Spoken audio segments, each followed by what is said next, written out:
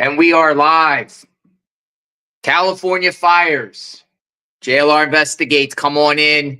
Day 3 of the Los Angeles area fires, folks. Come on in. Come on in. Continuous coverage. Got some sleep last night. We are back at it. We're going to share what in the world is going on in the Los Angeles area. Oh, my goodness. Did you see last night that big fire at Studio City and at that home? I'm like, uh-oh, another major fire is breaking out and might spread. Thank God they contained it. So there's a lot of talk. There's a lot of talk we're going to continue to share. It doesn't seem like new fires broke out last night per se. I'm looking at the media, other media feeds. It still seems like you have these 4 major fires: the Palisades, the Eaton, the Sunset Fire, and the Hurst Fire. They're claiming the Hurst Fire is a little bit contained. But homes throughout Los Angeles, particularly in the Malibu, Palisades area, Altadena area, Pasadena area, they continue to burn. They continue to burn. Neighborhoods, these embers, land on these homes. And also a wild scene last night in Hollywood. Hollywood Hills, that fire almost made it down. These embers were like landing on palm trees, and residents were scrambling around to put it out. Mass panic as far as people fleeing the area. There's still a lot of evacuation places. I'm assuming that they're going to give a press conference today. Nothing sketch in stone yet. I'll bring Magnolia in the chat to talk too. Come on in. A lot of talk about, how these fires started. A lot of people are spreading around that could be arson involved, or separate arsonists are out there starting fires, or little hot spots. The sun is starting to come up. Sun's starting to come up. So we're gonna talk. I see that there's according to Flight Radar 24, there's about 3 choppers in the sky right now. LA County Fire Department. A lot of people have a lot of opinions about Gavin Newsom, governor of California, Karen Bass, the mayor of Los Angeles. They both spoke yesterday. The mayor arrived back to Los Angeles from a trip in Africa. So we've heard, yesterday we've heard from the the county fire chief, sheriff. There's some reports of looting going on. It's just it's a mess. And we titled this video today Firestorm, because I think there's going to be a lot of problems to follow once all these fires go out. Who knows when they're going to go out completely. Winds are supposed to kick up again today. I think they were calm yesterday. Calmer. Hello, Magnolia. Come on in. Good morning, everybody. 5 looters arrested, we're told. They said they're going to stop the looters. Anything to add, Magnolia? Well, it's just a disaster. I mean, it's like, where do you even start? So once these fires go out, then we're going to just talk about the rebuilding, the regulations, just the displacement of people, the backlash, what could have been done, the response. It's just going to be I think there's going to be lots of lawsuits. It's just going to be an entire mess, and possibly even some, officials resigning out of this, I believe. Mm-hmm. We're talking about reports of, the fire chief begging basically the mayor just 1 weeks before this happened for money, and saying we're running out of money. We need money and funding. Yeah. There's a letter going around that we saw several times the last couple of days. The fire chief, Kristen, what's her last name? Kristen Crowley. We saw her at the press conferences, and apparently last month, well, really just like a couple weeks ago, 2-3 weeks ago, she sent a letter to the Board of Fire Commissioners, and she's basically talking about how the budget cuts from the fire department are causing them to be, quote, severely limited in the department's capacity to prepare for, train for, and respond to large-scale emergencies, including wildfires. So we talked about before, Mayor Karen Bass is under a lot of fire right now, no pun intended, because she cut the budget to the fire department by $17 million. A big chunk of that was $7 million in working hours, staffing hours, overtime hours, things like that. So the fire chief had sent a letter last month just basically warning, like, hey, these budget cuts are really going to make it difficult for us if we have wildfires. So clearly nothing was done, and now here we are. And now here we are. And, being when she's saying that she wants those millions, where did that money go? Was that allocated to something else? Some sort of, why didn't they receive the money? Where did that money end up going? That will be an interesting question. What I'm saying is they claim they need more money. Obviously, the budget, you're cutting the fire department, that money that could have went towards the fire department in preparation and staff and salaries or whatnot. Where did it go? Where did that money go? Like, where did it go? To another department, something else? Who knows? I mean, I have no idea where the money went. I mean, I can assume, I can speculate, but I don't know where the money went. I would assume that it went to migrants. Possibly. I mean, the mismanagement already of the budget. Idea. All I know is that the budget was cut for the fire department by $17 million just a few months ago. And now they have no water. They have no, I mean, the first night we sat here and we just watched because they had to let it burn.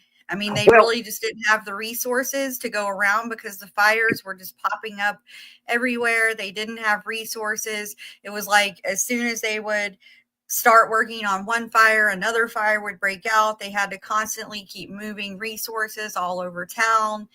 So in a lot of cases, they just ended up letting it burn. There was really nothing else they could do. Well, and play devil's advocate in fairness here, that first day, because we didn't see any choppers in the sky like we did last night, with the water drops and the drops to stop the fire. The first day we didn't. It was windy, and they had to ground all flights because it was the Santa Ana winds were gusting almost to 100 miles an hour. So that first day they just had, like, for me, it's like I didn't see any choppers in the sky, no planes dropping anything, and limited fire officials in these neighborhoods. Now, being not in the neighborhood is no excuse. You should have had these firefighters in the neighborhoods, and that first day didn't see none. I didn't see many. I saw some, but just not a lot. Well, the reports came in yesterday that they were out of water in That's another issue at 3 a.m. the first night. How in the world does that happen when you run out of water? That's crazy. Yeah, and that's been corroborated by numerous residents on these feeds that we've been sharing, claiming they don't have water. They turned off the water. They don't have water to put. These are residents basically fending for themselves and in some communities, and they basically Altadena, the communities were burning and residents were getting hoses because there was no fire people around and they were trying to fend for themselves. They didn't have water. Well, they don't have water because that's intentional by design. The way the environmental policies stack up from Newsom, they just simply don't refill the reservoirs. They just don't do it because of certain environmental things that he puts out there, like these fish, the smelt fish. People keep bringing it up in the comments.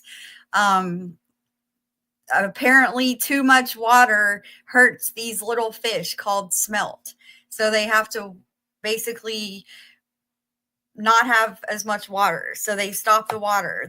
There's so many things that they've done to mismanage the water, and a lot of it is intentional because it's wrapped around these environmental policies, but the result is what we're watching right now.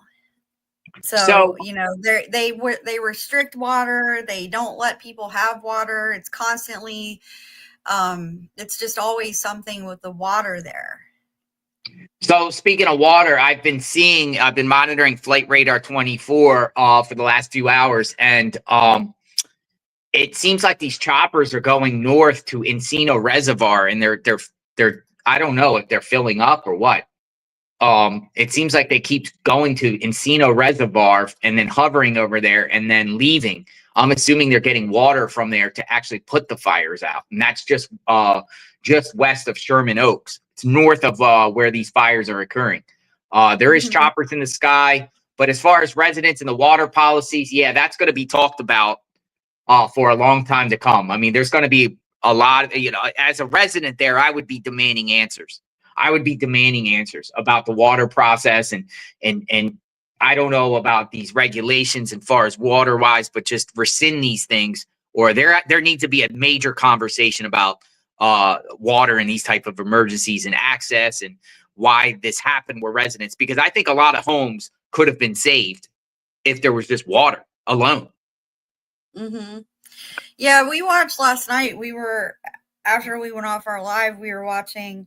There was a home that embers had sparked the there was like a palm tree. It had sparked the top of the palm tree in a like right next to a house in a neighborhood. Yeah, it was Hollywood. It was Hollywood. So the neighbors had come and they had a water hose. They got up on the roof with the water hose and sprayed down that palm tree, and it actually worked. It actually stopped the tree, or it stopped the tree from burning. It stopped it from spreading. And last we saw, it looked like they saved the day. So they say 5 dead as of now. I expect that death toll, unfortunately, to go up. More than 1,300 structures have burned, and over 60,000 structures are still threatened. Though I don't know if new fires flared up like that naturally last night. I'm looking, I don't see it like new breakouts or anything like that, but we'll have to see as media gets out there and evaluate the clips and everything like that. I still think it's, you know, centered around 2 key locations, Altadena, Pasadena area with the Eaton fire and the Palisades fire by the Pacific Coast Highway in Malibu. Those 2 spots seem like they're the major spots still. And as of right now, they're both reported as 0% contained. Now, you had some additional fires, the Hurst fire and the Lydia fire. Reports are that their fires are getting more contained. The Hurst fire is actually 10% contained, and the Lydia fire is 40% contained. So the winds are supposed to pick back up today. We'll see what happens. We'll see as far as press conferences or what, you know, what's going on. We'll get a more general idea once it starts getting light, which is very, very soon. But what we could do is we could start with a media feed, and then we can just kind of like browse around the feeds and see what's going on, assess the damage, hear what people have to say, and kind of stay on this conversation. I expect some sort of press conference coming out soon. Do you agree? I'm not sure if I think there will be. I don't, you know, it's hard for me to say that they'll have another press conference because it's not going well. The ones that they're having so far are not going well. We watched Karen Bass yesterday. Absolutely astonishing moment yesterday when she was deboarding a plane and someone was asking her. She just stared blankly, refused to even say a word. It was pretty shocking to see. And then, of course, a little bit later, she turned up at the press conference. But a lot of people are not happy about the pressers that they did. She So said, Norma said they're supposed to do a presser at 11 Eastern time. So we'll keep an eye out for that. yeah, that was the But same yeah, time people are yesterday. just saying that the press conference that they had yesterday, it was quite lengthy. Actually, we played it, and a lot of it was, patting each other on the back and saying, what a great job everyone's doing and things like that. So I think a lot of people were upset, especially people who live in the area, because they're just, they're losing everything. So we saw in the news last night, there was reporters out there and they said that the winds had died down. And that seems to be what kind of helped that fire that we were watching in the Hollywood Hills.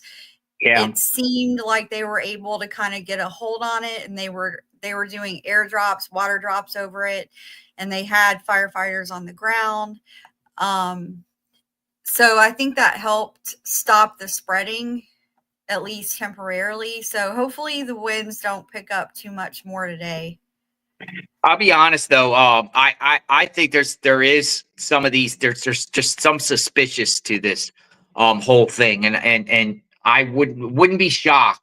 I wouldn't be shocked to learn that arsonists are involved in some of these, particularly opportunists that are going around setting things possibly. For instance, there was an individual that was being interviewed last night, Altadena area, and while he was there, he these cars drive by and these people are like, he looks and he's implying that there's like weirdos and strangers lurking around out there and doing weird stuff right now. And it wouldn't shock me if people are out there setting these little fires off at homes to make the situation much worse.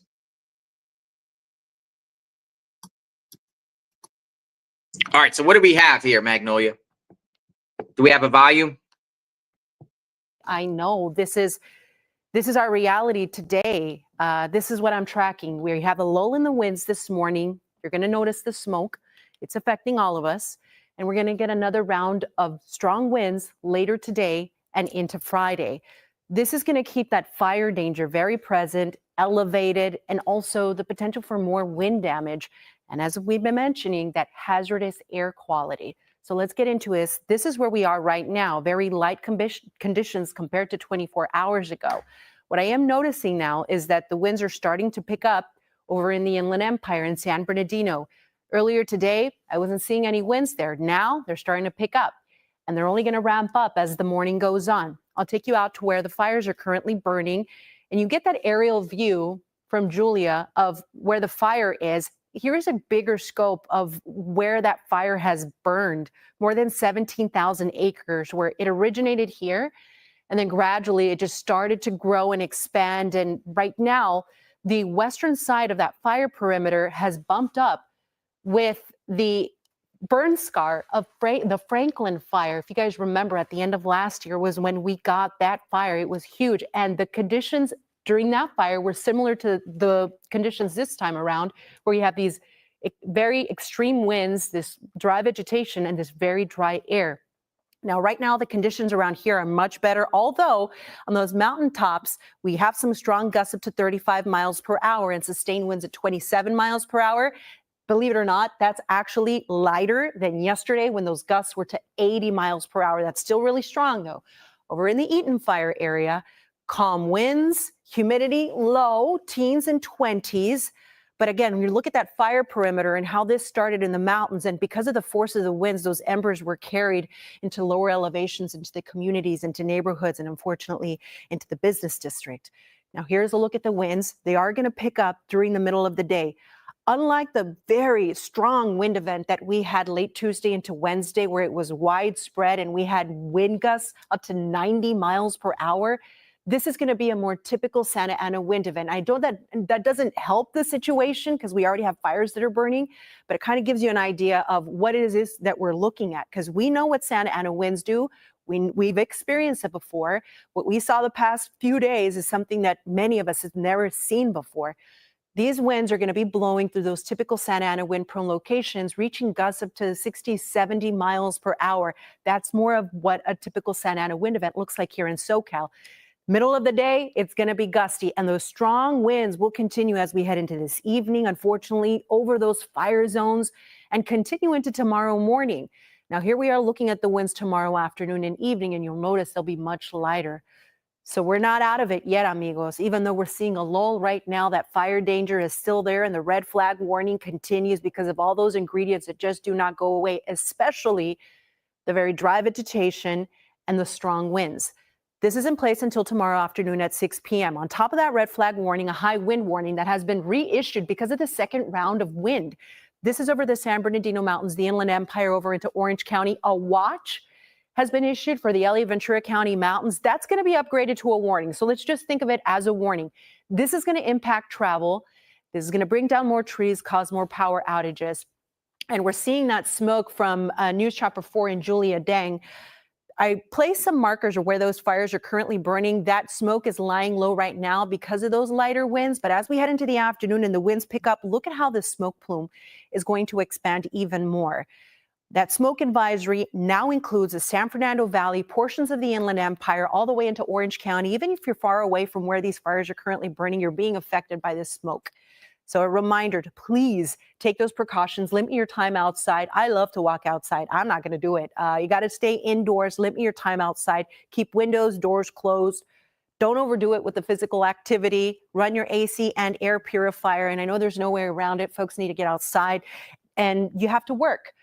Make sure you bring that N95 mask. Now, the other thing I want to point out, temperatures this morning are colder because we don't have those strong Santa Ana winds. Right now, we're in the 40s, and our reporters have been mentioning this as well. They're like, it's chilly.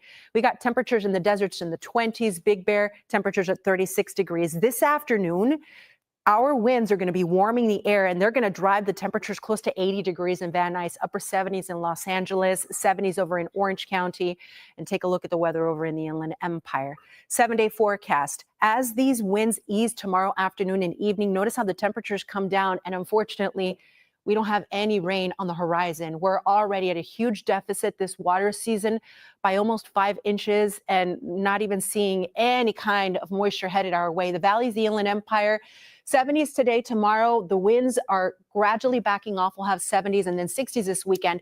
Our forecast models are indicating that we could see another round of wind early next week. In fact, here's a look at the high desert where you see the winds they're going to return early next week. So the fire danger, unfortunately, very present for us.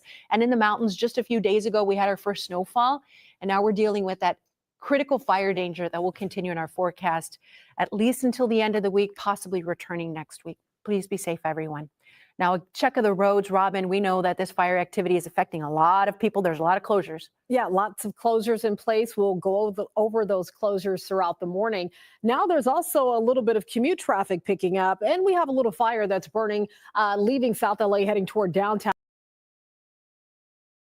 We want to show this footage, just this drone footage that neighborhoods completely gone. Look at this, folks. Look at this. And we're getting a firsthand look of the extent of the damage. I want to say this is either Pacific Palisades or Altadena. I think it's Pacific Palisades, I think. Do we know which neighborhood this is, Magnolia? This is drone footage that I just saw from the Daily Mail put out. Let me see. I mean, it's hard to tell because everything's completely gone, but look, just they said astonishing video shows LA's scorched earth, mile after mile of smoldering ruins. So it's different areas, and they're taking a look with drones just to see the scope. This is devastation beyond devastation. Look at that. Home after home after home. Just nothing. Complete nothing. Like, this is literally worse than a hurricane hitting a home or a tornado. Yeah. This is literally everything inside your home is burnt to the ground. Plus, a lot of these people probably didn't get that much warning, opposed to like a hurricane where you get days in advance that you could prepare. Tornadoes, unfortunately, you don't have much time to prepare, but this is just unbelievable destruction right here. This is billions and billions and billions. This is thousands and thousands of lives, memories gone. Mm-hmm. I mean, the lives, as far as, 5 lives lost. Hopefully the death toll doesn't go up. You can rebuild, but these are people's lives right here. These are their castle, their kingdom, everything in there gone. Mm-hmm. They said entire neighborhoods are gone. Yes, and when I say Pacific Palisades, because Palisades Village, that was one particular spot. I did see similar drone footage like this where neighborhoods were completely gone. That's why I was asking, like, where this could be. It could be because isn't that the coastline right in the horizon there? Because if this is Altadena, that's a little bit more inland more. It's bad. It's just bad. And then we have the insurance issue. We just have the cleanup. Who knows? And this is where we titled the video Firestorm, because the backlash, the people are saying that there's going to be so much bureaucratic red tape to rebuild. It's just going to make it very, very hard for people to even be able to rebuild. Yeah, and there's still fires burning. When you look down at this footage, you can still see fires are not completely out. And I think these were some of the areas that first went up. But look at all the fires. They're just still everywhere. Yeah, it's insane. It's literally insane. I'm going back to my footage because we've seen the same ourselves when we were covering the park fire up by Chico. We seen the same type of destruction. It literally looks like a mountain of ash just drunk, like Mount St. Helens blow up. And it's nothing but rubble with this ash, this white ash. It smells. It's bad. It's bad. It's horrible.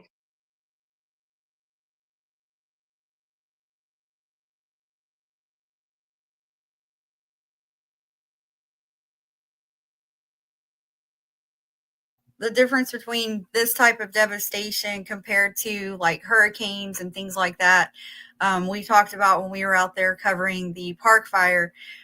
With a hurricane or even a tornado, it doesn't literally take everything out. It's, some stuff, when you look at hurricanes, some houses may not get a lot of damage, whereas the neighbor's house is totally gone. But in a fire like this, there is nothing left. Absolutely nothing left. Everything's just ash, melted.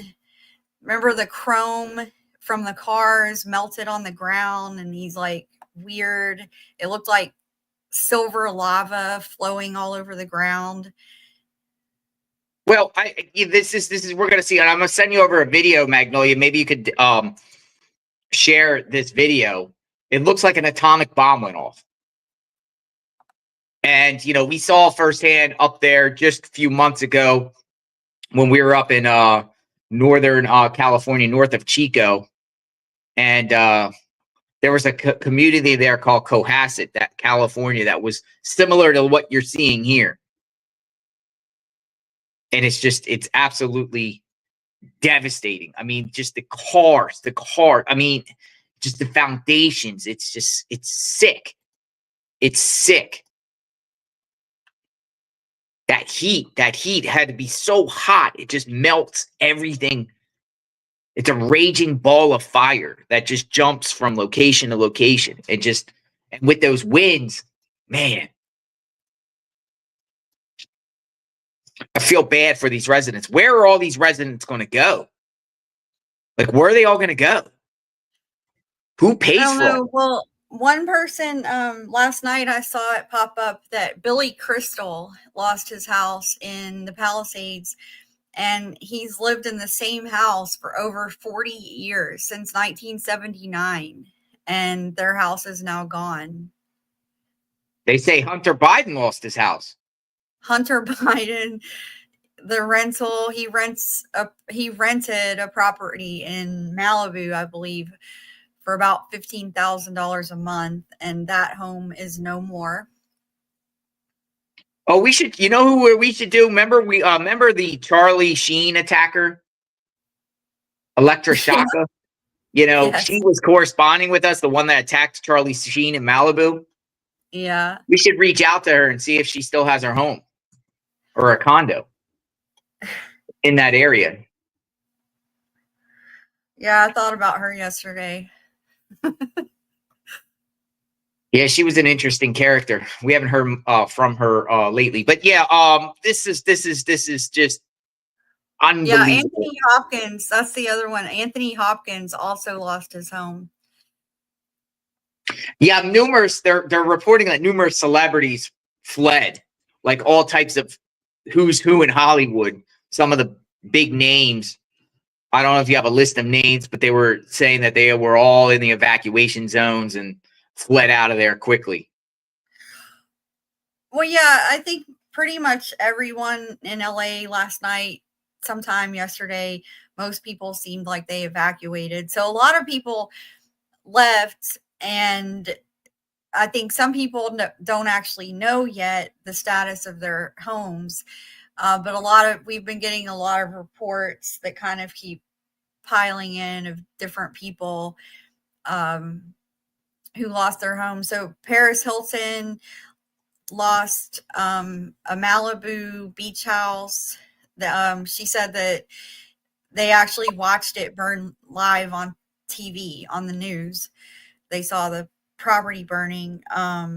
But yeah, so, most celebrities have homes out here in this area. So pretty much everyone, I think, evacuated. I have some friends in the Burbank area. They evacuated. So it was really scary, though, last night when the fire was popping off over there in the Hollywood Hills. But then also there was this fire that popped up in Studio City that we were watching. And around that time, seems like that's when the winds started to die down finally. When I saw the Studio City fire, I instantly thought arson. Reason being, it was just popped out of nowhere.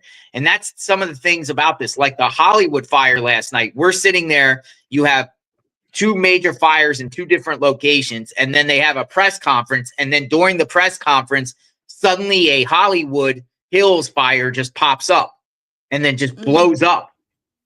And it was just wild. It was just like, where did this fire come from? A lot of people do suspect, and according to the scanners that are circulating on Twitter, they said an arson suspect was seen in that area. Do you know anything about that? No, I just saw something about that there was someone suspected of arson, but I didn't really see like exactly what happened with that, or even if they were arrested. I'm not sure. Here's a video that you sent. This is our video. Arson Investigation.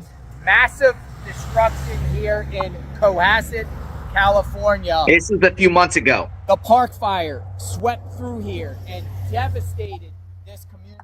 And lots of officials, power trucks, fire personnel are arriving here days after this devastating fire. And I want to show one example right over here.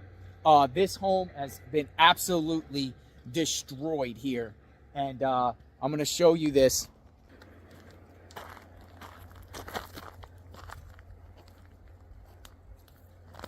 Now look at this damage, folks.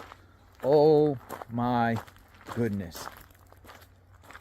Oh my goodness. Look at this. It looks like a bomb went off here.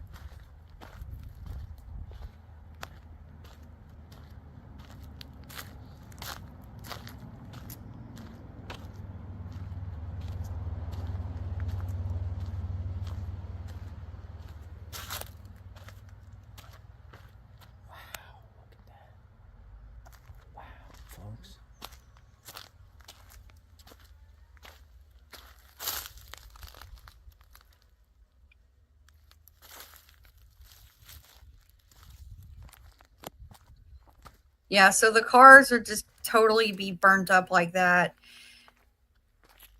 Everything in sight, just everything is just gone.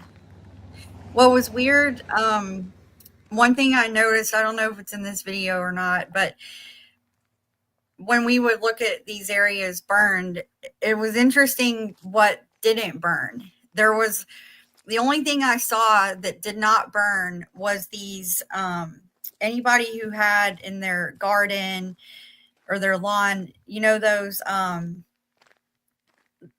glass figurines, like we would see these little frogs and lizards, you know, those glass, I guess they're ceramic, I'm not sure, but whatever they're made out of, they survived. Yeah, we get into all the stuff here coming up, all this machinery and home that just got just gone. But this is the type of damage you're going to see at these fires in Los Angeles.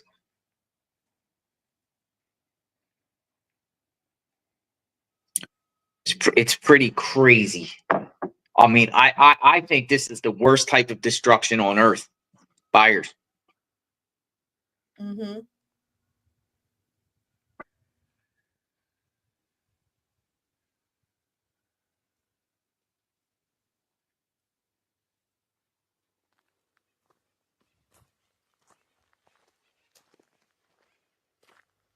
Yeah, the paint.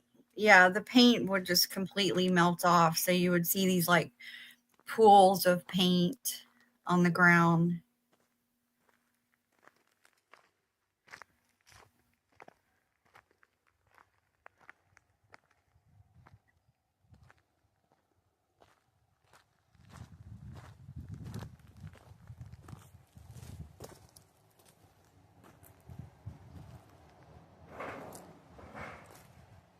Oh yeah, and the tires, you could see the threads of the tires.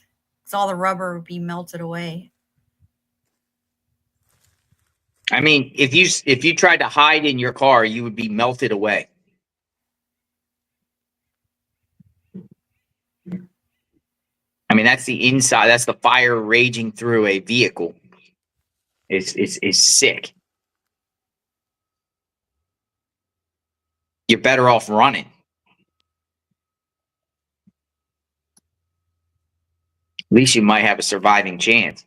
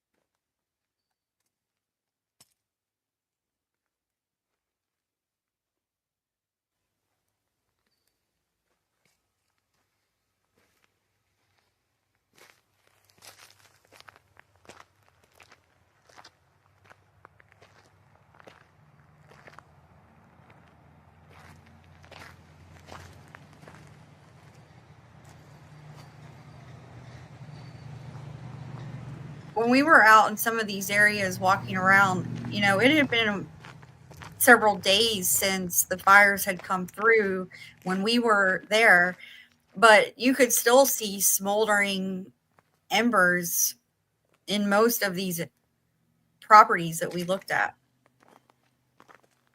days later.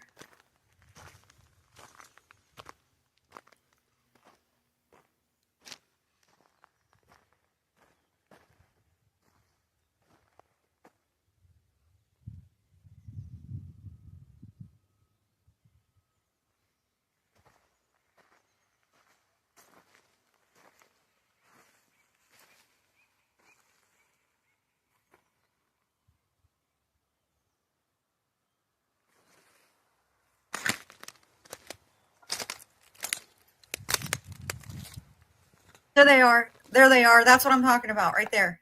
Look. These things right here. I don't know what they're made out of, but out of everything we saw, these are the only things I ever saw out there that did not take any damage from the fire. These little lawn things. If anyone knows what they're made of. But it's crazy because even like the colors, I don't understand why these things. But yeah, if people had these in their gardens and a lot of different properties had them, they just look just like this. Perfect. Yeah, they have lizards, frogs. They had all different ones. They're popular in Florida. We actually have one of those in our front yard. And I heard that they're very expensive. They're very valuable. But it was, you know, it was already here when we got the house. So I was amazed. There's another one. There's another one. It's just like perfect. Explain.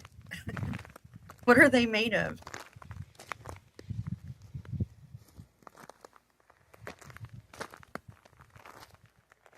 They're ceramic. Yeah, that's what I was saying. I think they're ceramic.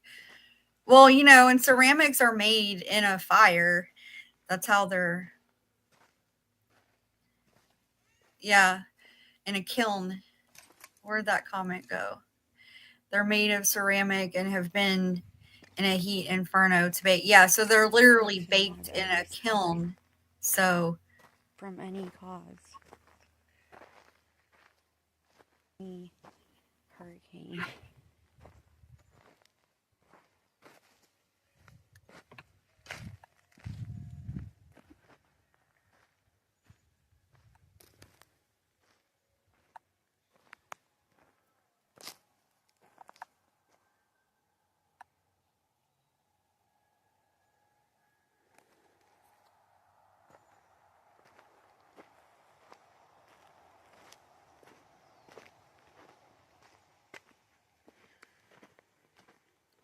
So should we make houses out of ceramic?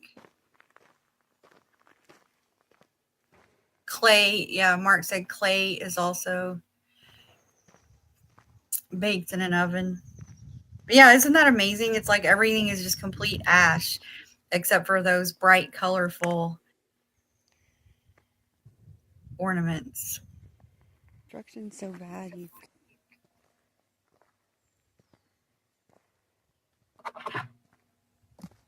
This is exactly what these residents are coming home to in Los Angeles County area. And by this.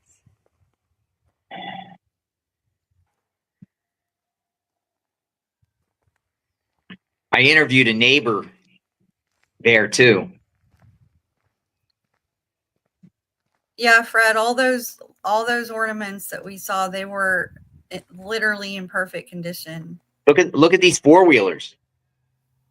Yeah, these were amazing to see. So yeah, it's like as if something wasn't made of steel, you know, it was just. We have a lot of go-karts,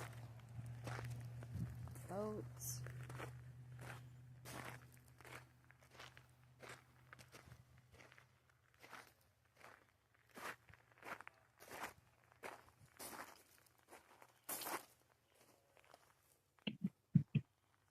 Exercise bike.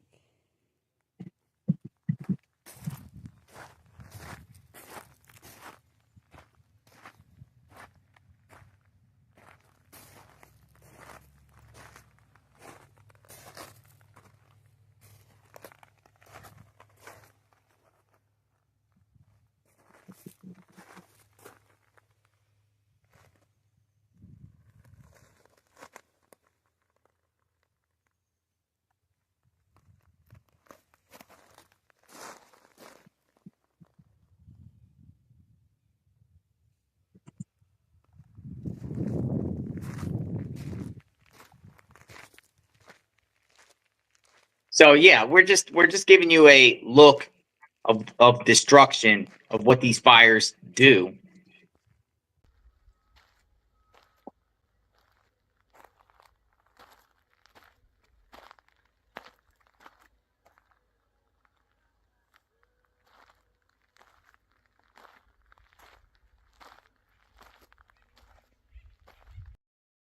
And smolder as it really starts to put itself out. But firefighters working throughout the night. The wind has really, really died down, which is certainly some great news. And again, we're just waiting to see when we start to see those aerial attacks happen again, guys. You know, John, it's just shocking to think about when you first started doing your live reports early this morning.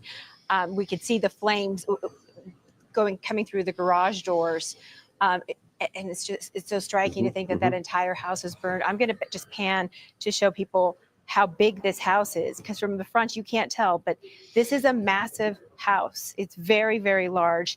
It's a $25,000 a month house, 4,500 square feet. So it's a huge house that has been burning all morning long, and we've watched it just completely burn. Yeah, and you heard and saw some of the walls falling too, right there as we were talking to Mark, and that throughout the night has been happening at homes all up and down the area here. We were on Bollinger near Marquez earlier this morning and showed you that all the homes on that street that had caught fire just overnight. So we're talking about this fire that continues to burn in different areas, the embers that continue to fly and catch different areas on fire. You know, when we were thinking it was Tuesday when this thing started and all those homes that were burning, you think perhaps we're at the end of that. We're not. We're seeing new homes catch fire even this morning, guys. You know, the home burning down, the palm trees, the sun in the distance there with John just over John's shoulder. Just very powerful imagery. John, thank you for that. I do want to point out that President Biden has just put out a note that he's going to meet with his team a little bit later on today, and then he's going to deliver remarks to the country regarding the response to the wildfires burning here in Southern California. So we know a lot of people are curious, and they're going to be paying attention to that because a lot of people need a lot of help right now. All right, 7:18. We're going to send it over to Belinda Leon. The other big question is what's going to happen today? Well, the winds are quiet now. We've been hearing all the reporters say that, and the smoke has settled because of those quiet winds. The smoke's really stagnant this morning. You're really going to see it. You're going to smell it. But the winds are picking up again. And unfortunately, this fire danger remains elevated. In fact, that red flag warning, it has been extended. Today will be day 3 under this red flag warning, and it's going to be extended tomorrow. That'll be day 4. We also have high wind warnings that have been reissued because of another round of strong winds headed our way, picking up during the afternoon and then getting stronger into this evening, just continuing until tomorrow. And of course, because of the smoke in the area and also just a lot of chemicals from the structures that have burned, all of that is in the air, so the air quality is going to be very unhealthy.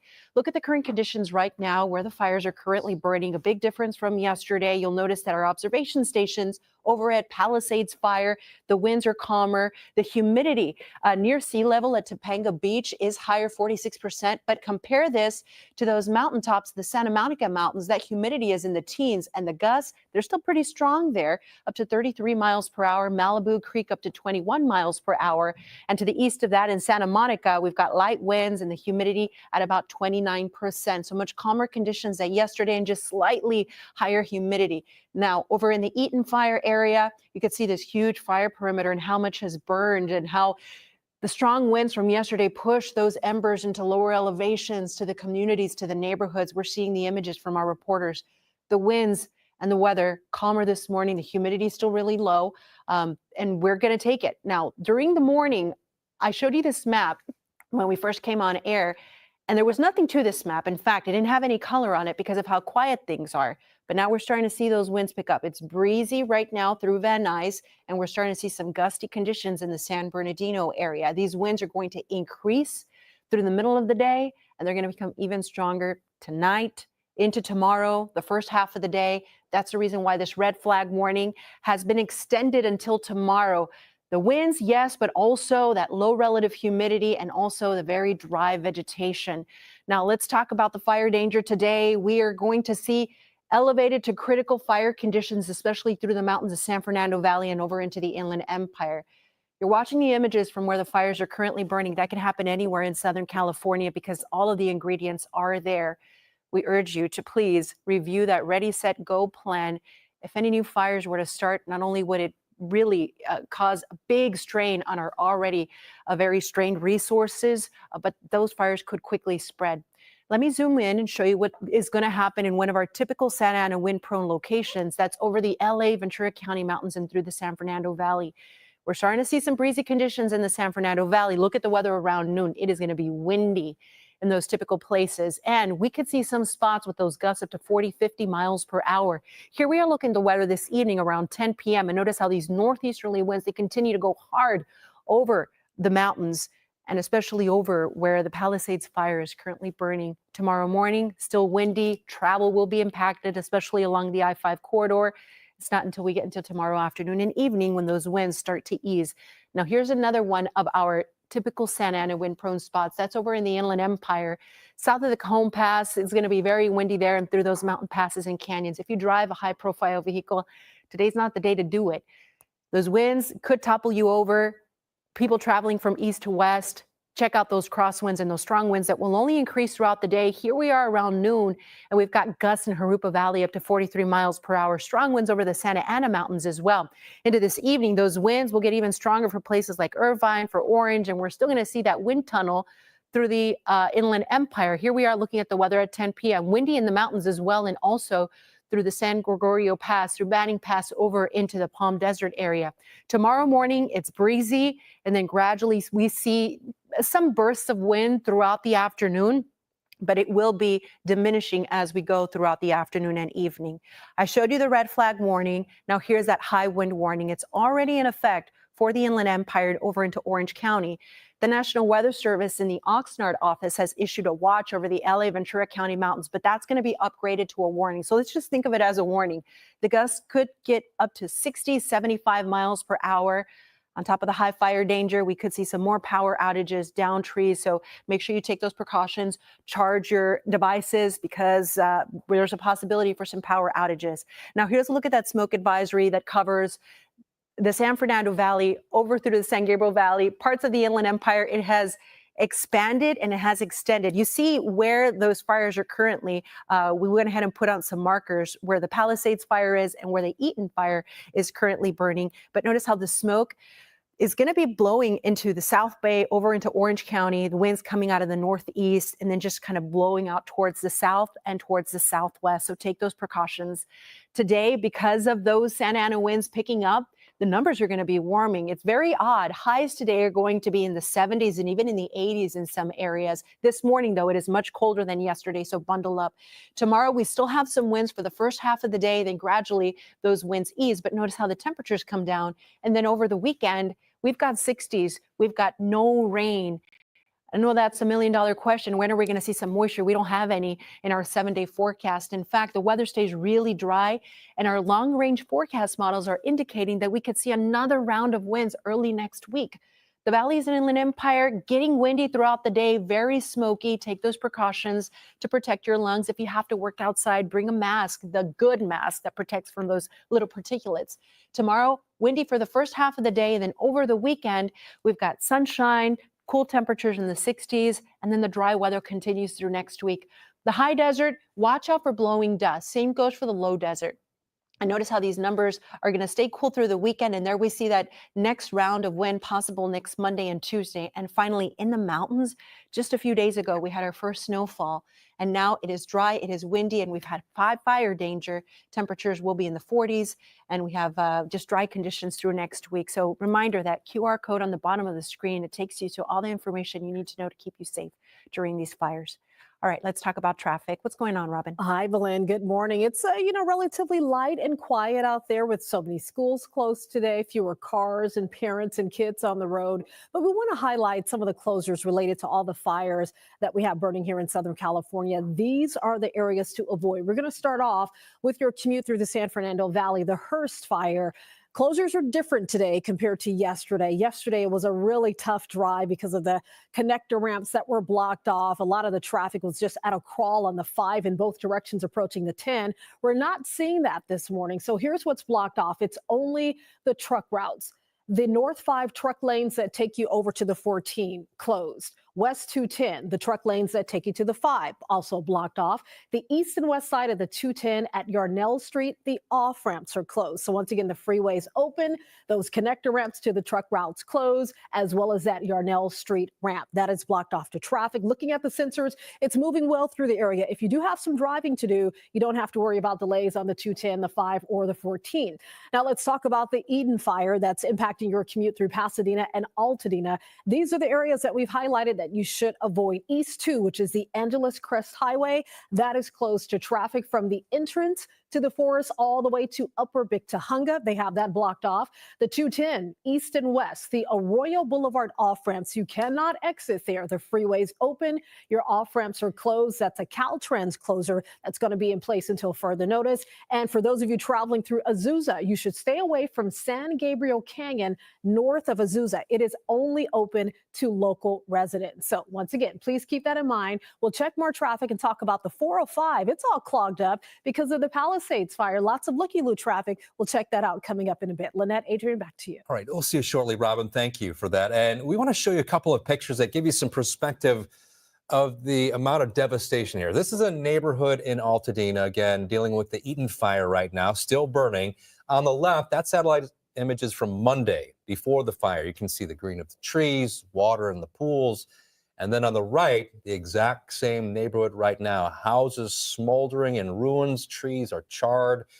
The image was taken yesterday, and you can see in the image, some homes are actively on fire. Yeah, we do want to mention to you also that this, the evacuation orders, all of the evacuation orders, in fact, in the Sunset Fire area in the Hollywood Hills, those will be lifted right about now. They're scheduled to be lifted at 7:30.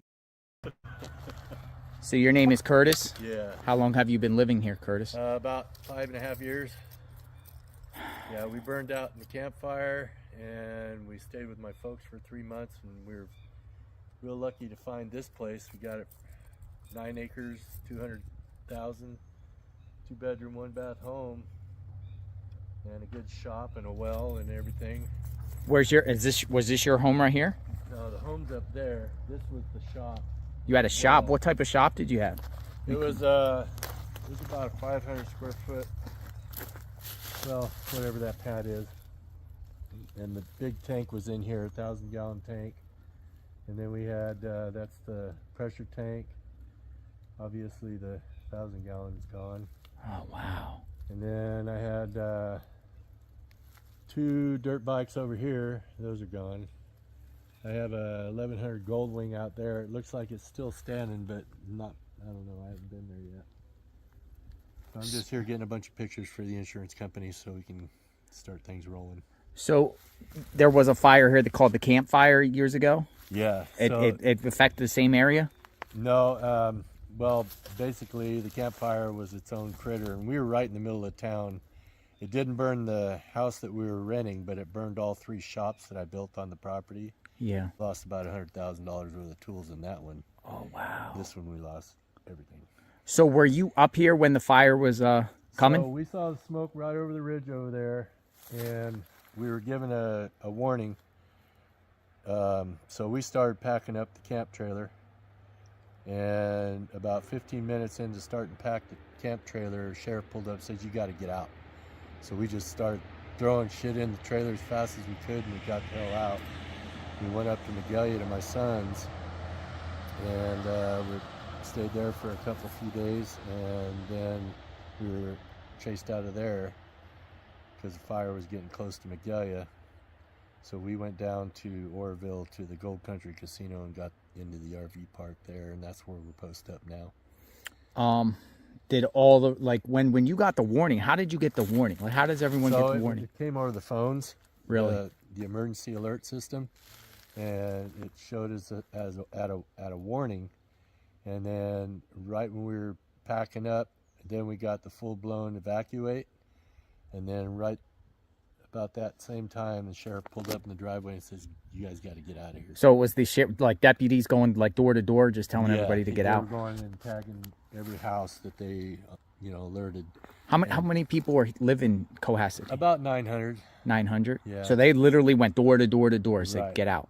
Did anyone stay behind? Yeah, so my next door neighbor, him and his cousin, which lived in the two-story behind him, Mm-hmm.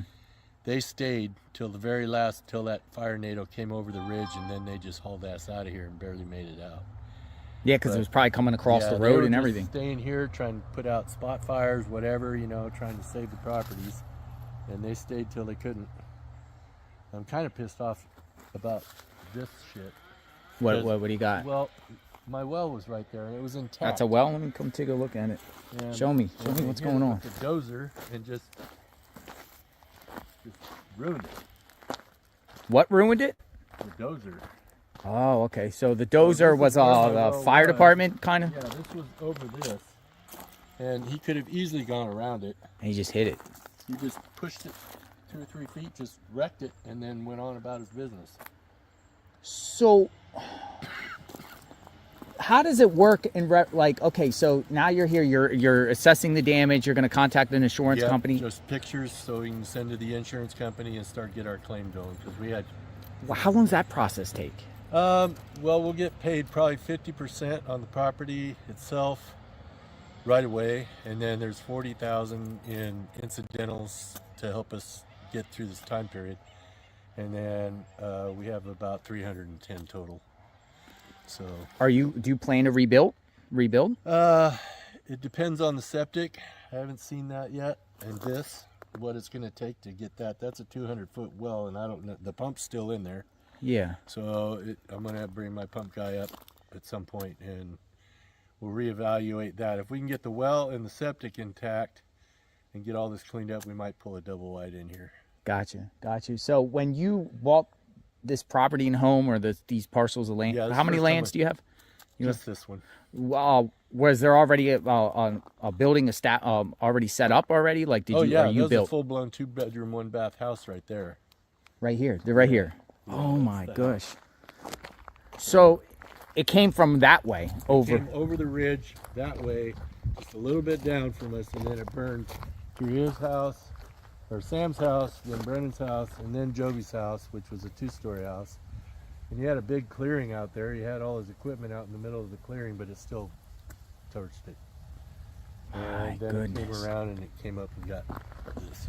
So there was a 2-bedroom home here. Yep. Wow. Yes, it was. Now let me ask you something. Did any resident lose any pets?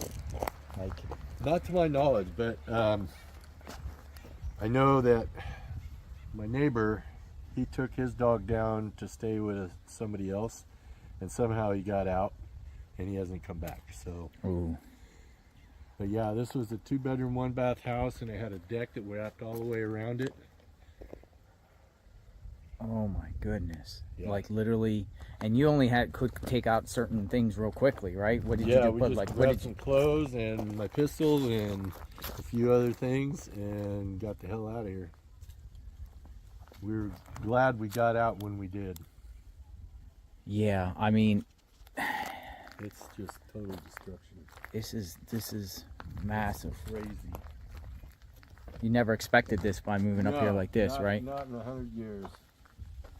Hang in there. I mean, we knew we were in that potential, but it's, you know, we lived here 6 years, and everybody up here was really knowledgeable about what a fire could do up here. So everybody was really careful, and it went pretty well for a while. It's wild that one man could do this. One person I could know. do this, right? All this And destruction. it was all the way down there, miles and miles away. It was in Yeah. Upper Bidwell. It was at the This Alligator. fire is just, it's the second largest single source fire ever. Yeah, I know. It's crazy. And it's still burning to the north, Yeah, and we're at it's- 400,000 acres now. They're claiming it's about 18% Yeah. contained, and you know, it could very well go the biggest wildfire in California It could history. be. Wow, I'm It so definitely sorry has for the your loss, potential. Curtis. I just wanted to bring awareness to show just the destruction Oh yeah. of. Is there anything left like in here? Like, is it just everything No, burnt there's- to a crisp? Everything's burnt. The only thing that may be salvageable is my gold wing back there, but I haven't got it close to it yet. All your memories in here, Oh, yeah. photos. Everything. Oh wow, Curtis. Just, it's insane.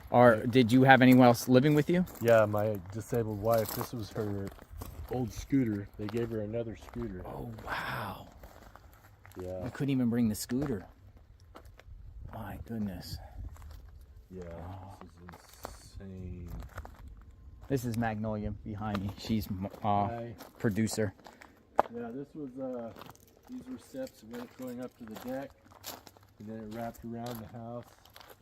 And those were the other steps that went up to the house, and then I had another set of stairs at the end of the house. So Curtis has a home here. It was he lost everything, more or less, and got out just in time.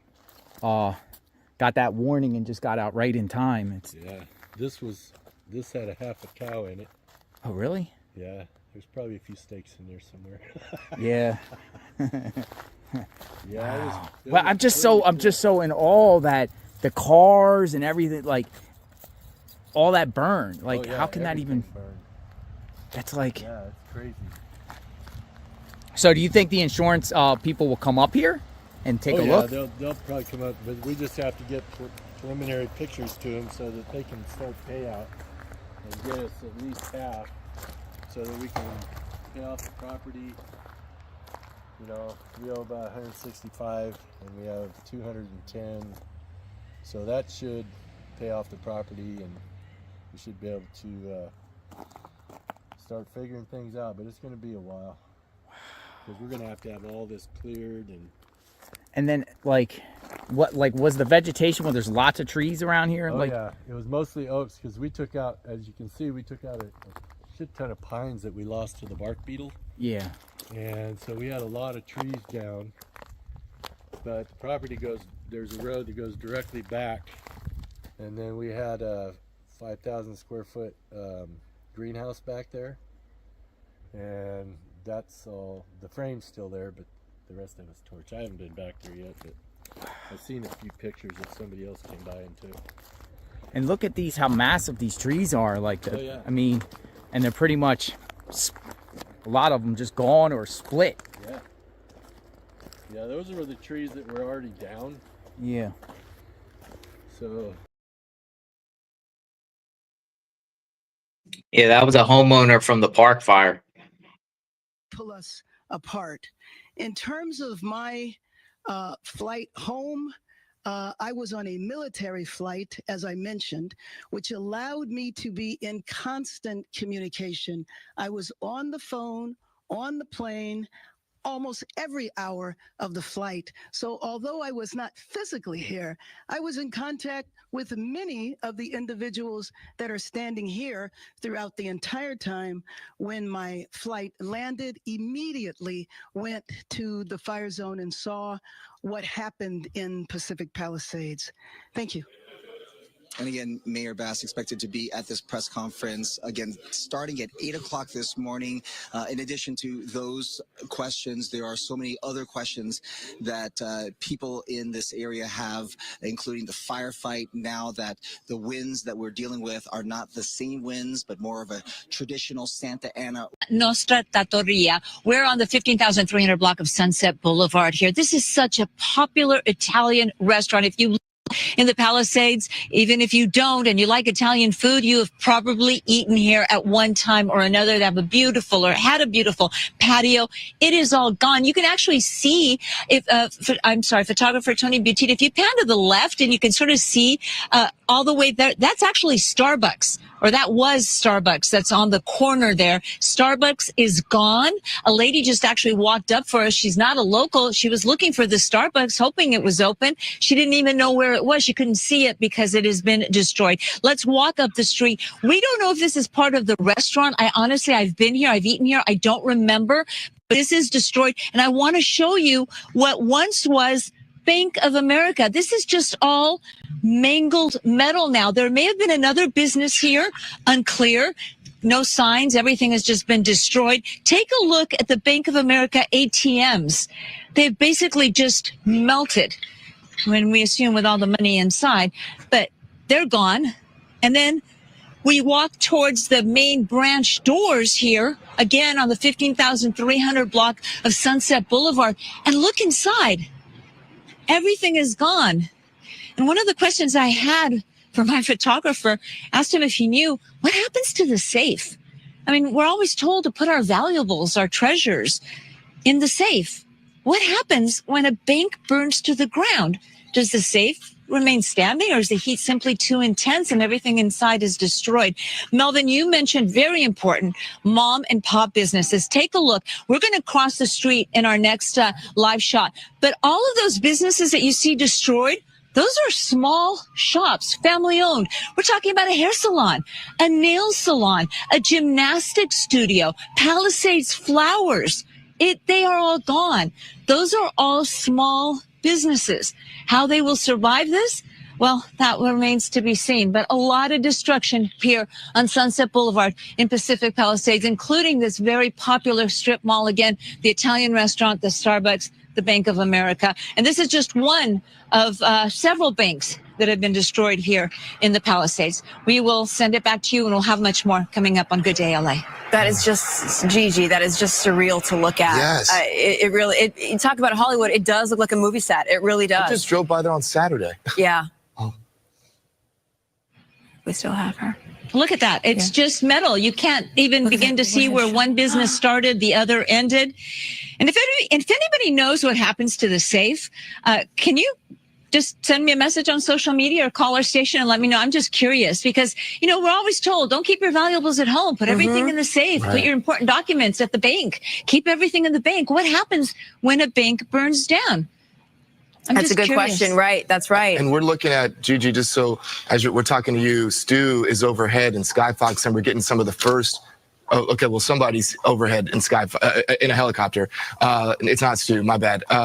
Who's given us aerial perspective, Gigi, of the scorched Pacific Palisades, pictures that we weren't able to see yesterday naturally because of those raging Santa Ana winds. Look at this. And now this morning, as the sun begins to rise, and Gigi, it is just extraordinary. And then Gigi, you see some homes, and I'm sure you saw this on the ground firsthand, some homes and businesses that are just untouched almost. And then everything around that area is scorched.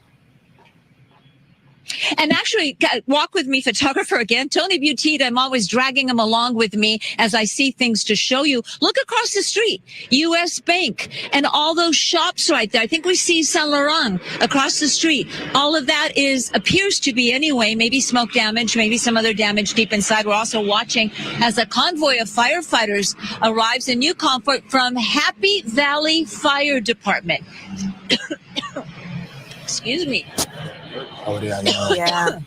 It's pretty bad. The air quality is a little bit tough, but we see Happy Valley Mountain Gate Fire Department. These must be maybe from Northern California. I don't know where these cities are, but they have put together Shasta. So maybe from Northern California, they're just rolling in to assist our local firefighters. But you see the shops across the street, they all appear to be in touch. As a matter of fact, it appears that they have power. There's no power on this side of the street, but they're all lit up. So maybe power has not been shut off on that side. It's just wherever the embers decide to go. That's right. Is what goes up. And fire companies from all across various states have come to help and to help us here. That's right. It's a multi-state effort. Multi-state effort. Yeah, Gigi. Yeah. A mutual aid situation. It is amazing how coordinated they are, how the local fire departments in different regions, Clark County, Nevada, they've put together a battalion, a squad made up of different trucks, different firefighters from their local smaller departments. So one department says, we'll send the water tender. Another department says, we'll put in the engine. Another department says, we'll send a ladder truck. And they put together a unit, and that unit travels to wherever they're needed to help out the local fire departments. It's so, what's extraordinary is to see these well-known establishments, as we've talked about, that are cornerstones in this community that are now no more, that are gone. And I think that for many people, the fact that this was such a well-populated community, the Pacific Palisades, many of us would think that, a fire couldn't necessarily get here and take down this community, and yet it has.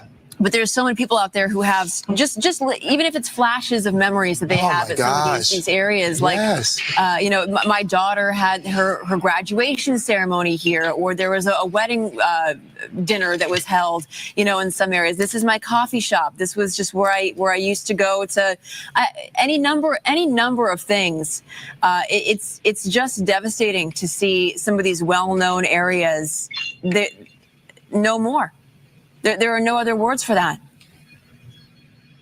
That's right. Casa Nostra is such a popular Italian restaurant here on Sunset Boulevard. I mean, so many folks know it. So many folks meet here to have dinner, and not necessarily just local folks, but you meet people here for dinner. They were well known for their patio, their service, their food, and that's gone. And we have to imagine it is a smaller, independently owned business affected. And if you're the business owner that had to watch this happen or now go survey the damage, oh my goodness.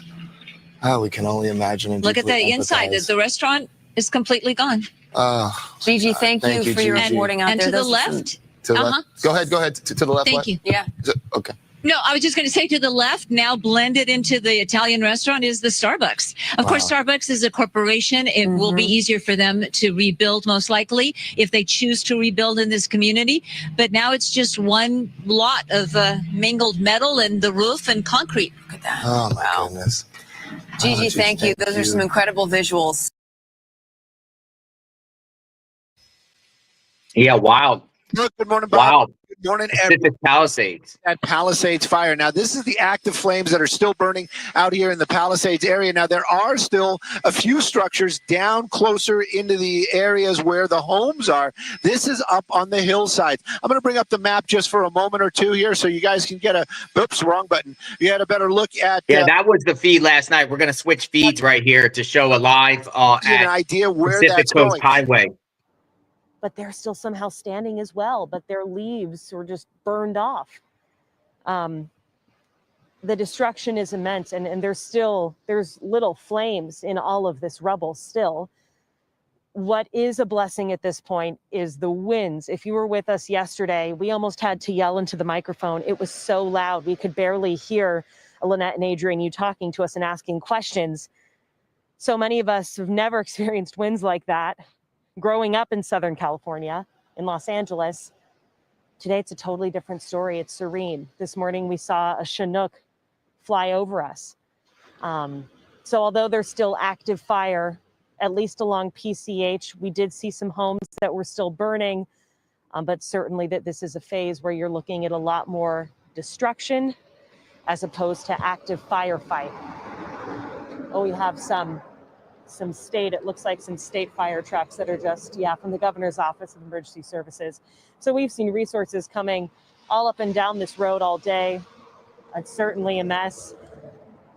We're just so in the beginning of this, with everything still burning. There's still so many homes that need to be assessed. Last night, the update was 1,000 structures. Well, now we're seeing homes and businesses that we didn't know had burned. So I certainly feel that those numbers will go up, which is news that you don't want to deliver. I have multiple friends who have lost everything in this. And so far, I've only been able to tell one of them that their home was still standing. And you just feel so deeply. A lot of the firefighters who are fighting this have loved ones as well. So it's rough out here, but I know this community is strong. And we're going to somehow, this community here is going to somehow get through this and work together in this, because that's just what people do. We saw it in Malibu with the Franklin fire, and I know we're going to see that now here in the Palisades in this section of Malibu with this fire. But now that the sun is up and you can see the scope of these homes, it just leaves you kind of speechless, you guys. Yeah, it really does.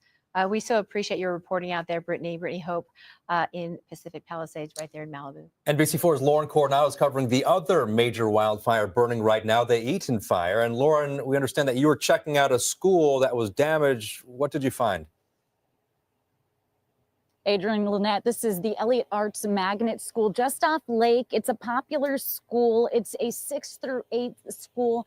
And unfortunately, it has been really, really damaged by this fire. We just talked with some LA County firefighters who tell me they have been here 4 hours. In fact, they just rolled out new fire hose and they started putting out another flame that had just sparked. And I want to show you the incredible video from inside the school. You're going to see charred chairs. It's just devastating to see a lot of these students, of course, waiting to see the status of their school. Unfortunately, this is what they're coming back to on their website earlier this week. The school said that it would be closed for the rest of the week. obviously it's going to be much longer when you're looking at the destruction, all of the damage left behind.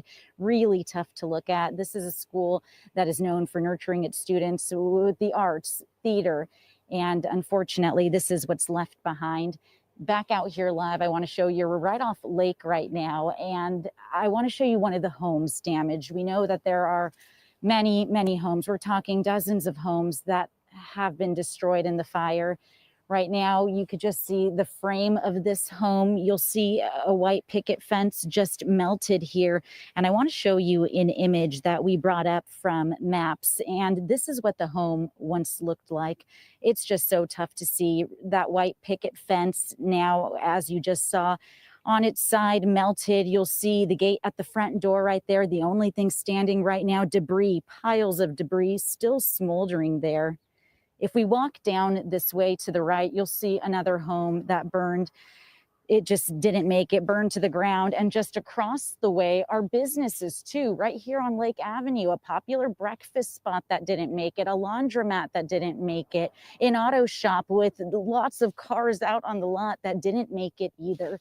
So there is a lot of destruction out here, and there are fire crews who've been working nonstop. I talked with a fire crew from NorCal. We've seen a lot of fire crews from NorCal, and they said they worked a 30-hour shift. We were able to catch up with them after they had napped for just a short moment because, you know, they have to get back on the fire lines. And we know the firefight is not over. It's so tough because they still have a long road ahead of them. A lot of people wondering if their homes made it. We've been trying to keep everybody posted, trying to send back video to show them if their home made it or not. Unfortunately, in a lot of cases like this one, it just didn't. And as you look around right now, as all of this smoke is just hanging over this community, it's so smoky out here.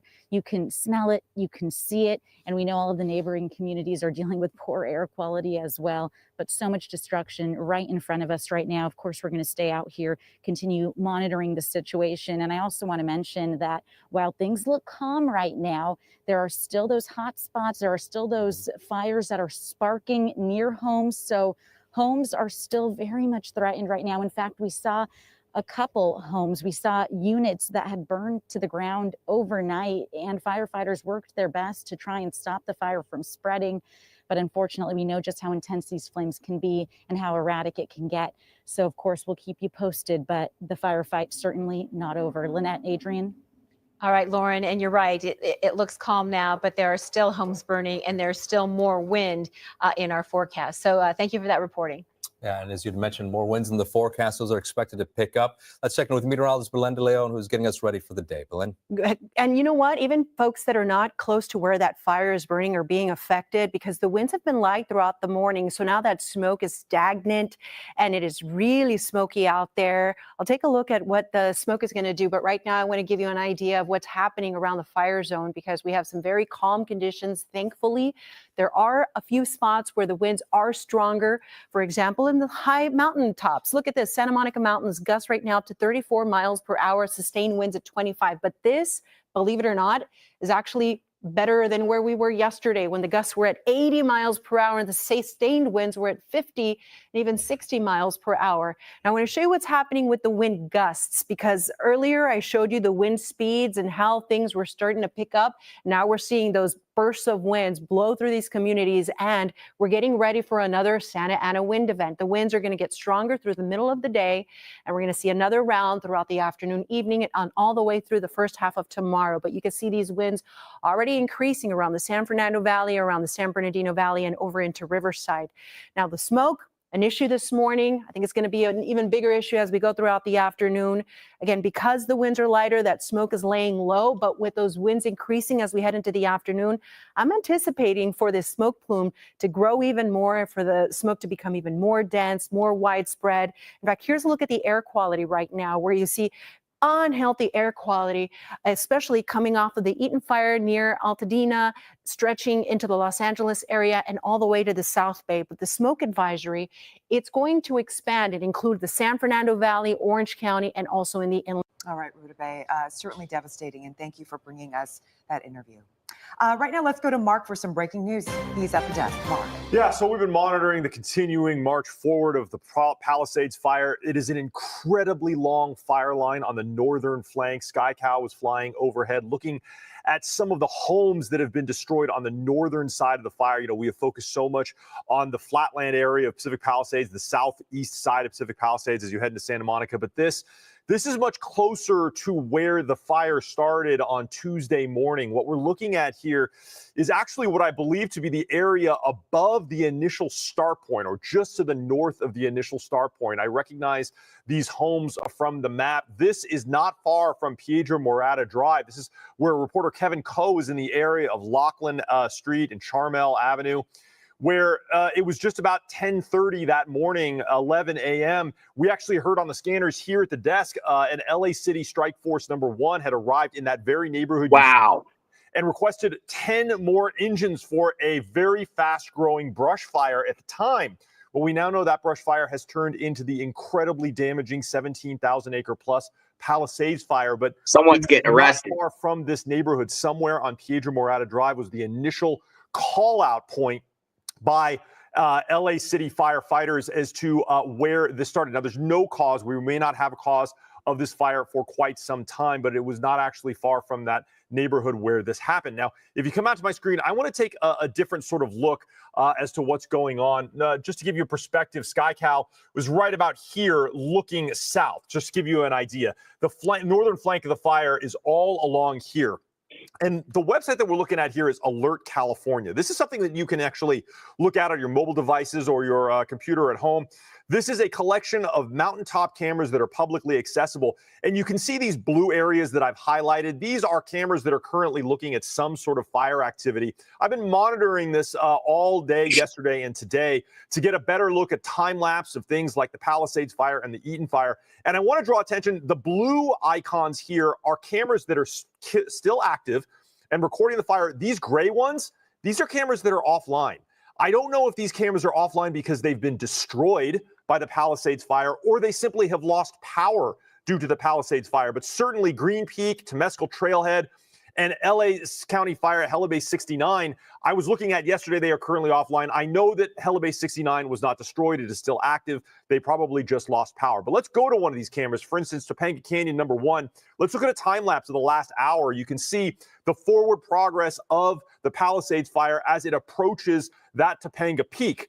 Now, that's not the only camera that's got eyes on the fire. There's another Topanga Peak camera here. This one shows the western flank of the fire.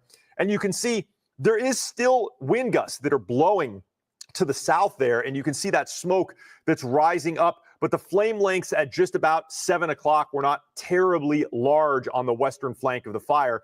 There's another camera here on Saddle Peak. This one also look at the last hour. You can see some wispy smoke there on the western flank. So clearly the northern flank of the fire, or I should say the part of the fire that's slowly making its way towards the San Fernando Valley, the Encino area, is what is most active at this time. This is not the only fire, of course, that we are looking at. There are some cameras that are looking at the Eaton fire as well. Mount Lukens, this is looking at the western end of the Eaton fire, and you can see there is certainly still a smoke plume coming out of the western end of the Eaton fire. We have seen water dropping helicopters that are there doing this, and you can see right at the end there, it looks like this camera may be going offline. And then there's also a camera here in Arcadia looking to the north. It's pretty smoky. Don't see any flames here, but there is definitely fire activity on the eastern end of the Eaton fire as well. Now, of course, this fire, both of these fires are going to be handled, certainly if they are in the mountainous terrain, by water dropping helicopters. And we are waiting for them to take off. Looking at the radar here, this is Sky Cow floating back and forth, as I said, the northern flank of that fire. It's all along here, and Sky Cow was looking south with its very powerful camera. I am still looking for the aerial attack to begin here. We have not yet seen those helicopters from Whiteman Airport or Van Nuys Airport or Chino Airport take off and head towards the either fire right now. Those crews are switching out, refueling, and getting water again. But hopefully we should see some kind of an aerial attack now, because the winds are not very high, and certainly not high enough to prevent general aviation like fire helicopters from flying. So I'll keep monitoring this, let you know when they get up. Until then, that's it here from the desk. I'll send it back to you. All right, Mark, thank you so much. You are watching KCAL News at 8 o'clock. And if you're just joining us, we want to take a look at the latest on the fires right now. First, we'll start with the Palisades fire, which is burning in the Pacific Palisades and Malibu.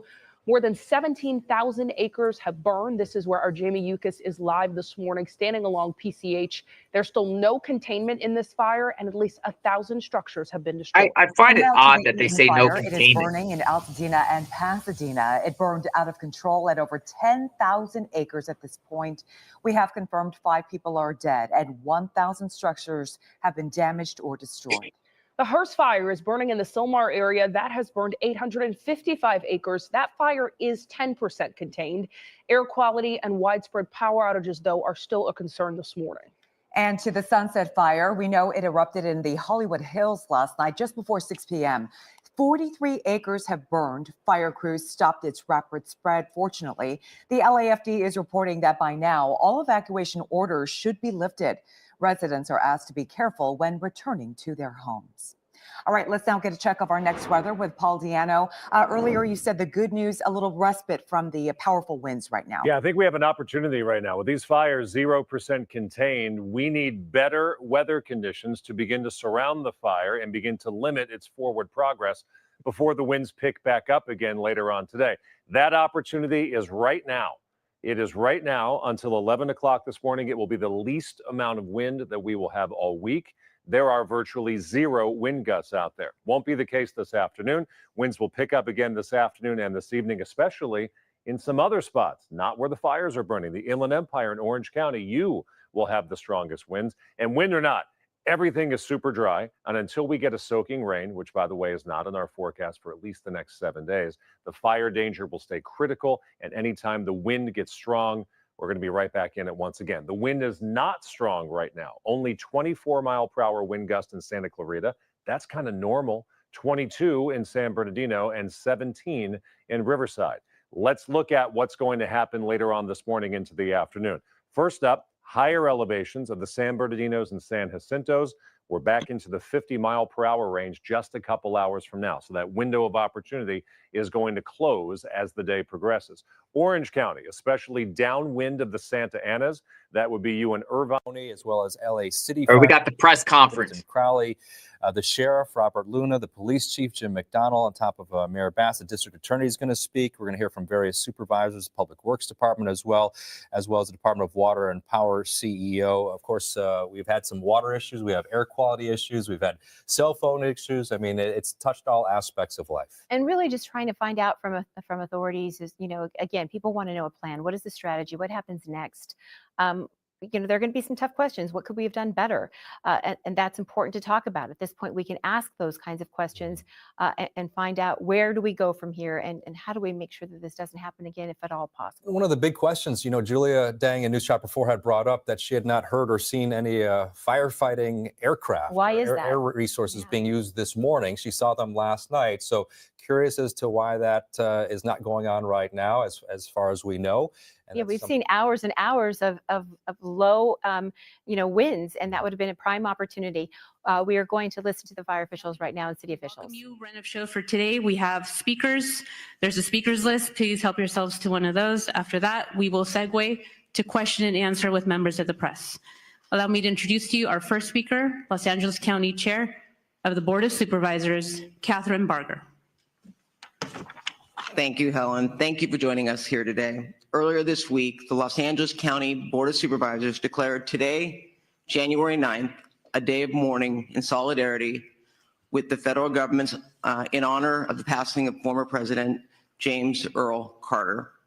Ironically, today is turned into a day of mourning for more reasons than the one as we mourn the loss of lives and property across our county.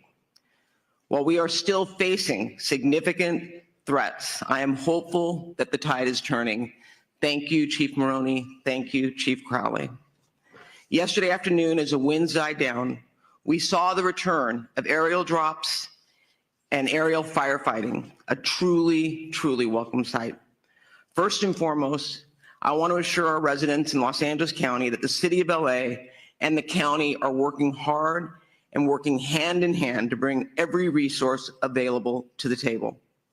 Last night, The county opened the Pomona Fairplex as an additional shelter for those evacuating and those who have suffered losses. The Fairplex will also continue to take in large animals that are in need of a home. The county is working to harness and utilize the incredible outpouring of generosity from individuals, nonprofits, and companies that want to help. We have heard that many companies like Airbnb, Uber, and Lyft are offering free or subsidized services for those impacted by the fires in Los Angeles County. The county will be sharing all of these resources through our recovery.lacounty.gov website. In addition, the state has activated CAL FIRE Management Team 3 and assigned them to the Eaton Canyon incident. They will be joining Federal Management Team 5 in their ongoing efforts, we hope as early as tomorrow. CAL FIRE Team 3 will be tasked with overseeing victim search operations and damage inspections to facilitate debris removal operations and setting up disaster recovery assistance centers. This will allow Federal Management Team 5 to focus on firefighting operations and the active front. As Supervisor Horvath mentioned yesterday, wildfires do not care about jurisdictional boundaries. Between the city and the county, we are managing the various resources that are coming online with the increasing demands on our first responders. I saw this firsthand driving through the streets of Altadena yesterday. Driving up Lake Avenue, the devastation could not be missed. The number of homes, businesses, and buildings that were on the fire dwarfed in any sense of available resources. Altadena is a very unique and special part of the 5th District. It is a community that embodies the spirit of a big, small town, a community full of rich culture, history, and one that passionately supports the small businesses that drive its economy in the community. It is also one of the only communities in Los Angeles County that manages the urban wildland interface. Altadena is a resilient community. They have seen some significant battles before, but the scale of the impact today is larger than anything that I have seen in my career. The loss of historic resources at Eaton Canyon Nature Center, Farnsworth Park, and the Altadena Golf Course cannot be measured. I saw fire engines and companies from El Dorado County and other parts of California joining Los Angeles County Fire in an effort to protect life and property.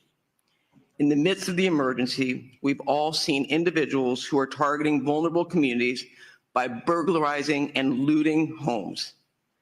This is simply unacceptable. You'll be hearing from our DA, Hochman, shortly regarding his efforts to hold these individuals accountable, and I promise you, you will be held accountable. Shame on those who are preying on our residents during this time of crisis. The emergency order will be strictly enforced by the Sheriff's Department, who are proactively patrolling to protect these communities from looting and any criminal activity. They have made 20 arrests of individuals who will be held accountable for the actions that they've taken. I want to thank President Joe Biden and Governor Gavin Newsom for pledging to bring federal and state resources to help Los Angeles County in our moment of need. President Biden's disaster declaration includes the promise of public assistance and individual assistance. We will begin the process of rebuilding. We will have critical resources available to ensure the residents of our communities are not fighting these battles alone. I intend to bring in a motion with Supervisor Horvath as my co-chair or co-author to ratify the county's emergency proclamation at the next Board of Supervisors meeting. Make no mistake, this board and this county will continue to do everything in our power to ensure the safety of our residents as we look forward to the path of recovery. With that, I would like to introduce Supervisor Lindsay Horvath. The mayor. That's announced the elected Okay, so who are we gonna? Mayor Bass. I'd like to introduce LA City Mayor Bass. Thank you, Supervisor.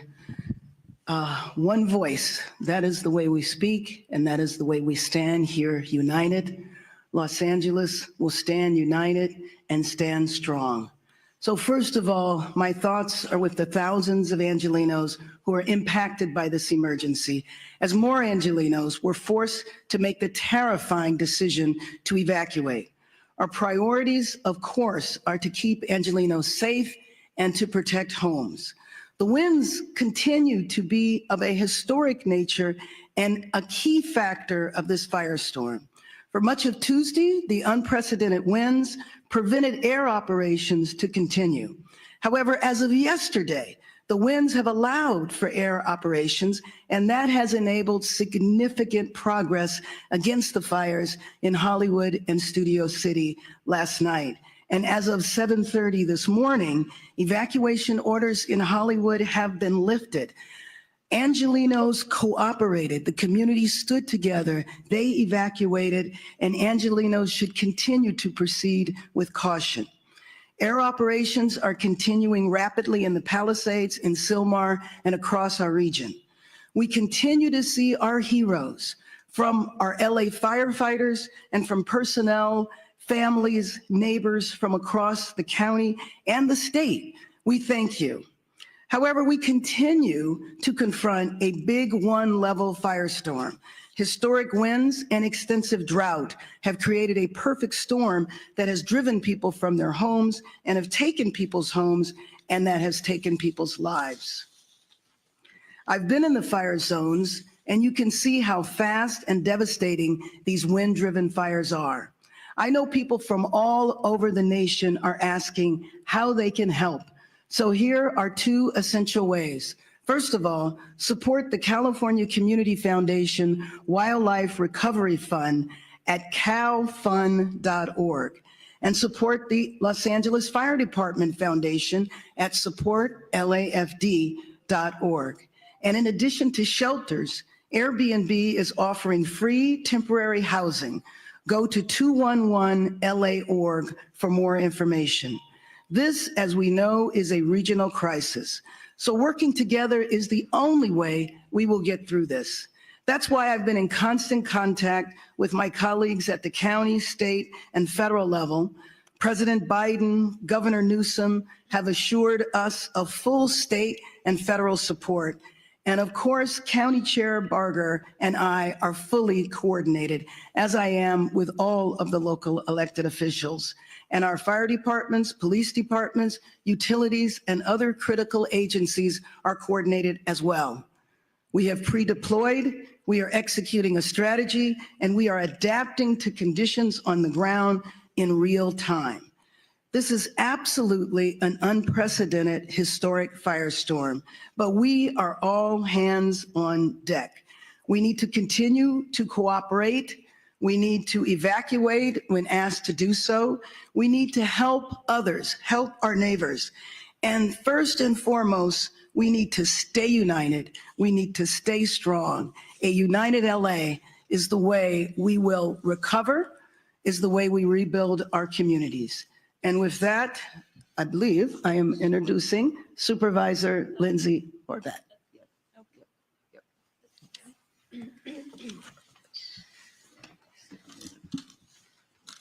Good morning. The strength and resilience of Los Angeles County is more than anything we are seeing on the ground. I know this because of the relentless fight that our first responders, our firefighters, our law enforcement officials are putting forward, giving it everything they've got to take on each of these fires throughout the region. That being said, this is testing even the strongest among us. Last night, I personally received an alert from Nixle that I too was under evacuation warning. And I was put in the shoes of tens of thousands of Angelenos who have been facing this from the moment the fires broke out.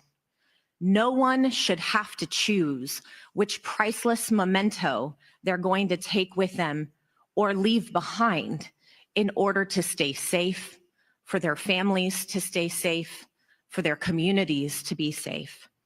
I've heard from so many community members about the pricelessness of the community centers, the faith centers. I know that in the Palisades alone, there are more than 20,000 Jewish community members.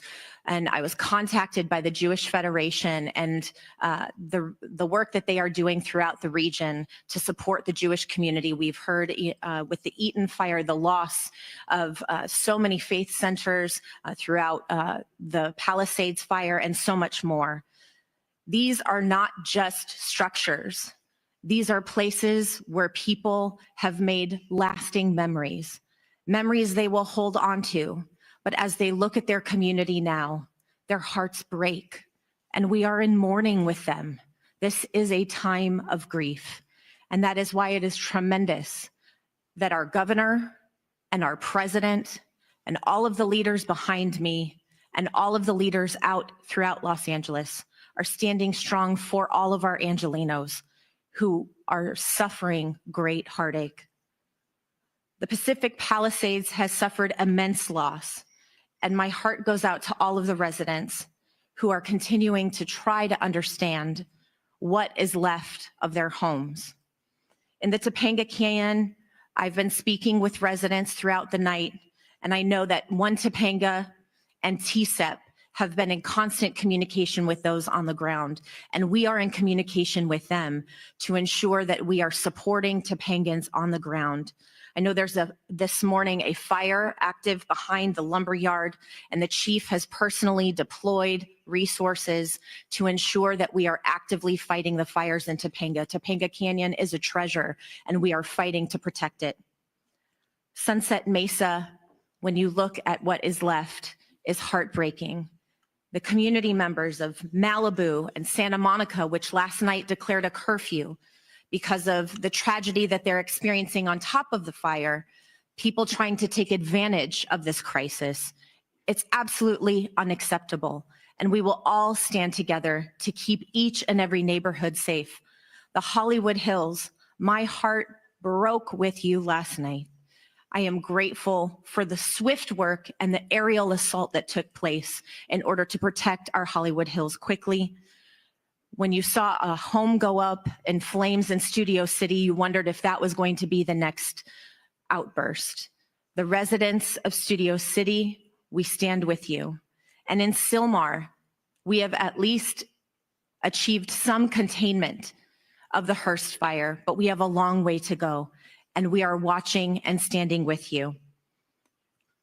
This is a moment where we will share detailed updates, but we will not forget that behind each of these updates is a person who deserves our support. With that, gas shutoffs continue to affect more than 15,000 people in Malibu from Brentwood Country Club to Pepperdine. A boil water advisory remains in effect for the Sunset Mesa community from Topanga Beach and Coastline Drive to the south on Shore Heights Drive on the north, and Topanga Canyon to Carbon Canyon Road in Malibu, including communities of Big Rock and Carbon Mesa. Metro fares remain suspended today thanks to the leadership of Metro Board Chair Hahn and our CEO Stephanie Wiggins. If you have essential travel today, please do so safely away from the areas of the evacuation orders. If you do not have essential travel, please remain indoors. For the latest updates and service impacts, you can go to alerts.metro.net. LA County Assessor Jeffrey Prang has shared property tax installment deferral applications, misfortune, calamity, damage reassessment applications, and disaster relief FAQ for property owners affected by the fires at assessor.lacounty.gov. All LAUSD schools and Santa Monica Malibu Unified School District schools in the 3rd District are closed. With that, mental health supports are available through the county's Department of Mental Health. You can call 800-854-7771. Please use this resource. We know you are experiencing traumatic pain, and we want to do our best to help start healing. Thank you for the outpouring of support from across the county and across the country Emergency Network LA is coordinating volunteers and support through enla.org. Our county is doing everything possible to respond to these fires until they are contained. And as Chair Barger referenced, today is a day of mourning. And in the words of former President Carter, our faith calls us to do all that we can, wherever we can, with all we can. And in this spirit, indeed in this moment calls us to do the same. Thank you. Next, I'd like to welcome LA County Fire Chief Anthony Maroney. So good morning. Thank you, Supervisor Horvath. I will be providing an Eaton fire update in addition to a Region 1 update. The Eaton fire remains estimated to be 10,600 acres and growth has been significantly stopped. And we have 0% containment. We have over 879 firefighting personnel assigned and mutual aid resources continue to arrive to assist with this firefight. From this point forward, incident fatality information and reporting will be the responsibility of the Los Angeles County Sheriff's Department. We have several reported injuries and over 1,000 structures damaged and destroyed. The cause of the fire remains unknown and it continues to be under active investigation. As I stated yesterday, as soon as a cause is determined, we will advise the media. The Lydia fire that started yesterday in Acton has been 40% contained and forward progress has been stopped.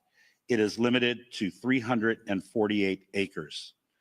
The number of resources assigned to this fire siege event has increased significantly, and we have a much better posture than we did on Tuesday and Wednesday.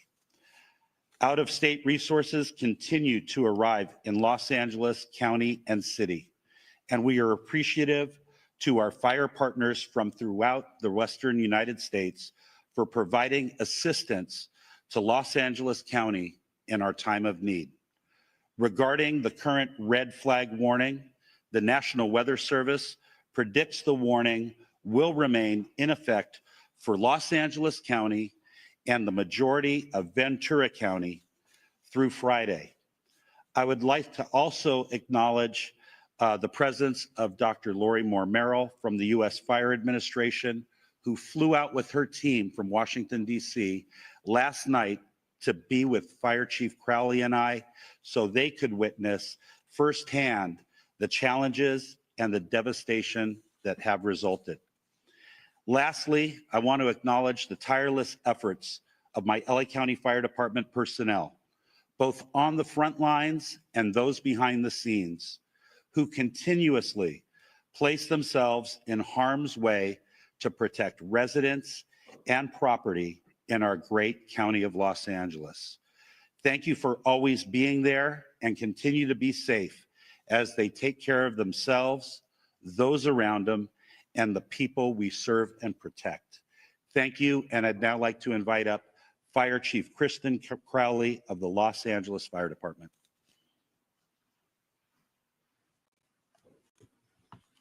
Thank you, Chief Maroney. So good morning. We continue to battle multiple major brush fires in the city of Los Angeles and across the Los Angeles region.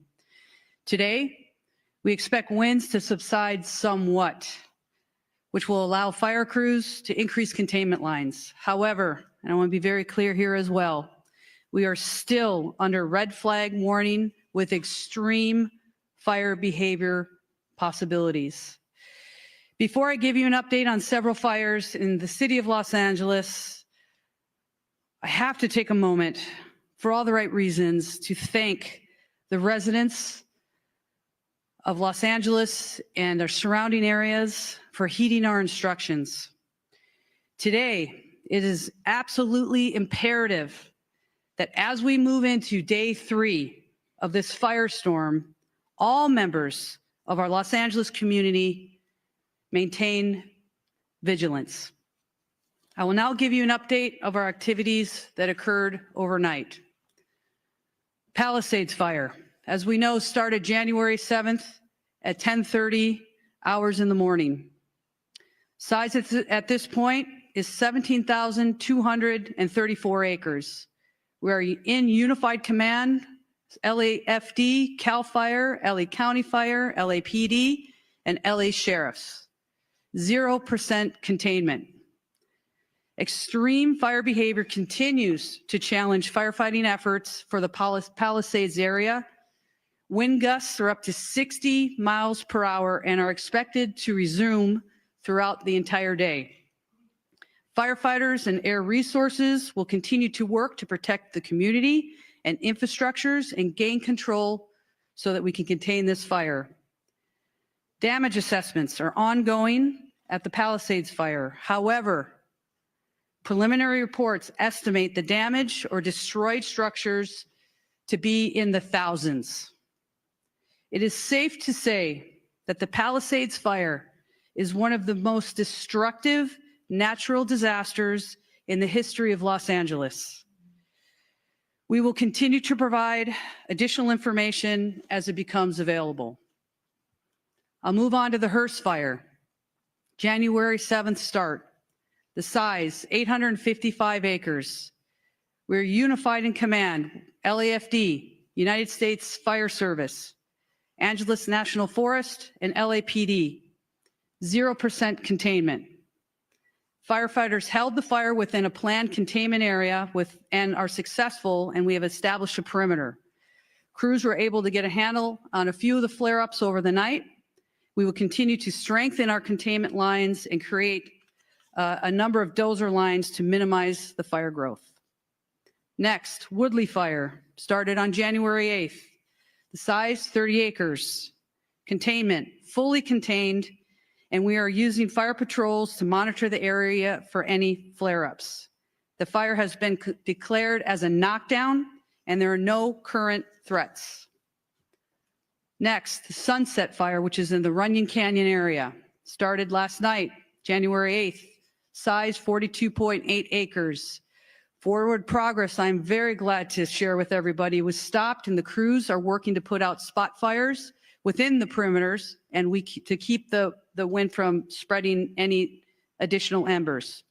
As of 7:30 this morning, all evacuation orders have been lifted.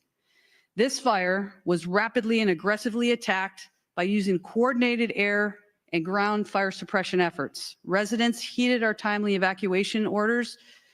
More information to come on that. Next up, the Sunswept fire, which is in the Studio City area. As I talked about all the previous incidents, on top of this, our fire department was faced with another massive challenge. A very large structure fire encompassing 2 large hillside homes with heavy fire, which exposed brush, broke out in the Studio City area of Los Angeles. The high winds caused the fire to extend within the adjacent brush, potentially causing another additional brush fire. Our LAFD poured all available resources into this fire, and through a combined effort, were successful in preventing another devastating brush fire. Our firefighters stopped the forward progress at just under 1 acre. Also, to be clear, all of the incidents that I just spoke about are all under an active investigation. Let's talk about the preparations for today. The LAFD continues to augment and recall all of our firefighters to fill every single available seat on every single available apparatus within the city of Los Angeles. Firefighters continue to move into the Southern California region from across the Western region of the United States, and we are very, very grateful for any assistance that we are receiving. Weather conditions are beginning to turn favorably, which will allow us to increase our containment lines. Again, our primary focus remains on impacting and affecting rescues and saving lives while protecting property. The multiple incidents across the city and the region continue to tax our firefighters. However, rest assured that every single firefighter, first responder, law enforcement officer across the region remains 100% committed to protecting our communities. Here's your call to action. Stay informed with trusted news and official updates. Be prepared to evacuate if you live near a wildland area. Follow all evacuation warnings and orders without delay. We also ask the public to stay off the roadways and away from any impacted areas, which we want to make sure there's zero room for any other issues when it comes to delays for our firefighters, first responders to get to where we need to go. I want to take just a moment to thank every single Los Angeles resident who's been impacted by this for staying vigilant, supporting our first responders, and helping your neighbors. Thank you to Mayor Bass, our city leadership, everybody that is here. As you can see, we stand with every single community member, business, anybody that's been negatively impacted by all of these incidents. We stand with you. We're going to remain strong with you as well. And I tell you, we're throwing everything at this that we possibly can, and we're going to move through this and continue to support one another. With that, I will go ahead and introduce our next speaker, which is Sheriff Luna. Sir. Good morning, Robert Luna, the Sheriff of Los Angeles County.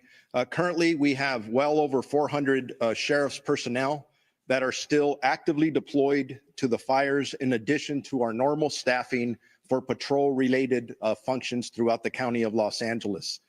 Deputies continue to assist our residents with evacuations. They are performing a lot of humanitarian missions. So many stories to share, don't have time right now. Providing food and blankets to people, rescuing people who unfortunately did not evacuate when they were asked to. So you've heard it over and over up here. A lot of the stories of heroic actions by our deputy sheriffs, police officers, or firefighters, a lot of them are taking place from people who did not choose to evacuate, putting their own lives at risk. So please, if you're asked to evacuate, because it's not only your life you're putting in danger. We continue to conduct roving patrols, manning hard road closures, providing security in evacuation areas to prevent anyone who may be attempted to engage in criminal behavior like looting. It was mentioned earlier before by the supervisor, and I'm going to make this crystal clear to everybody out there.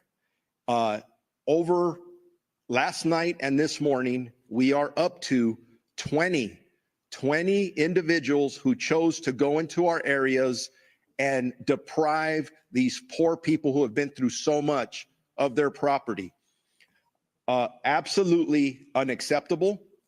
And I'm going to give direction to our department members.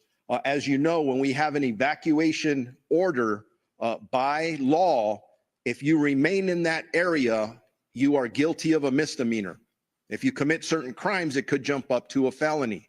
I'm going to be asking our employees to start enforcing that. That is very different than a curfew. Why? Because it's 24/7. I don't have to wait for the sun to go down or the sun to come up. If you are in one of these areas and you do not belong there, you are going to be subject to arrest. I hope that is as clear as I can make it, because our first choice isn't to do enforcement. It's not to make arrests. It's to help people. But if people choose to commit crimes, they're going to be held accountable. And the DA, who is standing next to me, will clarify even that a little bit further. This continues to be a fluid and evolving crisis, and the numbers that we release throughout this incident are going to fluctuate. So anything we say is subject to change. We're getting information from our boots on the ground. It's very chaotic out there because it's still so fluid. So forgive us if we give a number and then we have to modify those numbers. I talked about the 20 arrests that have been made so far. Unfortunately, I do expect that to go up. We're not going to tolerate that kind of activity. We have substantially increased our deployment of deputies at the fixed traffic post and are trying to limit and clear out any unauthorized vehicles or people in these areas. I do want to talk as we are summoning more resources. I have been in contact with the chief of the Office of Emergency Services for the state of California. Obviously, that's done at the direction of Governor Newsom. From the get-go of this, he has offered any and all resources to us and law enforcement, and they're doing the same for fire, but I'll specifically talk about policing. The California National Guard is on standby at our direction, specifically my direction, and we, along with my partner Jim McDonald at the LAPD, are currently in discussions if we are going to need them or how we would deploy them as the hours go on. So stand by for that information as the hours tick on. Chief Maroney mentioned this regarding any death toll information. Yes, we had preliminary numbers yesterday. I got to be honest with you, as I reviewed some of those last night and this morning, I was not satisfied with some of the information that we're getting. And it's not the fault of our people. The people that are working under very difficult conditions are doing their best to do what they need to do. At one point, we'll be able to do a more thorough search of these impacted areas. Some of them look like a bomb was dropped in them, where we will be able to bring in canines and other things to help us hopefully not discover too many fatalities. That's our prayer. But this is a crisis and we don't know what to expect, but we're ready for everything. So all information, at least on the county side of this equation, we're working with our coroner's office. We'll figure out those numbers. So be patient with us when you ask us about death toll numbers. Right now, frankly, we don't know yet. We eventually will. Evacuations overall for Palisades, Eaton, Hurst, and Lydia fires, the number in both county and city areas, evacuation orders are impacting 179,783 residents. That's nearly 180,000 people in Los Angeles County that are currently under evacuation orders, with another close to 200,000 residents that are under evacuation warnings. I cannot emphasize enough that I urge residents that are asked to evacuate to follow our warnings. I gave some examples earlier. I'm going out through my staff, hey, give me some stories where our deputies are just constantly putting their life on the line. And in every example I'm given is as a result of somebody who chose not to evacuate. I don't want to tell those stories anymore. I don't want to give stories of our first responders being injured, specifically our communities being injured. Please, if you're told to evacuate, evacuate. Two of our sheriff substations are out of power, running on generators. That's both our Altadena and Crescentia Valley stations. They're right in the thick of things. They're engaged in all of the work that I've described. The issues of mutual aid. Will consistently evaluate and reevaluate the needs for more law enforcement personnel. But I can tell you, I'm getting calls from all over this region, from other sheriffs and police chiefs. Everybody wants to help. And that's awesome. That's part of our profession. Very proud to be part of it. The last thing I'll say is, for any specific information regarding evacuation orders or warnings or any road closures, and there's a lot of them, please go to lacounty.gov/emergency. Thank you very much. And with that, I am going to introduce the Chief of the Los Angeles Police Department, Jim McDonald.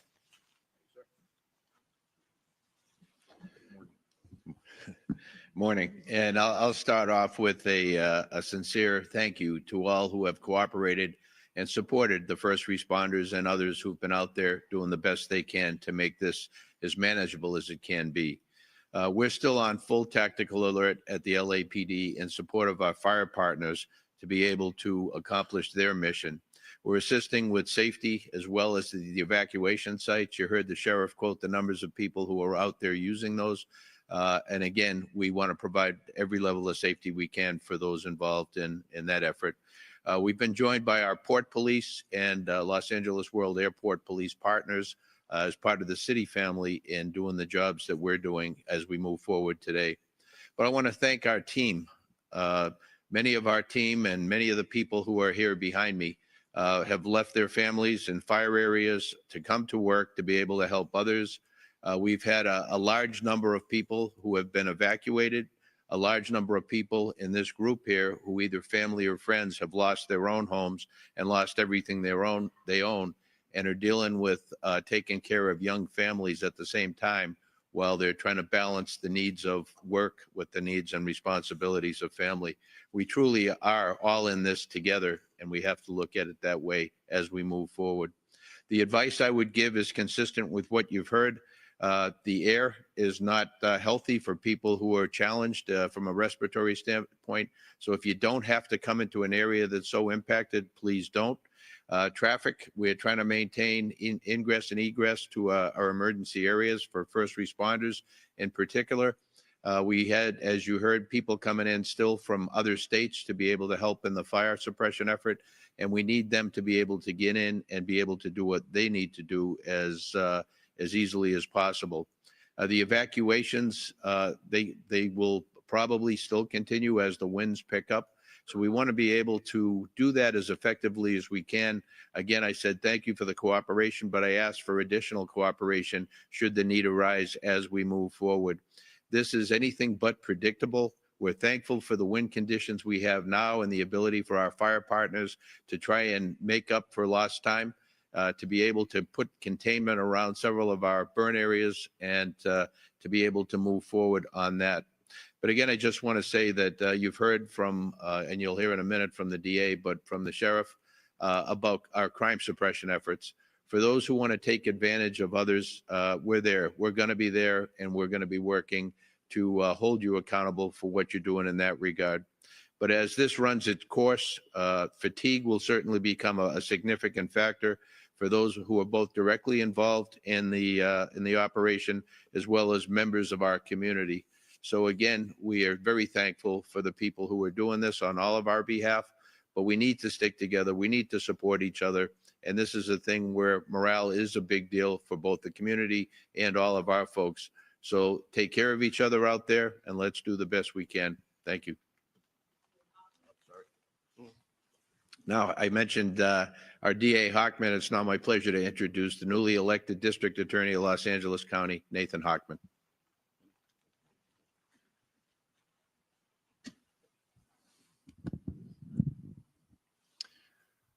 Yesterday, I bore witness by walking and driving through Pacific Palisades. I ended up at my sister's house, a house where she and her husband had raised 4 boys, celebrated birthdays, barbecues, and whatnot. And that house has been burned to the ground. And not just her house, but all her neighbors, up and down each one of the blocks I traveled. Those houses no longer exist. They are now basically rubble. And I haven't seen something like that. And I've lived here almost over 60 years. In the entire time I've been here, it looked apocalyptic. Not since the 1990s, when Los Angeles was hit with the fires, the flood, the earthquake, and the riots, have I seen such disaster occur here in our city. But like back then, Los Angeles has true grit. It has resilience. And it will rebuild, and it will rebuild better than ever. But along the way, there might be people out there who want to take advantage of the people who are suffering these tragic losses. These criminals need to hear, as they've heard from the sheriff, as they've heard from Chief McDonald, an unmistakably clear message that if you want to go ahead and loot, if you want to commit burglary, if you want to engage in grand theft, if you want to engage in these internet scams where you're going to take advantage of people who are going to be seeking insurance and government benefits, you will be arrested, you will be prosecuted, and you will be punished to the full extent of the law. And the reason I want to send this warning now is I don't want any mistake later that somehow they thought, oh, it's not a big deal. It's a huge deal. These acts are despicable, and we will prosecute them with maximal punishment. So I want to make sure that message is received loud and clear, because the first responders in this situation have been simply heroic. As I was in Pacific Palisades, I not only saw fire departments from LA County and LA City, I saw Rialto, Poway, Redding, fire engines from across this entire state that have come to our rescue. And thank you. Thank you to all the first responders. When it comes to law enforcement, it's an all hands on deck operation with law enforcement and the DA's office. Again, detectives are putting on uniforms and getting out there on the streets to protect us. We owe them a huge thank you. And from the DA's office, if we do get these cases, please be on notice that we are going to try and deter you from committing the crimes in the first place. But if you do commit these crimes, do not expect anything else than maximal punishment. I'll now introduce LA County Public Works Director, Mark Priscilla.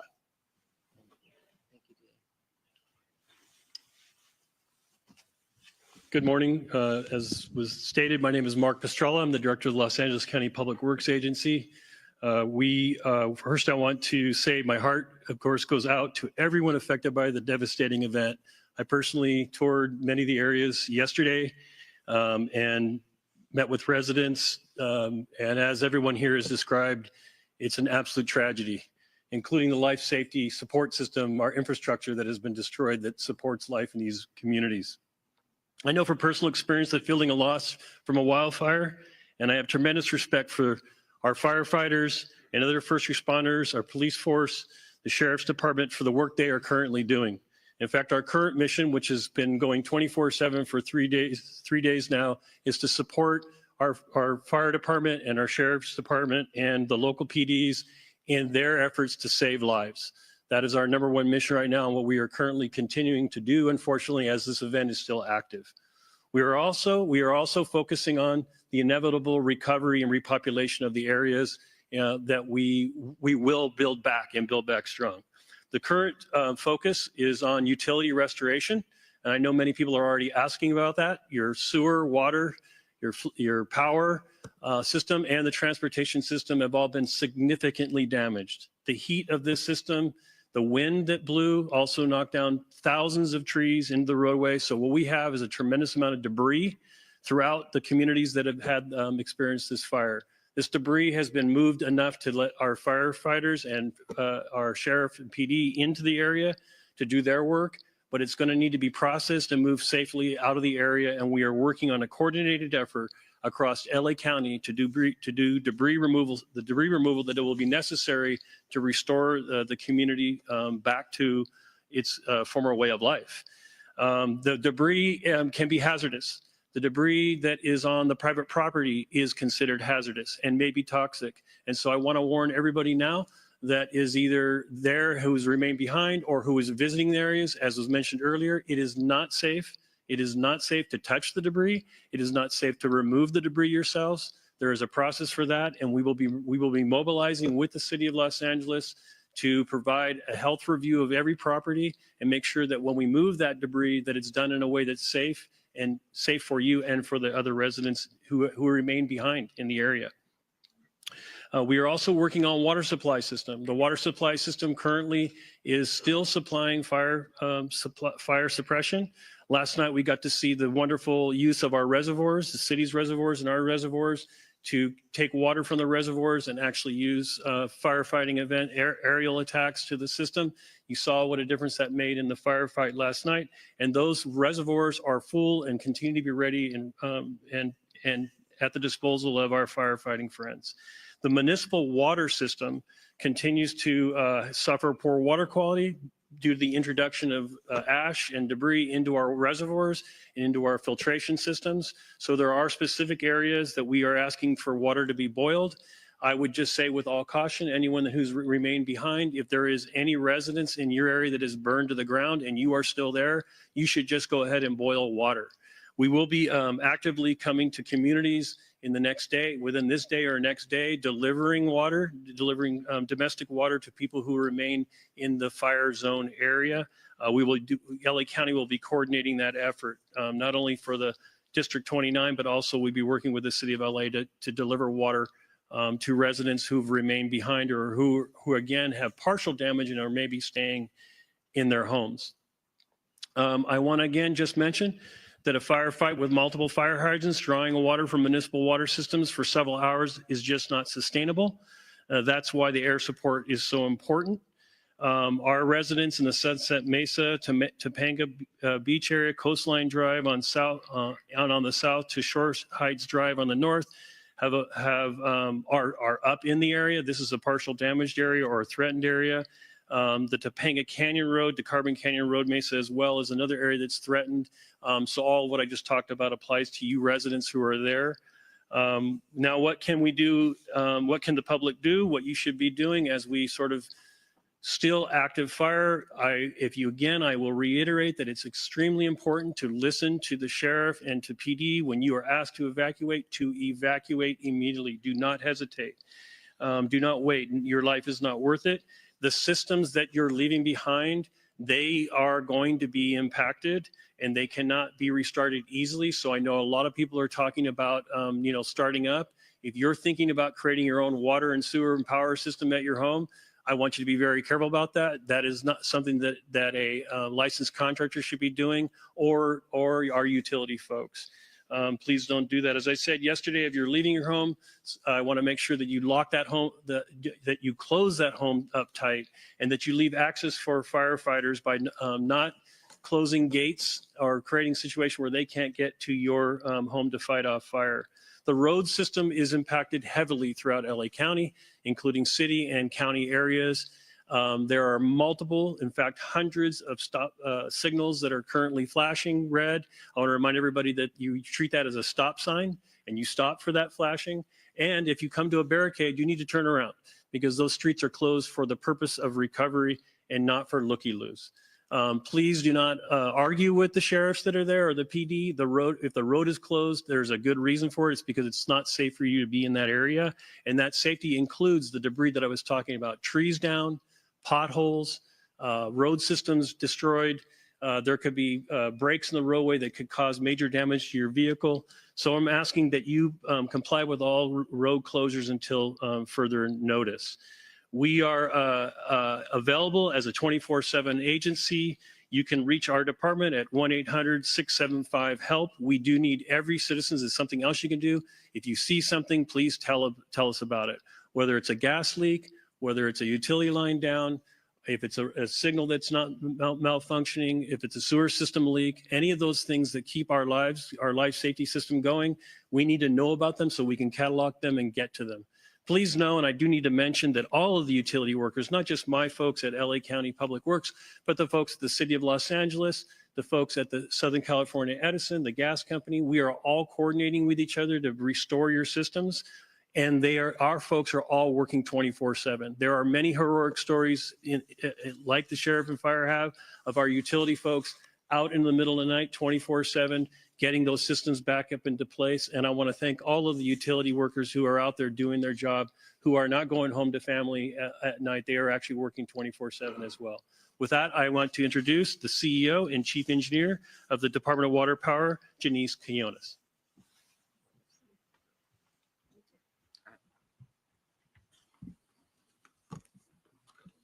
Good morning. I am Janice Quinones, CEO and Chief Engineer of LADWP.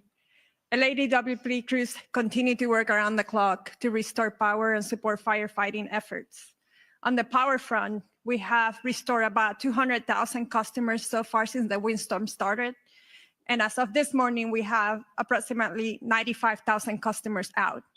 We have 118 crews, DWP crews, working around the clock to restore powers as fast and as safe as possible. We're expecting our mutual aid crews coming from PG&E to arrive today and support the restoration efforts. Our restoration times are ranging from 24 to 48 hours. We are prioritizing wires down. So if you see a wire down, please call 911 and we'll send crews immediately to make the area safe. However, if you live in the fire impacted areas or near those areas, you might experience longer outages, mainly because either our equipment has been compromised due to the fire, we're not able to access the area yet, or we're proactively shutting out the power for the safety of our firefighters and first responders. On the water side, the boil water notice for Palisades on zip code 90272 continues in effect, and it will continue in effect for at least 48 hours.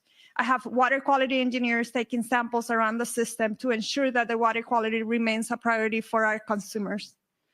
We continue to support LAFD and CAL FIRE and water supply issues and firefighting response, including opening our water reservoirs, as mentioned by Mark yesterday. Hollywood Reservoir was a critical asset when we were fighting the Sunset Fire. So all our reservoirs are open, that are open air for air assets. And we continue to work around the clock with other water agencies to increase the supply and pressure of the water system, including Metropolitan Water District. I want to end this by thanking DWP crews and personnel for their commitment and efforts to support the restoration of LA. Thank you. Thank you very much for that. And now, Chair And Barger. I also want to, we recognized President Biden and Governor Newsom, but we also have here with us today Congressmember George Whitesides, Congressmember Laura Friedman, Senator Sasha Renee Perez, Assemblymember Celeste Rodriguez, and Malibu Mayor Doug Stewart. Make no mistake, we are all working together, and I want to thank you all for being here. I know our Congress representatives flew in, and we appreciate it, and we are all in this together. With that, we'll take some questions. Thank you, Chair Barger. So just a couple rules of the road. So I'll call on you. When you get called upon, please announce your name and which media outlet you are with. And we'll start right here in the middle. Jonathan Figliotti with CBS News. For Mayor Bass, please. Mayor, LA County is in a panic state. It began 2 days ago with the Palisades fire. My crew and I arrived shortly after it started. And for several hours, we watched as hundreds of homes in a neighborhood burned to the ground. We did not see a single fire engine. We watched as Good Samaritans guided traffic. There was fear and there was a lot of confusion. You were out of the country at the time. Shortly after the fire started, a press release was put out warning of this fire behavior. My question to you is, what explains this lack of preparation and rapid response? Let me just say, first and foremost, my number one focus, and I think the focus of all of us here with one voice, is that we have to protect lives, we have to save lives, and we have to save homes. Rest assured that when rest assured, let me finish. Rest assured, when that is done, when we are safe, when lives have been saved and homes have been saved, we will absolutely do an evaluation to look at what worked, what didn't work, and to correct or to hold accountable any body, department, individual, etc. But my focus right now is on the lives and on the homes. Do you think your leadership was effective while responding to this disaster? I just said what I believe is the most important thing for us to do right now, and that is going to continue to be my focus. Thank you. Thank you. Thank you. Let's go to the middle with the laptop. Before we go on, I want to introduce, because this is an important announcement we made, the U.S. Forest Service Fire Chief Robert Garcia has an announcement regarding a decision being made on the National Forest.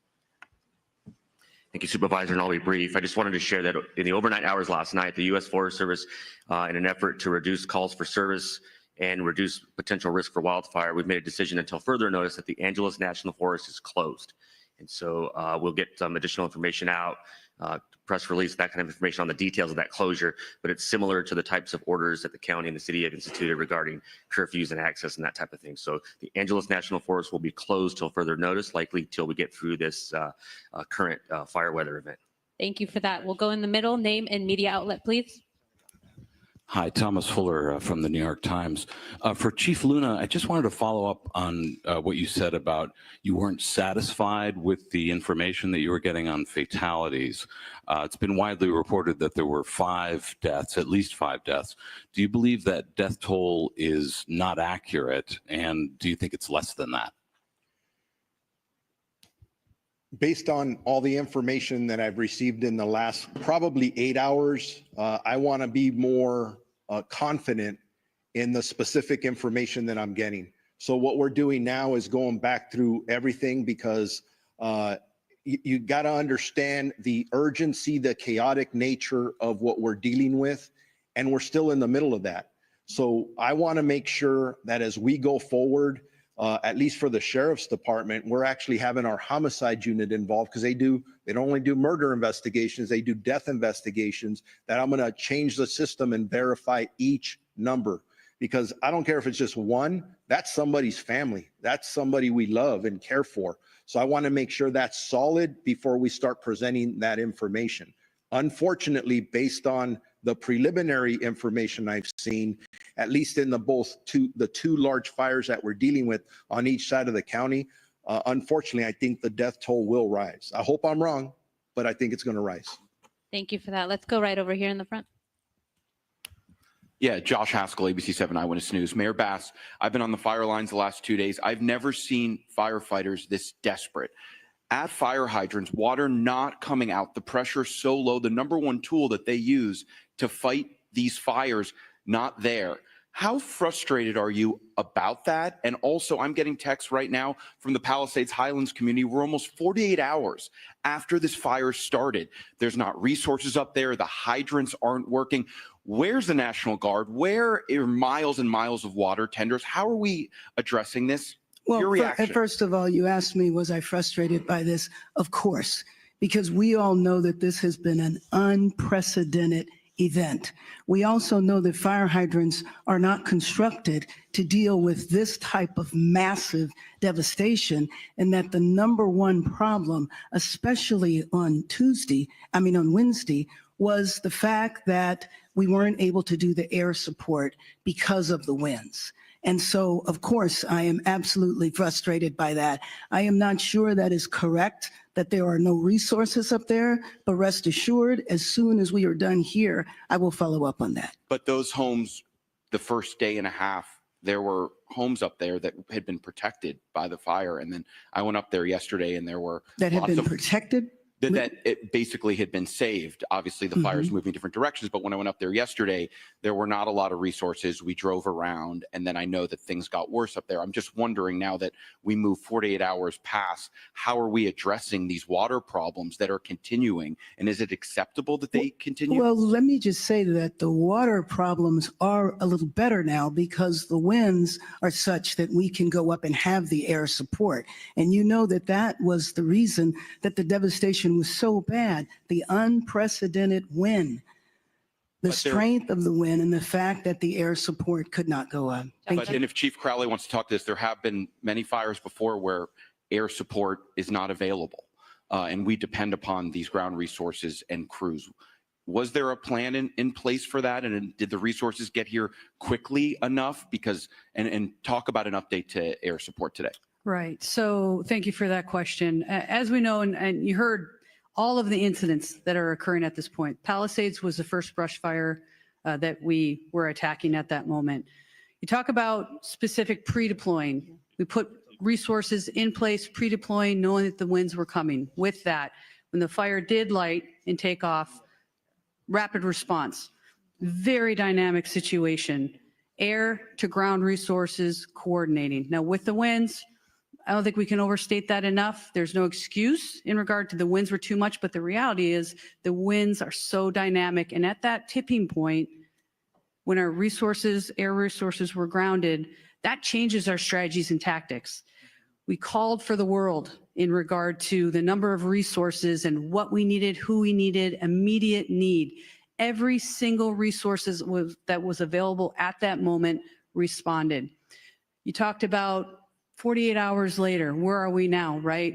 Again, I already spoke on if we don't have water, we find water, we use water tenders, we draft water. The fire department, first responders, we're going to do everything in our absolute effort to do what we can do with what we've got.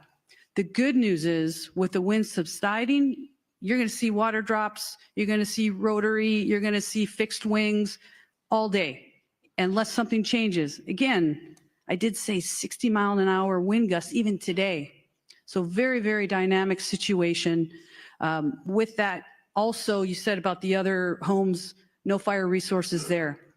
As winds change, our resources change, we redistribute, we move, and that's the dynamic situation that we are in even in day 3. That's what I wanted to say about that. We'll Thank go you. right behind. Go ahead. Thank you very much. Madam Mayor, I have another question for you. Bob DeCastro over here from Good Day LA, Fox 11. Another issue, another concern about resources and in particular staffing as well. And we heard from firefighters even on the front lines expressing frustrations about, obviously it's a challenge right now. They're bringing in firefighters from all across the Western region. But can you address the criticism now over the budget issue and the slashing, $17 million slashing I think of the if budget? you go back and look at the reductions that were made, there were no reductions that were made that would have impacted the situation that we were dealing with over the last couple of days. And then there was a little bit of confusion because money was allocated to be distributed later on, which was actually going to support salaries and other parts of the fire department that were distributed a little later. So I think it's most important to understand that we were in tough budgetary times. Everybody knew that, but that the impact of our budget really did not impact what we've been going through over the last few days. Again, back to the unprecedented windstorm, wind at such ferocity that we haven't seen in years, is the context in which we were dealing with it. Thank you. Thank you. Let's go over here on this side. Did you have your hand up with the blue? Name and media outlet, please. Hi, Grace Tui with the Los Angeles Times. I was hoping Chief Crowley could talk a little bit more about the start of the Palisades fire. We'd heard that, I know we don't know why it started, but we'd heard that it started possibly in a garden in someone's backyard, if you could confirm that. And then how long do we know it took for it to actually reach homes? And I know you said that resources were pre-deployed, but do we know were there actually fire crews in the Palisades when it did start? Right. So I'll start with your second question and we'll go back. I'll just start with your first one. As for where the start of the fire was in the Palisades fire, again, currently under active investigation. We have our arson investigators that are out right now as we speak, and they are actively investigating. As soon as we have information, we will share that with all of you. I know there's obviously, for the right reasons, a lot of interest in that. So with that, we'll circle back.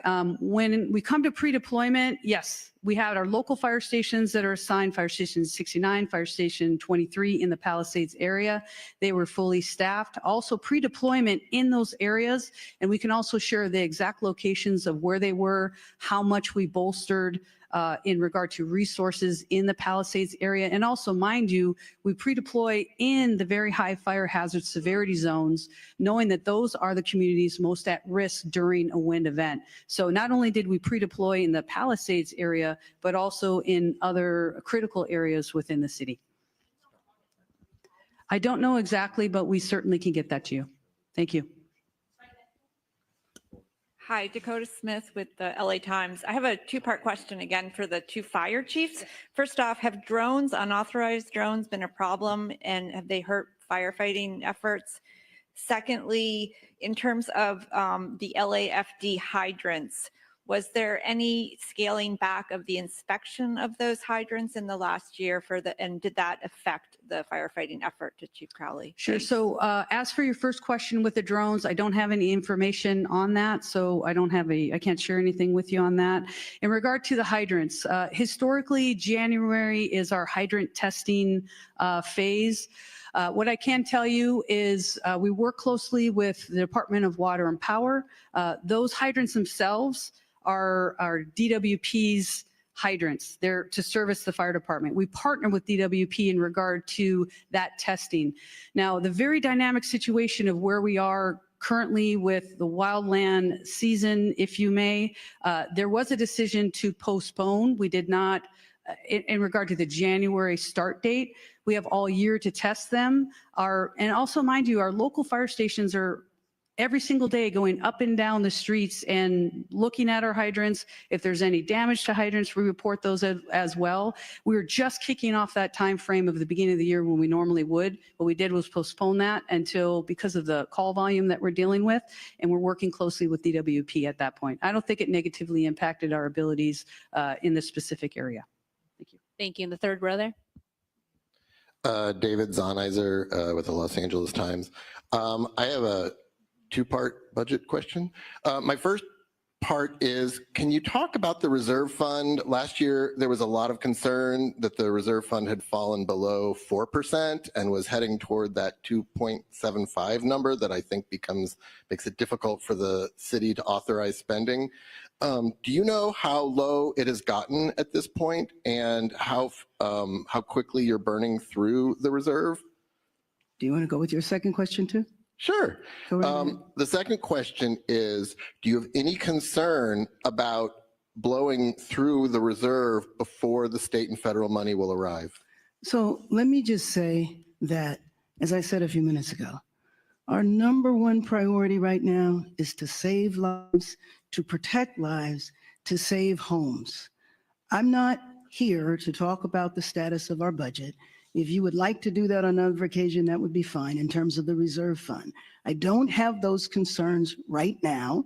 And I will say that after our first priority, then we will look back at everything that was done to do an evaluation to see what worked and what didn't work. Thank you. Thank you. We are over time. However, we will have one-on-one interviews. CAL FIRE wants to give an update on structures, et cetera, that to get a clarification. I think it's important for you to highlight. Thank you. Numbers. Excuse me. Good morning. My name is Todd Hopkins. I'm one of the incident commanders for the CAL FIRE incident management teams. Of the thousands of structures, I just want to clarify that have been destroyed. We get this initial intel from intel flights, and what they do is they pick up heat signatures, and we base off those heat signatures an estimate of what structures are destroyed. What I want to clarify is that a structure, it doesn't necessarily mean that it's a residential structure or a commercial structure. It could be a vehicle, it could be an outbuilding. So we do have people, damage inspection teams that are on the ground that will go out to every single home. They will catalog whether a house is destroyed, if it's partially destroyed or just damaged, and all that information will be turned over to the city and to the county once the damage inspection teams get done. So although we know that there are many homes destroyed, the thousands of structures can mean many different things besides just a home. So thousands of structures, yes, but that could be a motor home, that could be a car, that could be a shed. It could be a residential structure.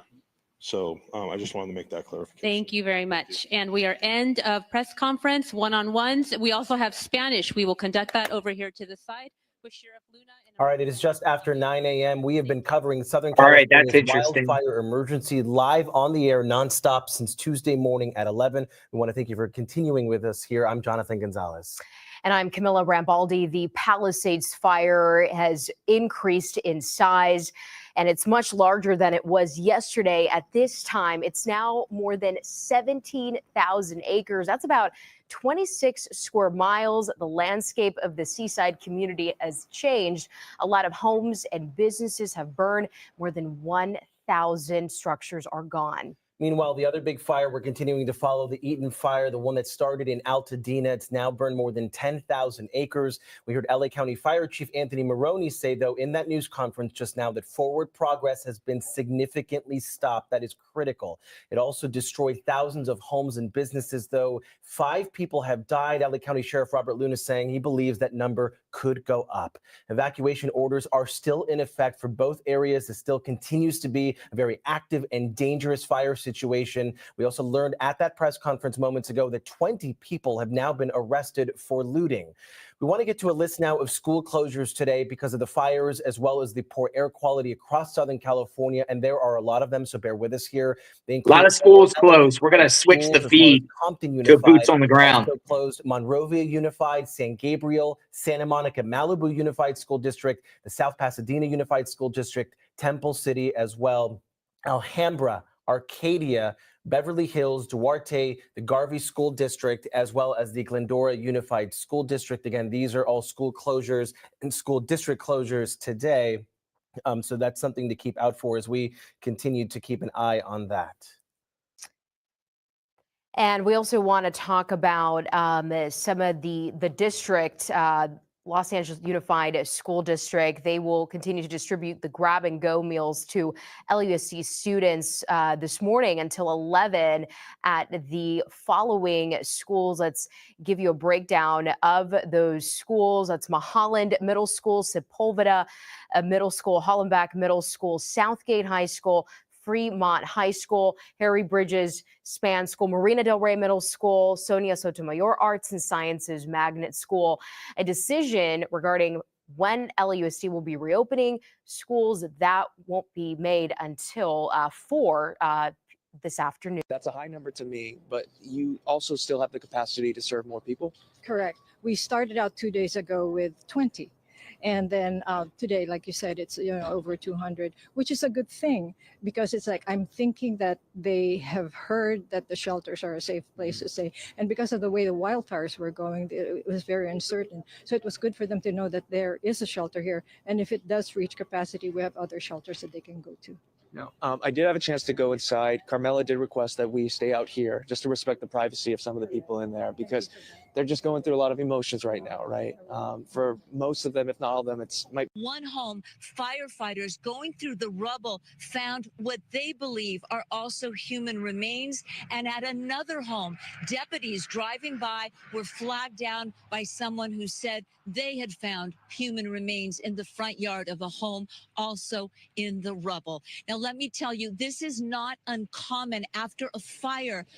After fires of this magnitude, a lot of folks unaccounted for. Police will receive a call from a friend or a family member. Often those friends or family members are out of state or out of the area. They have not heard from their loved one. They don't know if they're in an evacuation center, if they've been injured or hurt, and they ask deputies or police officers to please do welfare checks. And sadly, we have been at many, many fires where human remains would be later found from people who either chose not to evacuate or possibly for whatever reason were unable to get out in time. If you're just joining us here on Good Day LA, I'm Gigi Gracia with live breaking news.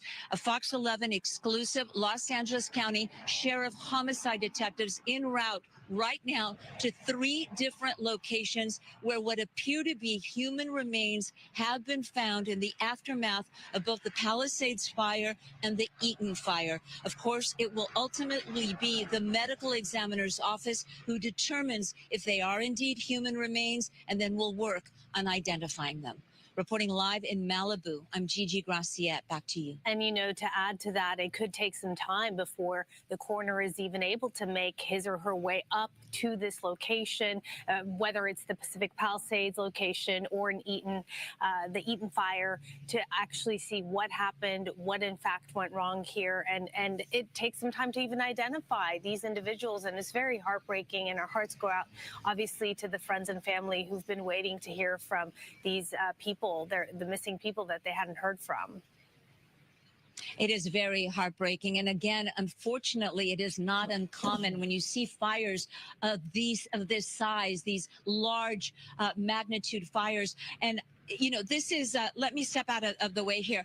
This is the area, we're actually in Malibu. So this is the area where the fire jumped the road. It burnt the homes on that side. It destroyed homes on the beach side. I'm going to ask photographer, I know there's a lamp in the way, but I'm going to ask photographer Tony Butita just to go to the beach side to show you some of the devastation that we're seeing up and down Pacific Coast Highway on the beach side in Malibu, not even in the Palisades area. That is how strong this fire and how fast moving it was. Those flames fanned by the Santa Ana winds and sending those embers to Malibu. That entire hillside is charred and just up and down Pacific Coast Highway.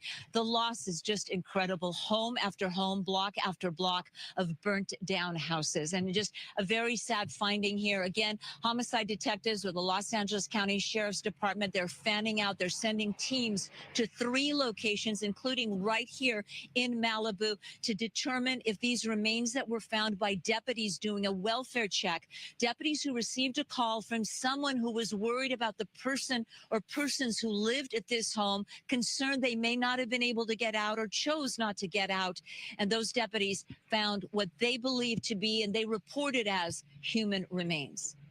And we're hoping we're not going to hear more news like this as the aftermath of this continues. And we're just going to start assessing the damage and getting into these properties where the debris has been left over from all of the destruction. And unfortunately, findings like this are very devastating. And hopefully those numbers won't go up in terms of fatalities when we talk about this fire, Gigi. Sources tell me that they expect to receive more calls, more requests to do welfare checks. A lot of times, family members, they wait a couple of days. They think, well, maybe, they didn't take their cell phone. Maybe they're in an evacuation center. I'm sure they're going to call me. I'm going to go back to the home right there. And you see LA County Sheriff bomb squad and arson investigators. They are part of this multi-level investigation. Homicide detectives, again, are en route. They've been focused on what appears to be the kitchen area of this home. And we say appears to be because it looks like there's a stove in the area where they've been looking at, where they've isolated that area. And again, this is only one of 3 homes. 2 are in the Eaton fire area. Homicide detectives are also heading there. One of those law enforcement sources tell me it was firefighters who found in the rubble of a home human remains. What they were doing, if they were maybe looking for hot spots, or if maybe somebody came up and asked them to please look for a loved one, but it was firefighters who reported to the sheriff's department they had found what appeared to be human remains. And at another home, deputies were actually flagged down by someone who said they had found human remains. Unclear what the relationship between the person who flagged the deputies down and that home is, if they're connected, if they live there, if they're a family member looking for their loved one. All of that, of course, will be part of the investigation. Just a tragic story. And, it will again be the medical examiner who determines if these are indeed human remains. All right, Gigi, thank you so much for that breaking news, that update there. Unfortunately, tragic news coming out of the Palisades fire day after day. And as she was mentioning, more calls for welfare checks could come in the days to come because evacuation centers are filled with people and perhaps families are going to be waiting for a little bit before making those calls to officials. But evacuation centers, they're full and they're set up for the Palisades fire victims. Evacuees can go to the Westwood Recreation Center. That address on your screen right there, 1350 South Sepulveda Boulevard. Another evacuation center as an option is the Dream Center in Los Angeles. And there are 2 evacuation centers for livestock and larger animals. That's at Pierce College, 6201 Winnetka Avenue in Woodland Hills, or the Los Angeles Equestrian Center at 480 Riverside Drive in Burbank. And then for the smaller animals like cats and dogs, those can be taken to the Agora Animal Care Center at 29525 Agora Road in Agora. And again, looking at the enormity of the Palisades fire, here's a map, and it shows you just how broad the Palisades fire is. It started near Piedra Morada and Monte Hermosa drives. Red flag warnings are still in effect here, and as we look at the scene and the acreage, we know that this is larger than the size of Manhattan. Maria.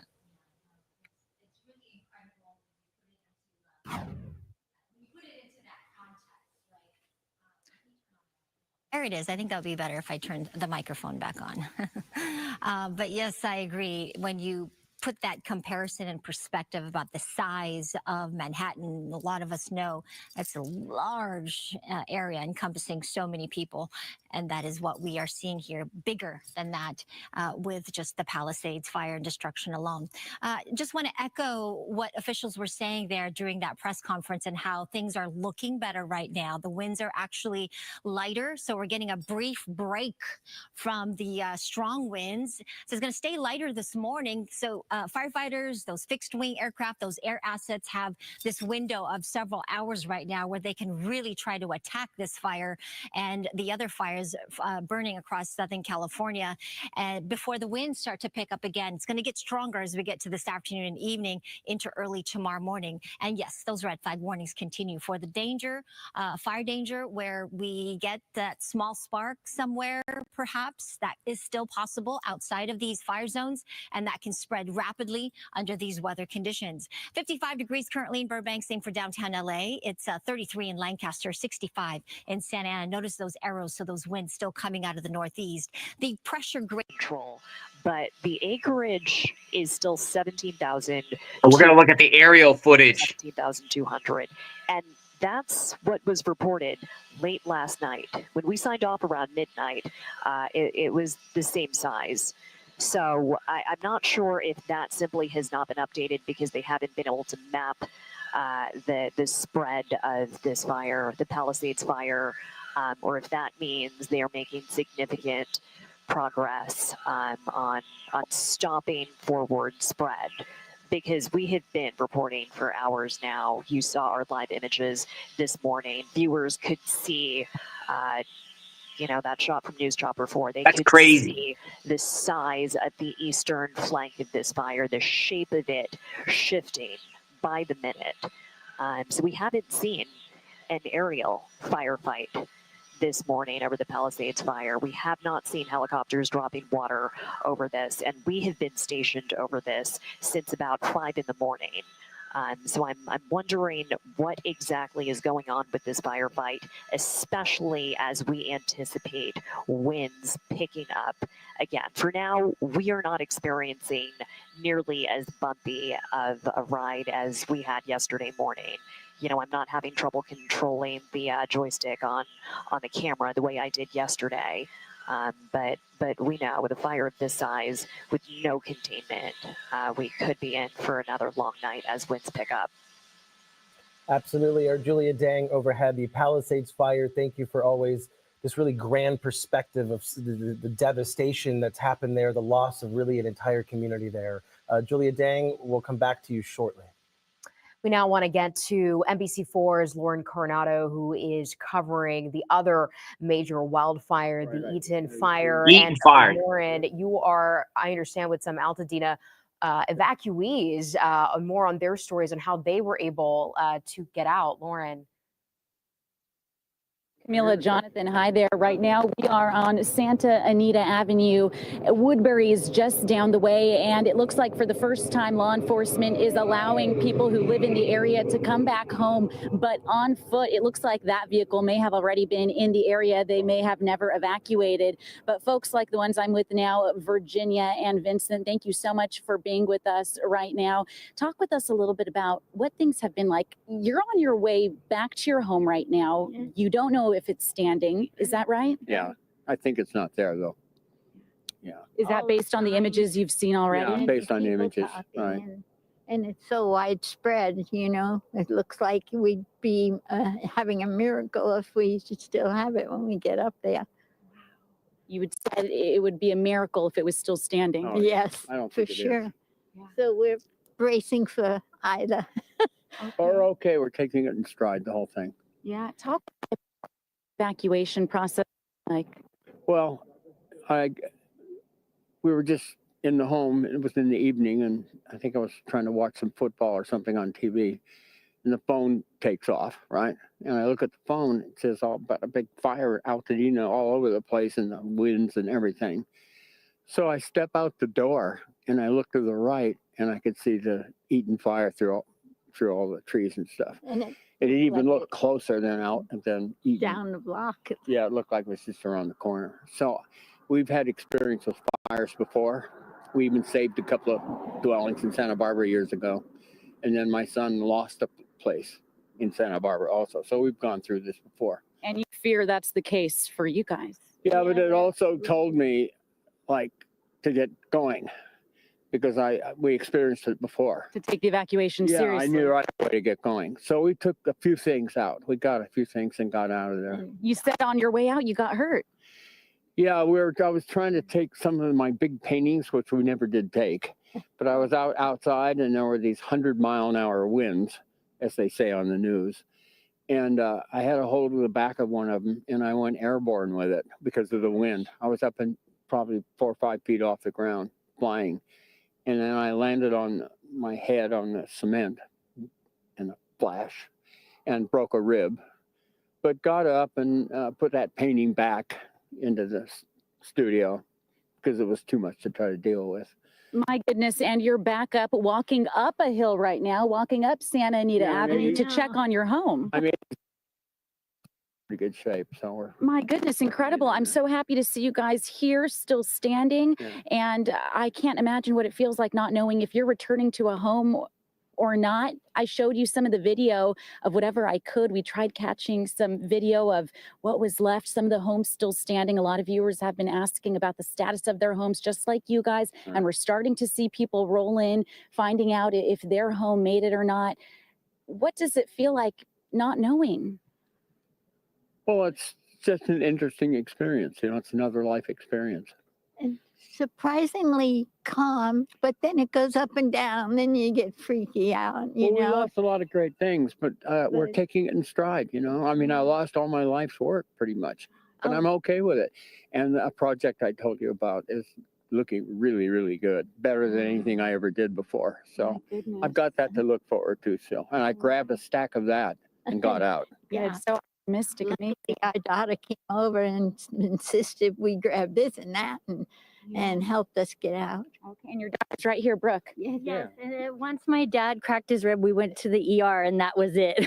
Obviously, that's when we stopped and we knew that safety was first. And we feel for everybody out there in the world struggling with different challenges due to, we believe, climate change, because in the winter, we don't believe there should be this many fires. So hopefully people will keep that in mind next midterm election.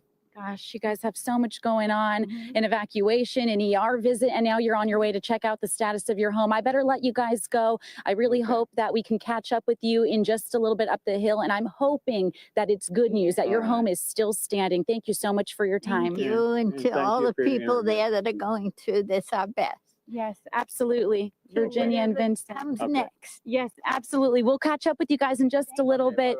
I do want to go down the way now. That was interesting.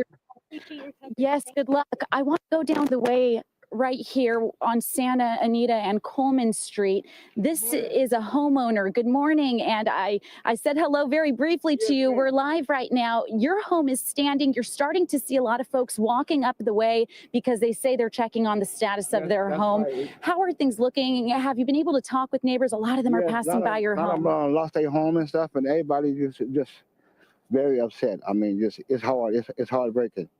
All we gotta do is just keep on praying for everyone, and lucky that people are still alive, because you can always replace another home. Yeah, absolutely. And what was it like when you left the area? Did you ever leave? I see your home looks okay. Yes, I've been watering the top of the roof in the yard, and I left and came back because it was a lot of smoke, lots of smoke and stuff. Yeah. But everything's going okay so far. Have you been able to see the rest of the neighborhood up the way? Yes, it's bad up there. It's terrible. It's very bad up there. It's bad. How long have you lived in this community? 56 years. 56 years. On this corner right here, 56 years. I know all the neighbors is very nice. I've been watching their homes for them and talking to them and respect over here. My goodness, it can't be easy to see the community the way it is up the hill. It's terrible. It's sad. It's really sad up there. It's sad. And the businesses down the way, some on Lake, are gone. It's burnt all the way down because I work on Lake and Calabasas. It's burnt all the way down. Thank you, Mario. LA County Sheriff Robert Luna had a sad update to the amount of people actually accused of looting victims' homes, and he talked about what the department plans to do to curb it. Last Looting. morning, we are up to 20 individuals who chose to Go over that way and talk with them. Very few cars are making their way this way. Again, here on Santa Anita Avenue, Woodbury, just down the way. Hi, ladies. Your home looks like it's okay? Yeah. Okay, you guys have lived here for quite some time? For 21 years. Yeah. 21 years. And did you evacuate? Did you just come back? Yeah, this is our first time coming back. We evacuated. What was it? Right. The first day. Yeah, like 6 p.m. 6 p.m. Did you know your home was still standing, or did you just find out today? We just found out today. How does it feel?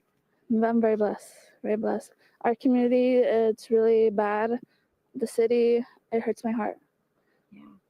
It's just kind of hard because, you know, we've been here my entire life. I've grown up here, and just like seeing like stores I used to go to, like little thrift stores, even my coffee shop is all burned down. The local cemetery is burned down. So when you find out like there's 2 fires on either side of your home, it's like you don't really know where you're gonna come home to, but luckily we're safe. James is a great neighbor. He's been keeping an eye of our house.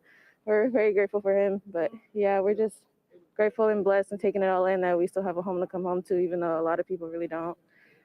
Well said. There's so much to take in up the way. There are just dozens of homes that are gone. So it's wonderful to see your home here, to see you guys. Are you siblings or family? Yeah, siblings. Okay, it's great to see you guys doing well. What are your names? Natalie. Natalie, your name? Emily. Emily. Oh, Johnny. Johnny, thank you guys for your time. Have you been able to talk with any of the other neighbors up the way? No. This is our first time. I don't think they came back, but this is our first time coming right What did law enforcement tell you? Because I know a lot of people were anxiously waiting to see if they could return home. It looks like they're not letting cars through. Yeah. It's our first time. They just tried to check our ID with our address here. Okay. Yeah. And did they give you a reasoning behind why you couldn't bring the car up? No. We just tried. Okay. We tried, but they just said no cars. And it was just one ID, so we're all together. So I showed them my ID, we're fine. Okay, very good. And we're starting to see a lot of people walking up the hill as well. Yeah. I think they noticed how the fire come down already, because yesterday it was on both sides. It was just back and forth. Yeah. You guys were here yesterday? We passed by, but they're gonna let us in because there's a fire on lake over here, then the cemetery. So it's just we're in the middle of everything. Thank you so much for your time. So we appreciate it. Welcome back. Thank you. Goodness, Camilla, Jonathan, as we continue down this way down Woodbury, these are just some of the stories you're hearing. Now, what's nice in the case we're in right now is that we're closer toward the bottom of the hill, so you're not seeing the major destruction. But up the way, just up Santa Anita, it's dozens and dozens of homes that are gone. So we're lucky enough to be talking with folks who are coming home to homes, but it's just not the situation up the way. We tried getting signal further up. Unfortunately, we didn't have signal. We talked with a young gentleman who grew up out here. We're on Channel 4, sir. Yeah, you'll have to tune in. You got it. We were talking with a neighbor up the way, and he said he had lost his home and he was just walking, taking it all in. We have a really great interview with him, and hopefully we can share that with you guys, because while we're talking with folks down the way who are lucky enough to be coming home to homes, that's just not the case right up the way. And of course, in other neighboring streets that we're next to right now, we're going to continue to keep an eye on conditions out here. We'll keep you guys posted. Jonathan, Camila, for now, we'll send it back to you. Lauren, thank you so much for that update. It's truly just incredible to hear from these homeowners returning to their homes, living in the unknown, not knowing if their home made it or not. And as we just heard from Lauren, some of these people have lived there for decades. And so many different stories. You have a family coming back to their home, a man who lost his place of work, and then another family going back up, walking up the hill because they can't drive, unknowing whether they're going to find their home still, standing or not. And it's devastating. And that's the reality happening there in the Eaton fire. Also at the Eaton fire this morning, we have our Annette Adiola standing by live there in Altadena, where it looks like you're in a different place where Lauren is. Annette, give us your location and what you've seen this morning. Hey, good morning, guys. Yeah, we're off of Maiden and Mariposa Street, just a few blocks east of the Altadena golf course. And let me tell you, those folks that Lauren was talking to are feeling a huge sigh of relief, incredibly grateful. Unfortunately, the folks who live on this side of the city are just going to be faced with this heartbreak. And I'm not just talking about this stretch of Maiden Lane, Jonathan. I'm talking about several blocks here in this part of town. In fact, I took a little walk while I was listening to the press conference, and oh my goodness, I mean, there are pieces that you can make out of been there. Have scorched cars. If you follow me over here across the street, you can see appliances, maybe a washer, a dryer. The earth is still smoldering, and right above us we hear the sound of choppers. That is something new because we had not heard that in quite some time. And that's possibly good news that they may be doing some water drops at some point later today. The winds have certainly been very calm. They have died down. It's been a very different dynamic from what we had to deal with yesterday. In fact, it was so quiet. It was eerily quiet this morning, but I'm sure you can hear. You can hear the chopper flying right above us there. Yeah. One thing that we've also noticed out here is the fact that we have seen a higher presence of law enforcement officials. We have seen California Highway Patrol. We have seen police. We have seen sheriff's deputies just walking around, excuse me, not walking, but on patrol in their vehicles, you know, going up and down these streets. We heard during the press conference that they will be cracking down and prosecuting on looters. Now, we really haven't seen a lot of residents out here, maybe one or two in their vehicles. And there's also a reason why they are trying to keep folks out of these areas. You see straight across from us right here, there's still a lot of trees, a lot of branches, debris that is laying across the road that is blocking a lot of these streets. Jeff Sharping, if you want to go ahead and walk on over here, then we can give you a better look on this side of the property. Now, again, it's incredible because these flames just swept through so many neighborhoods. And you have this side of the street that is all gone, and then the home right behind us here that is standing. You know, so again, a lot of folks out there, this is what they're going to be dealing with, processing this. And I was thinking about it, Jonathan, you know, when we think about the American dream, at least I am an immigrant, I'm the daughter of immigrants, and I know I was raised with the thought of you made your American dream a reality when you own your home.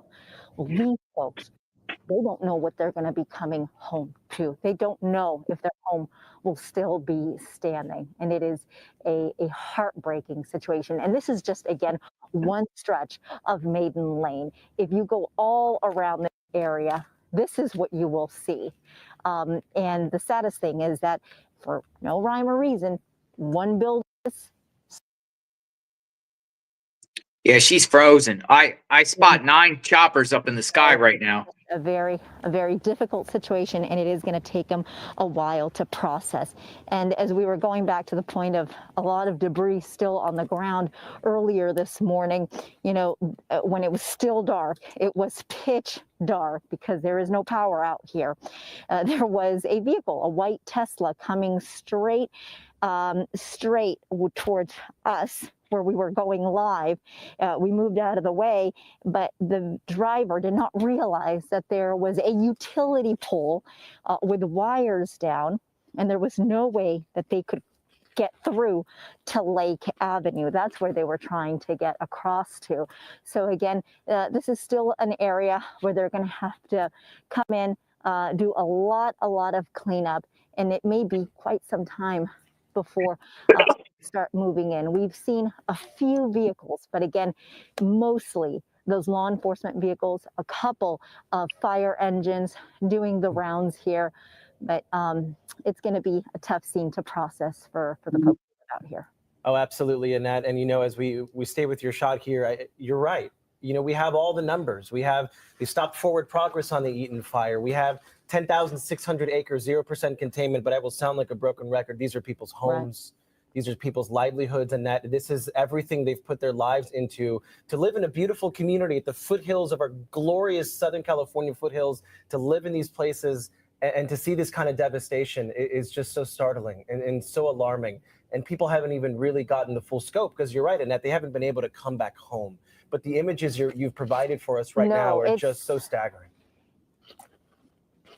It is. In fact, this morning, again, when it was just pitch dark, Jonathan, we were walking by some homes and we could see that some Christmas decorations and Christmas lights were still out there. You know, people had not gotten around to taking off their Christmas decorations. Kids were just going back to school this week, right? Yeah. We're going back to work, coming off of the holiday vacation. So again, really, really tough for everyone to process. See, we have somebody pulling up over here. Don't know if this may have been their home. They're pointing to a property right over Looters. here, making No, I don't a know. U-turn or going straight. So, and again, Opportunists. this is what we're seeing. We're not sure if they're going to pull over. We don't know where it is. They're making some, hand gestures, but it's shocking. It takes you a moment to really Look at all take that it all in in the road. because we were actually going through some Zombie neighborhoods nation. that were fully engulfed in flames yesterday morning. Dawn of the dead. And we were revisiting them again today, and we were having trouble making them out. We learned the streets. We're like, okay, that is the street that we were on, Ganesha Avenue, 2500 block. But wait a minute, it's not making sense. No, it does make sense because now there is nothing there. You may see a staircase, you may see a chimney, again, appliances, but that is the only couple of items that may help, us who don't live here identify certain properties. So it's certainly devastating. It's certainly devastating. Arnett Adiola on the ground covering the Eaton fire for us there in the Altadena area. She is at Maiden Lane and Mariposa Street. Yeah, just absolutely devastating to see those images coming into our newsroom. We now want to head over to a news chopper for overhead over the Pacific Palisades fire. Yeah, with more this is on crazy. that smoke. And Julia, what are you seeing now with your vantage point? Camilla, we are now flying through some of this smoke as more of it is starting to dissipate this morning. We've been able to navigate through this smoke to give you a clearer aerial view of the damage. And we hate to sensationalize it, but if you look at the scope of destruction here, I mean, this really underscores the need for additional support as these communities wake up to this damage and start thinking about rebuilding and piecing their lives and their livelihoods back together. This also underscores many of the questions we heard during that live press conference about why the city was not as prepared as many residents would have expected, not just the city, but supporting agencies as well. I mean, we heard about the issues with water, and you're seeing now live as we fly over it, the consequences of that level of preparedness. Many of these trees, I don't know how well you can see. We're going to get another aerial footage here coming up. And my vision is obscured too by sun and smoke, and we've got soot that's flying through the air, and my eyes are watering from being up here for a couple hours now. But you can just make out the trees that have been left charred. It's so. That makes it harder to see. Here's a better one. There's moments where you have a building or a business that appears to be somewhat intact, and you try to figure out how in the world is that possible? Like that, for example, all around it, right? And that goes to show how these winds are just so unpredictable, and it just takes a second for it to go one direction and then another. And I guess in this case, like that home or that structure is saved. It's just so strange. You wonder about the construction of the material. Maybe that's a newer home or different type of material that was used, or maybe the winds just didn't blow the embers that way. But clearly, you never know also from the outside what damage is done inside. We talk a lot about the flames destroying these structures, but there's definitely smoke damage that could penetrate these buildings and homes, and it is hard to get rid of any toxic smoke damage inside these buildings as well, or inside these homes. So that's going to be another big process in terms of cleanup for people who have perhaps salvaged their homes, or businesses that have been left standing. What kind of situation are they getting into or returning to when they do go survey the scene after the fact? So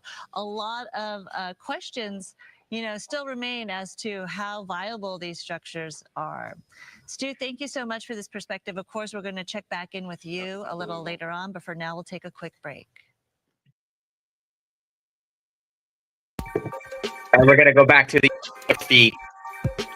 LA Scanner is actually reporting that there's an active arsonist. It's strange. I'm trying to get some understanding of what this is about. It's starting to circulate. Active arsonist, according to the LA Scanner.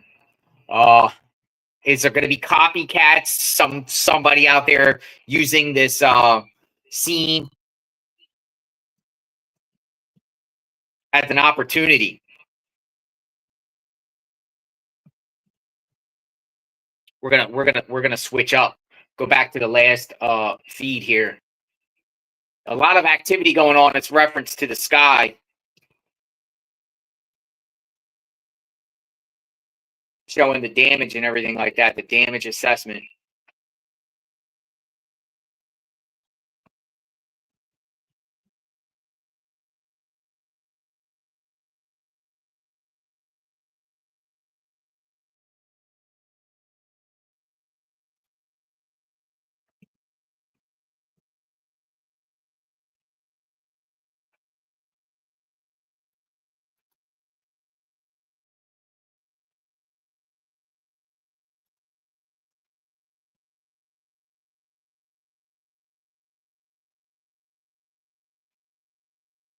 All right, I don't know. We're gonna get the volume on. I don't know what's going on with the volume. That's just showing the level of destruction. Thing to process for them, for so many families too. But that's been the big concern, the big worry for all these folks is, you know, what they're coming back to, and for so many, it's nothing. And in this neighborhood in particular, to see every single house is difficult. It's reminiscent of Lahaina in Maui, and the fire that happened out there, and how it just took out, and that was a wind-driven fire as well, and how it just took out house after house after house, leaving nothing behind. And that's what we're seeing here. Very few things that people are able to pull out of the rubble. I talked about ceramics, broken ceramics, but pieces that they might be able to put back together.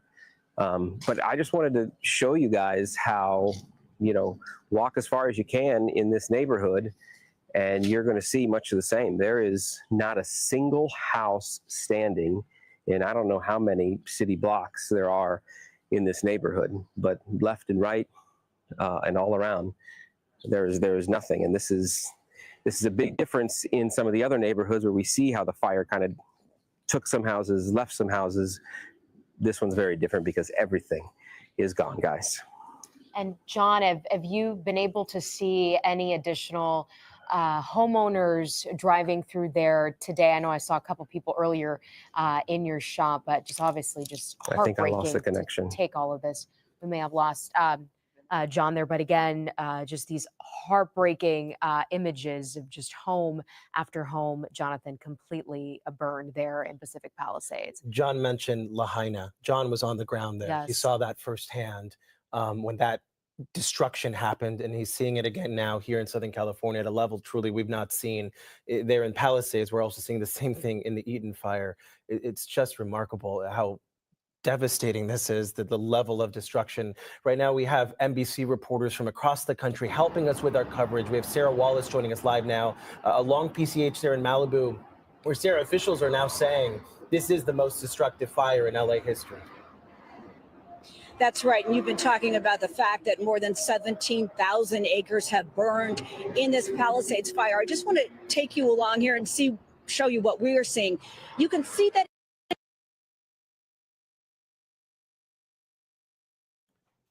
Yeah, a lot of the heartbreaking sight. You can recession just is see out. that it's charred amid this rubble. I don't know if you can show you that there is. There, we know They're going to have to get the off her. cell phone signal has been very poor there. We now want to get back to Julia Dang and News Chopper 4 with a bird's eye view there of just that smoke that continues to impact Pacific Palisades. What are you seeing out there now at this point, Julia? Camilla, we've got a window of opportunity here where the smoke has cleared significantly where we are and where we are pointing the camera. I am just going to parrot what the reporter before me said. Everything is gone. That is not hyperbole. Look at this lot. And Jonathan made this point earlier. I mean, the numbers that we are reporting, when we talk about 1,000 structures destroyed, and actually at this point with the Palisades fire, we just learned during the press conference this morning that figure is thousands, plural. You know, each of those structures, we're talking about a home, we're talking about a business, we're talking about families, we're talking about community members.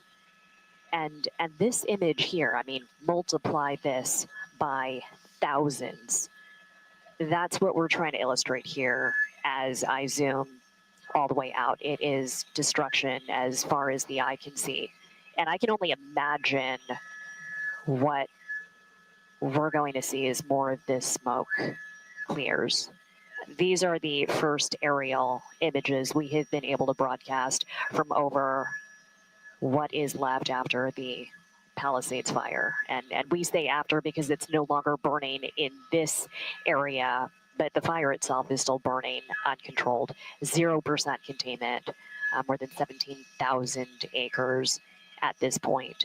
And we know more than 7,000 firefighters are fanned out across LA County right now, contributing to this firefight. We know numerous counties have sent helicopters. We know other states are helping with this effort. But right here, it looks like a war zone. It looks like the aftermath of a war because we are not seeing anybody. We're not seeing residents coming in and out. We are not seeing first responders.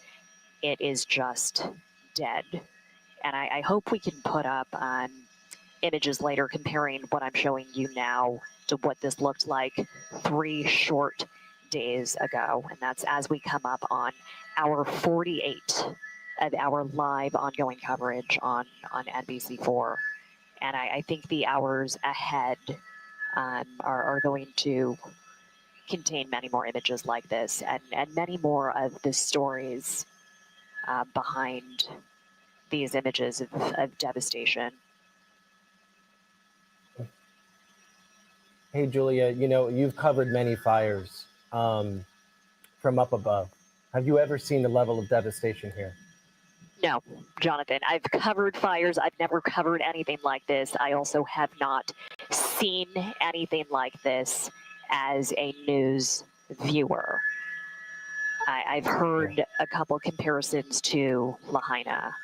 That was absolutely devastating. We have another colleague at NBC4, one of our ground photographers, Jeremy, who was the only reporter based on Maui when that fire erupted. And I remember being glued to that live coverage. But in Los Angeles County right now, it's not just this one fire. We have numerous fires. And let me pull up the map overlay on the helicopter camera right now so you can see where we are, because our viewers likely do not recognize this part of the coastline.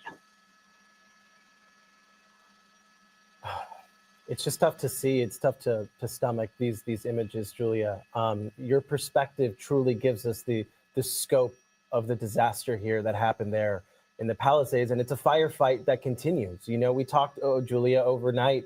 They weren't flying, even though the winds were calm. We're still trying to get more answers as to that. In the hour or so that you've been back up over this fire, have you seen any more aerial assault? We haven't. And, you know, we don't keep reporting that to call out the city fire department, to suggest that they have not thrown everything they have at this historic fire, but we simply haven't seen it. And we did see it last night over this fire. We did see helicopters doing water drops every couple of minutes over the Sunset fire in the Hollywood Hills. And we saw how quickly that made a difference. So as you look at what is left of the Palisades, you have to wonder, what are they doing right now to protect other communities in the line of danger We showed you earlier this morning how the fire appears to be marching toward Brentwood, how it's just 2 miles from the 405 freeway now. We are all wondering what is being done, what resources do we have, and what are we in for as these winds continue kicking up? And Julia, in your reporting this morning, you had talked about just how this is impacting truly everyone across Los Angeles. Almost everyone knows someone that has either been impacted by the fire, evacuated, especially, you know, when you think about the air quality. So just the extensive devastation from this fire is truly heartbreaking. All right, Julia Dang, thank you for your coverage. As always, we're going to start our 10 o'clock hour here in our, 48 that we've been on the air since 11 a.m. Tuesday. We have not gotten off the air. We will continue to be with you throughout this fire emergency. We've been covering Southern California's wildfire emergency live on the air nonstop since that first one, that Palisades fire broke out Tuesday. I'm Jonathan Gonzalez. We want to thank you for being with us. And I'm Camilla Rambaldi. The Palisades fire is so much larger than it was yesterday at this time. It has now grown to 17,000 acres.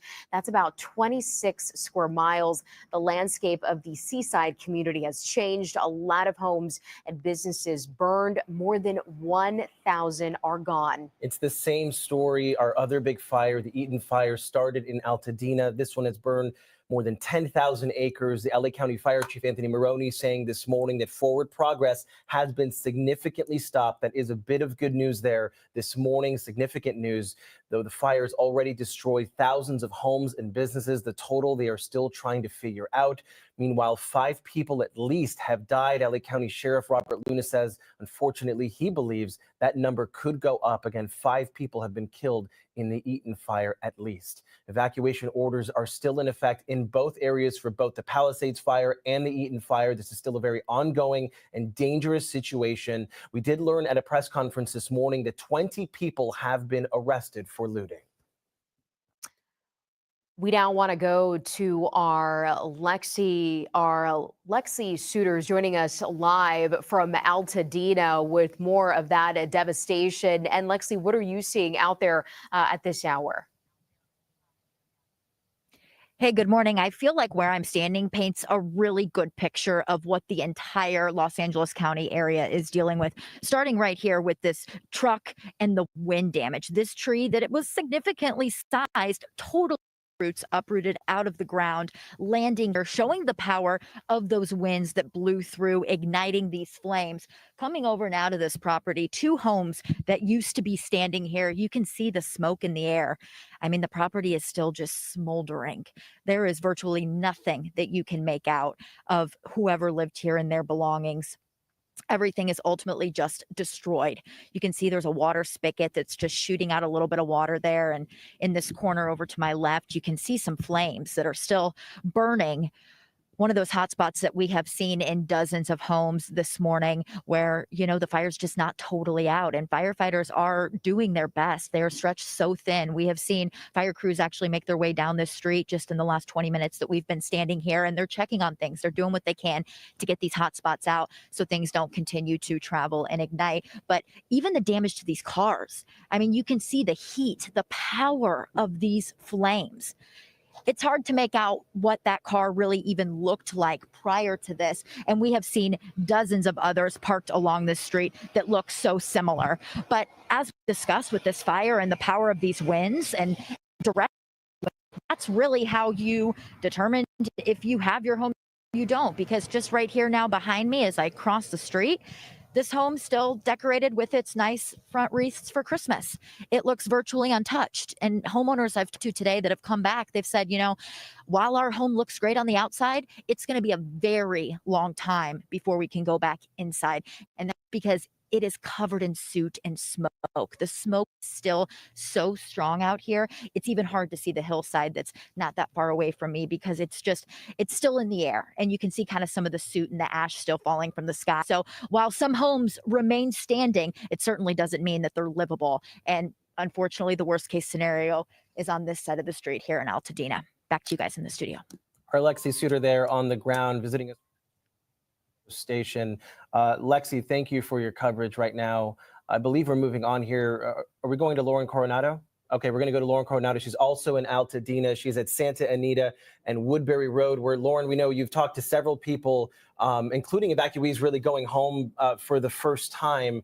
But you shared some incredible stories earlier, people who may have lost their place of work, from people who don't know if their homes are standing, to people who came back to find their home standing, grateful, but maybe their neighbors across the street aren't so lucky. Yeah, Jonathan, in fact, this is a family who wasn't so lucky. They're not so lucky. In fact, they came to the street with a wagon prepared to salvage whatever they could.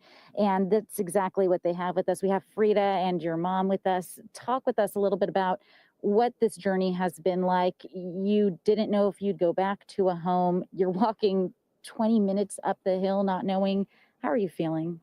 We're heartbroken. This is like, I can't explain how we're feeling right now. It's so heartbreaking, and just like seeing our home go down, our memories, our just everything about it.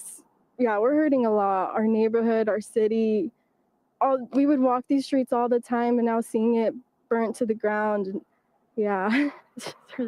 What are some of the items that you've collected here?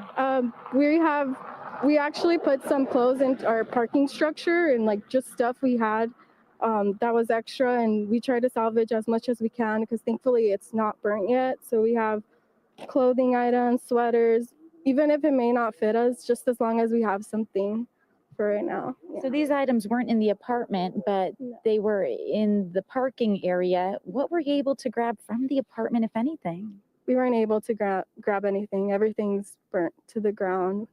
This is the only thing we could manage to find and salvage. Yeah. This is a lot to process. You're looking at a wagon with some of your final items. How are you feeling? We're sad. It's heartbreaking. We never assumed that we would lose our home, and especially in this way. And we're just hurting, especially not just us, everybody else that lost their home. Frida, I'm so sorry for you and your mom. You said you also live with other family members? Yeah, it was just us and my 3 siblings, my sisters, and my cousin. And we were always alone, but we were happy with each other. It's just us, the girls. Yeah, you guys have each other, support each other, and you're going to continue to do that during this incredibly difficult time? Yes, of course. Mm-hmm. As you walked up the way, I'm sure you saw a lot of the other destruction too, dozens of homes. I can't imagine what it is like to process all of this as you're here trying to revisit your home, seeing your neighbors' homes. Are you staying with family now? Yeah, thankfully we have my aunt. She lives in La Puente, so we're going to stay there while everything, see what happens. And a few questions for your mom here. This has got to be tough for you too. Anything you could share? Little hot spots everywhere, a lot of power lines down, and then when these winds came through, it not only brought the power lines down, it brought a lot of trees too. So the roads aren't safe to be on, and that's a big reason why they are blocking people from this area. Are any of you guys trying to get back to your home right now? You all are. You're all trying to get back. How long have you guys been waiting here? We just got here. You just got here. Has anyone been waiting here for a bit? Yeah, are you trying to get back? I was here until 3 o'clock last night. We set up a two horsepower pump in our backyard. We were carrying it around to the different pools and putting out fires. We were able to save quite a few houses. If you look on the fire map at the corner here, we stopped the fire line at a few houses, kind of cut it out. I stayed here till 3 a.m. Putting out embers. Once I got too tired, I decided to go home or go to my safe place. Got here at 6. They said that at 9 they'd probably let us new information, but it's been the same since. I just want to get back down there and start putting out more embers and see what I can do. Do you know if your home is still standing there? My home, it should be. I left last night. Our house and the 2 houses next to us are still there. The houses behind us are gone, and the houses to the left. But the house on the corner is there, but all the houses surrounding that, it was a huge community effort. There was about 20 of us with all the garden hoses, grabbing buckets, filling up the buckets, passing them. If it wasn't for all of us there, the whole block would have been gone. Okay, so what block is that, so people know? This block right here, New York Drive and Lake on the west side. So there are one or two houses that are more east of the corner that did go down, but majority of the neighborhood's still around, and we kind of stopped it at the corner. But the north, going up north, the house is still kind of, some of them went down closer to El Molino, but before I left, the firefighters were trying to knock down the ones that were still up. The one issue was the gas lines were still on until about 9 o'clock last night. And once the gas lines were turned off, I was able to then put out all the embers that were still up. So, you know, we were lucky, but hopefully I can get back there and get it wet again, and before any winds pick up, and we can really stop it. Yeah, and why do you feel the need that you need to step in with those other guys when there are all these firefighters here? Is there just not enough? No, it was just kind of in the mindset of, you know, courage isn't the lack of being afraid, it's being afraid and choosing to do something. And, you know, I was just lucky enough to have the opportunity and resources, and came up in the morning to see what the condition of the house was after evacuating Tuesday night, and saw that everyone had stayed and was trying to fight the fires. And if my neighbors were here, I wasn't going to let them be alone. You know, if we're all doing it together, then we have to stick together to try to make this out. And Okay, so since you've been here waiting, what have you been told by sheriff's deputies about trying to get back? They told us 9 o'clock was going to be an update. They seem to have done a shift change, and no new information. When I first got here, they said the reason they were stopping people from going was because people were breaking into houses. I was here till 3 a.m. There were people going up and down the street, but when I asked them what they were doing, they had come back to get their stuff and were heading out. So there was not a lot of people, at least over here. But when I left at 3, I was, to my knowledge, the only one left in the neighborhood. All right, so you're just going to wait it out here? Yeah. Mm-hmm. All right, well, thank you so much, and good luck with everything. We really appreciate it. I mean, there you have it. People are just doing what they can to just save what they can in these neighborhoods, Amy and Chris. But again, no one is going to get past New York Drive at Lake Avenue right here. They have it completely blocked off right now. So all these people just trying to see what's left of their homes. And we've been showing you those images all morning, and a lot of people just questioning, is my home still there? Back to you guys. And it is just amazing to see the neighbors helping neighbors. They're all in so much crisis, yet they're still helping each other. Yeah, absolutely. Both of those two people, two completely different stories. You have the woman who lost her house, the man who's helping people. And both of those seem like two people that you would love to have as neighbors and have that good, kind energy. So Altadena is such a community, strong community. Wish them the best, that's for sure. Yes. You know, we know that people in that community have been stopped in that intersection at New York, but there are some people that have been dealing with the Eaton fire, and they have been able to make it back to their homes to see what is left there. And that is where our Rick Montanez has been talking to some people. Yeah, Amy, Chris, we're showing you here. I mean, this is the raw emotion of people realizing that their homes are gone. This pair right here just walked up the street and looked around the corner and just, I mean, those were apartments that were around there. And if we can swing the camera back around here and show where I'm standing, this is initially what we planned to show you first.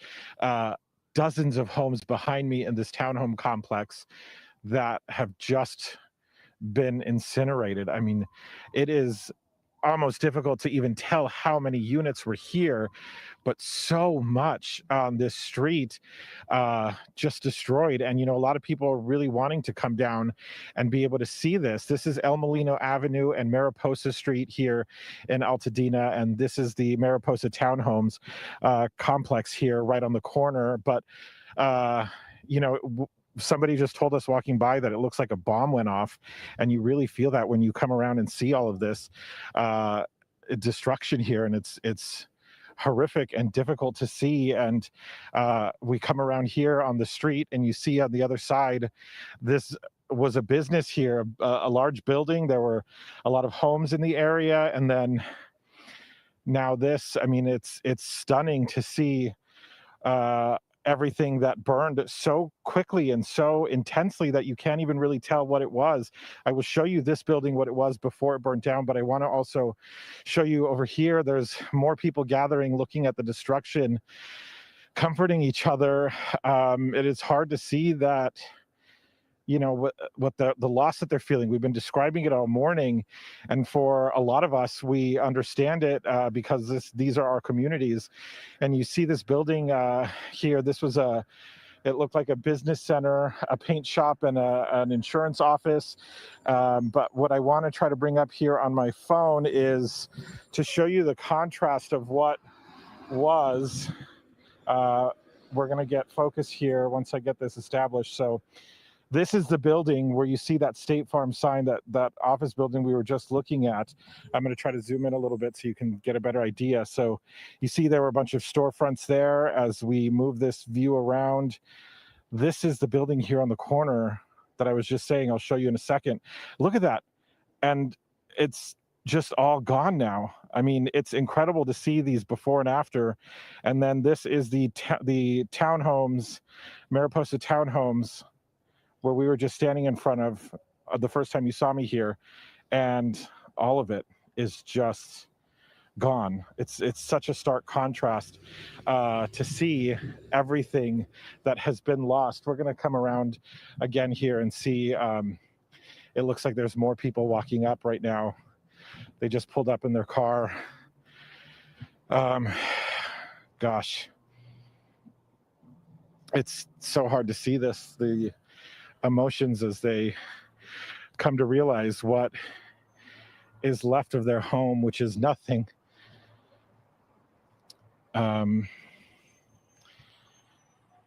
Yeah, it's so tragic to see what's going on out here, and really to understand how much has been lost here in this community. Again, El Molino Avenue and Mariposa Street here in Altadena. You know, it's typically I will go up, but you can see the emotion on them. And I respect that. We've got to give them their space for now. But you guys, this is what we're seeing out here, and it's...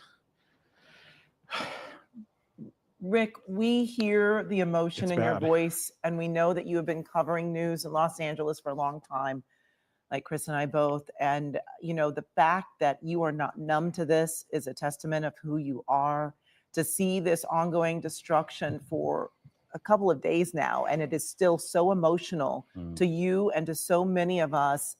You know, we've seen so many burned out buildings, so many burned out homes. We've heard the horrifying stories, and yet it is still so emotional, and it is so tough to see these people, you know, inside this rubble. Is their memories, things that cannot be replaced. And it's stories like this that show us why we have to come together for this community. Go ahead, Rick. Right, and we understand the devastation when we cover these incidents year after year, and we see so much tragedy throughout our years of working in this industry, and we always feel for them. But, you know, a lot of times it is for us, you know, we have a job to do, we get in it. We obviously can show compassion to people that we talk to, and we compose ourselves to deliver the news and the facts and the information. But when you see something like this that we've never seen before, it's sometimes hard to hold that back. And to understand what so many people will be dealing with, what they... you know, how do they deal with it? And so many people, you know, I'm getting messages from people asking me to check on their properties, and I would love to be able to go around and do that. It's just so hard to do it. There's so much widespread damage from these fires. Yeah. It And is. it's We a have reminder never for seen us anything like if this. you know anyone who lives in these communities or impacted by all this destruction, reach out to them, send them a text message, ask if they need help, because it's those little things and those little acts of kindness that make you feel appreciated and make you feel not alone when you could feel so alone like these people do. Yeah, and even though these people, you know, so many are being kept away from their homes, it does bring some sense of closure, some sense of just comprehension to see it. And we understand why they want to go and they want to see it. They need to make sense of it. And eventually they will try to gather anything that may have survived the fire. But right now, you know, you can still see smoke coming up from some of these piles of what used to be a home. And there are still a lot of hot spots. We can see some smoke right there. And it is just tough to see these people standing in this. You know, and Amy and Chris, one of the things that I heard Jasmine Veal say the other day is, you know, when these people are losing everything, you see them grasp onto anything they can because they're losing it all. So when they want to come see these properties, they want to see if they can find anything. It's just grasping at what you can possibly save, which we know for the most part is going to be next to nothing. But, you know, you just got to feel for how devastating this is for them. Yeah, absolutely. It doesn't make sense to them. It doesn't make sense to us. And as the day goes on and the days go on, we'll have to figure out how to do this together and heal together. And there's a lot of resources that are out there that we're putting on our website, KCAL Cares, and we'll talk about this a little later on. But hey, whether you need help for volunteering or raising money. Amy and Chris, if you're still... Go ahead, Rick. Are you guys still with me? Yes. We are, yeah. I've got someone here who says he lives in the area. He's taking some photos. I'm Rick with KCAL. We're live on the air. So can you just share with us what it's like to see all of this right now? Just pure devastation. I've never seen anything like this before. This is the second time I've had to evacuate since I moved here 10 years ago, but this just blows everything out of the water. It's apocalyptic. It's chaotic. It's Have you been able to see if your home is still standing? My home is standing, but it's one of the few homes in the area. And I have a lot of guilt about that because I have a lot of people that I care about in the community that are just completely devastated. And I live 3 houses down from Franklin Elementary, which burnt down. And just having fireballs of ember crashing down randomly, and you're the one that gets spared. It's not fair. Yeah, that's got to be difficult to understand how your house was spared while others weren't. You know, I talked with another neighbor out here in this community who was saying, you know, he's grateful for that, but he feels like the community likely could never be the same because so much has been destroyed. No, I was just hanging out by Franklin Elementary and just taking pictures, and some neighbor that I've never met before came and we just hugged and cried. Never met each other before, but we just shared that same pain and just the question mark of what's coming next. We have no idea. We're going moment to moment right now. It's complete chaos. You look to your left, you look to your right, and houses that have been there for years, decades are gone. Complete neighborhoods wiped out, lost. Yeah, one of the things I was noticing is, you know, the shops, the restaurants, the businesses, dental offices, it's what makes the community, and it's not just homes or just a strip mall lost. Right. Yeah. I mean, I used to come here and get my hats shaped, and now it's gone. You know, the stores, they're all small shops, mom and pop shops, very, very intimate. You get to know the people and you come here often, and it's just gone. It's all gone. And places that I would go to for breakfast, places that I would go to meet with friends and family, it's all gone. And it's on a massive scale. You know, it's not like 1 or 2 houses and it's just a sad situation. It's a massive scale. We don't know how to rebuild this. We don't even know how the insurance companies are going to give a damn, to be honest with you, about this, because the destruction is on such a massive scale. Right. And so do you feel like it's even hit you yet, or that you're still processing? I'm still definitely in shock. I'm definitely in shock, and I'm exploring, and I'm just realizing that there's more to be shocked about. So I'm in this perpetual state of shock right now. Right. It's every corner you turn, you see more and more and more. Yeah, and the quality of the air. Last night was horrible. Last night we were up until 2, 3 in the morning, just making sure no one is breaking into our houses, because there's a whole other level of chaos, a whole other nightmare at night. People that come here to prey on the suffering that's been going on, which is awful. I'm sorry, I didn't catch your name. Yeah, it's Vaco. Vaco, thank you so much for talking with us. I appreciate it. We wish you the best in such a horrible time, but thank you so much. We really do appreciate it. So Chris and Amy, you heard his words here. I mean, it's hard to really describe, but it's difficult out here. Yes, and they will hopefully come together just inch by inch to try to rebuild. That's all they can do. Yeah.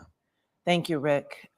We are just continuing to bring you the latest information that we can on the fires. Yeah, we want to check in with Assignment Manager Mark Liu. He's at the desk. He's ready to give us a rundown of where we stand with the fires. Mark. Yeah, it's just absolutely devastating to hear those stories in Altadena, as Rick Montanez was reporting.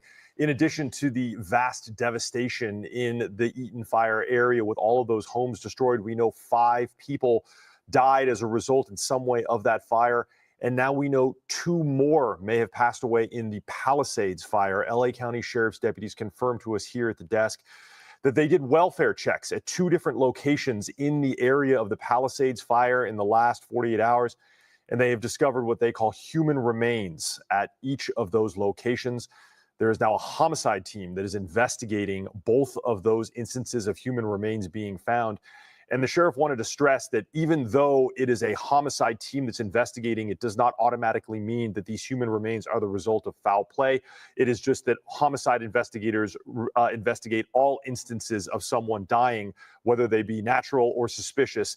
And this is live pictures from SkyCal on the south end of the Palisades fire. And this has got to be a welcome sight for the firefighters that are still battling the flames on the northern end of that fire. These are the 2 Canadian CL-415 Super Scoopers that are on loan to us here in Southern California. They're based out of Van Nuys Airport, and they have been flying both yesterday and today. They are very, very capable fixed-wing aircraft, capable of dropping very, very long swaths of seawater onto these fire lines. They are designed to land or at least touch down in the Pacific Ocean, gather up that seawater, and then head directly to the fire line, which is where they have been dropping that water. Now, what we're seeing here is the southeast end of the Pacific Palisades, the Palisades fire. Directly beneath SkyCal is Santa Monica, and we are looking to the west. Now, directly in the center of your screen is where the bulk of the devastation has happened over the last 48 hours. That neighborhood of Central Pacific Palisades near Temescal Canyon and Sunset Boulevard has all been wiped out. The LA County Sheriff and LA City Fire Department says that there are thousands of structures destroyed down there. And this is the current status of the 4 fires, really only 2 fires now in Southern California that are burning. We know the Palisades fire here and the Eaton fire here are still actively burning. The bit of good news, the Hurst fire here in the Sylmar area and the Sunset fire in Beverly Hills are essentially out. The Hurst fire is at 10% containment and is really no active flames. The Sunset fire has had all forward progress stopped. They're calling it essentially a knockdown except for a few hotspots, and we expect these yellow and red area evacuation zones to be lifted. But I do want to talk first about the Palisades fire. We have been watching with SkyCal, active fire on the northern flank now, right around here and here and here. This fire continues to burn through the heavy, rugged terrain to the north and this way to the north and northwest as well. However, I will say the western flank of the fire is not as intense as the northern flank. SkyCal had been looking at this flank. I will zoom in here in just a second to show you. There is definitely a long fire line that stretches from the Mandeville Canyon open space area all the way across to Topanga Canyon.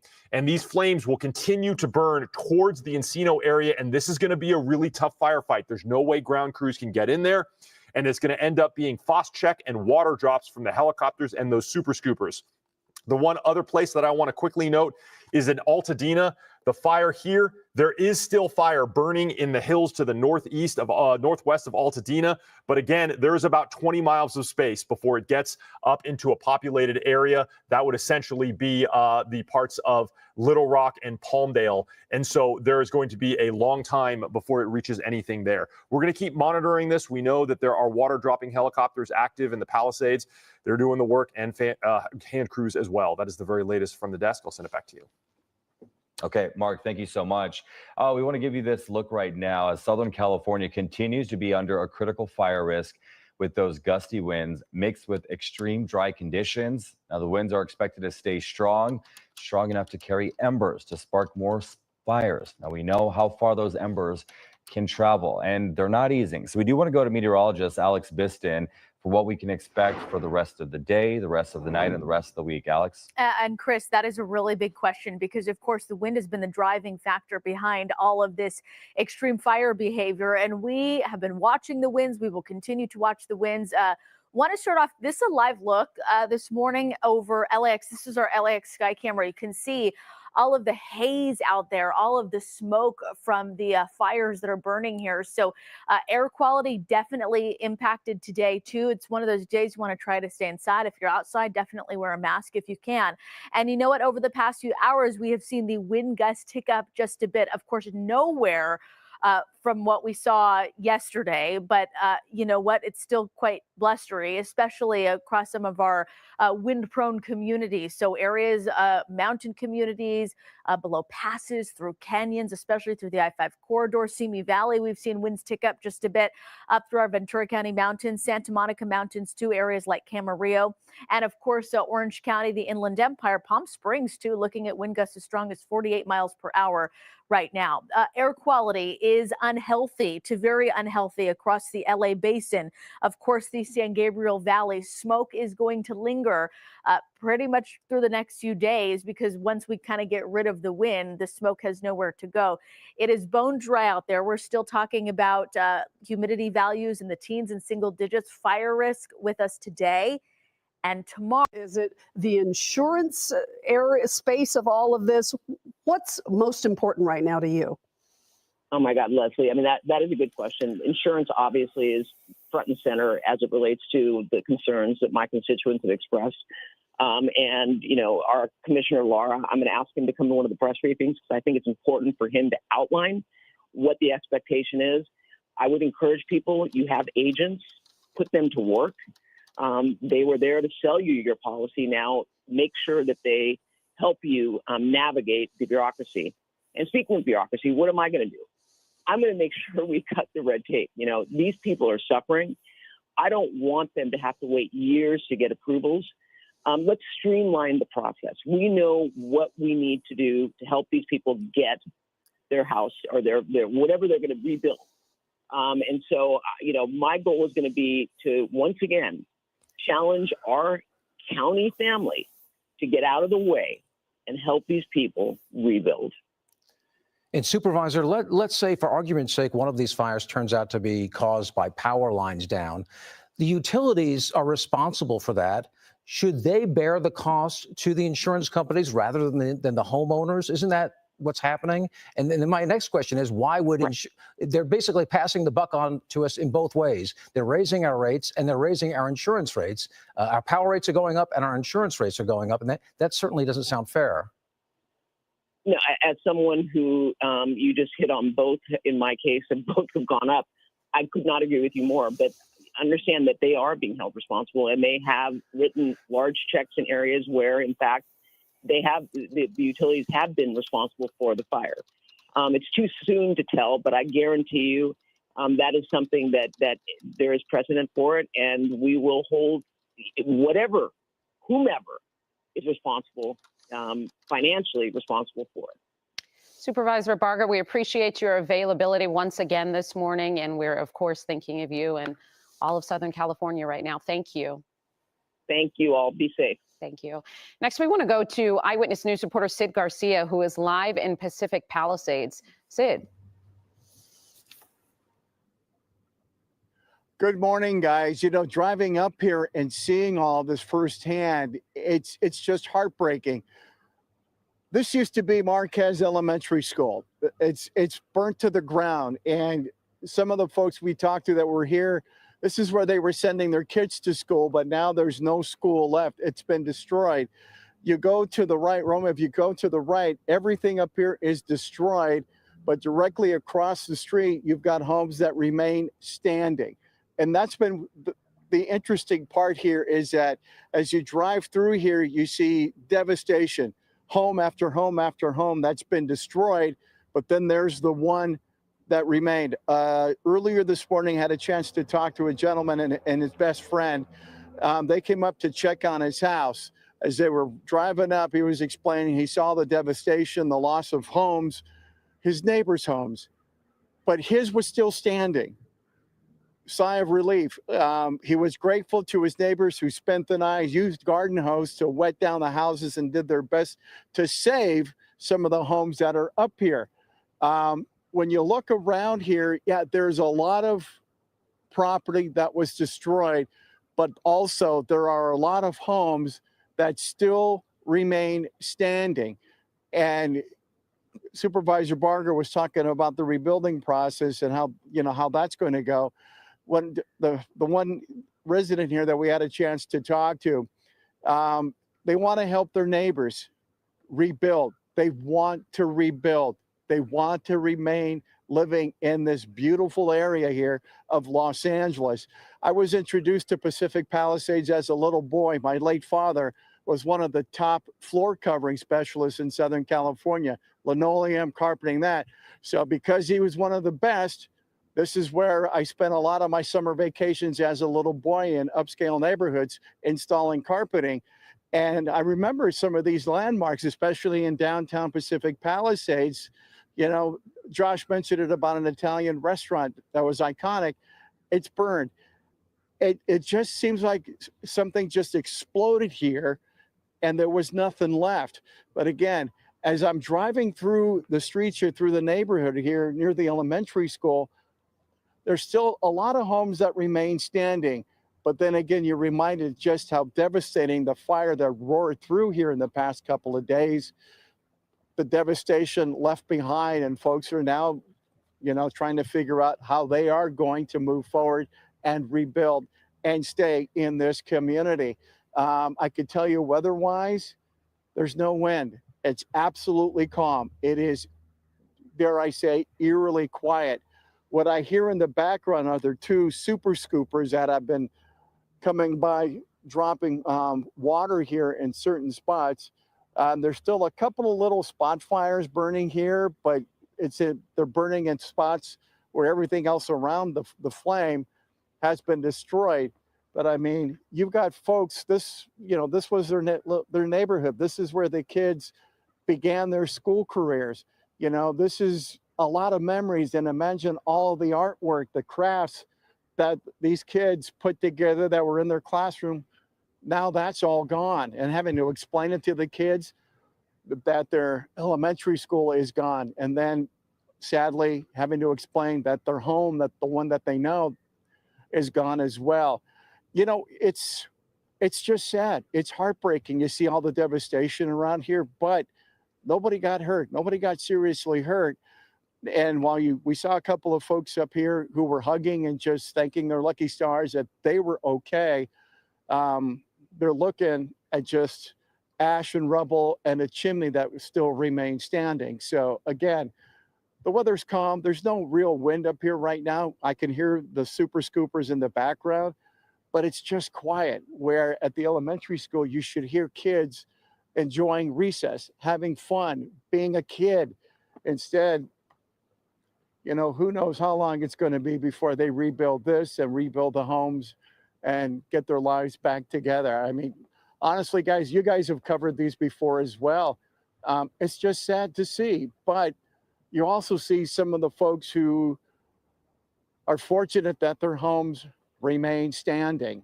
So the one gentleman we talked to whose home is still standing, he's already in touch with his neighbors saying, what are we going to do? How are we going to rebuild?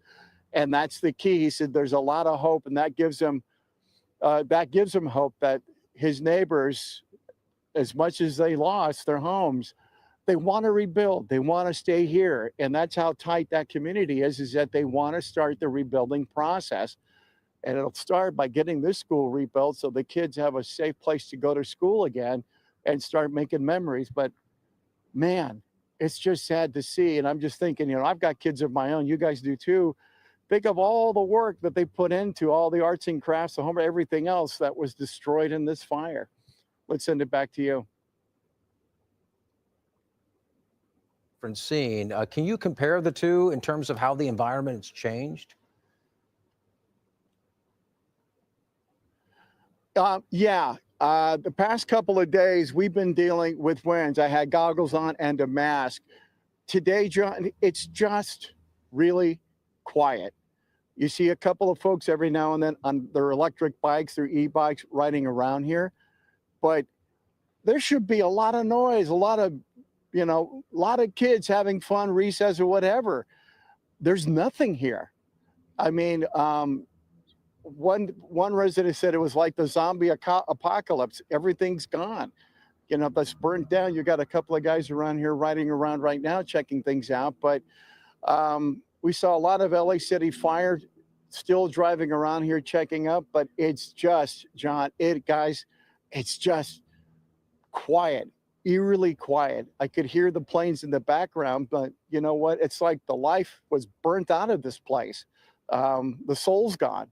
You know, the familiar sounds of kids playing and folks walking around with their dogs, enjoying a beautiful day in the Palisades. That's not happening. All right, Sid, thank you.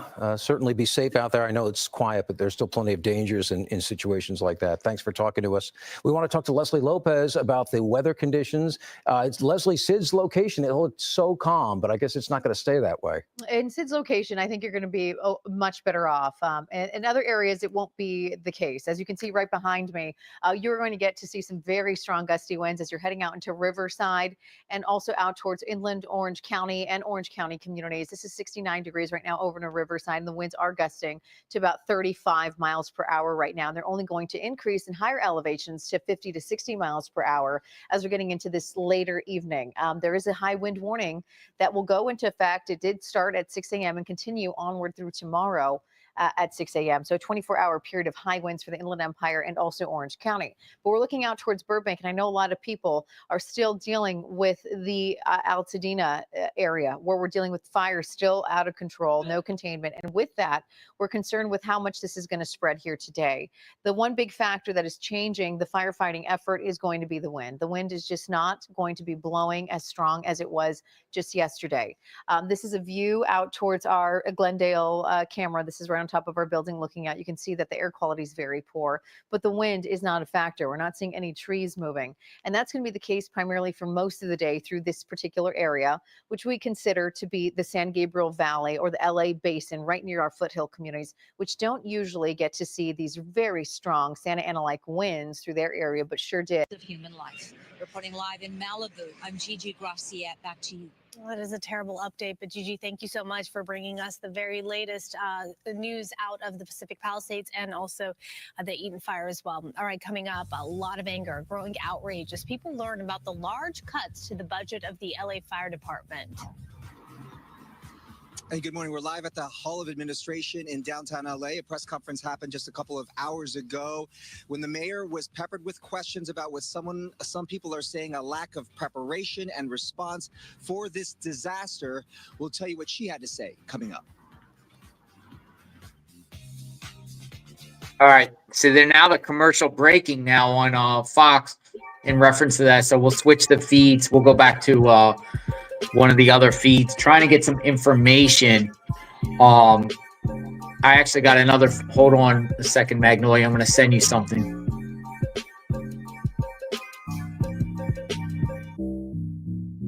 That's the first time they've been breaking for commercials. They've been continuously for the last 30-something hours straight, almost 2 days straight.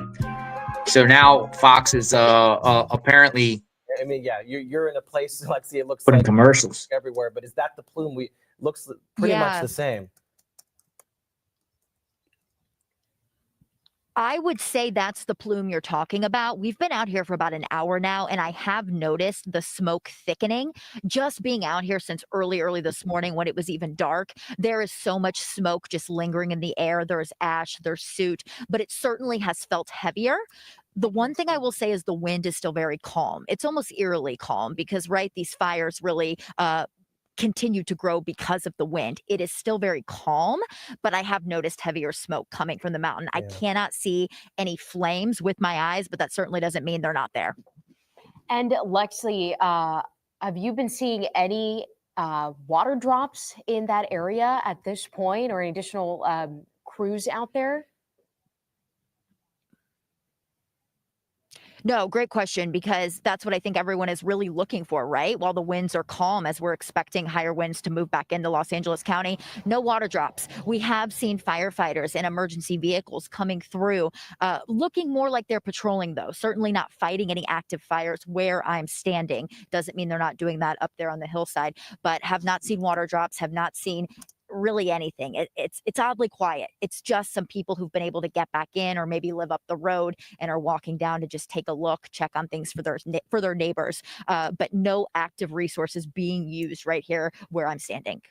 All right, our Lexi Suter visiting us from our Chicago station, helping us out with our ongoing fire coverage as we approach the end of our 48th hour. We want to let you know that the Eaton fire has picked back up. That is the screen there on your right that you see a giant plume of smoke now billowing back into the air. This is a massive, massive flare-up that is now threatening the Mount Wilson Observatory area. There are also several TV towers as well as radio towers for local TV stations and local radio stations, and this site just getting worse by the moment. We want to check in now with our meteorologist, Shauna Mendiola, because Shauna, we talked about the winds. They've been calm overnight, or at least more calm than we had seen, but the threat continues clearly. You know, earlier fire officials had said that the forward progress on this fire had been significantly stopped, and yet here we are seeing it yet again. Right. I mean, it's good that they were able to get some forward movement with this and a little bit more of a stop of this fire spread. But the wind at this time, to verify what they're looking at right now in the Eaton fire, it's actually on the calm side. This is an area that typically gets wind sheltered. So yes, we're waiting for the wind to pick up, but I think that it's going to be a little different for the Eaton fire. But nonetheless, even though we are looking at less of a wind, it is so dry out there. We've got percentages in the teens from Loma Alta Park through Altadena, Eaton Canyon Park, and Sierra Madre are 4 locations where we're monitoring the conditions, and they are all reporting very dry air. So any ember that flies or any hot spot that restarts, it can grow regardless of the wind or not. It is dry on the ground and dry in the air, and that is just a recipe for bad news there. So I'm watching that, but you'll notice that a lot of the smoke is heading up. It's going straight up. It's not getting pushed anywhere right now because those winds aren't pushing it anywhere, and it is going to settle in the ground and add to the pollutant air. A lot of the skies that we're seeing out the door right now in Southern California are orange. We're looking at cameras, and you're seeing thick clouds of smoke, and it looks like orange fog. That is all pollutant activity from the smoke that you're seeing. Again, chemicals get burned up in this as well, so it can be toxic for your lungs. You need to really be careful if you're going to be out there today, folks. Please limit your time outdoors at this period. We're seeing some spots with really toxic air outside. Keep your windows and doors closed and avoid exercising today, walking around and breathing in this type of air. It can impact you in the long term. We're going to be looking at, again, bad air quality, possibly filtering into your home. So you want to use your air condition and your air purifiers to filter that out. And if you have to be outdoors at any time, please wear a mask, N95 or P100 masks to really filter out those pollutants. Now, looking at the current conditions in terms of air quality, I did mention some spots with very unhealthy air quality. That's mainly LA County right now, from the valleys of where the Eaton fire is originating and pushing out towards the coast. This is towards LAX. This is towards downtown LA, Long Beach. This is where we're seeing the worst air quality. And you can even just look off in the distance and the visibility is poor because of that smoke. Notice how Riverside in Ontario, you're in the green at this time. You might not be noticing any smoke, but as we head to tomorrow, there is going to be a change in the wind pattern that will drive that smoke in your direction. So there is a wildfire smoke advisory that'll be in effect through tonight, but I wouldn't be surprised if that's extended through tomorrow because the wind movement is going to drift that smoke inland for you here tonight and push it your way. Here's a look at the smoke feature cast that we have. We've monitored, again, the Eaton fire and Pacific Palisades and where that smoke is coming from. And with a northeast to southwest direction direction of wind. That is going to push that smoke offshore near the beaches. But the Eaton fire is right in the San Gabriel Valley, and the smoke will drift and continue to push its way into LA County. This is where the worst air quality is going to be for now. That's where you're seeing the dark smoke. Now we get to tomorrow morning. You can see that it kind of lightens up a bit, but it is getting pushed inland because the wind is going to take a shift, and it is going to come onshore from the west and push it into the IE, Riverside, and Orange County. So it's going to be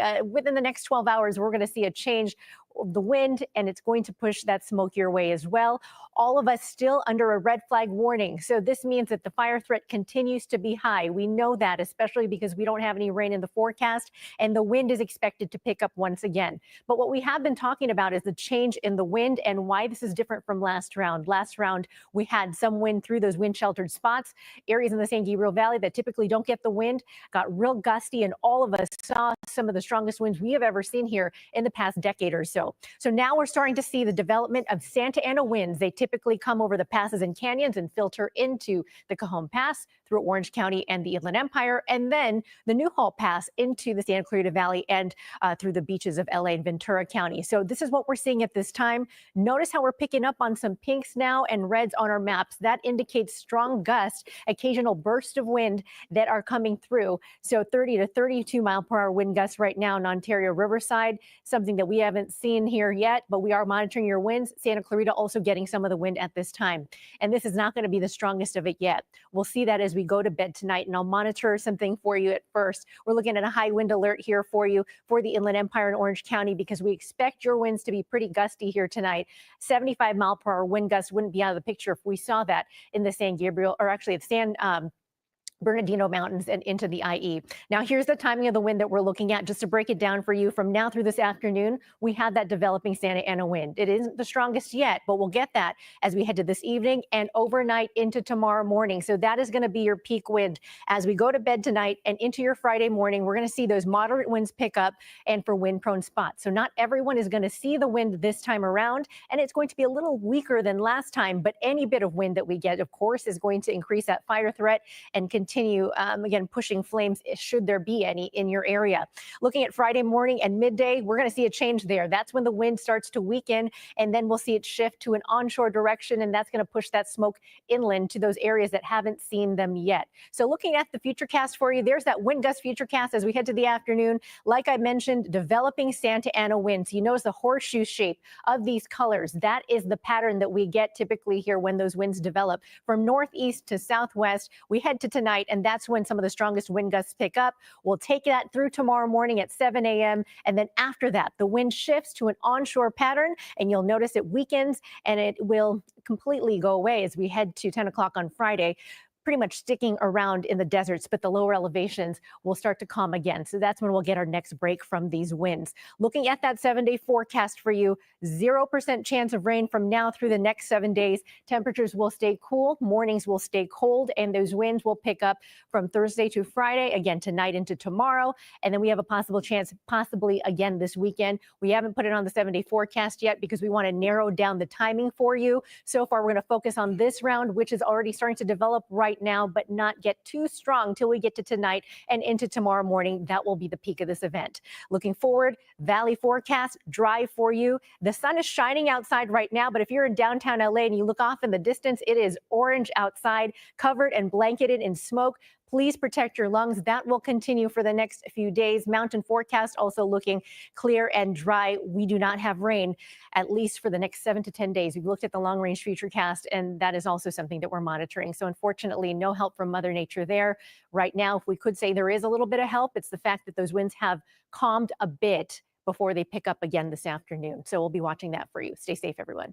And Shauna, thank you. As we this shot on your right, it's just a precarious situation here. The Eaton fire flaring up once again near the historic Mount Wilson Observatory. There's towers in the there. 1900s, continues to have cell towers, different observatory sites, observation sites there, still used to this day, as well as our TV tower and the TV towers of other local stations, radio stations, all being threatened by that smoke plume you see back up here, the flare up here. This is bad if it hits here. This is very bad. National Forest. We don't anticipate there are any homes or really any people in this area at this time. This area had been evacuated. Pray it doesn't hit these towers. Fire officials officials said today that the Angeles Not National good. Forest is closed. Highway 2, major thoroughfare through Not the forest good. there, remains closed. But this is not what firefighters wanted to see, Camilla. You know, especially we haven't seen any airdrops, and there's tons of green, fresh vegetation to burn. And what's worrying me about this shot here is that we've seen this fire explode over the last,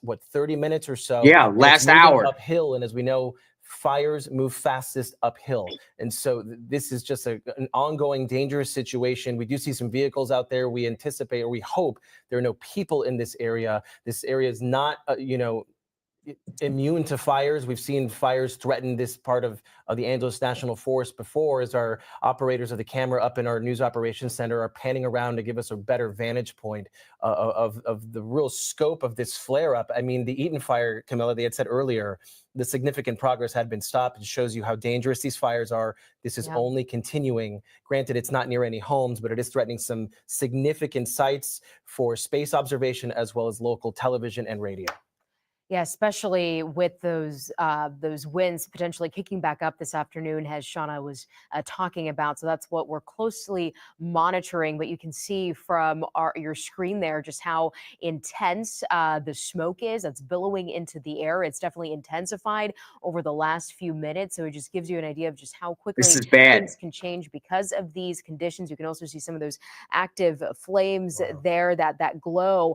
So very concerning situation here when you think about the conditions that we're already dealing with, those the amount of brush that that surrounds this area. So a lot that we are monitoring at this hour. And again, Jonathan, just such a concern. Firefighters had that little bit of a break today with the airdrops. So we haven't seen any airdrops in this specific area as we saw in Pacific Palisades. So it's a matter of, I guess, gauging, what their next steps are in the next few hours with those winds that will kick back up later this afternoon. It's tough to see on the shot of your right. There's a road there, and flames are dangerously close to that road. If you've ever been up to Mount Wilson, it's a beautiful place, a big tourist destination, and that road is one of the ones that you take up there. There's a big loop up there, and it's just scary to see. I've driven with my family along that road, and now the flames are just feet away, continuing to go faster uphill, threatening those buildings. Let's go to Lolita Lopez. She's down below where we're seeing this flare up where the Eaton fire really began and took out entire communities. Lolita, we know that you're driving through that neighborhood. Give us your location right now and a little bit about what you're seeing. Listen in. Listen in. Do you hear this? Yes, we do. Do you hear that? There's that alert. Yeah. Yeah, we're just getting an alert right now. It is that alert just coming right now as you're hearing This is bad. Fast-moving wildfire in your area. An evacuation order has now been issued. This now from LA County on the phone, tracking because we are here at this location. Let me take you outside so you can see what we're seeing here. This is the camera, and we are at Woodbury and Lake Avenue as we are approaching some of the most devastated areas here.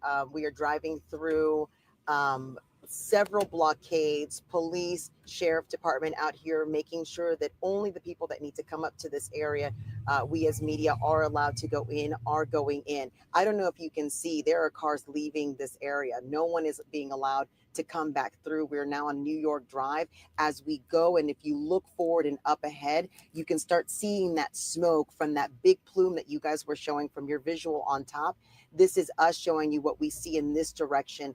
Fire trucks and engines moving around here. We see people on the side of the road looking up, actually looking to see what they're looking at as this new plume of smoke has popped off here in Eaton, in the Eaton fire. We are making our way through this area that obviously so many people are worried about. They're devastated. People have already lost their homes. People just making sure that they're aware of what's happening there. And as you heard, they're on the spot. We did get that. They're having us check for our media credentials here as we go up. And now we're moving forward. Y'all, I don't know if you can see there up ahead. Do you see how there's a plume of smoke that it's is, going up north. closing It's way past going the up the Eaton? mountain. That's where The we're fire. driving to. New evacuation alerts are sounding off. With some new activity that's happening right now. Do you see that up there? Yeah, guys. Lolita, we do, and that's the flare up that we're following right now up at Mount Wilson, just feet away from the roads up there. And yeah, we do have you're side by side with another shot of Yeah, that and giant that's smoke exactly plume, and what we're that's the seeing concern, here. Lolita. As you can see too, there is, you know, with branches on the ground, it's still in a really tough spot. We have some cars here that we're seeing that were definitely part of, you know, the issue. To the side of us, we are seeing businesses that are down. I mean, you can see these cars in the charred building here to the right. This is some of the remnants of the things that have gone down in this community. And can I just say, because, you know, I'm from here, this is the place where I coach youth volleyball, a place where I play, a place where my kids has come in, and this is about losing a community. What a lot of people have told us is it's been, what they're losing is the sense of community.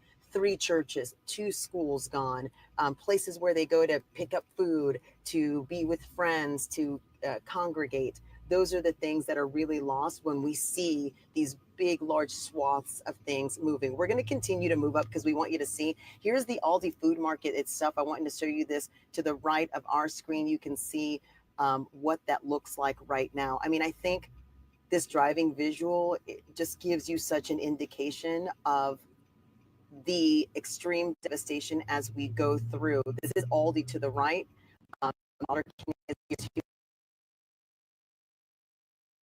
Can you still hear us? We may have lost her shot as she moves up further. We see that damaged grocery store there. And the thing we're keeping an eye on right now is this flare up that we're following of the Eaton fire. Just Camilla, something, you know, firefighters did not want to see. We heard fire officials talking this morning about how significant progress had been made in stopping the forward progress of this fire. And certainly down where the homes are, certainly down where Lolita is, there is no real active flame right now or active fire, but now we're seeing this threatening the Mount Wilson Observatory area where there are TV towers and radio towers as well. It's also a tourist destination. Meanwhile, the Angeles National Crest, the Angeles National Forest does remain closed right now, as well as Angeles Highway, you know, Highway 2 up into the hills there. And this is just a devastating sight that we're giving you from our literal TV tower up there. This is a camera attached to our tower showing those flames. We did see some firefighters there on the ground. We anticipate there are no real, you know, not a lot of people in this area, certainly no homes up in this area, but certainly another level to this fire that it's continuing to explode. And we're only anticipating the winds to get worse. Yeah, so that's really the concern at this hour. And we could also see that plume of smoke from Lolita's shot as she was driving through Altadena. Let's now go ahead and get to NBC4's Karma Dickerson joining us live from Pacific at Palisades. She's near Arno Street near Sunset. And Karma, I believe you're speaking to someone right now.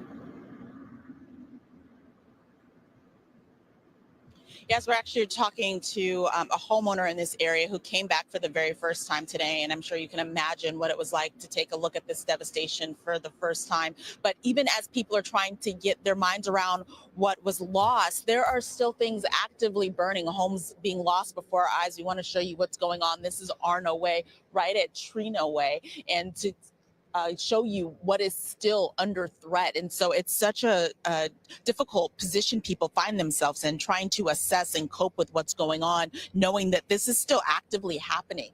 They're still regularly and consistently under threat. So even as people are asking, is my home safe? Have we made it? That is a situation that can still very much change. San Francisco firefighters, though, doing their best to make sure this fire doesn't make it any further, to make sure that these homes are still protected.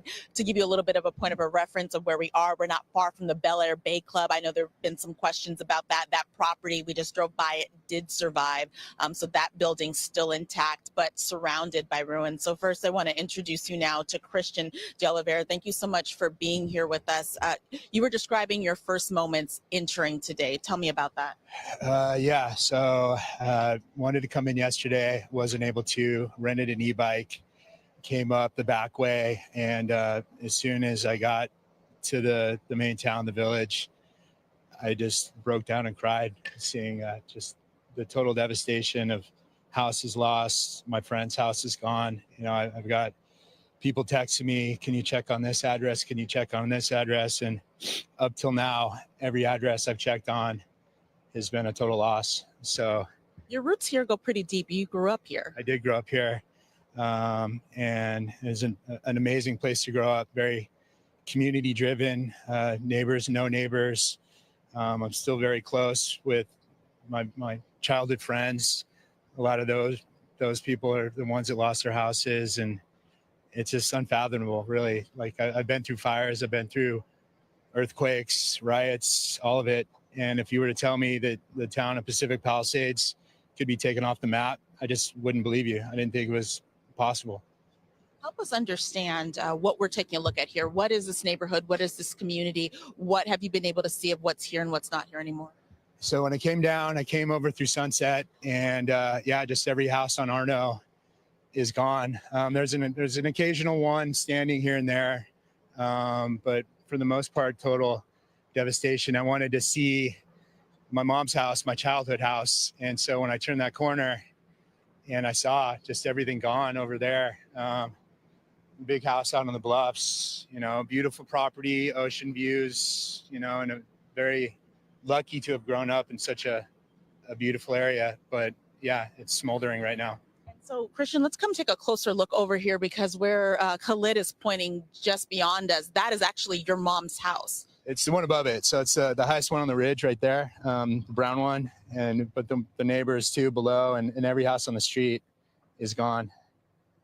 I should say that your mom got out okay. Your family got out okay. Can you take us through that evacuation time? Yeah, everybody was safe. Luckily, my aunt was watching the news.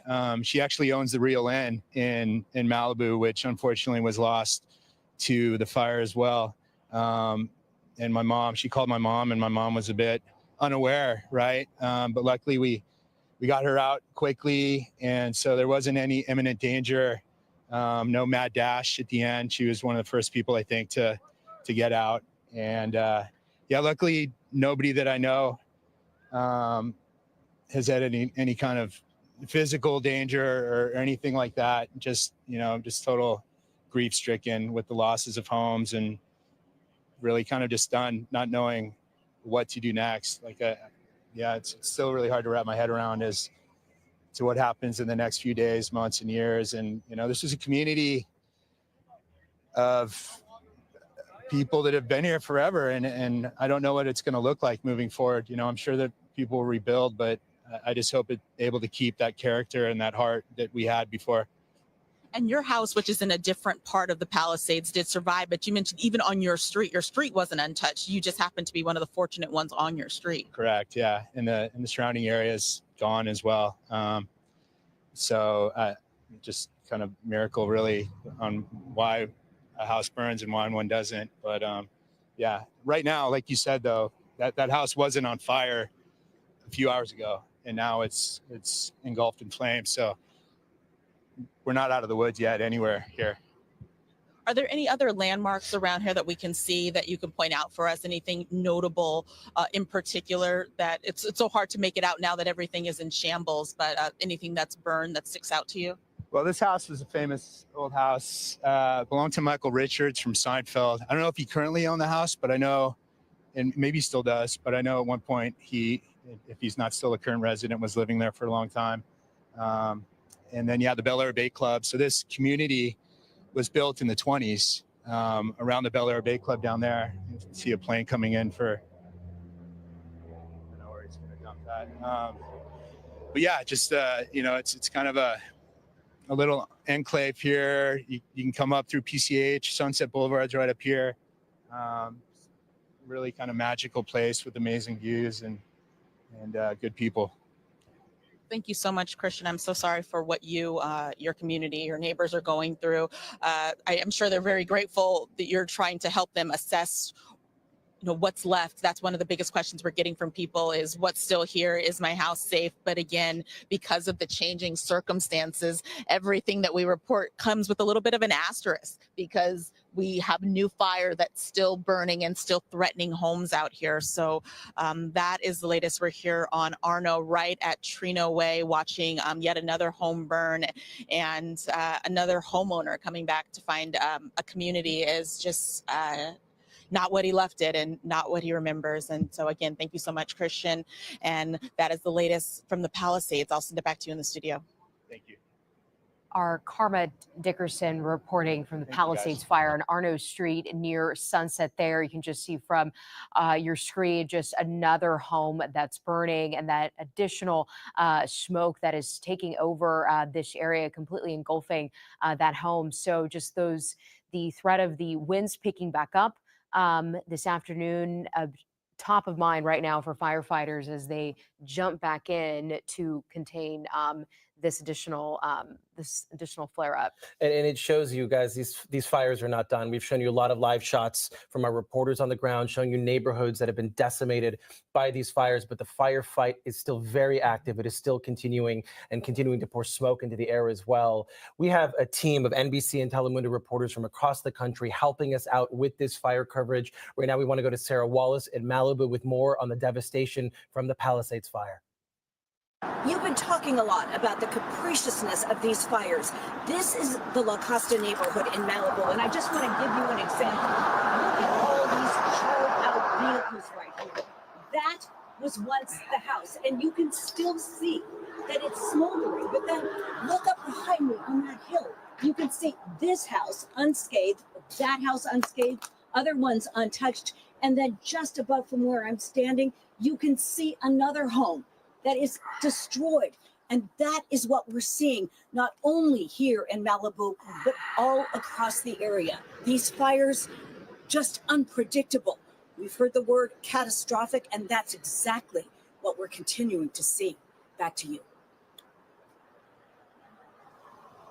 All right, right now we want to go back to this flare up that we've been following of the Eaton fire in the Mount Wilson Observatory area, being threatened right now, as well as TV towers impacting every local station and the potential of every local station's ability to bring you live coverage. In fact, this camera that we're looking at this fire from is attached to our TV tower there at top Mount Wilson, a historic site up there, a longtime observatory since the early 1900s when it was first built and developed. There's still active space observation from that site, but right now it is being threatened. This is a tourist destination by these flames we've seen flare up over the past hour or so, and it's just not what firefighters wanted to see, especially given that firefighters were content earlier with the kind of progress they had made on the Eaton fire, only to see this happen. We did, though, see some firefighters there on the ground. Yeah, and they had that window this morning to really help with the firefight here. And now these new images now of this fire here at Mount Wilson just intensifying, Jonathan, as we've been on the air. You can just see how close those flames are approaching those towers. Again, the Eaton fire reaching the summit of Mount Wilson from the western end. And as we just mentioned, all of the stations in this market transmit from Mount Wilson. So a lot of concerns at this hour with just how close these flames are getting to this area. And as Jonathan mentioned, we did see some fire crews out there, some fire trucks. So it's a wait and see of when potentially those water drops could come in to contain this fire. What worries me, Camilla, is the flames have now crossed the road that people take into Mount Wilson. If you've ever been up there, it's a beautiful site. That road is a loop that drives around the area. That's the road down there. And what I also worry about is our ability to see the flames. The smoke is creeping very, very quickly. Our photographer or our camera operators up in our news operations center are moving the camera around right now so we can get a true vantage point of this massive, massive flare up there of the Eaton fire. There are no homes in this area. That is a bit of good news. We estimate there aren't a lot of people. We do see a moving fire vehicle down below, potentially escaping the flames, because again, where those flames are there at the bottom of your screen, that is the road that you have to take to get in to the Mount Wilson area. And it's just a really tough site here. You see on the right side of your screen, the Angeles National Forest. It remains closed at this hour, and it's because of the situation just like this. While we've shown you many live shots on the ground of people going back to see whether their homes are there, there's another fire truck moving through the area, more vehicles as well. We can only assume escaping this ongoing situation. Again, those massive flames there in the middle of your screen impacting the road. The Angeles National Forest does remain closed. And despite what we're seeing down on the ground, Camilla, in the foothills where people are being able to go back to their homes, grab what they can, and then walk back down the hill, it shows you the Eaton fire is very, very active still at this Where's hour. the airdrops? Not what Where's the firefighters water? were anticipating when they first gave that official update about 3 hours ago now. Yes, Jonathan, as we saw those fire trucks coming out from that road, I think, the question right now is access on how they are going to be able to get up there, just with the amount of brush and just how intense the flames are at this moment, and also that plume of smoke, that really thick smoke. So we're talking really low visibility here that is taking over this area. Again, from our shot, you can just see those flames just intensifying, inching closer and closer to those towers there. So as we continue to monitor this with you and seeing what the next steps are going to be here for fire crews, again, with potential, we'll see if airdrops could be an option here. Yeah, that is the big question right now. This morning, we've not seen many airdrops in the Palisades fire, which also, by the way, continues to burn. But we have certainly not seen any airdrops or any kind of air support over this new flare-up, massive flare-up of the Eaton fire, now overtaking the main road to get up to Mount Wilson, a historic space observation site, as well as the location of all the local TV stations' towers. This is how we broadcast to give you this kind of coverage that we've been doing now for more than 48 straight hours. We do see some firefighters at times there on the ground, but it's unclear if they're trying to get out because of the nature of what's happening up there, how quickly this is exploding there in the area. And this is an area no stranger to fire. What's alarming to me to seeing this, Camilla, is how much brush is untouched in this area. And yes, we had a lot of rain last year, especially in the early part of the year, a lot of regrowth. Again, this area not a stranger to fire, but there's no type of brush clearance, it seems, in this area. There's plenty of stuff to burn completely adjacent to these TV towers that we're seeing. And then, of course, all that smoke now billowing back into the basin, the San Gabriel Valley, the LA Basin, the San Fernando Valley. And it's just, with the winds expected to increase here in the next few hours, we're hoping that at any point we're going to see that aerial assault. A couple quick notes for our viewers. As these fires, the Palisades and the Eaton fire continue, we want to let you know that the Laker game tonight at Crypto.com Arena versus the New Orleans Pelicans has been postponed. Again, the Lakers game tonight has been postponed because of the ongoing fires in LA County and LA City. We also want to let our viewers know in Arcadia that the Arcadia School District is officially closed for Friday as well. That had been up in the air. We want to let them know again that the Arcadia School District is closed for Friday. Their goal is to hopefully reopen by Monday when the winds have calmed down, and hopefully we are on the other side of this. But right now, Camilla, this is still very active. We're now day 3 of fires, and this is no sign of stopping this. Yeah, it's been a non-stop firefight here. And again, for our viewers just now joining us, you're looking live from Mount Wilson, the Eaton fire reaching the summit of Mount Wilson here from the western end, the west side of the mountain. If the fire reaches the mountaintop, what's most concerning here is that it can compromise our over-the-air transmission. As you can see from our shot here, the amount, all the towers that are there, radio, TV towers. So, and you can just see how those flames are inching closer and closer. The smoke just continues to thicken. And as Jonathan and I This is crazy. pointing out, the big question here is when that the support of the water drops could come in. So that is really what we are waiting on to see what the next steps are going to be for fire officials here working to contain this fire that has just exploded in size here. And already the Eaton fire has scorched more than 10,000 acres in the last 2 days. And we know that number is going to rise dramatically. The only good news right now about this is that, this is an area that it does not have many homes or people. We believe we have Chief Sam, our fire expert, with us, Chief Sam DiGiovanna. Chief Sam, thank you for being with us. You've been helping us so much with our coverage over the last few days. And here we are now, day 3 into the Eaton fire, and we're seeing this massive flare up. And this is just really difficult to watch. It is, and it's a shame because this is a big important place for communication towers, for news media, for radio communications. And, you know, boy, to see this make a run this close to it is very concerning. Chief Sam, you know, the concern, we hadn't seen much aerial support over the Palisades fire. And even when we did see some more planes over the last, couple hours, we didn't see them making active water drops. Are conditions well enough right now for them to fly a fire like this Eaton fire flare-up?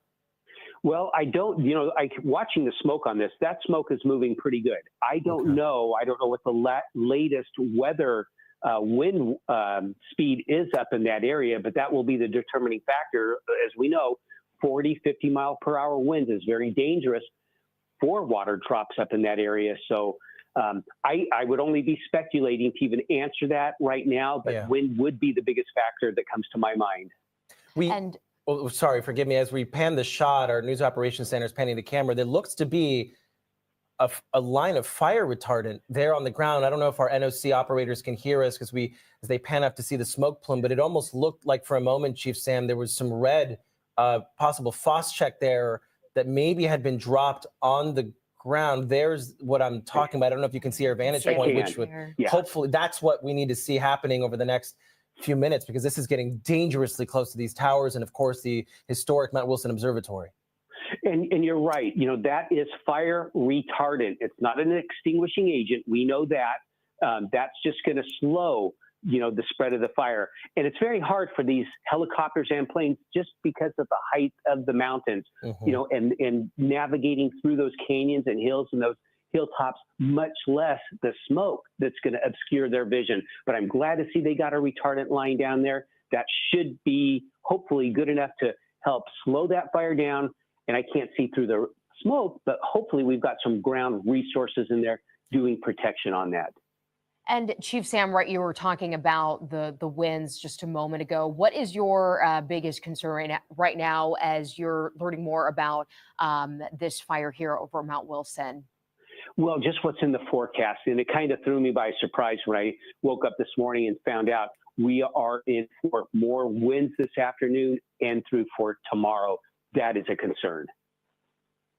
And when you think about the evacuations right now in the Altadena area and looking at these new images and how quickly this could change, I mean, this, Jonathan, could mean more additional evacuations for people in this area if this continues to spread. Yeah, thankfully, there aren't a lot of homes in this area. Chief Sam, we talk about TV towers, radio towers, and of course the observatory. We can only assume that, law enforcement, first responders, that you guys also have towers up there as well.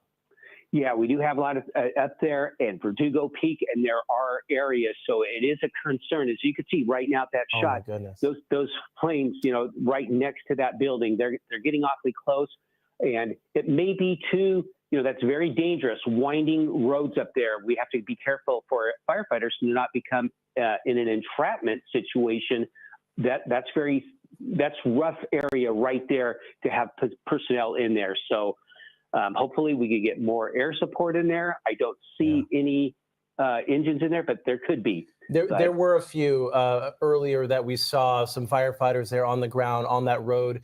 It's precarious because it's one, really kind of a loop up there, Chief Sam. It's one way in, one way out, basically, just as a giant loop up at Mount Wilson. And can you talk a little bit more about, how fire moves? Because we saw this fire start downhill from the canyon. Can you explain to our viewers that fire moves fastest uphill? And just for your information, our meteorologist, Shauna Mendiola, just informed us that winds are light in this area. The issue seems to be, Chief Sam, so much of that fuel there at the bottom of the screen as well. We do see at least one truck. It's unclear what kind of truck moving through the roadway there. Yeah, and, let's go back to the possibility of why. I mean, look how close the towers are to the fire. To bring a helicopter or even a fixed-wing aircraft with that smoke, that would be awfully dangerous. The wings of the airplane could get hit. The rotors of the helicopter, that's very tight to come in and make a precise drop right on there. So that would be my biggest concern right now. If I was an air operations superintendent right now, that would be my big concern.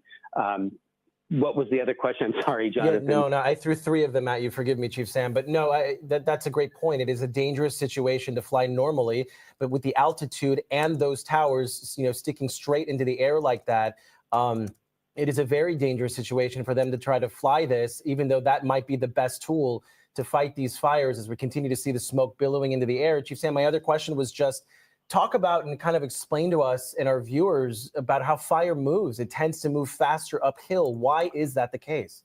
Well, okay, so you have fire, and on a steep surface, it's a steep slope, it can move 16 times faster on a steep slope than on a flat surface. What happens is the fire below preheats the fuels ahead of it, and actually it just ignites it dries it out very quickly. That's already bone dry. And then the spotting of the fire also is going to create rapid rate of spread for this. So fire definitely moves way faster. You cannot outrun it, and puts it in a very dangerous situation. And that's even tough for ground personnel because very narrow streets up there, and they're going to there's a possibility of entrapment up there. So this is not good as far as the safety for personnel. So we're just going to hope that the fire retardant is going to hold the line and slow this fire down. But it's pretty dangerous looking right now, concerning. Very. Chief Sam, we're going to keep you on the line here as we bring in our Shauna Mendiola to talk more about the winds and the timeline here over the next couple hours and how this is going to impact the progress for firefighters as they work to contain this. Shauna? Yeah, so I got a current reading from Mount Wilson, and it looks like it's just at 5 miles per hour. Wow. Hard to believe because, right, we're seeing the wind start to develop within this fire. Sometimes fires create their own weather patterns, and I think that's what's happening right now. It is so hot, it's creating their own winds, and look at all that smoke. You can see how hot that fire is. The reading from the monitor is only 5 miles per hour, and we don't expect the wind to really gust in that area here this afternoon yet. It's considered wind sheltered, but because that fire is already burning and creating its own wind, you can see those sporadic directions anywhere here today. That's what we did see, Shauna, with those flare-ups. You see those, You can see it. how the fire is spotting from our vantage point. And a big credit to our News Operations Center for giving us a full scope of the situation here. We do have our News Chopper 4 headed to this area, but they're not able to get up there just yet. We also have some reporters. Oh, you know what? Julia Dang just is here with us. Julia, what can you share from your vantage point?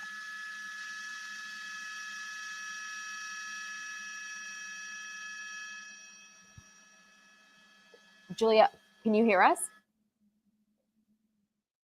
All right, we're having trouble. We're having trouble getting our Julia Dang, who just arrived on scene. Hopefully, we'll be able to get a shot from her vantage point soon. But right now, on the left of your screen, one of our fixed cameras showing us the flames there atop Mount Wilson.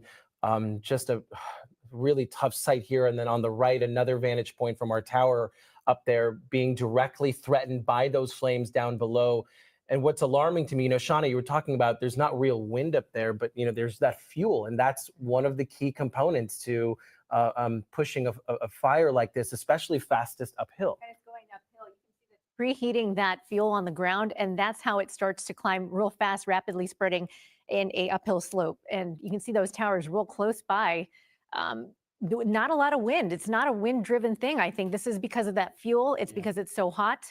And the air is dry, and we have red flag warnings for everyone. Doesn't matter if the wind hasn't picked up yet; those fires are already burning. And as you mentioned, with this fire already burning, it's creating its own wind here, as you were talking about earlier. So again, a live look here at Mount Wilson as these flames continue to pick up, and it's inching closer and closer to those towers there. That is the big concern right now as we continue to monitor this live. Jonathan, again, we talked about just the amount of brush that surrounds this area and how it just can continue to spread due to the conditions there. I want to know if we have Chief Sam still with us, because I'd like to ask Chief Sam about, hey, Chief Sam, we'd like to talk about seemingly the lack of brush clearance here. Obviously that's something that fire officials stress, but there is a lot of green, lush vegetation ripe for catching fire, and that is exactly what we're seeing right now. And unfortunately, Chief Sam, I believe the flames we're seeing on the left side of the screen here from one of our vantage points has jumped that FOS check line that we saw earlier.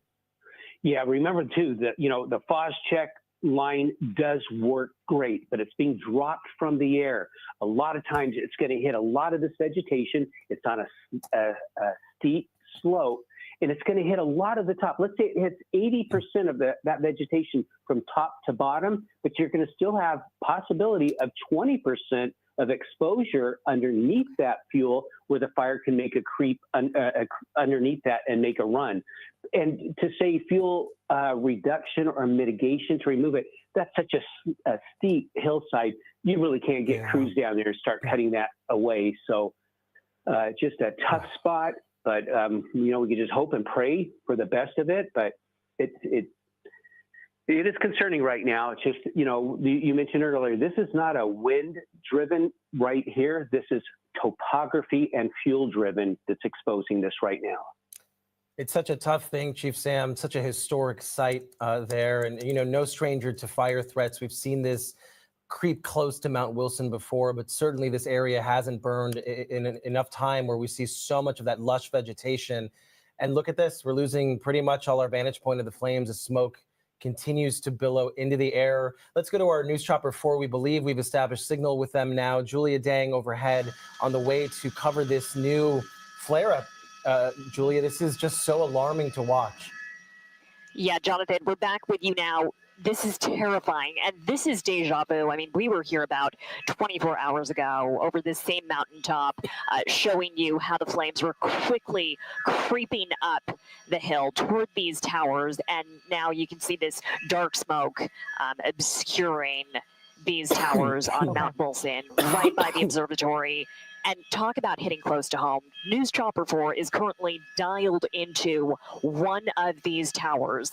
This is critical communications infrastructure impacting millions of people across Los Angeles County. And we just heard this morning during that live press conference from the LA County Public Works Director about how other critical infrastructure has already been, in his words, significantly damaged. He talked about transportation, sewer, and power infrastructure. And the issue there isn't just fire. He talked about heat. He talked about wind. And speaking of wind, Jonathan, you lost me earlier when you guys were trying to toss to me for a live report because we hit a patch of really, really, really bad turbulence. Worse than anything we experienced yesterday when we were flying to the Palisades fire. Worse than anything we experienced here when we were trying to come down from 11,000 feet to about 2,000 feet. You remember that? I was telling you I could not control the joystick on my camera. And it's because of that turbulent wind that air tankers actually cannot fly here right now. I heard you talking about fire retardant that was dropped a short time ago, but 15 minutes ago, the LA City Fire Department said they were releasing all of their fixed wing aircraft in this area because they cannot fly in this kind of turbulence. So without that FOS check, without that retardant to help hold the line, this is now what we are seeing. And Jonathan, alarming, terrifying. This is surreal. No, it's surreal, especially given that firefighters and fire officials were content with the kind of progress they had made yesterday on the Eaton fire, only to see this kind of flare up. We want to pass along some information. We can hopefully bring back our Chief Sam, our fire expert here. This is reportable here from our engineer at Mount Wilson that firefighters, Chief Sam, they're saying that they're letting a lot of this fuel burn, and that hopefully firefighters will be able to go in and still protect the structures and towers that are up there. We also confirmed that helicopters are coming in, but that air tankers, the ones that would do any kind of retardant drop, those have been grounded. But can you help us understand that, how firefighters are kind of letting that brush kind of burn around this area in hopes that the fire will kind of put itself out in some places? Yeah, they may have went in pre-treated with some fire retardant. I don't know, but they need to burn some of this fuel off. And remember, too, what's the lesser of the two evils? You start coming in and doing water drops or FOS check fire retardant drops on these towers. I mean, you could be doing damage and putting those completely out of service just from what we use to fight these fires or slow these fires down. So Fixed wing aircraft, I could see right now, that would be awfully hard to bring that in just due to the winds and, of course, the wingspan of the planes, even the rotary aircraft. So this is just going to be a little bit of a hope for the best. Just pray that they've got this covered well enough. But Jonathan, I want to say something. I don't want to divert from this, but I think an important message is something for all of us. We saw this come up very quickly, very fast, and almost unpredictable. I think Southern Californians need to be aware anything can happen very quickly. This is dynamic. A fire can break out in any one of your communities, and we could, expect the unexpected just like this. Yeah, and Chief Sam, just going off of your point here, what is your message to the community as we're watching this live on TV? As you mentioned, this is not over. Conditions can change very quickly, especially with the concern of the winds. Yeah, so just exactly that. Residents, to our viewers, to all of us in Southern California, be prepared. Have your ready, set, go, important documents, medication, laptop, ready to go if you're asked to evacuate, especially if you leave for work. You have that because you may not get back home. If you're asked to evacuate, please do so. Be part of the solution, not part of the problem. Together, I always say this, we'll do our part. We ask the communities to do their part, and together we'll get through this safely. But we need everybody's cooperation. No, without question, as we continue our live coverage here, it is just after 11:30. We want to let you know we are in continuing coverage in hour 49 now. We've been on the air since 11 o'clock Tuesday. You are watching KNBC TV as we continue our coverage of the Eaton fire burning above the hills now of Altadena. This is the Mount Wilson Observatory area, and we're continuing our coverage of the Palisades fire that it continues to burn homes. We are not out of the woods by any stretch. I'm looking at a shot from our Julia Dang up at News Chopper 4. She seems to be pointing at an aircraft. We can only assume she's pointing at a firefighting aircraft, though it's tough to see right now. And then the shot on your right, that is the Mount Wilson Observatory site, but it's also the site of several TV towers for all the local TV stations who are using these towers right now, including us, to bring you this type of live coverage. And the fire is threatening our tower. We have a camera, several cameras attached to that tower. That is what you're seeing being controlled by our news operations center right now. In fact, that building there down below is our NBC building attached to our tower. You see how close the flames are right now. And if our news operations center, if NOC can hear us, if they can pan the camera up, we did see, Camilla, some firefighters there on the ground. It looked like they had established some sort of, base camp. There were several vehicles and firefighters standing by. They did not seem to be in any kind of urgent mode, if you would, that we typically see with firefighters. We also saw fire crews driving around this area. And right here, as we tilt the camera up, that's where they are. You see several fire engines and trucks and workers. We also understand that there are engineers and other types of potential observatory workers up at this area. This is a tourist destination. There's a visitor center just off to the left here where those fire trucks are, but we don't anticipate there are any people out there because the Angeles National Forest has been closed. That's right. And as we reported earlier from our engineer at Mount Wilson, that they are, purposely letting a lot of this burn to burn off the fuel. Again, it all plays a role with the conditions right now and the next steps firefighters are going to take as we wait for water drop support on this fire, Jonathan. Yeah, as we continue to watch these two shots, our Julia Dang is getting a little bit closer. She's giving us a shot of those TV towers. You see the smoke plume right at the base of them. And it looks like there may be some people, if our NOC camera operators can tilt up. There looks like, there's some firefighters there right at the base of one of the towers, just at the top of the screen. I don't know if our directors can take that shot full, and if our NOC can hear us, if they can tilt the camera just slightly up. There are some firefighters there.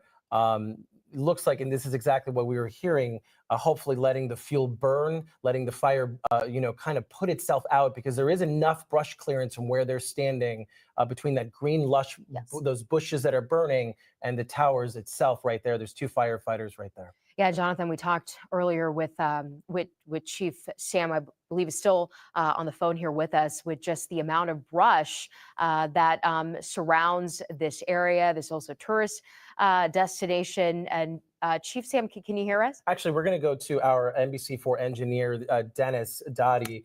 He's actually at the tower out Mount Wilson. Dennis, are you with us right now? Yes, I am. Dennis, this is as bad as it gets up there, but you're no stranger to fire threatening this area. Tell us what you're seeing from your vantage point and how concerned you are right now. I'm not real concerned, to be honest with you. We've been preparing for this for a couple days now. The winds are still in our favor, blowing off to the west, which is helping everything quite a bit. The current plan is basically to allow the light fuels to burn off and then start attacking the fire after those fuels have burned off. We've got a lot of BERT support, although they have called off the fixed wing due to high turbulence issues, and they're bringing in some helicopter support here anytime. But we're in a good place up here. We've got a lot of assets that rolled in early this morning in preparation for what's happening now. And Dennis, can you describe more? If you look at the screen right now, you'll see a white F-150. That happens to be my truck. So I'm in that building you're looking at right there. Be a concern. As you can see from that building, we have a lot of good brush clearance around us and a very secure facility. And Dennis, can you explain the significance of these TV towers, not just ours, but really the ability for local TV stations, local radio stations, and even law enforcement and first responders to use, the antennas up there and the towers to get vital information to our viewers now being threatened by this fire? Yeah, Mount Wilson is critical for most of LA County due to its location in the middle where it sees into the Antelope Valley as well as south, all the way down in Orange County, east into San Bernardino, Riverside, etc. So not only do we have a lot of TV assets up here, radio assets up here, we do have a lot of other assets such as, radar for LAX is up here. The Secret Service is up here with their two-way communications, postal inspectors, sheriff's department. Yeah. Pretty much every bit of communications that happens in LA County goes through Mount Wilson in one way, shape, or form. So it's a very vital asset to day-to-day operations for LA and the surrounding area. It's such a historic site too, Dennis. It is such a beautiful site. On a normal day, you can see all of Southern California. And we believe this shot that we're looking at right now is actually from atop the building that you're in right now, where we're seeing a lot of that smoke, the flames just feet from the building where but you said there's plenty of brush clearance there. And, we know firefighters are there on the ground. Dennis, can you describe maybe the last time you saw fire threatening this site, the last time and how close that was? The last two big incidences we had up here was the Bobcat fire. And then previous to that was the station fire. I believe that was in 2009. Both those fires, we had a little different take on them and playbook for them because we didn't have multiple other fires burning in LA County. With this one, we kind of had to say, hey, we're going to wait till it gets here and we're going to deal with it when it gets here. The previous fires, we've always done backfiring operations and steered the fire around Mount Wilson. But as you said, Mount Wilson is a very historic site, but it's a very current site that, is needed for a lot of stuff around LA County. And Dennis, looking ahead, I know when we spoke to you earlier, you mentioned you weren't so concerned about the winds. What is your outlook looking ahead here with the conditions? Well, what we'll do is as this starts to burn through and get the light fuels out of the way, what we call flashy fuels, they'll start coming in and turn it over and they'll start putting water on it and putting out all the little spot fires. But they really want to let what they can burn to take that fuel away and keep it from sparking back up, etc. So it's going to be a long fight today into tonight and tomorrow, but we're set up to weather this quite well. Absolutely. And Dennis, lastly, have you been in communication directly with any fire crews up there? Oh, yeah. I'm constantly tied in with LA County Fire, Cal Fire, and LA County Sheriff's personnel. We're constantly on the phone with each other, making sure everyone is safe and if anyone needs anything.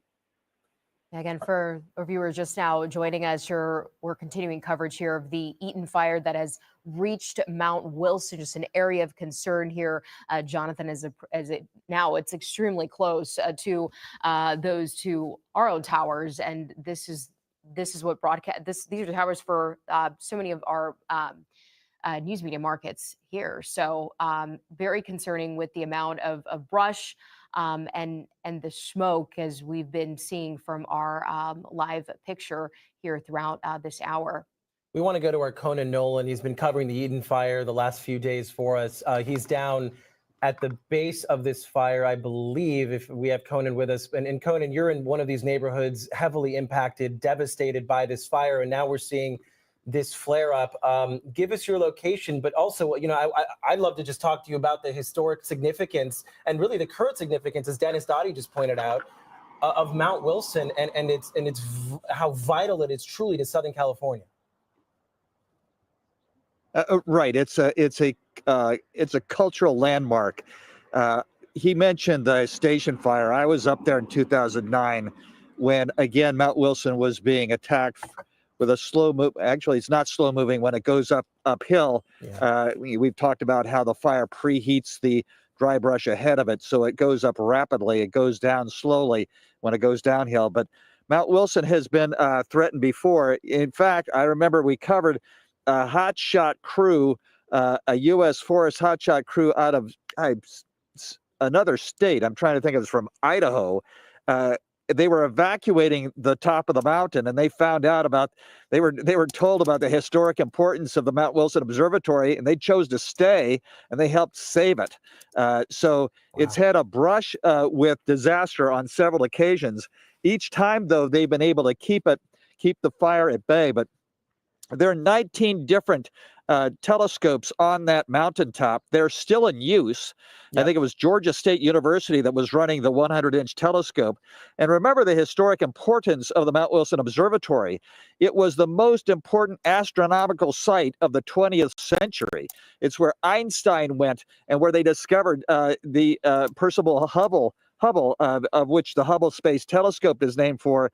They realized that what they used to think was space dust in the ground-based telescopes here, when they went to Mount Wilson, they discovered that space dust was actually galaxies. It was the first time we found out that there was more to the universe than the Milky Way galaxy that we were in. That's how important that site is to not just the scientific culture, but to the world's approach to astronomy. And by the way, the reason why they chose Mount Wilson is because of LA's inversion layer. Because we have smog here, it means that there's the air, the atmosphere above what would be the smog line is still, and they could get a much better picture, which is why over 100 years ago, they trucked up two telescopes, a 60-inch and then a 100-inch telescope to the top of that mountain. So yeah, it is culturally significant. They have solar telescopes up there, a wide array, and that's one of the priorities. Yes, we have our own tower. So does every other TV station and public agency, but that's much easier replaced than what we've seen in the past when it comes to the historic nature of Mount Wilson. So yeah, a lot of people worldwide are watching this. I remember the last time the academics back east were watching this on their closed circuit televisions because they have cameras on the hill, praying that somebody would help keep that mountain from burning up. They were lucky then. They may be lucky now. We are not at the base of that fire just yet. We will be headed there soon. We are in the scene that you have there's a tremendous amount of footage that you've been looking at over the past 24 hours of the burned out neighborhoods of the Pacific Palisades and of Altadena. I'll walk around here. This also gives you an idea as to the lottery, the horrific lottery that we see so often in calamities like this. These homes all burned down. This one across the street, they're fine. Somehow, some way, the embers that cascaded down from the hillside here made their way into some homes and skipped the others, as if an angel of doom somehow had determined which house would leave and which house would stay. We have an interview with an individual who was just up the street a moment ago, taking a look for the first time at the home that he had. He was also. Well, I'll let him speak for himself. How long did you live here? 14 years. Yeah, pretty much all our stuff. I mean, there was a fire like a number of years ago we could see up on the hills from like our living room window. And I thought this one would be similar, it would just pass, but the high winds, just too much. So is this the first time you've seen it? Yeah. And we just wanted to make sure we got out safely. So it's like everything. It's everything.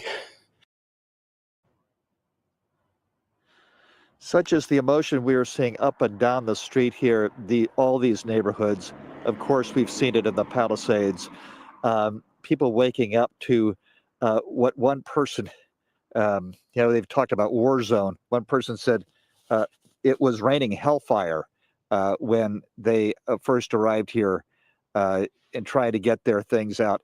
We have other individuals that have been allowed into the neighborhood to pack a bag or a suitcase. That's it. So we have seen people with roller bags making their way down Santa Anita Avenue and others to the checkpoint where they can then take some belongings. But right now they're still assessing the damage. They're the active fire, other than the gas lines that we see up and down the streets, and I'm sure you see it in the Palisades as well. They haven't turned off the gas, in part because that impacts all sorts of other establishments that need it. I can assume that's the reason why, but there's no active flame in the neighborhood. Thank God, no active wind development, which is certainly a positive sign. How long that lasts, we shall see. But yeah, the fire back up into the brush, and then again, we also had, we'll have pictures, I'm sure you've seen them as well earlier, of the commercial district in the Lake Boulevard. Rarely do you see commercial districts go up in smoke in a wildland fire. That's, that rarely happens. And that's because commercial districts are usually not up against, not in the urban-rural interface, as the planners like to call it. They're not up against wildland. They're deep into the urban setting for people to be able to access. And to see so much of Northern Lake Boulevard, churches and businesses, gas stations destroyed, truly remarkable. We'll have more on that later. Back to you. And Conan, it's so easy for all of us or officials to say, hey, you got out with your life. And of course, that is the critical part of here. But the gentleman you spoke with pointed out that much of his life was his home and the things inside of his home. And many, yes, they are just tangible items, physical items that, sure, maybe they can be replaced, but many of them can't. And these are things that they've built over years or decades. And truly what's lost here, Conan, like you mentioned, it's not just a few homes here. We're talking about an entire community here that has been lost in Altadena. Right. To that point, Jonathan, we had a gentleman next door who came over. His house is fine, but he said, what good is my home without neighbors? And to the other point that you made, yes, it's stuff, but a lot of this depends on, frankly, your age. How much of your life, which is past, was in the possessions that you own. Now you can say that they're only possessions, and certainly that's true. It's not your life, and it's not your physical health. But there is life in some of that which you have accumulated over time, which represents part of the investment that you made in labor, in love, in time over the course of that life. Yeah. And all that is gone. You know, and so yes, you know, given the option, people will say, listen, I'm going to survive. I will live to fight another day. But what if you don't have that many birthdays ahead as you did behind? That's that makes this, I think personally, more poignant. We talked with a young woman. We'll have her interview in a little while. 23 years old. She grew up in the house that she lost. It is devastating for her, but she has the rest of her life ahead of her, and thank God she has that. And she has time. For those who don't have time, this I think represents it's just even more somber.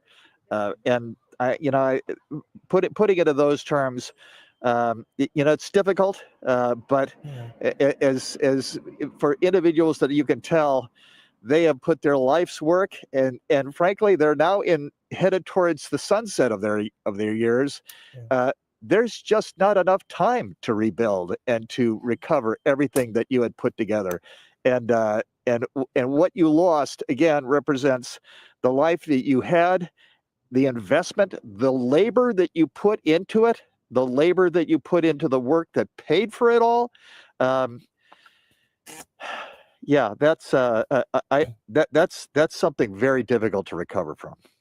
Our Conan Nolan there on the ground covering the Eaton fire with perspective about life and more. Conan, as always, thank you for your coverage and your words. I think they're very needed right now as we continue to monitor this flare-up, this huge flare-up impacting the Mount Wilson observation site, as well as our TV tower and the TV towers of other local stations using them right now. We are certainly to bring you this type of live coverage. We have our engineer, Dennis Doty. He's inside that building there. You see on the right, the camera there is attached to our TV tower, dangerously close to those flames. But so far, Camilla, thankfully, we have not seen, as Dennis predicted, the flames jump that road there, the main road that kind of goes in a loop atop Mount Wilson. We have our camera operators up in our news operations center panning this camera around. We have several cameras attached to this tower, and you see the flames, how dangerous they are. But again, so far, it seems that the historic site, the observation site, as well as these TV towers are untouched for now. And Jonathan, I would like to mention officials telling us now they did lose fixed wing aircraft support up there due to a turbulence. They are now working to get choppers on it. We now want to check in with our Julia Dang in our News Chopper 4 overhead there. Julia, from your vantage point, we can see from your camera just the intensity of that smoke, how thick it is, really low visibility. Can you tell us more what you're seeing? Hey there, Camilla. We can see flames now at the base of these towers, but I'm so glad the two of you got to speak with Dennis, the engineer, earlier. I mean, how reassuring was it to hear from somebody with that confidence, that sense of calm, somebody who could say, we have been preparing for precisely this. This is our plan. This is what we are going to do to protect you, this iconic landmark, and our critical infrastructure. We are ready for this. This is going to be okay. I felt reassured listening to that, even though this is the live picture we are now seeing.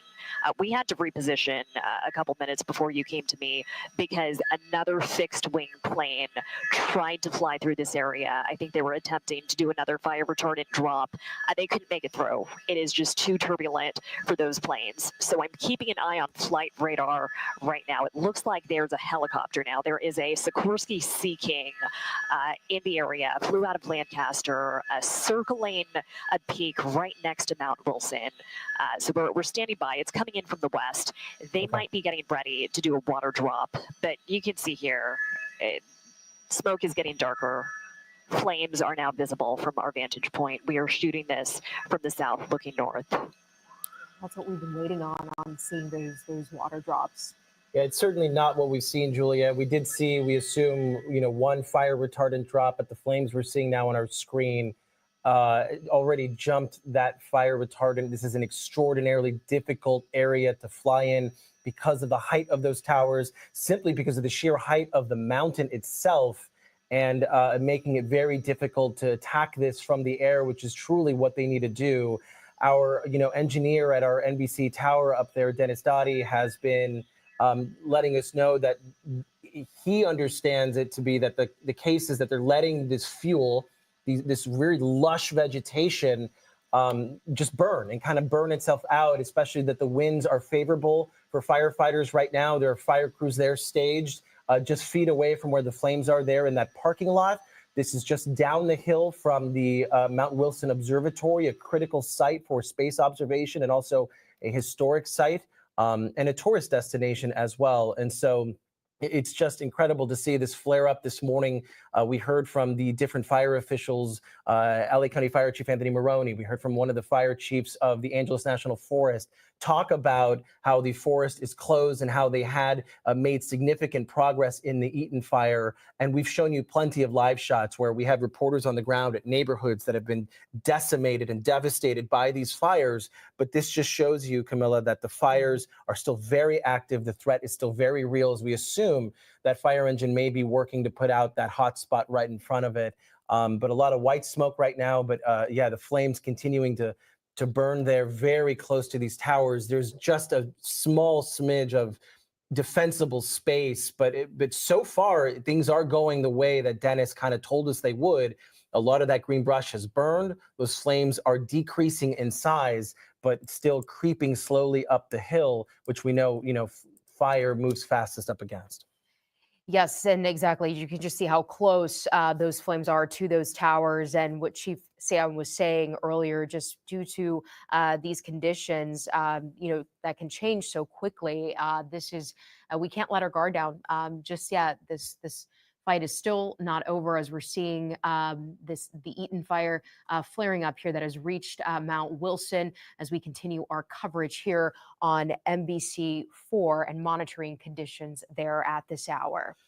So it is just almost noon here. We are continuing our coverage of the Southern California wildfire emergency. We've been live on the air since the Palisades fire broke out nonstop Tuesday morning at 11 o'clock. That is when we came on the air. We have not stopped covering these fires since. Right now, we are monitoring these flames from the Eaton fire burning dangerously close to Mount Wilson. It has reached the Mount Wilson summit, but so far we've not seen any structures burning. But this is the situation right now. Of course, Mount Wilson, home to many communication towers and equipment for all of Los Angeles and truly Southern California. We're talking about TV towers for all the local stations, as well as radio towers and important infrastructure for law enforcement and first responders. And of course, the historic home to the beautiful Mount Wilson Observatory, a vital and critical and historic site for space observation that is still very active to this day.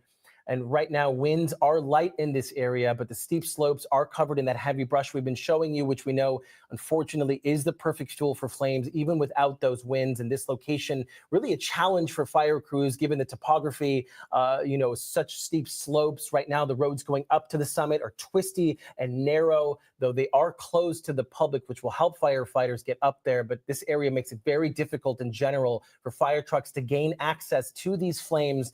We know that the Eaton fire first started in Altadena Tuesday evening. It has burned more than 10,600 acres officially, but we know that number will only continue to rise now, especially with this huge flare up. In the Eaton fire, 5 people have died. More than 1,000 buildings have burned, including homes and businesses, and evacuation orders remain still very in effect.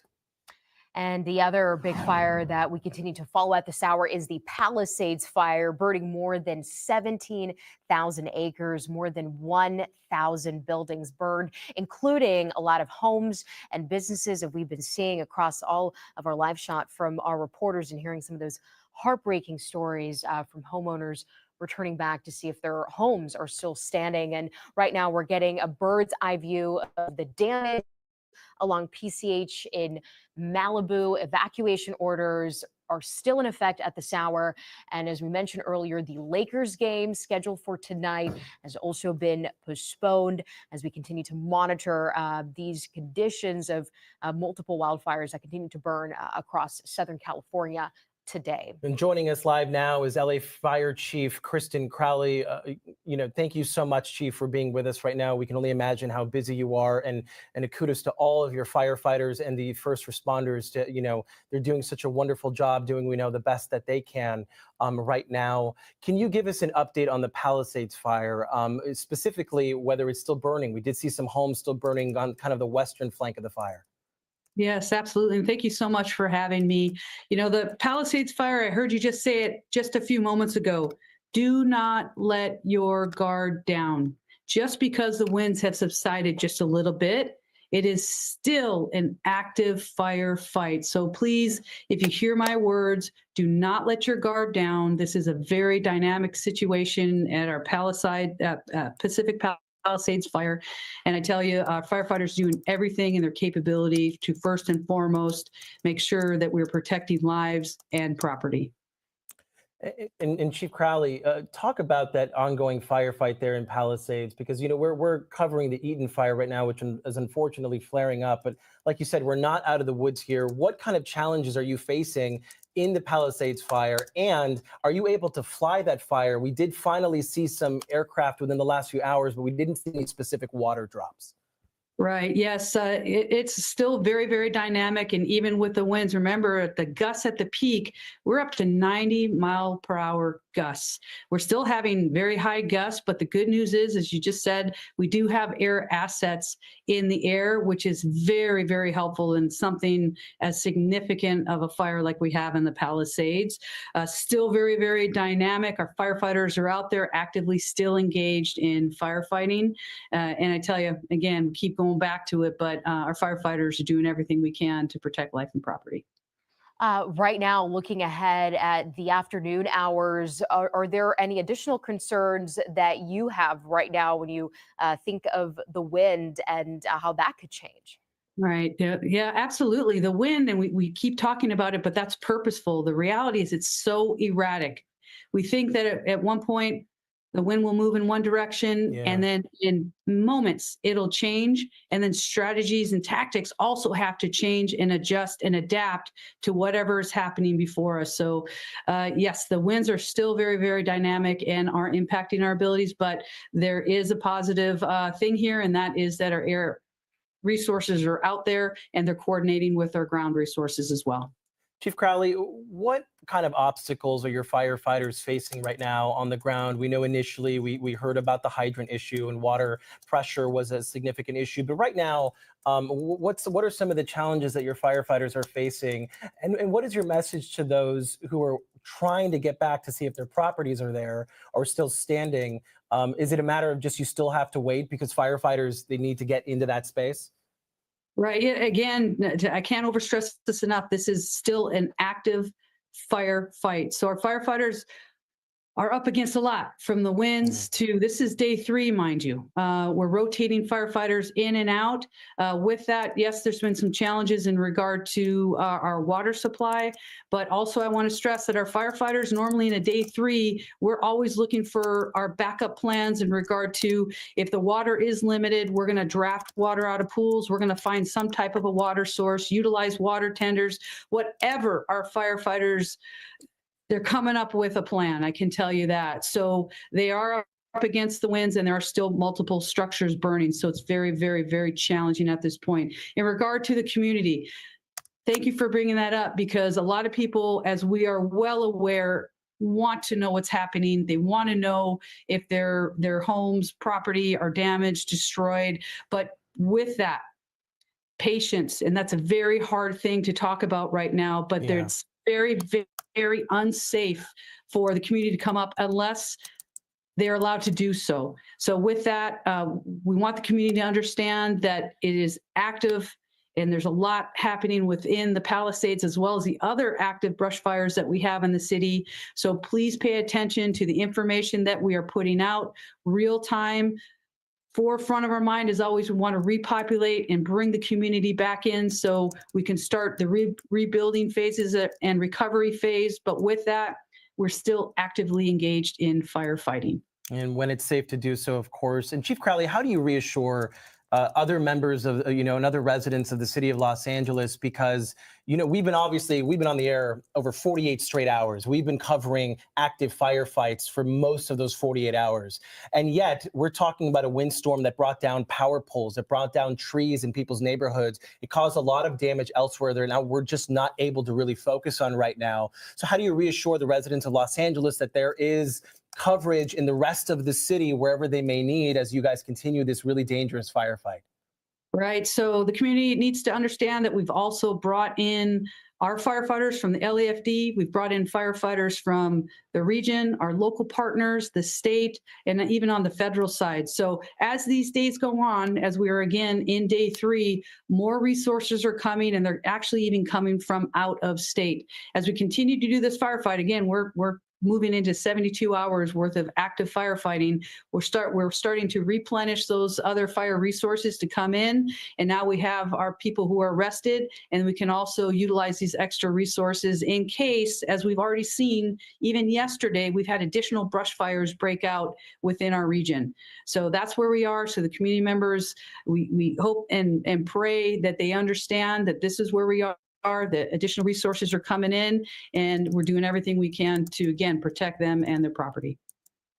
And Chief Crowley, can you talk more about the importance of heeding to those evacuation orders? We've been hearing that from a number of fire officials, that when you get that alert, make that time to go, don't wait. Can you talk to us more about that? Absolutely. And that's such an important point. So I'm really, really grateful we're talking about this, because as we see what's happening real time, to prepare, ready, set, go should already be happening. So my hopes are that the community is already leaning forward, whether you haven't been impacted yet. Look at what is all around us, right? So with that, we need our entire community who live in a very high fire hazard severity zone in these wildland areas to make sure that they are ready. They're ready to evacuate. When the evacuation warnings come, be ready to go. And when the orders come, we need you to go. And mind you also, you do not have to wait. You can take a proactive approach if the members and the community members feel so compelled.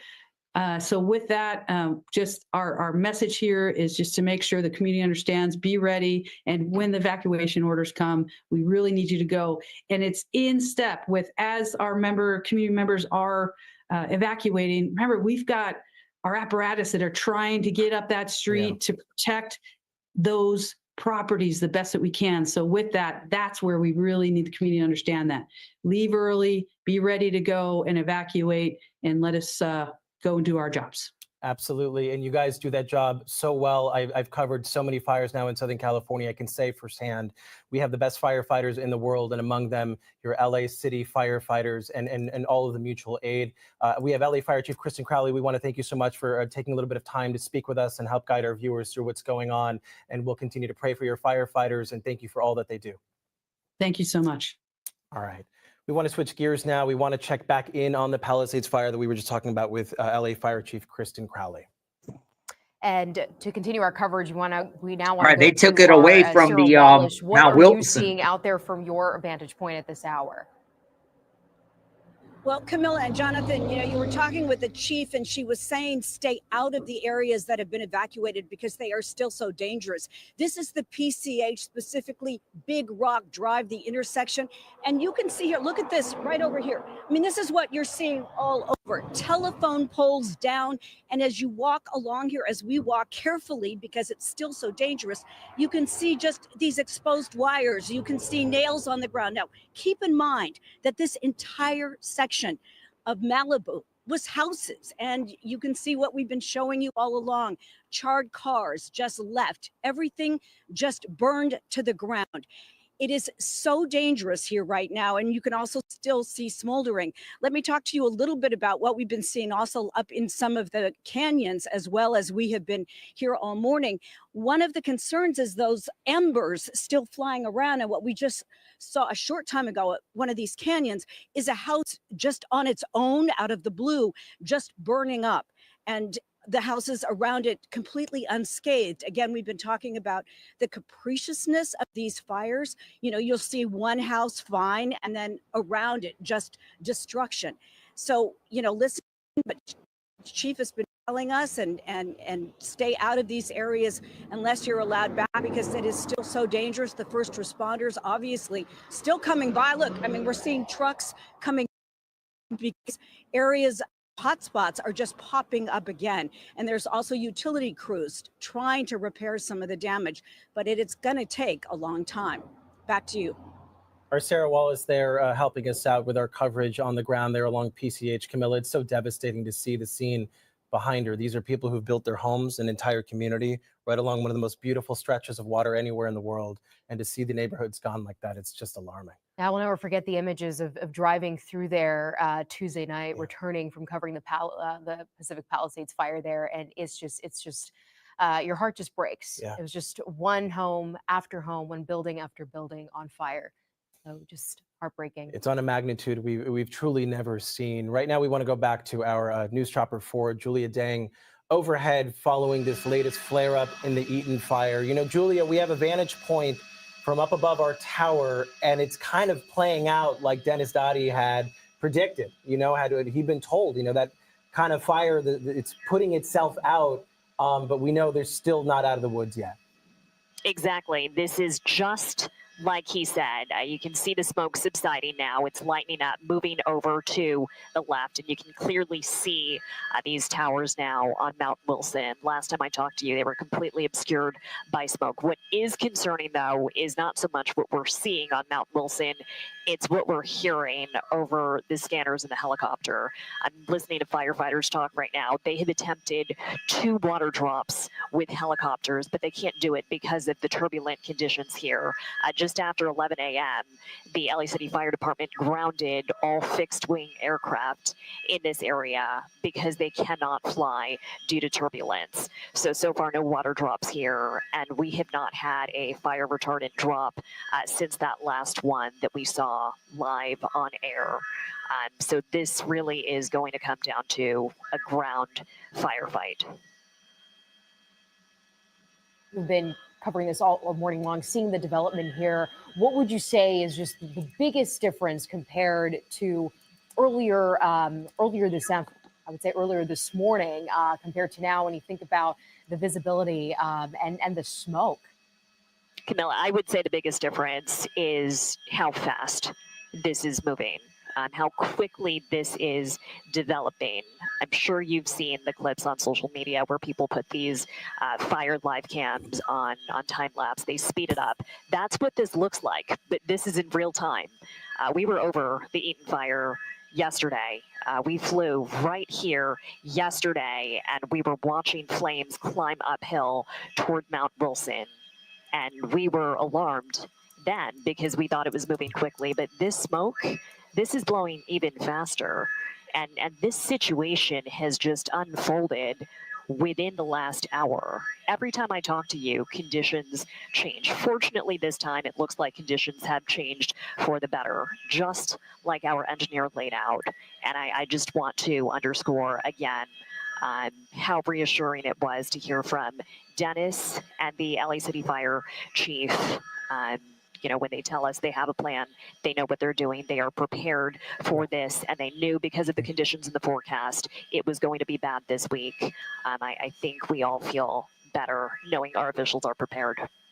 And despite those conditions, you know, the winds are light here. That is good news. This is a, you know, topography and kind of brush-driven fire here, but the good news is the winds are light compared to what they were even just a few hours ago there atop Mount Wilson. I do want to, as we hold your shot, Julia, give our viewers an update LAUSD schools, per a statement from the school district and the superintendent, Alberto Carvalho, LAUSD schools and offices will be closed for Friday, January 10th. Again, all LAUSD schools and offices will remain closed tomorrow, Friday, January 10th. Students will continue to have digital access to academic resources as part of the district's learning efforts there. And for any students and families who need printed materials, they're being asked to go to their regional offices from 8 to 11 a.m. tomorrow. But as of right now, LAUSD schools and offices will remain closed through tomorrow, Friday, January 10th, with no sign of reopening as of yet. I'm assuming we'll get another update tomorrow or the weekend about openings. And remember to scan that QR code there on your screen where you can get the very latest information, like updates to school districts, evacuations, and of course the weather conditions as we continue our coverage here. And right now we have NBC reporters from across the country helping us with our coverage. Dana Williams from NBC San Diego is live for us covering the Eaton fire in Altadena. And you are on Marengo and Calaveras Street, I understand. We don't believe. We may have the wrong live shot up here. There's our Dana Williams. Dana, sorry, we tossed you. Can you hear us okay now? We see you. I can hear you, no problem. Can you hear me? Yes, we can hear you, Dana. Go ahead. Wonderful. Okay. So, like you said, we are standing on North Marengo, and our closest cross street is Calaveras. This has been a steady stream of people arriving this morning. It's incredibly somber. As they're arriving, they are wondering in their heads, is my home going to be there? At the end of the street, there is a CHP officer who isn't letting traffic through, but we actually just met a man. His name is Harry, and he just arrived. He is going to walk up to his house, and he agreed to let us walk with him. He does know some things. He knows that his home more than likely isn't going to be there. Harry, thanks for talking with us. We'll head over to your house now, if that's all right with you. Harry, tell me, how long have you lived here? I've been here since 79. My wife, my mom has had the house since 72. 72. And when this fire first broke out, I mean, what was going through your head? Well, when I first saw it, or I talked to somebody, they were saying it was way over by Eaton Canyon. And I was like, well, the news report said that the wind is going to die down. There shouldn't be any problem. So the lights went out. Me and my wife went to sleep. They came back on maybe around 10 or 11. I got up, went into the living room. I'm going to turn everything off. They went back out. I had to go to work that day, so let's say around 5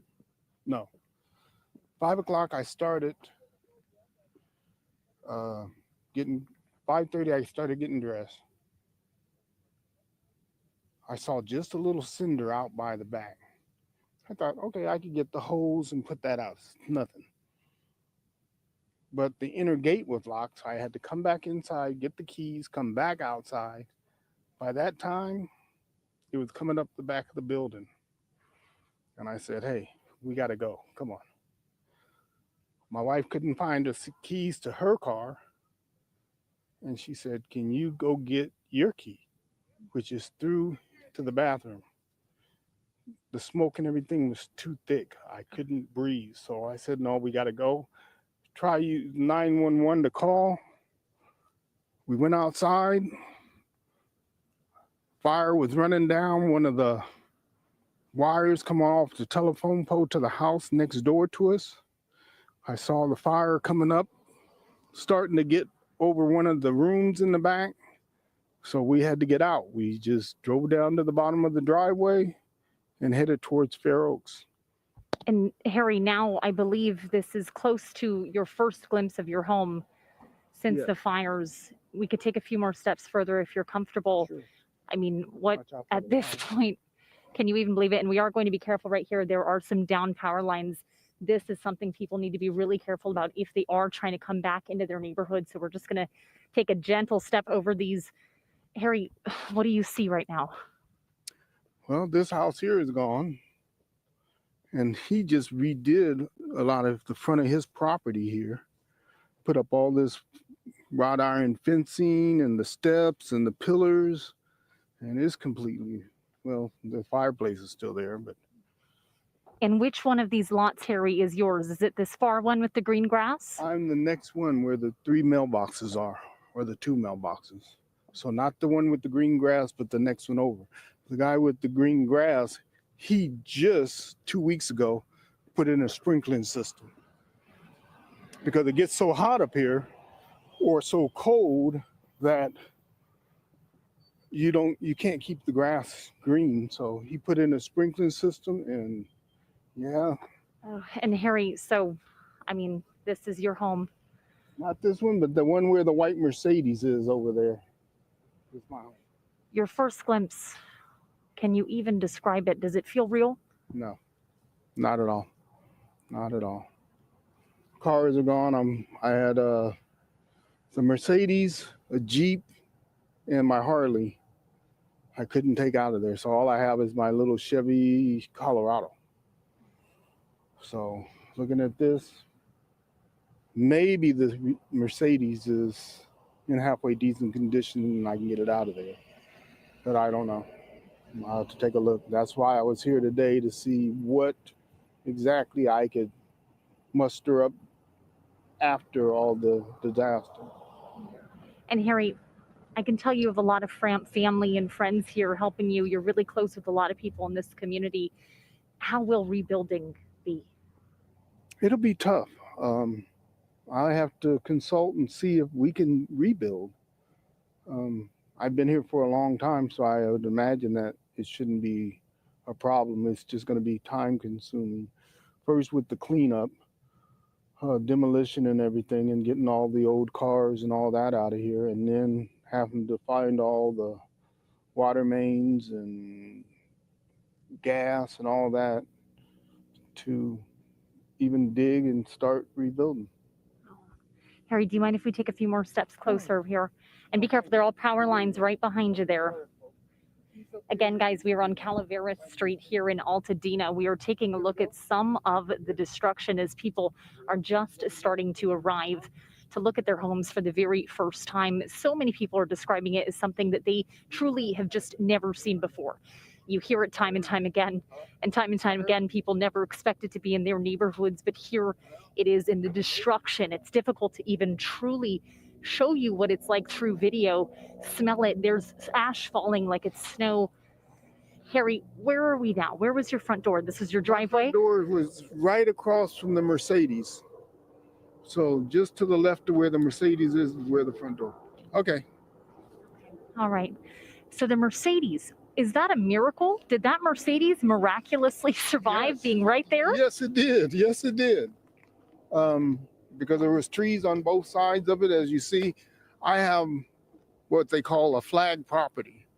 So I have 2 pieces of property. Well, they're not mine, but there's 2 houses in the back behind all these trees and stuff. Okay. Look at that, Harry. This Mercedes, this is really fascinating and something we're seeing throughout the neighborhood.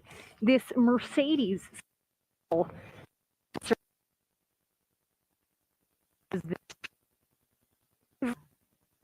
right, we're maybe losing the one connection thing there to Dana that is Williams' salvageable. shot. We believe we want to go to Alex Rozier next in Malibu along PCH. And Alex, we understand you have some breaking new information. Our first confirmed death from the Palisades fire. Yeah, guys, we are live right now just to the south of Dukes. I think that's probably the landmark that a lot of people would know. I want to give you a live look. Human remains have been confirmed found inside this home last night by the Sheriff's Department. Looking at this scene right now, the LASD deputies are on scene, and so is the medical examiner's office. And they tell me that the medical examiner's office will work to make the identification of the person who died here in the Palisades fire. So here's what happened. It was a missing persons report initially, and they tell me that that turned into a welfare check. So the LASD Lost Hills Station conducted the welfare check last night, and they discovered those remains. So their investigation is ongoing right now. But again, the medical examiner will make that positive identification. One thing that the detective with the LASD just told me is that what happened here, again, this is a residential home just off Pacific Coast Highway, and apparently one person left and one person stayed behind, and they don't know why they stayed behind. He said potentially to fight the fire. We don't know that at this point, but it turned into a missing persons report at some point. Then that welfare check, and the welfare check led to the discovery of the human remains. So that is what this scene is all about right now on Pacific Coast Highway. Detectives are here. The medical examiner's office is here as they work to make that identification of the person that was discovered after the Palisades fire. Jonathan, we'll send it back to you. All right, our Alex Rozier in Malibu on Pacific Coast Highway in Los Flores Canyon Road. Jonathan reporting on the first death confirmed in the Palisades fire. Alex, just an absolute tragic update at this hour that we're now learning. Jonathan. Yeah, as we stay with Alex's shot here, you see the sheriff's deputies out there. It was the Sheriff Robert Luna, LA County Sheriff, who said today that his sheriff's deputies will be conducting all death investigations. We know there had been at least 5 confirmed deaths in the Eaton fire burning in Altadena. He had said that he sadly anticipates that number to likely be higher when all things are said and done. But now this first confirmed death in the Palisades fire. And to reiterate, we don't know the circumstances about what happened in this particular case as we see those first responders bringing in a stretcher to that scene. But one thing that the sheriff mentioned today was he was tired of hearing his deputies having to make rescues, that every rescue that his deputies were making were people who refused to leave their homes under mandatory evacuation orders. In most cases, there aren't enough personnel to physically drag someone out of their home. It has to be on the people who live there. And sadly, we heard there from Alex that what he was hearing on the ground was that one person chose to leave and that one person stayed behind.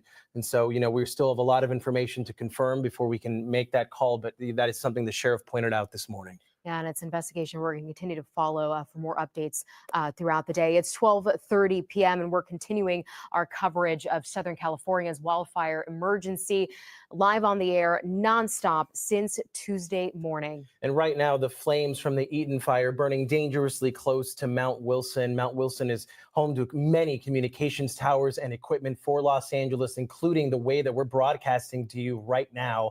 It's also home to the historic Mount Wilson Observatory and roads going up there to the summit. We know they are twisty, they are narrow. It makes it very difficult for access to fire trucks and fire crews. And So our right firefighters are up against a lot, from the winds to, this is day 3, mind you. We're rotating firefighters in and out. With that, yes, there's been some challenges in regard to our water supply, but also I want to stress that our firefighters, normally in a day 3, we're always looking for our backup plans in regard to, if the water is limited, we're going to draft water out of pools. We're going to find some type of a water source, utilize water tenders, whatever our firefighters, they're coming up with a plan, I can tell you that. The Eaton fire first started in Altadena on Tuesday and has burned more than 10,000 acres. 5 people have died.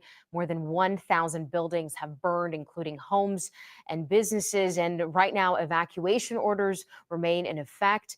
And effective immediately, the fire danger level has increased to critical at the Angeles National Forest. They had put out an update just a few minutes ago, and the closure there now extended through Wednesday, January 15th. So that's the latest update there. And we've just learned the Palisades fire has turned deadly. The first death confirmed minutes ago after human remains were found on Pacific Coast Highway and Las Flores Canyon Road.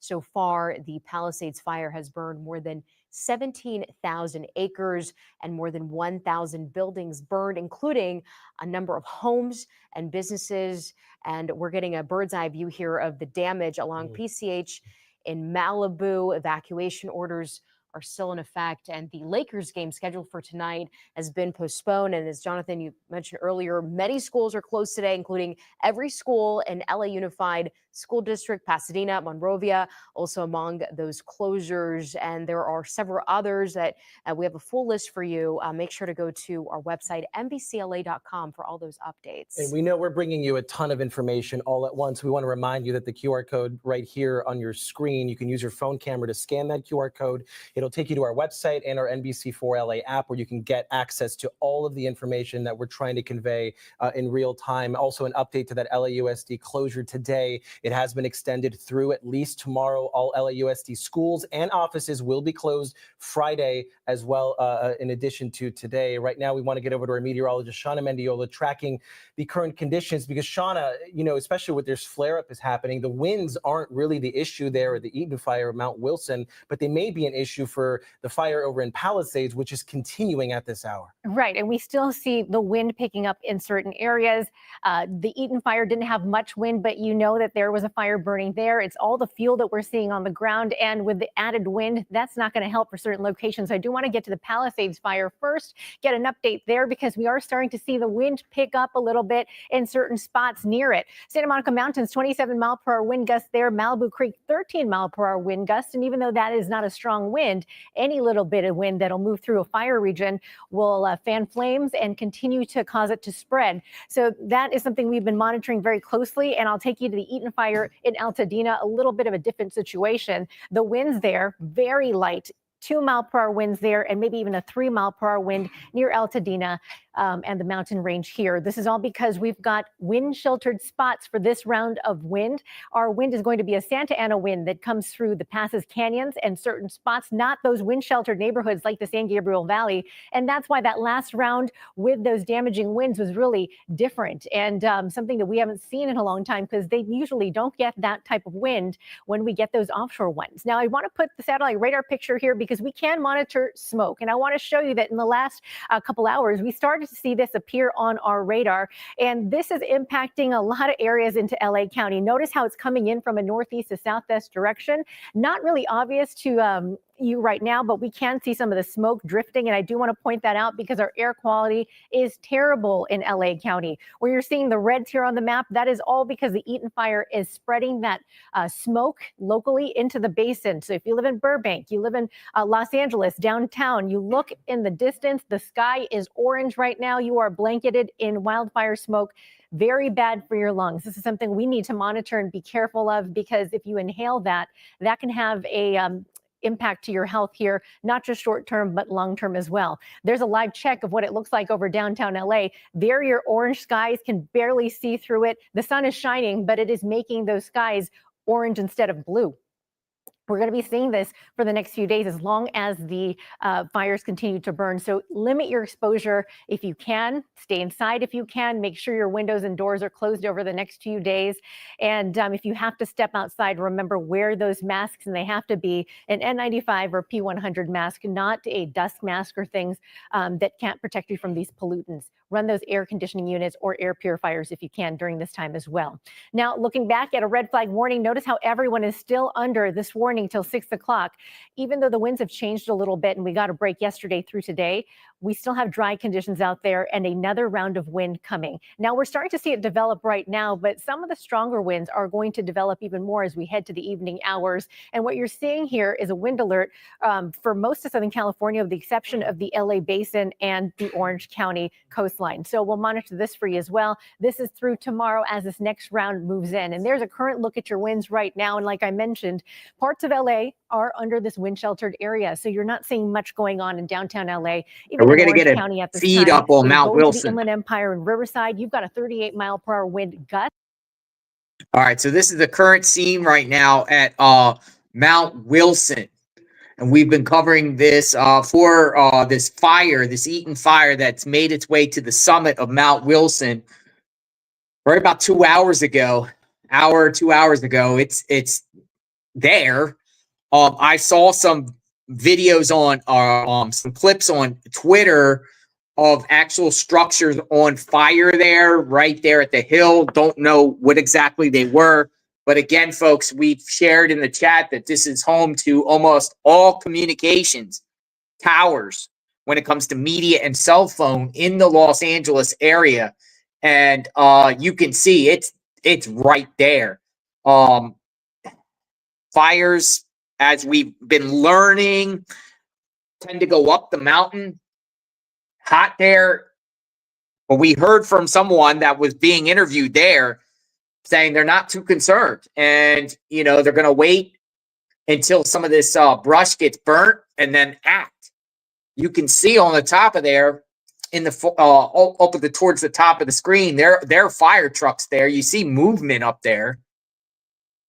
But man, it is close. It is close. I do not know the winds, current wind speeds there, but they are saying that the winds are so heavy up there that they can't do airdrops right now. Magnolia, if you want to chime in, come on in the chat and chime in.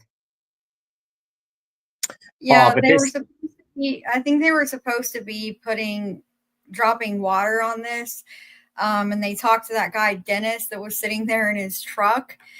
And he seemed to think that everything would be fine. They were planning on doing the water drops, but one of the last people that we heard on the news said they're not able to do it right now because of turbulence.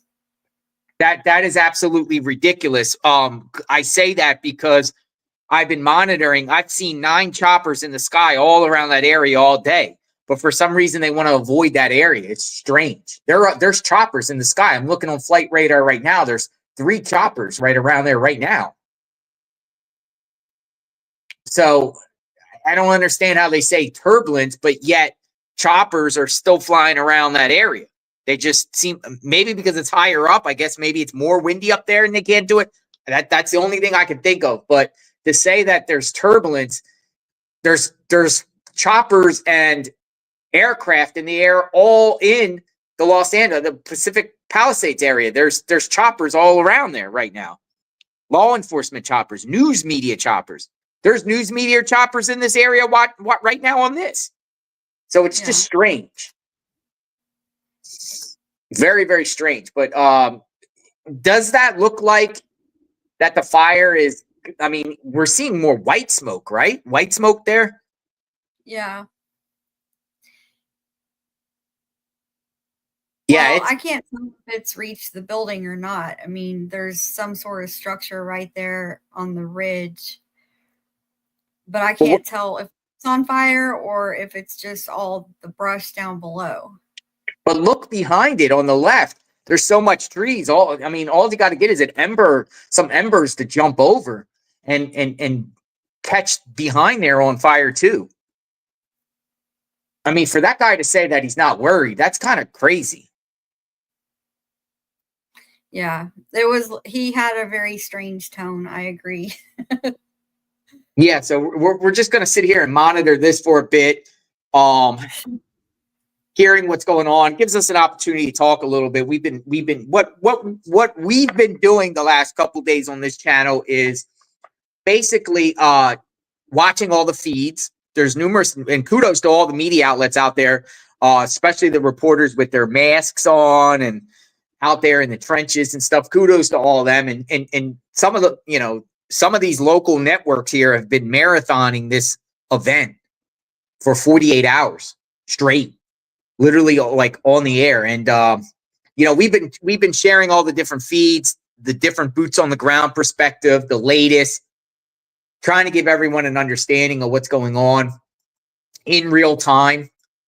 A lot of the things is interesting. A lot of things I pick up on scanners because there's some scanner Twitter accounts that are LA scanner Twitter accounts, different feeds, and then put that information in the chat in the comments. And I think we've been pretty spot on with the latest, with the cancellations, death tolls, amount of acres being burned, just everything on this fire. This Eaton fire seems like it just blew up in the last few hours. Yeah, and they said the winds are picking up again, and I think it's supposed to be more windy. I think I heard tomorrow, going into tomorrow. Yes, this is going to be a multiple day event to at least get this under control. Shocked to hear at this point. Now look at the wind here. Look at the wind. It's pushing away to the Yeah. right. But you can see at the top, all the way at the top of the screen. I mean, it's literally hit the top. I guess the concrete there, or it just, there's nothing to burn at that point, and it's retreating. Yeah, I think that's part of it. And then also the trees are, it seems like the trees are stopping it too a little bit. I'm gonna turn on my microphone. Is that better? Yeah, I Microphone wasn't wise? sure. Yeah, I wasn't sure if you're able to or not. It's just really loud for some reason. I'm not sure why. Yeah, it's different phones. You know, I have 2 phones here, and I continue to run out of battery, and then I have to log off and put another phone back in, instead of just keeping one plugged in. Well, one thing I put in the chat earlier was I think this I'm a little bit shocked that we've hardly seen anything from Gavin Newsom. Like, I understand that he's upset or his feelings got hurt or whatever, but I was just thinking, a few minutes ago, just imagine any other state. If this had happened in any other state, whoever the governor is, they would be doing press conferences every few hours around the clock. They would be very visible. And I just think that it's really, really remarkable that we've barely seen him. We saw him at a press conference. This is the 3rd day that we've been covering this. Tuesday, Wednesday, now it's Thursday. They did a press conference. What was it? Tuesday evening. I don't remember the time, but he was on that press conference. And then yesterday they did a little stand up with Joe Biden, but really we couldn't even hardly hear what they were saying. And then I don't think that they took any questions. And even the media mentioned it, that Newsom was avoiding questions. And so was Karen Bass. So I think that's a really big deal that we're not seeing him. Also, the next time he popped up with Anderson Cooper. Yeah. Talking about that Trump hurt his feelings, I guess. But other than that, we haven't really seen him in the last 3 days. And I just think that's really remarkable. Just think about any other governor. I mean, think about like some of these other things we've covered in different states that are not even close to the magnitude of this. And, people like Andy Beshear, even Kathy Hochul. Remember, we did the kidnapping Charlotte Senna. Kathy Hochul was out there the whole time giving press conferences. So it's just really wild that he seems to just be hiding right now. Yeah, I take back, because I was giving Newsom credit that first day because he did arrive to the scene and he was seen, observing the fire. And, I gave him credit for being there on this channel. But since then, I mean, the avoidance and the ducking of questions, the blame game, he should be giving, like you said, like at least press conferences or showing leadership every 3 or 4 hours in some update. We're from Florida. DeSantis, a lot of times when there's hurricanes in Florida with the storms that come across Florida last year, DeSantis would be giving almost at least hourly updates, more or less, at least by tweeting and going to scenes and everything like that. And with here, you're just not seeing it. I know there was a clip yesterday where when Karen Bass, she returned back from her trip from Africa, I believe that she met the governor and was talking to him down by the Pacific Coast Highway somewhere in Malibu in that area. But other than that, man, he's been AWOL. Yeah. I mean, if this was something happening in Florida, you wouldn't be able to stop DeSantis from talking. DeSantis loves these moments. It would be nonstop, the whole time. But lots of governors are that way because, they're a leader and they're supposed to lead from the front. And that's what a lot of governors do generally when these big events happen in their state. But yeah, we're not seeing from him. Karen Bass seems to only want to do scripted press conferences where she's reading a speech. She did take some questions though, but they were pretty pointed.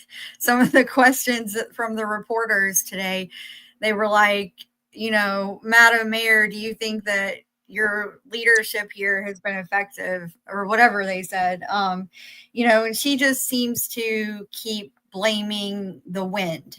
This is just all about the wind. And that seems like that's really all she's saying, except for talking about what they're doing now. But she doesn't seem to ever address the questions about the budget cuts. In fact, someone did ask her about the budget, and she refused to talk about it. She said, this is not the time. That should be another day that we talk about that. She said she didn't want to talk about the budget right now. So she's dodging all those questions, but the information's out there. People are aware. So yeah, they're just being very dodgy all around. It looks like this situation here right here is improving. It looks like I don't know, maybe they put some stuff there to prevent it from coming up higher, but you can see to the left, I mean, it clearly the mountain goes higher. It just suddenly just stopped right there, and now it's like retreating. It's weird. Or maybe the winds shifted. Mm-hmm. But I'm definitely seeing some improvement here. But man, this is awfully close, because imagine if these towers went up in flames or get knocked down. I mean, who knows what would happen in LA at that point as far as communication wise. What happens if you lose all these, media won't be able to broadcast out there? Yeah. So, that guy Dennis that they talked to that was in the truck, he did say that they've been preparing for this. They've been watching the warnings. They've been preparing. So, I think they may have been able to douse some of this area in water as well to prevent a fire from spreading once it got to them. Mm-hmm. Now, another thing that's interesting is 0% contained. Both fires, this fire, the Eaton fire, and the Palisades fire, both of them are at this point 0% contained. But then, what's interesting is the press conference that we heard this morning, they pretty much said that the Eaton fire is not advancing. And then look what happened. Yeah. Look what happened. So, I have so many questions. I mean, all across the board on this. I mean, the footage that's coming out, particularly Palisades Village, it's just devastating. It's literally the size of Manhattan, leveled. Thousands and thousands of homes literally leveled. Where are all these people going to go? How are they going to rebuild? Are they going to even be allowed to rebuild? Because, a lot of people in the chat were saying Maui 2.0.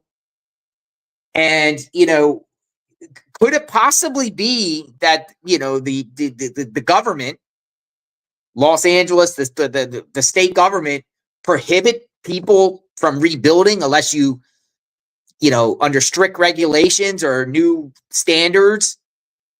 I mean, we don't know what's going to happen out of this. I'll even throw out the word eminent domain power grab, like land grab. Maybe they'll say because of climate change and because of the instability, they prohibit people from rebuilding there. Who knows? We don't know what's going to come out of this, but this is a disaster that's going to last a long, long time, Magnolia. Yeah, there's been several people saying, though, that their insurance was recently canceled, or they know people whose insurance was recently canceled.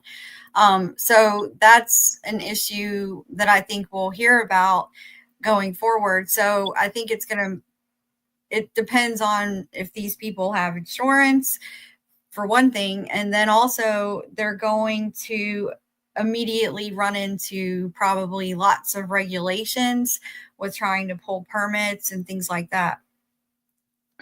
Yeah, one of our members, Murky, tagged us on Twitter saying the wind conditions at Mount Wilson, it could be the winds blowing away from Mount Wilson. That's what we might be seeing here. As you see, it looks like the wind is going to the right, which maybe would have stopped this thing from progressing up. Well, I hope it continues that way. Well, they're saying the winds is now 18 miles an hour. That's still windy. I mean, 18 miles an hour is pretty gusty. And then, you get these valleys and everything like that, or these like canyons and valleys there, and it's like a funnel.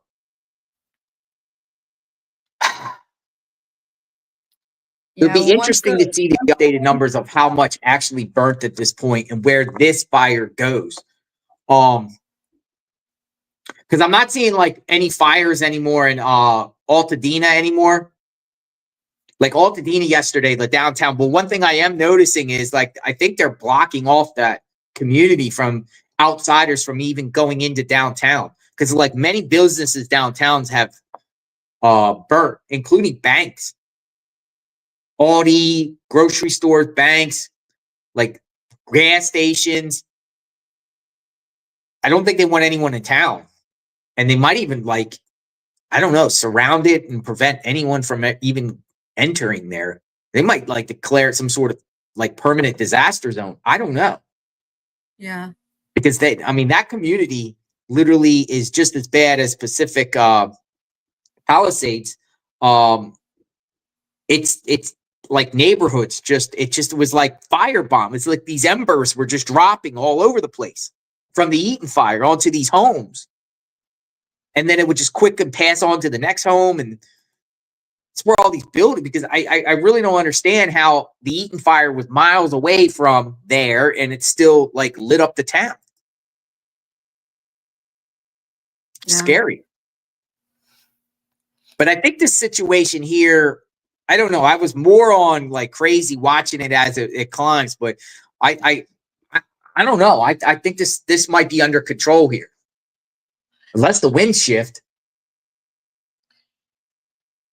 Yeah, I mean, just a few minutes ago, there was smoke all over that right along the edge, and it's clearly moved back.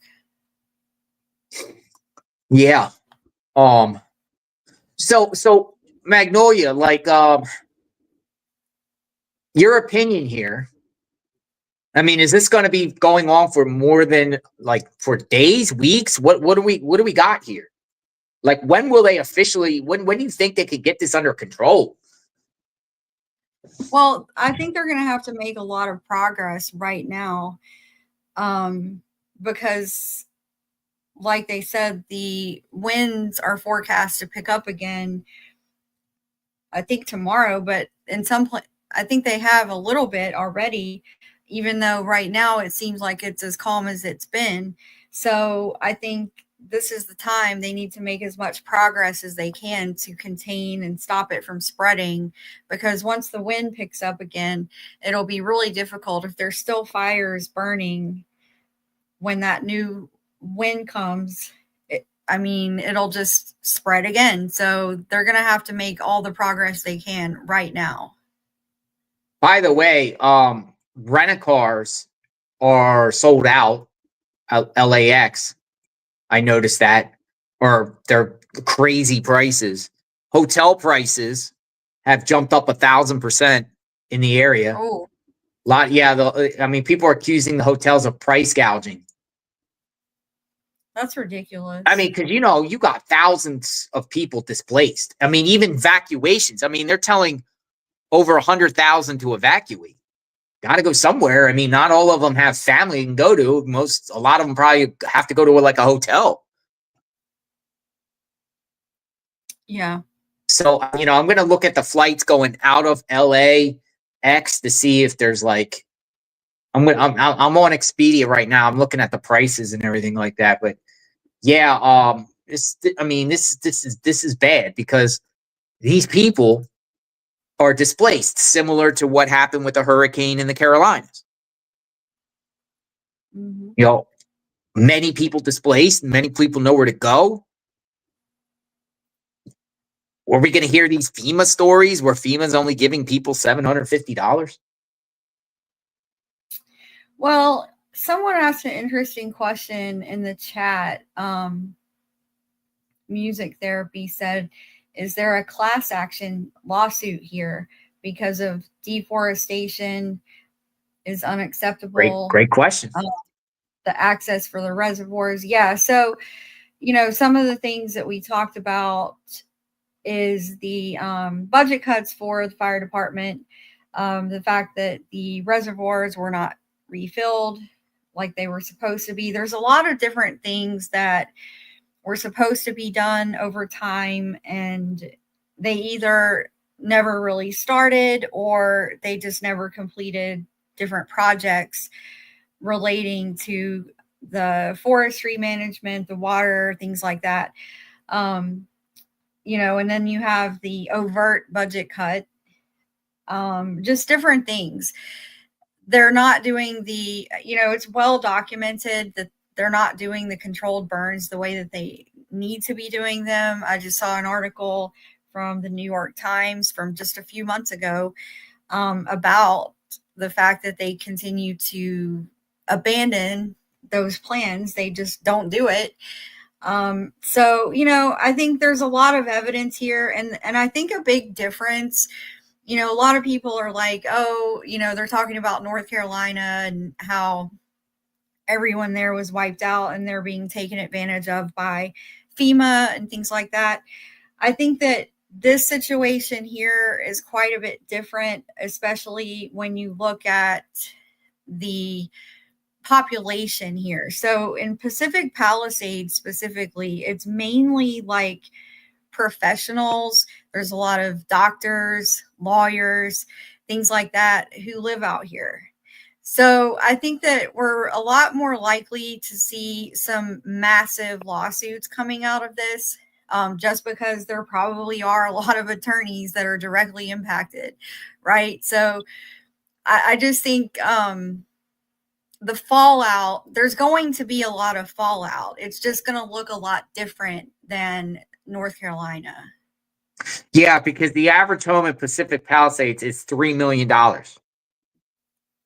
Average home price. That's, you know, heavy. That's people that have money.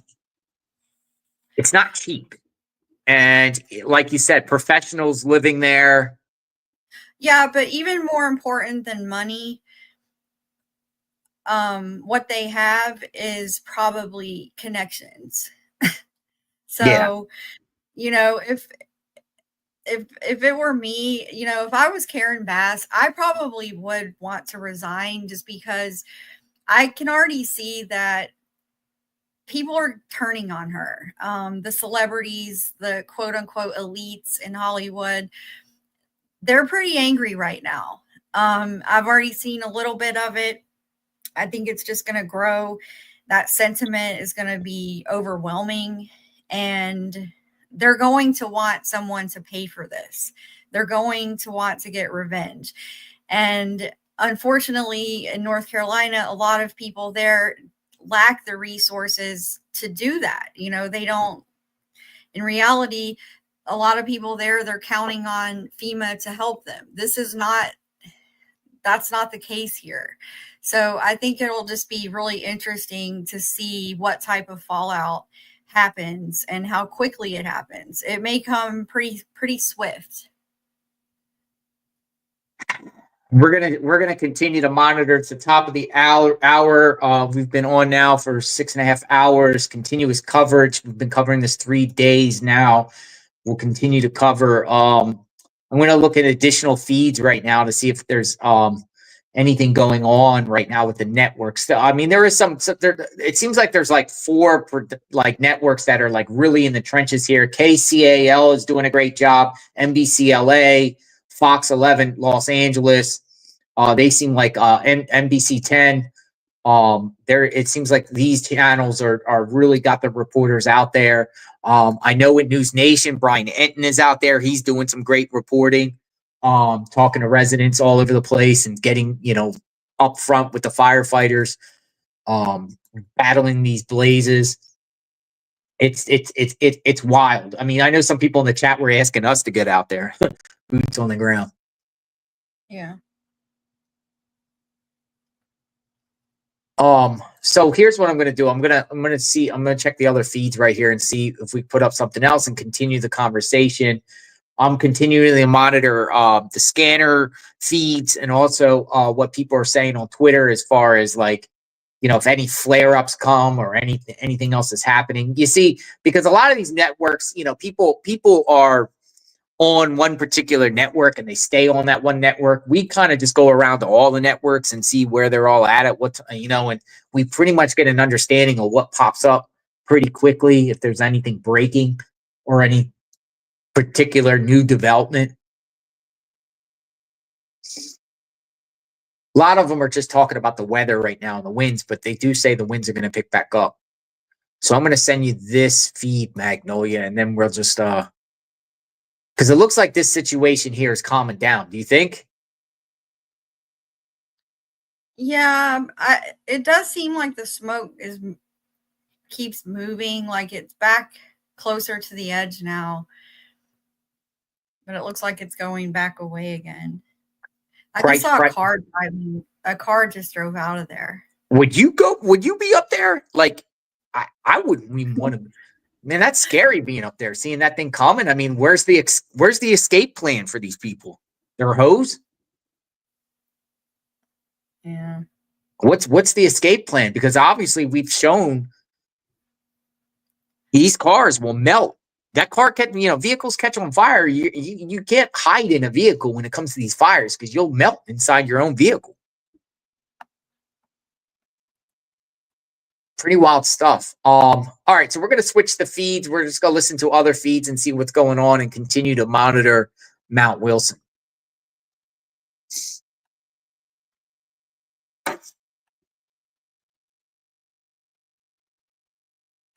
In the upper levels of the atmosphere. This is not good to inhale, not good to breathe or take in if you're outside. So we've got some advisories in terms of the smoke across much of Southern California. Wildfire smoke advisory for much of LA County. And it doesn't matter if a fire is burning in your neighborhood. I was driving in today on my way into work. You could kind of see the ash falling from the sky. It was like it was raining ash across much of our region. And you could smell the smoke, really uncomfortable. Now this advisory extends out across areas in Orange County as well as Ontario. And more smoke to come. The smoke futurecast showing you Thursday, this afternoon, we've got this smoke pressing down from a northerly direction from the Palisades down to the ocean. Same thing with our fire, the Eaton fire close to Altadena. Then once we get into tonight, we're still dealing with plumes of smoke. And then the smoke stretches out across areas where fires are not currently burning in terms of what we know here. So we've got smoke moving in across areas in Orange County as well as the IE. If you're not dealing with the wind, you've got the fires, and the indirect impact as a result of all of this because of the Santa Anas will be the poor air quality. That's the very latest. We're going to track it for you throughout the afternoon.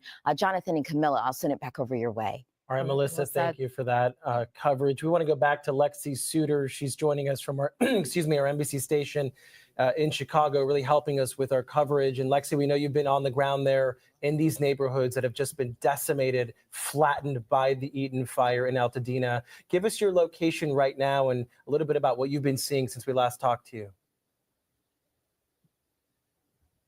Yeah, we are still at Glen Rose and Woodbury, and this block where I'm standing, frankly, the only way to describe it is a war zone. There is nothing left to even salvage as people try to come back here and look through the rubble, if you will. There are still smoldering hot spots, and that's an important point at this hour. We have seen some fire crews come back through here and check on those hot spots. I talked to one firefighter. He said, we're triaging. We don't want to create any more issues beyond the active fires that we are currently fighting. So we've seen some people come through here because they know this block got hit hard, and a lot of these homes still have a few flames and certainly smoke smoldering. Now, the painstaking task for people, residents, coming back to see what's left. I'm here with Brian and Alejandro, and you unfortunately lost, your elementary school, your middle school, your high school. You grew up here, and your home. What's your home look like? Oh man, there's no roof. Our parking lot is all broke, it's all down, all turned down. Our roof, I had a hole inside my house that he helped me try to get in, and there was a hole in there. I think the smoke went inside my house. It's just very, very chaotic, miss. Very chaotic. Nothing that I could picture that would happen like this, man. And your pets? Oh, my pets. I had to save my turtle. I kind of snuck in with my friends, and I was like, hey, we need to save my pets, my turtles. They were hidden on the water.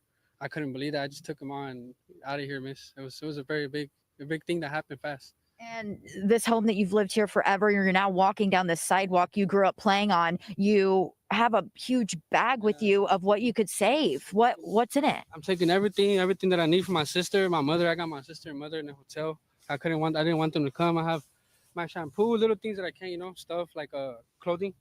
But I couldn't really take everything, miss, because there's a certain too much smoke going on. I couldn't even see no more, miss. And this isn't just a home. We're talking about a lot of homes on this block on Glen Rose Avenue here in, this area that are damaged. But this is an apartment complex. So we're talking dozens and dozens of people that are in your same situation. There was a 50 apartment complex, man, and everybody left, miss. Everybody, all the families couldn't believe it. We all grew up there, miss. It was like a big family. We were united, very. And you said it was hard to leave. You were one of the last to evacuate. It was like around 3, we got the notification, and we were kind of sleeping through it. Around 5 minutes, everybody already had left. We were the last ones to leave, man. It was very, very sad, man. Seeing my sister and mother almost getting burned by the fire boss. Something I don't wish on nobody, miss. Very bad, very bad. And now seeing my block, I've always passed through here. I went to school everywhere, and now everything's gone, miss. It's very hurtful to see, to be honest. Well, Brian, Alejandro, we're glad you're safe. Thanks for sharing a little bit of your story. And unfortunately, this is a story of thousands of people, and that number may even grow, not just in this area, but as we know, there are fires burning across Los Angeles County. So this gives you a little preview of what we're watching here today, beyond just trying to take this site in, seeing people come back and carry their life down the street, a bag of clothes, anything that they could save, their pets. It's a really difficult situation out here. We'll send it back to you in the studio. All right, Lexi Suter helping us out from our NBC Chicago station there at Glen Rose and Woodbury. Just such a devastating sight. Lexi, thank you for that coverage. We now want to show you a live picture here from News Chopper 4. This is over the Eaton fire that has now reached Mount Wilson at this hour as we continue to monitor that white smoke there. And this is, we've been covering this for the last, would say a couple 2 to 3 hours. 2 to 3 hours as it approached those communication broadcast towers there. It got very, very close with those flames. But as we learned earlier from our engineer there, the winds weren't as much of a concern at that time. But again, this is a fire that we continue to monitor at this hour that has reached Mount Wilson. We want to go ahead and check in with Chief Sam Giovanna. Are you with us now? Yes, I am. What can you tell us now when you look at the conditions and the developments that we've seen over Mount Wilson with the smoke right now? Well, when we saw this earlier, you can see that the smoke was pretty much going straight up. Looks as if the winds have kicked up even more so because now they're starting to blow more horizontally. That's not a good sign. The winds have kicked up. And in fact, I'll say this. When I left this morning, I got up in Orange County, went for a run, and there wasn't much wind at all. When I left, it was relatively calm. Just spoke with some neighbors. They said the winds are starting to howl in Orange County right now.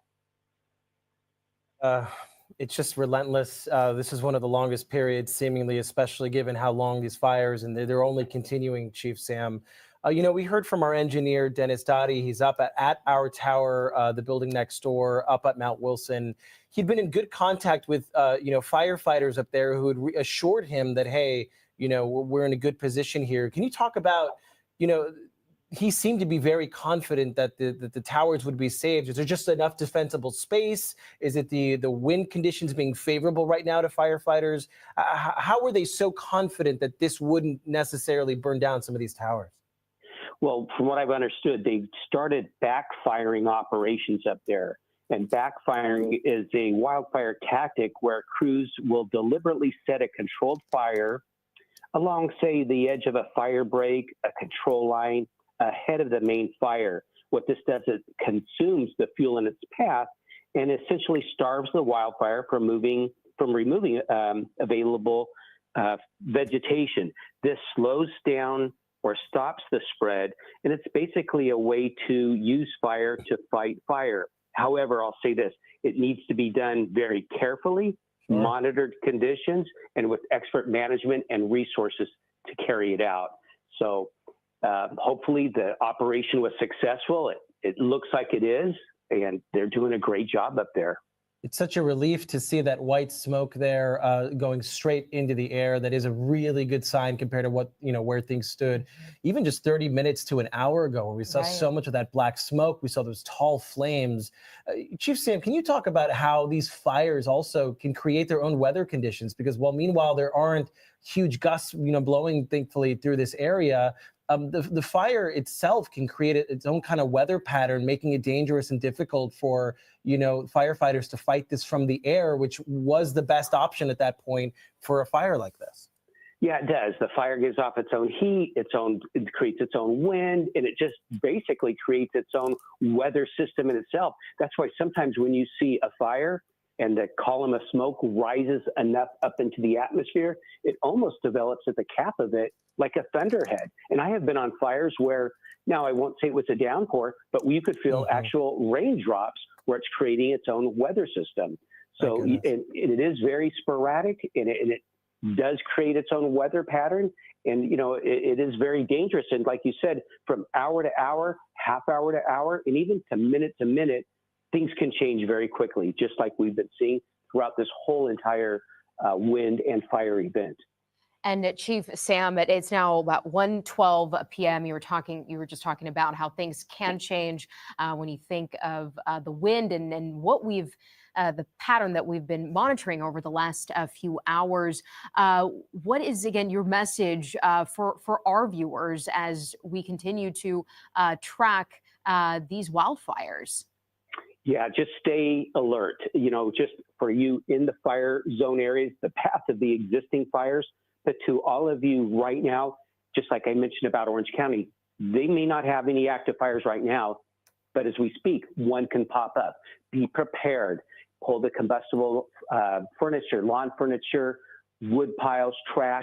And with these winds we've had strong winds, even in my neighborhood. My neighborhood is littered with leaves, needles, twigs, and debris. Those are all ignition points for embers. So clear those away from your home.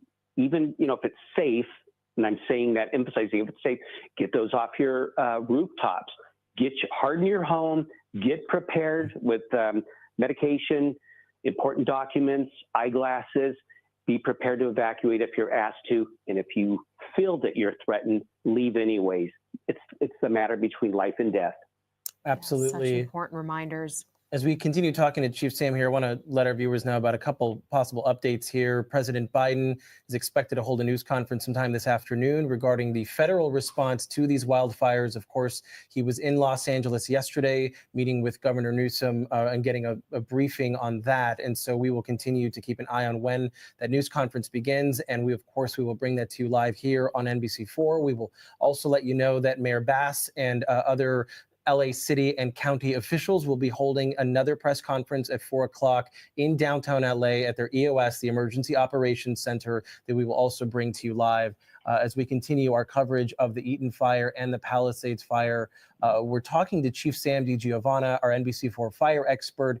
Chief Sam, you mentioned something interesting just a moment ago about being in Orange County and then starting to see, the conditions there, and then the IE, another possible spot that we see flare up all the time. We know that resources have been scarce and thin because of the sheer number of fires and the size of these fires, but are there other resources still ready to go in a place like the IE where we do see fires typically pop up? Great question. I just talked to some of my constituent friends, fire chiefs in the Inland Empire, and they said that they are prepared. Thank goodness we've brought in from Nevada, Arizona, Oregon, and Washington to augment the resources and personnel available just for this. It's like going into battle. We want to bring all the reinforcements and troops we can just to be prepared. And they are taking every precaution necessary. So like I mentioned earlier, Jonathan and Camilla, we'll do our part. We just ask the communities to do their part. So important to work together. Absolutely. All right. Our Chief Sam DiGiovanna, thank you as always for your coverage and all the work that you and your firefighters are doing out there on the front lines. I say it all the time. I've said it to Chief Sam before. We have the best firefighters in the world, and we're very thankful to have them on our side right now. Yeah, we certainly do. Thank you. Yeah. NBC4's Brittany Hope has been talking to a number of residents, assessing the damage and seeing what's left of their homes. She reports now from Pacific Palisades. 3, 2, 1. So you can see a water tender just leaving. We're here in the Pacific Highlands on Paseo de Oro, where there's 2 people who live here. They said they were trying to protect their home. They couldn't get any water, literally buckets. We pulled over as well. And ma'am, what is your name one more time? Valerie. Valerie. Yeah. Tell us when you realized there was no water left. We went inside the house and there is no water inside the house. We turned on the faucet, there's no water. There's no water into the yard. I took some water bucket from our jacuzzi. We're trying to put away the small ember, but there's one right here. And there's underneath this shrub. It's time to catch up, which will make that house totally could be a big problem. And it's over there. They need to bring more help. Here, save those houses. Come with me. Let's show what has happened on your street so far. And thank you, Valerie, for talking with me. When we found you, you 2 were just in the street, just begging for someone to pay attention. Yes. We stopped. Luckily, police stopped. We were able to get a water tender up here. Thank you. Now that help is here, what's going through your mind? Well, they need to put that house right there. They need to save that house. We already have 2 houses that are completely done. They need to save that house here. And then they need to pay attention here because there is fire that started with a small ember, but all this vegetation right here is ready to burn right here. Oh. My husband is using the fire extinguisher, but it's not enough. So literally residents using a fire extinguisher because until 3 minutes ago, there hasn't been water in this neighborhood. And unfortunately, multiple homes have burned here. This is Paseo de Oro. What is the name of this community? This is the Highland and this is the Paseo de Oro street. Okay, so we're still in the Highlands on Paseo de Oro. Everybody is so helpful and kind and all together. And we really want this street to stay in one piece, except those 2 houses. And it should not be a big deal. We should be able to put water to stop anything from spreading more. So thank you. Thank you for bringing attention to this so that we can save this house and we can stop those little things to catch and create another disaster here, which is not needed. Right. And we need to have water. We want to help. We want to make sure our house are okay. We heard police say that they needed another water tender as well. So I think that the fire hydrants here, I think they now have water, which is why we can see that fire crews are here, but it sounds like even more help is coming. Have you spoken at all to these neighbors who lost their homes? It looks like 3, 4 properties. Are they all physically safe? Are they physically safe? They're all safe. Everybody made it out, which is wonderful. We are all on the channel. We're texting with each other. We took a video. Somebody else was able to come as well this morning and take a video because up to now we didn't know if our house made it. So at least we know who has still a house, who doesn't, and we're going to be able to pull together. But we need to stop from this to spread unnecessarily, because if there's more wind and we don't take care of the small thing that is here, it's going to turn into a big thing. Oh. And we really don't want that. I know. Wait, is that another water tender? Yeah. Oh, another water tender. We have another water. Here, Val, come with me this way. This is incredible. We're getting help. So we saw, of course. It's everyone's job. So we had seen down the hill from us here along Palisades. Water. Thank you guys so much. I want to pay attention to this one. Yes. As well. We had seen down on Palisades Drive a few water tenders that were there. And so Joel and I, my photographer, we were all together. We were talking with police. We said, we saw a tender at this intersection. Is there any way? Well, the 2 officers we just talked to just returned. They sprinted down the hill. We have another water tender here. That means we have more water. Thank you. Thank you. Oh my God. And I know it's small, but if we can at least save those houses that can still be saved, yes, it is worthwhile. Please. Well, and there's so many homes in the Highlands that have burned. So many. Yes. And you it's never horrible. know what's going to happen. And we may lose those houses, but if at least we can still try, that would be really great. Because if there's a resource, we should use those resources. Since we know it's happening right there. So thank you. So appreciating. And I really pray that we can save the street, if possible. And my heart goes to everybody that have lost their house.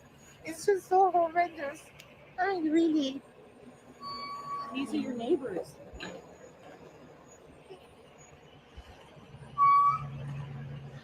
Do they know yet that their home's burned?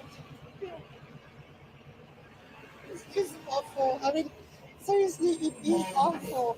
It's not something that you could even have conceived, that we are all having so much loss and devastation. We were on Sunset. I did not recognize Sunset. I thought we were somewhere else. It's not conceivable. I'm sorry. No, please don't apologize. We've been trying to find the words. Thank you. I don't know if I have the word for it like that. It's so big and so beautiful, that's the house. If we can still save some that can be saved. That's all. I think any house that can be saved is worth fighting. I'm so happy that we have people here. I was so nervous when we saw you coming out of your house with buckets but no water. And it's, what do you do? But that's a situation for so many people. I just said, now why is there no water? And those things need to be attended to. Yes, yes. Why losing an entire street? I know we are stretched thin, but if we can still prevent more loss somewhere, it's worth the fight. Yeah. So thank you. Thank you for so sharing much. your water. I hope they're going to take those out. And they're going to take this one here as well. Yeah. And I hope that the house does not burn. Thank you. No, thank you so much. I appreciate it.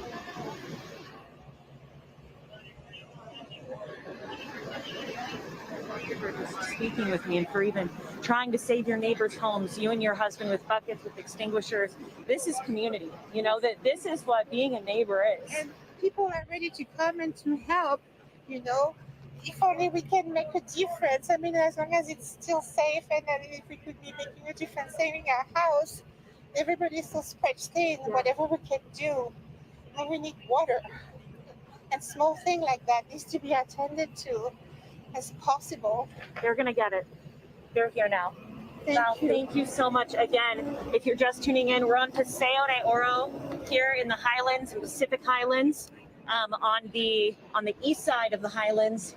Multiple homes we've seen have burned in this area, but many are still standing.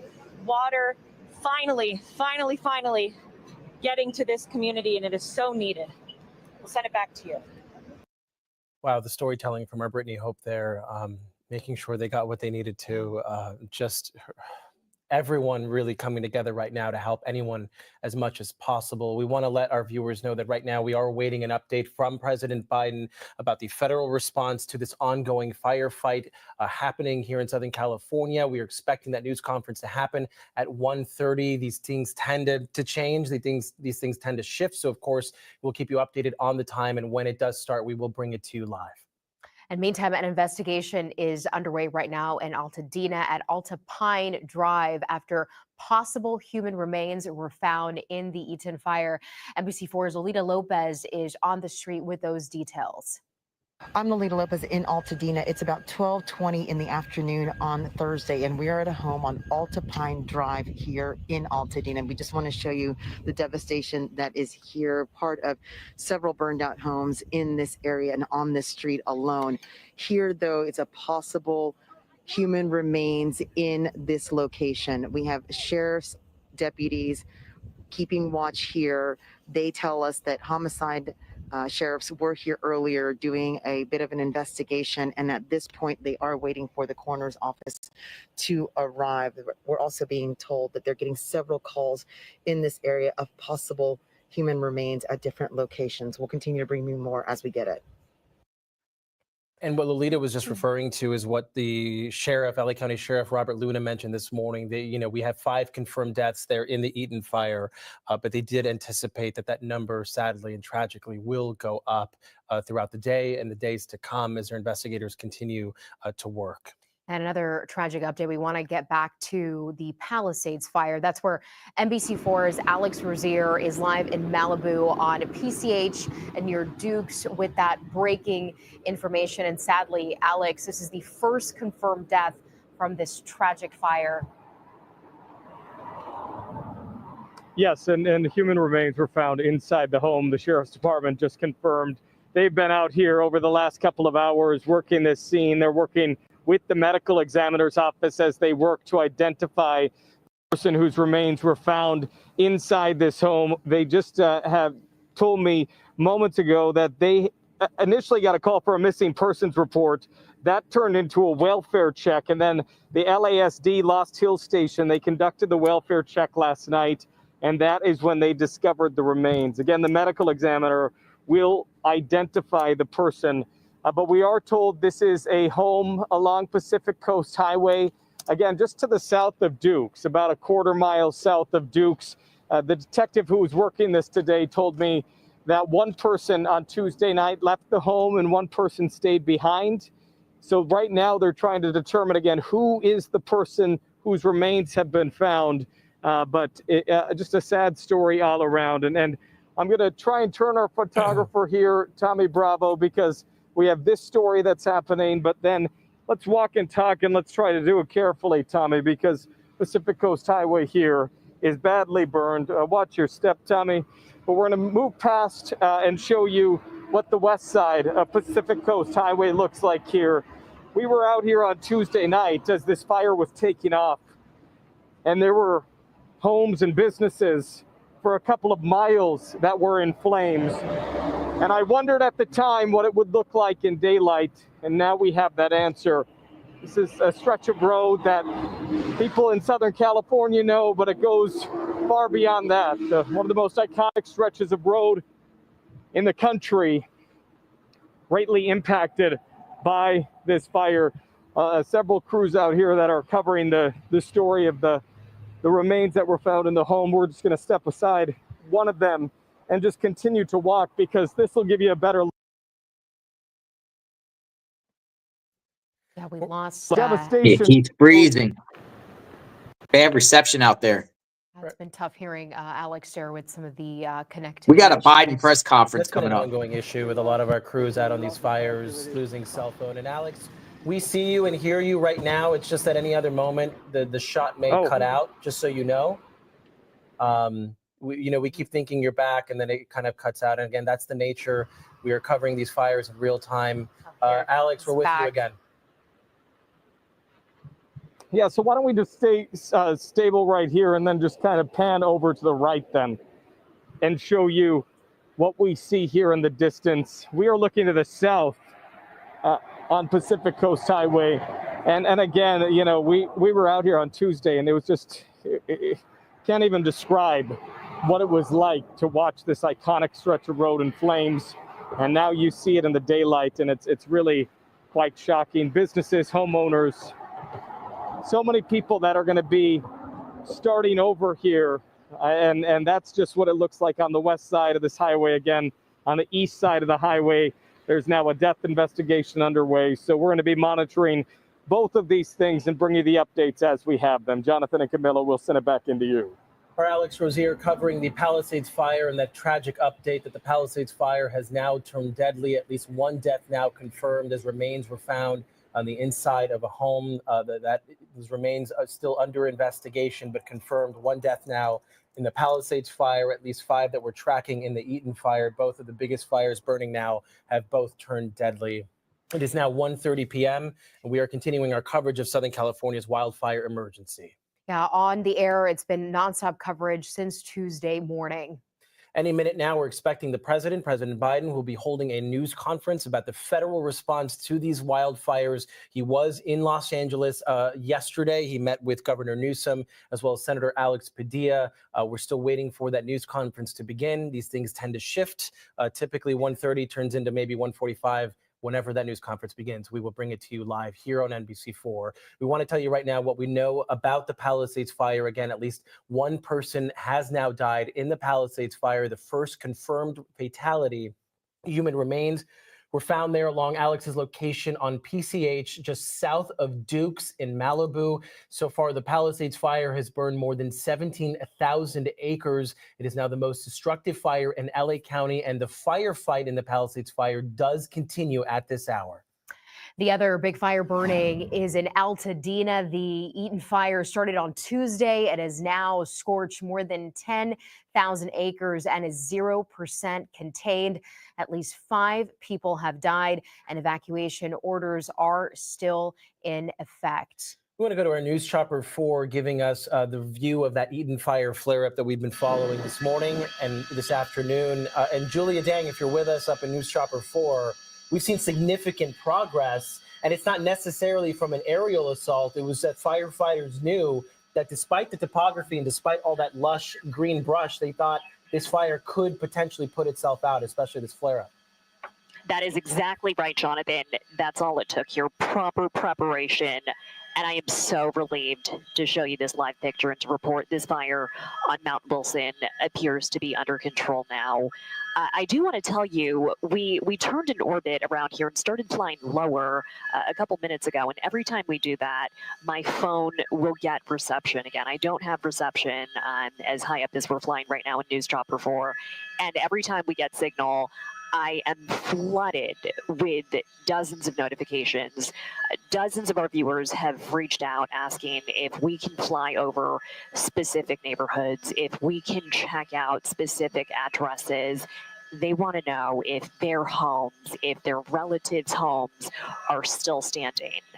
And I try my best to respond to all of these in real time. So here's what we're going to do. When we fly over active fire zones, when we are showing viewers zones of devastation, we're going to use our mapping tool where you can see every road, from freeways to tiny canyon roads, where you can see all of those roadways labeled. And you should be able to make out what you are looking for.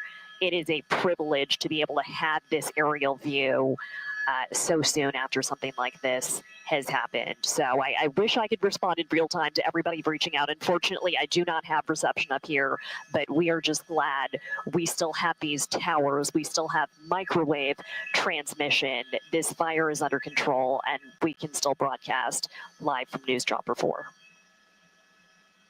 It's those very towers, Julia, that are allowing you to get our shot of you there, for us to broadcast, as well as all the other local stations and radio stations here in Southern California, and of course all the vital, critical information for law enforcement and first responders. Julia, thank you for this vantage point. That is a much better sight than what we've seen over the last 4 hours.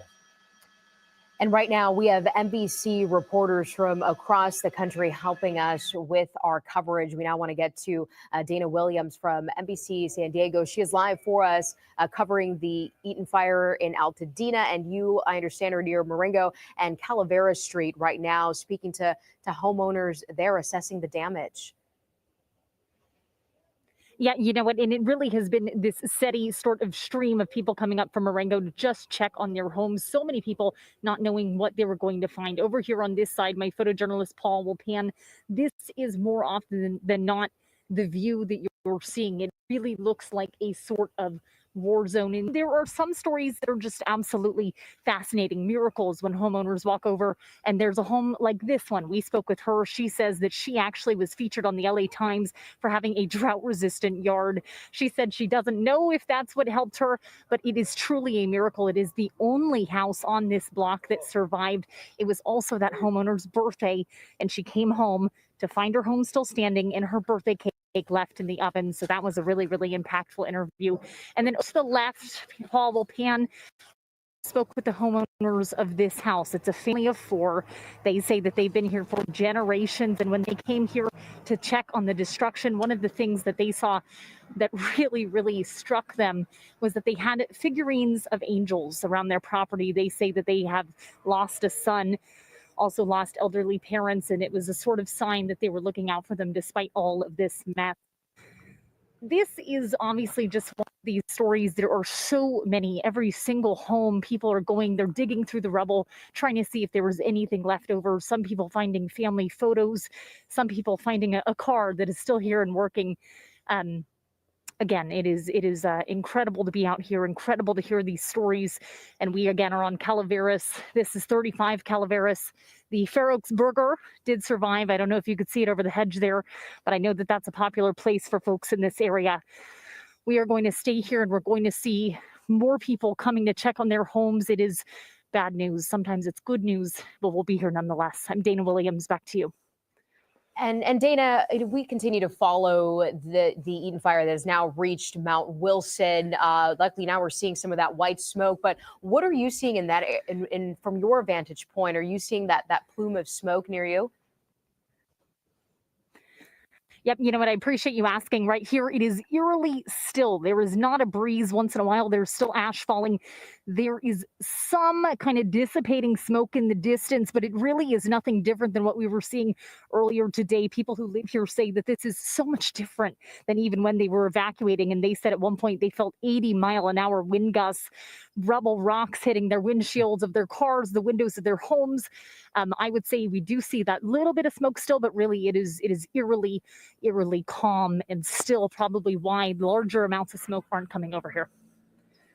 All right, our Dana Williams from our sister station in San Diego helping us out with our coverage. Dana, thank you. We will come back to you a little bit later this afternoon. Right now, we want to check back in with meteorologist Shauna Mendiola. And Shauna, you were with us when that flare-up, that massive flare-up broke out near Mount Wilson. But thankfully, the conditions there were favorable to firefighters. Yeah, so no wind coming in. We tracked it. It was only about 5 miles per hour at the time.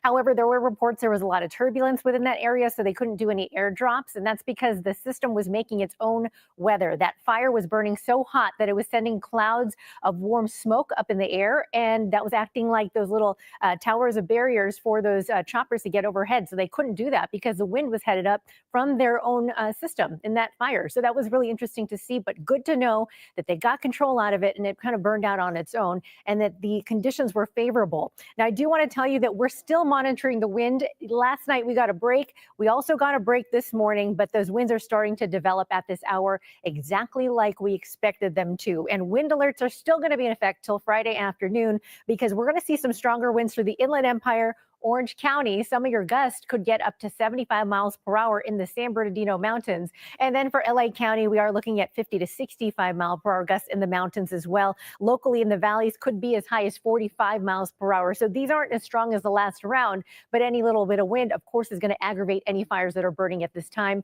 And we're continuing to see very dry conditions out there. So without any rain, we are looking at trouble out there with any bit of wind. So developing wind right now, you can see out the door, these are your gusts, 21 miles per hour right now in Thousand Oaks. So not too strong there, but some of these purple colorings on the map, I'm monitoring because they're the highest peaks of the mountains that are getting anywhere between 40 to 50 mile per hour wind gusts right now. So that's something that's very concerning at this time as well. Any little bit of wind is something that we're really on high alert for. So now I mentioned, this is your timing, developing Santa Ana wind. We're watching for the next round, and this is going to be a little different because it's not going to be quite as strong as last round, and certain locations won't get the wind because it'll be your typical Santa Ana wind where those wind prone areas get the wind. And if you're wind sheltered, not going to see much this time. This evening, you will see those winds strengthen. And then tonight through tomorrow morning is going to be kind of your peak time where we're going to see those moderate winds pick up.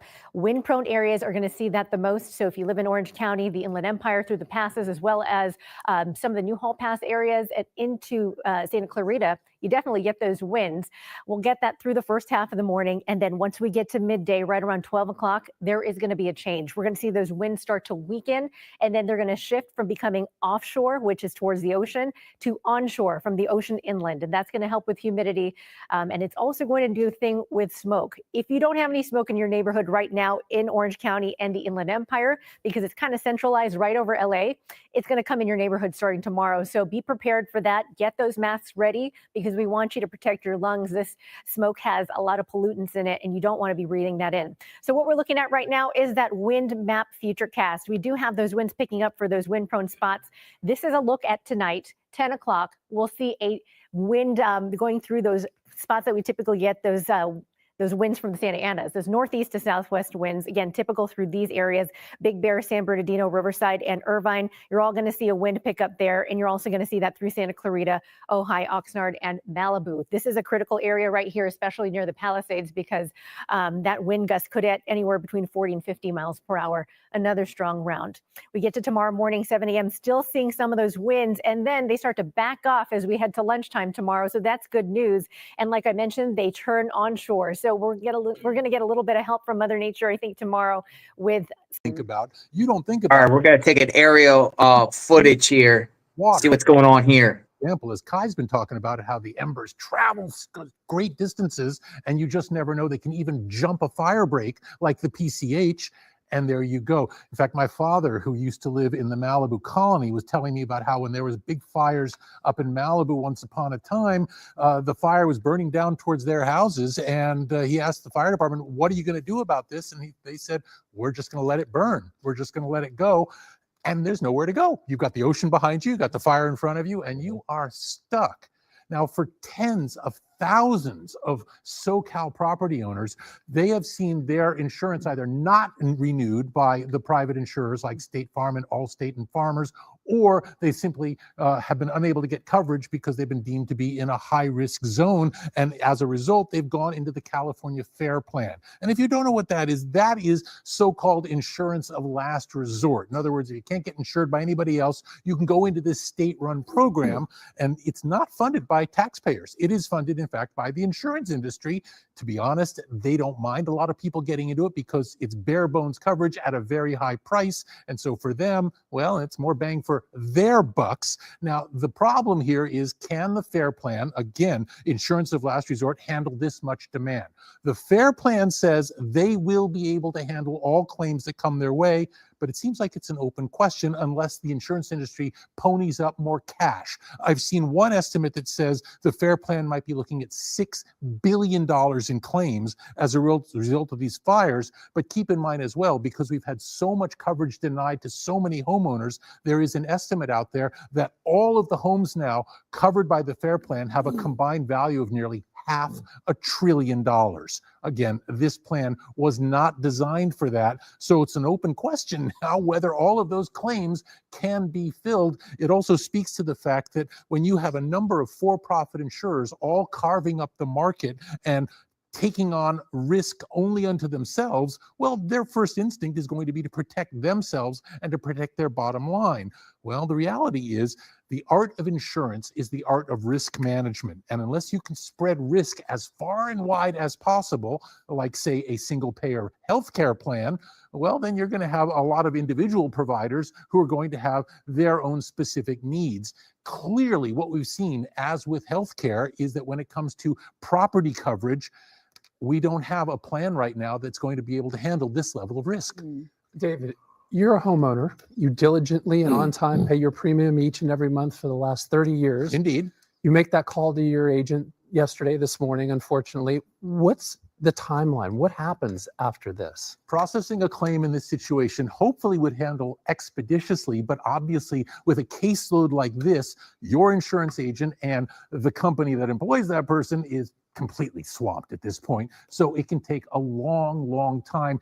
And that's another problem for homeowners, because when it comes to rebuilding, well, California's price gouging laws will only go up to about 6 months. In other words, the law in California protects you from a more than 10% increase in the value of whatever you're purchasing. And when it comes to rebuilding, you have a 6-month window. Nobody is going to be rebuilding within 6 months. In other words, the price gouging protections will be expired by then. And now let's look at simple Econ 101. Supply and demand dictates that when there's a ton of demand and very little supply, prices go up. Well, you can be sure. To Southern California to help us with our fire coverage. We're back at Mount Wilson. Oh, we were just back at Mount Wilson for a second. I'm here. Can you all hear me? So Yes. we are in the Topanga area of Malibu. Good to see you all. Good to hear you all. We're in the Topanga area of Malibu, Pacific Coast Highway. I believe we're not too far from Alex. And this is just one of the many neighborhoods we've seen throughout the day. Yesterday as well, the fire just completely wiped out this neighborhood. I would say 90% of this neighborhood is gone. And you can see here, home right here, gone. Home right there, gone. You go up and down the street, around the corner, every home is gone. Nobody's here. We've seen a couple of police.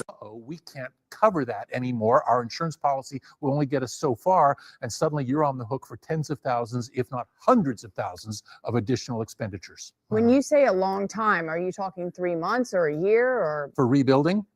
Well, for to get their attention and get the money that you need. To process the claim. Yeah. I would think that in some cases it could take weeks, because obviously the insurance companies will try to staff up now to handle a situation like this. That said, there's going to be a lot of claims that are going to have question marks attached to them.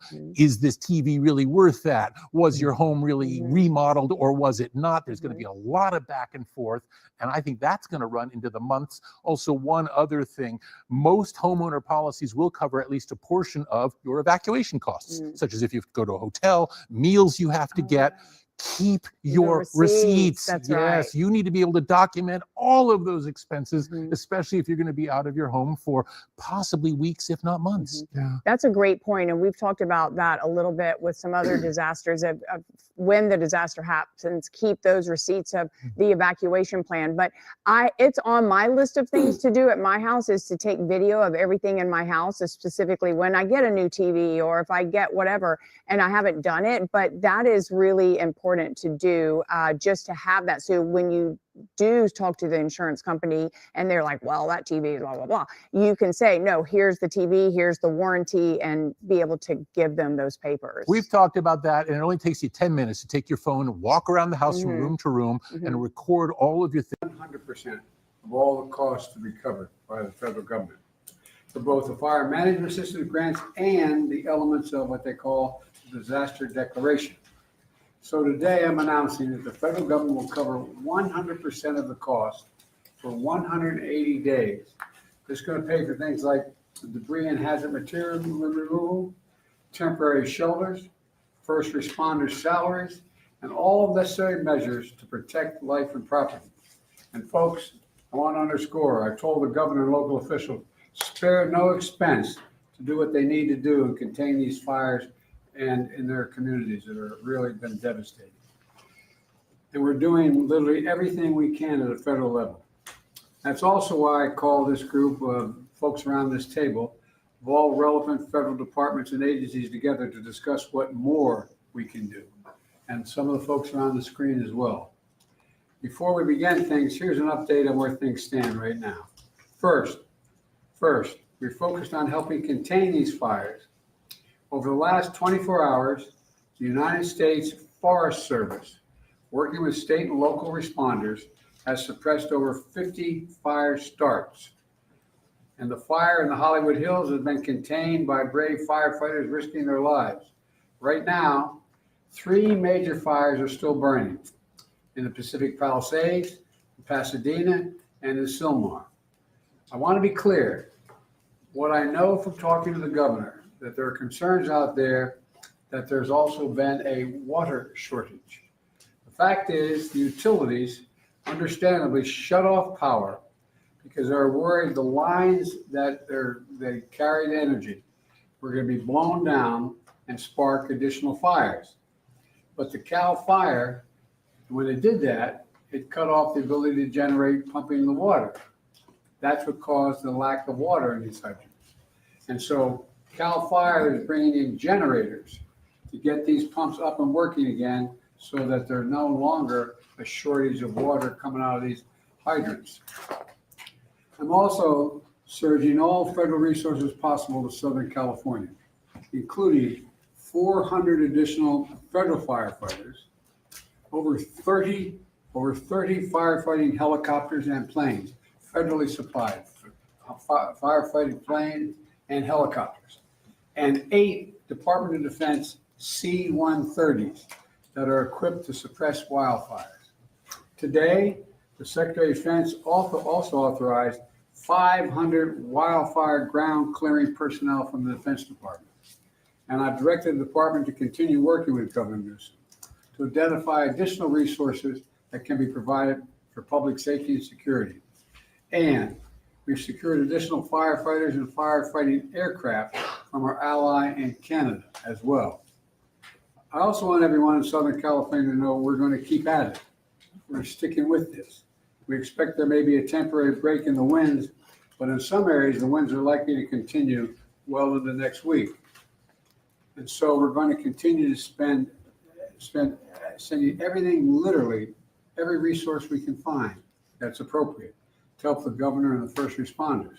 Second, we're focused on helping people who have been displaced or in many cases lost everything. You reported on, you've seen the homes just burned to the ground, whole areas burned to the ground, large areas. They've been displaced and they've lost everything. As I said, since the fire started, FEMA has been working with the state to help residents get shelter, groceries, prescription, and other critical goods like baby formula.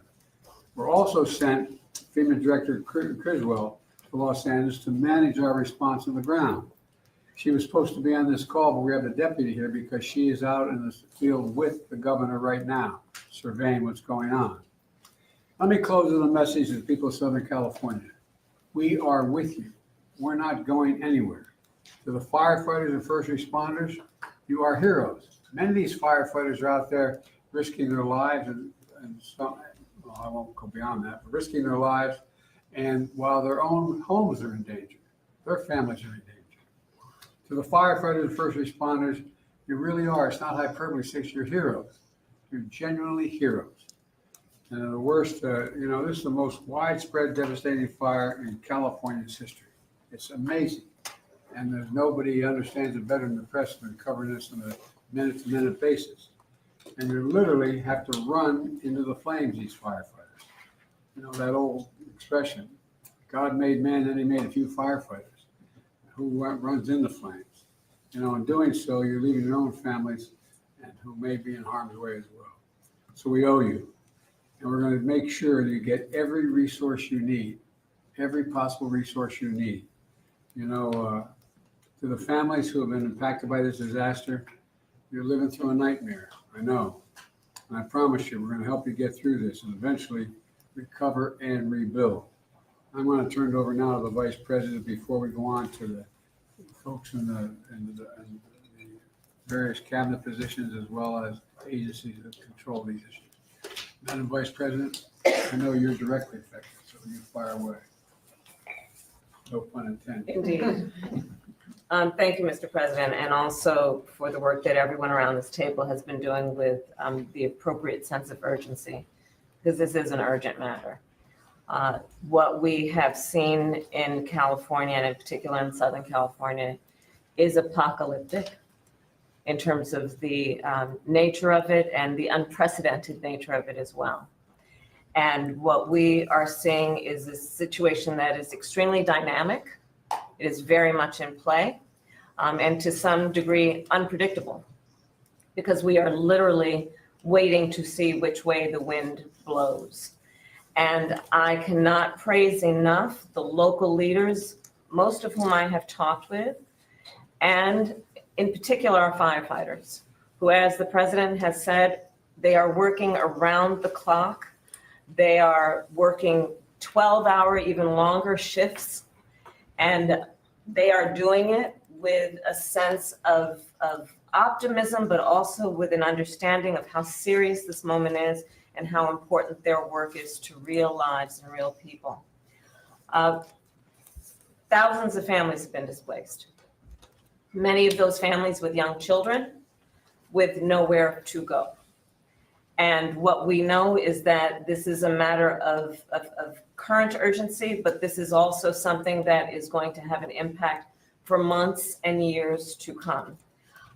And on that point, I will also make note of the fact that sadly, many insurance companies have canceled insurance for a lot of the families who have been affected and will be affected, which is only going to delay or place an added burden on their ability to recover. And I think that is an important point that must be raised, and hopefully there can be some way to address that issue, because these families, so many of them, otherwise will not have the resources to recover in any meaningful way. And many of them have lost everything. In the midst, however, of all of the trauma that has occurred, we have seen extraordinary acts of heroism. I'm hearing countless stories of strangers helping strangers, People who are opening their homes where they are intact and have not had to evacuate, opening their homes to neighbors, to friends of neighbors, feeding them and providing shelter for them. And I do think that it speaks to the best of who we are as a country, which is in times of crisis, we find the heroes among us who we may not have known before, but act out of a sense of courage, but also a sense of community. And I applaud all those who are approaching this crisis with that spirit. And the bottom line is this: there are incredible heroes every day who are working right now in California on the front lines of this fire. And in particular, I want to thank the firefighters for all they are doing. They are, as the president said, putting themselves in harm's way. And they are doing the work that is about helping people who are perfect strangers to them and doing it in some of the highest moments of need that anyone could face. And with that, I'm going to turn it over to Liz Sherwood-Randall. Turn it back to me. Okay, back to the president. Look, I've had a chance to speak with a lot of elected officials, including the senators, some of the congresspersons in the region, as well as the vice president as well. And I want to be clear that one of the reasons I've asked this larger group to get together is because they control the very agencies that are needed from the federal level to get things done. And, you know, we're in a situation where the U.S. Forest Service Chief, Randy Moore, is here. And he's going to provide an update in the fire situation in Los Angeles to discuss how the U.S. Fire Service, the U.S. Forest Service is assisting Los Angeles and the state of California with fighting the wildfire, including the action his team has taken to suppress new fire starts. So, Chief, why don't you fire away? Thank you, Mr. President, Madam Vice President. It's great to see you. I, too, consider California my home. Yes. And so it's great to be here to talk about this dramatic situation that we have. So the Forest Service and the Department of Interior are actively engaged in supporting the response to the wildfires in Southern California. And there are 4 major fires that we currently have going on. The Forest Service is in unified command with the LA County, as well as other local city agencies. We are looking at the Eaton, the Hurst, and the Lydia. And if you look at that area there, that's the northernmost part of that area where the fires are taking place. The Palisades fire, which CAL FIRE is in control of. And then we have a new start, which is this Sundown fire that just started last night. And it also has potential to expand quite significantly just based on the location it's at, but also the winds that are expected to continue. Right now, when I look at the mutual aid system in California, I want you to know that it's second to none in terms of how that system works and how it really moves to activate the federal firefighting community and how it is activated and engaged. You know, every year we prepare for these Santa Ana winds. It's just that what is happening now is happening sooner. It's happening at a time now where we normally are at our lowest point in the fire year. And the fact that these fires are taking place now, it says that there are things that are going on in our climate that is creating truly year-round fire situations. And it's something that we all need to be mindful of. And this is a good indication of that. To give you an example, if a fire starts from any ignition source during these Santa Ana winds, it has the potential for explosive growth and spread. And when that happens under these wind-driven conditions, it's very difficult to control. Now, in addition to this, when these winds are high, the aviation resources cannot fly. So it limits a lot of the potential area of support. As of this morning, there were over 4,000 firefighters that were assigned to these large fires. 600 or so were currently federal work, which means Forest Service and Department of Interior. And it doesn't include many who are assigned to their home units to provide initial attack. To give you an idea of the unsung heroes in these fire attack conditions, in the last 24 hours, we've had 50 starts. And the initial attack success has been wonderful. So we've stopped the potential for 50 additional fires to be added to these 4 significant fires that we currently have. And that's what I mean by having initial attack crews stay put or pre-positioned across the state based on intelligence that we're gathering.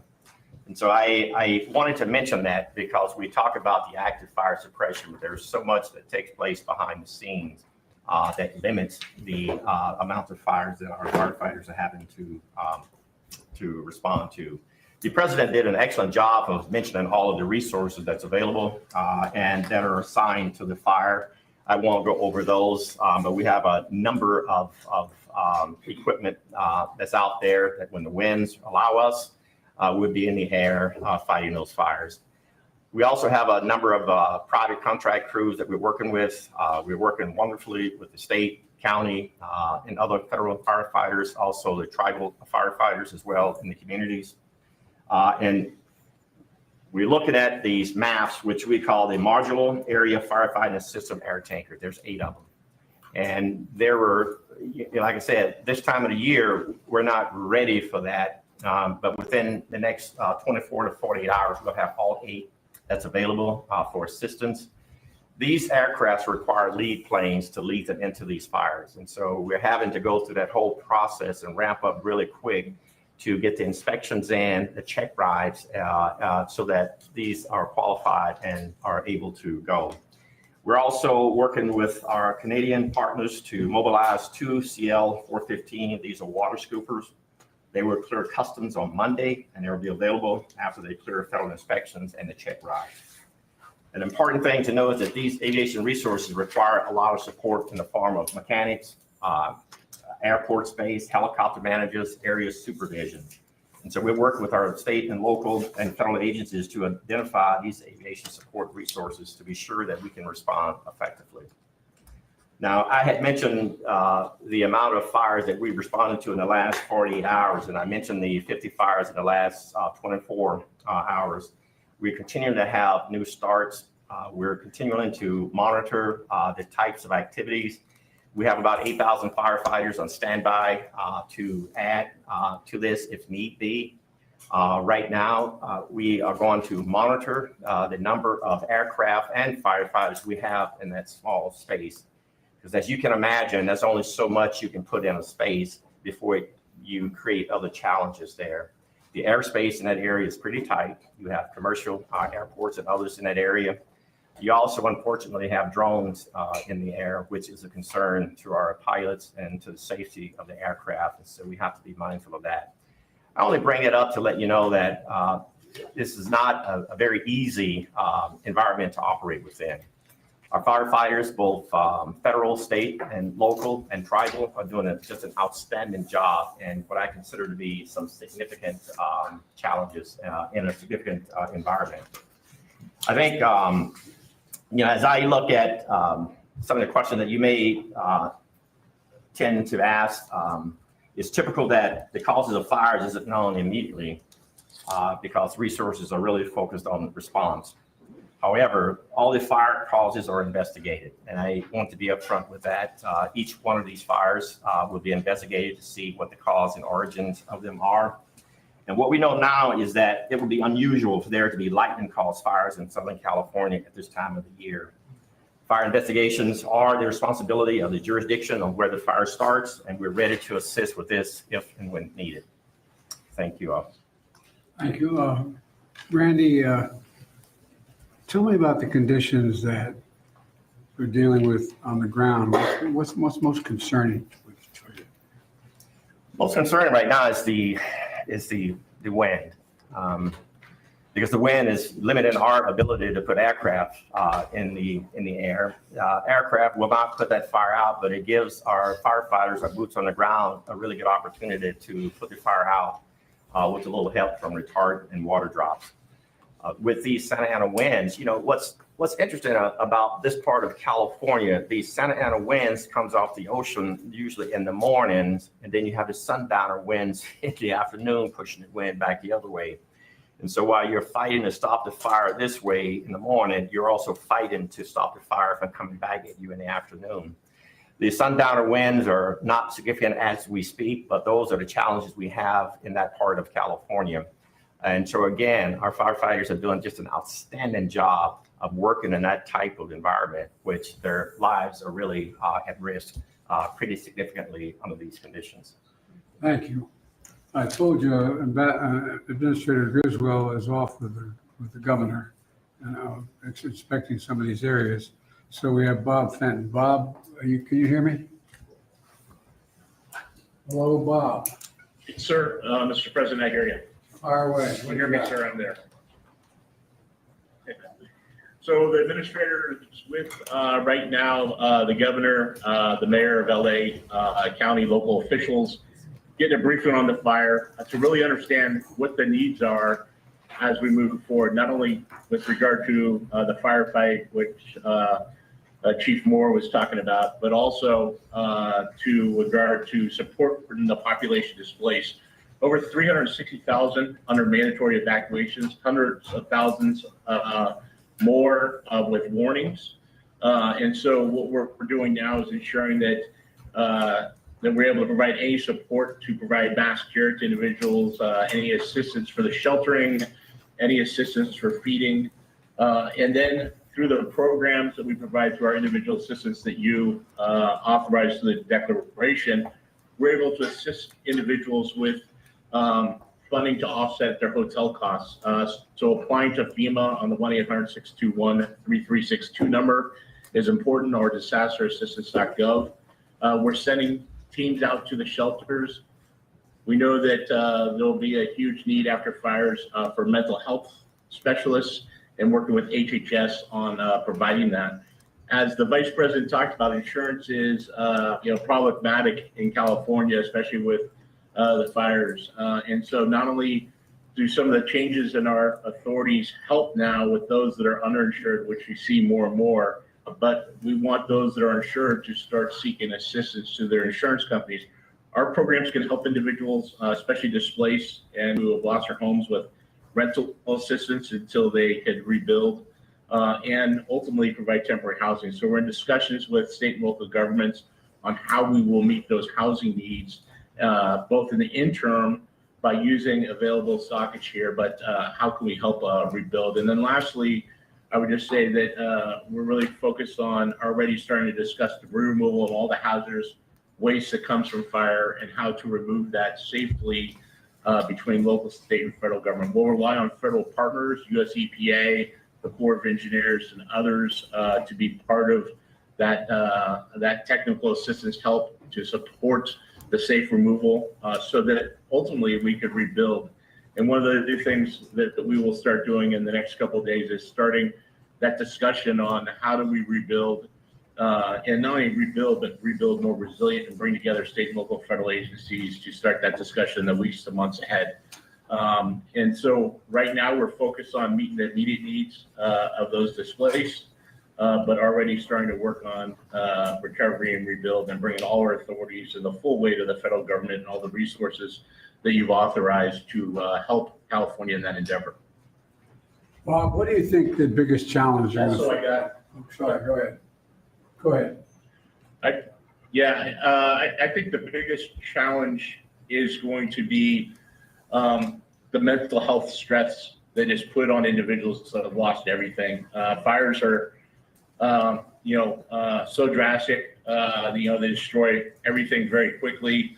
Individuals don't have a lot of notice to leave, and so I think there's going to be a significant mental health strain, followed by a need to help individuals recover and rebuild. And the Vice President is exactly right. Why I suspect that many have insurance, many are underinsured. And insurance is difficult to get, and some might have lost their insurance or been canceled by insurance companies. And I think that's something we need to continue to work on,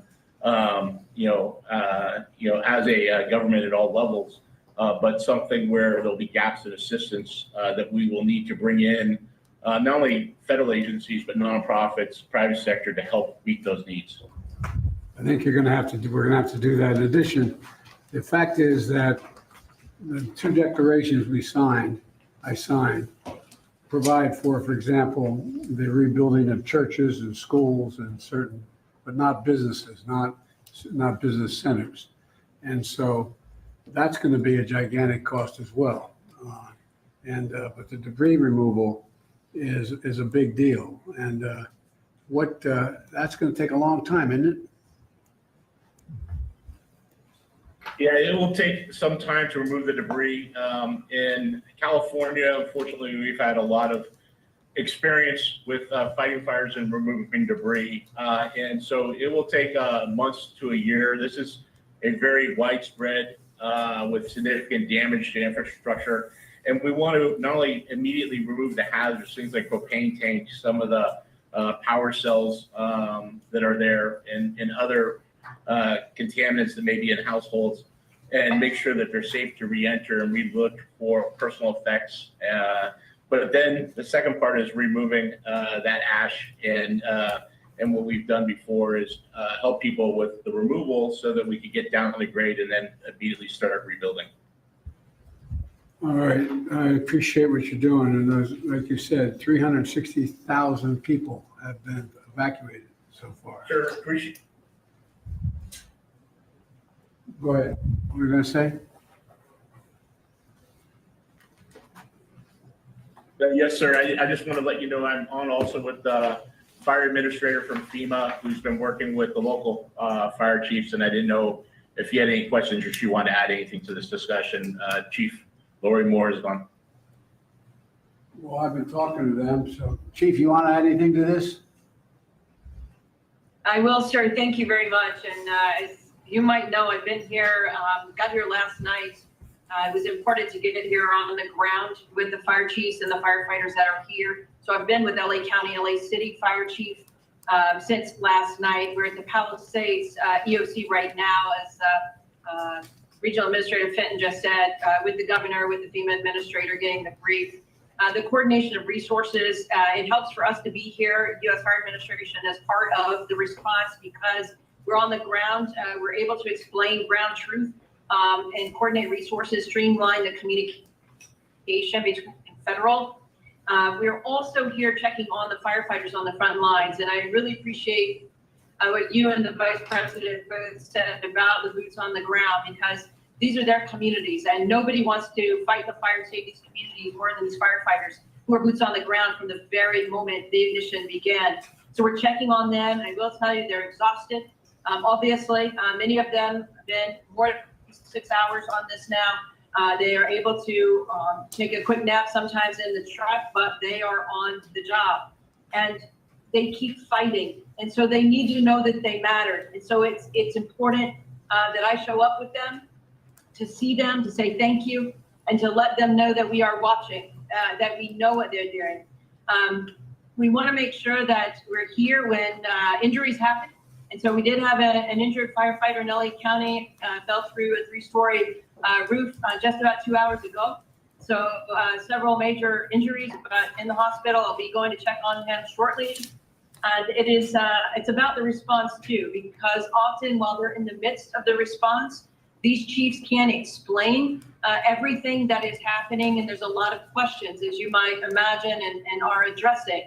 And so it's important that we're here to help explain why the fire's moving the way it is, the fire dynamics, helping people understand. And when there's questions, as you know, about the response or about the water, to help people understand that it's not over if there's not water in the hydrants. We have tenders, we have tankers, they're doing rescue. So there's a lot of work to be done, and controlling these perimeters. There's so much work that these firefighters are doing beyond the direct suppression on these fires.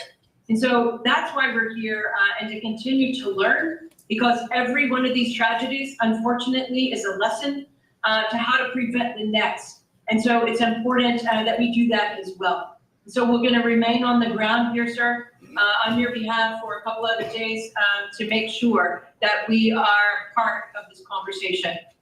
We are part of the conversation. That's why I went out to California yesterday and met with those firefighters and met with those police officers, because there's also worry about looting and a number of other things. So they are really incredible people. They're making such sacrifice. But I think you're right. We have to provide them all that is humanly possible for them to be able to do their job.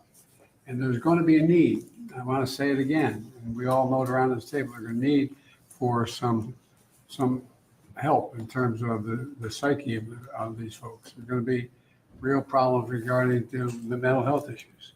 And we got to make sure we're prepared to deal with it. All right, now Deputy Secretary of Defense, Kate Hicks. Secretary, why don't you tell us what you and I and others have been talking about the Defense Department doing and what they're prepared to do now. Thank you, Mr. President. Oh, Madam Vice President. I'm right here. The screen. No I know. worries. Yeah, I surprised you. Yeah. We are very much leaning in here at the Defense Department. We, of course, are always looking for how we can support state and local partners and, of course, our interagency partners in the federal sector that you've already heard from. And that includes every tool that we believe we can leverage that causes us to always lean forward to make sure our partners understand what we could bring and be responsive to requests that they're coming forward with. And we have been in receipt of some requests.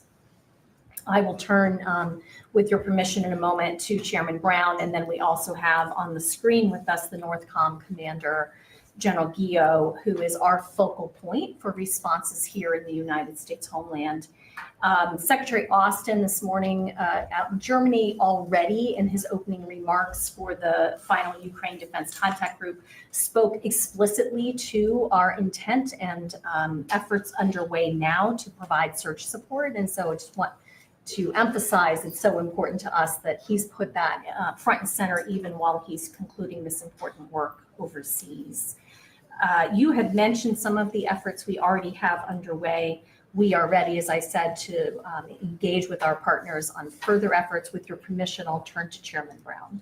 Please, Chairman. Mr. President, Madam Vice President, as you highlighted, we do have 500 personnel already identified to be able to support. Not so much in firefighting, because it takes some 10 days of training that would be required, and we don't want to pull firefighters away from that, but they can also support with rock clearance capabilities, commodity distribution. We talked about the airlift with their helicopters. There's 10 U.S. Navy helicopters as well as 10 Guard helicopters. The winds have been challenging to get them airborne. They can also help with the ground search and rescue, incident response, awareness, and the medical support. Those Marines will be in place in the next 24 to 48 hours. The California National Guard also has, by tomorrow, they'll have about 1,000 service members that'll be available to be able to support as well. About 250 of those actually have some firefighting capability, and they can be trained in the next 24 to 48 hours to also support firefighting. As was mentioned, the C-130s with the modular aerial firefighting system, 2 of those are already channel. Explain what that means to the average listener. Yeah, so what it is, it's a C-130 that's modified. It has a system that's put in a modular system that's put into the back of the C-130, and so it's able to push out either water or the slurry retardant associated with. And as was highlighted, they are usually prepared to do this during the firefighting season. This is several months prior to when they would typically do this. And so there's 2 C-130s that are already at Channel Island. They're in just northwest of Los Angeles. The other 6 will be there within the next 24 hours or so. The first flight will start tomorrow, and then they will continue to be prepared to be able to support. We're also looking at surrounding bases that may have ability to bed down any displaced personnel or families. We've got about 1,000 beds that have been identified at either Edwards, March, or Fort Irwin there in California. In addition, we're using March Reserve Base as a incident response area and getting that set up. Mr. President, last thing I would say is what before I turn to General Guillot, what we really try to do is identify things that we know we could lean forward on before there's even an ask.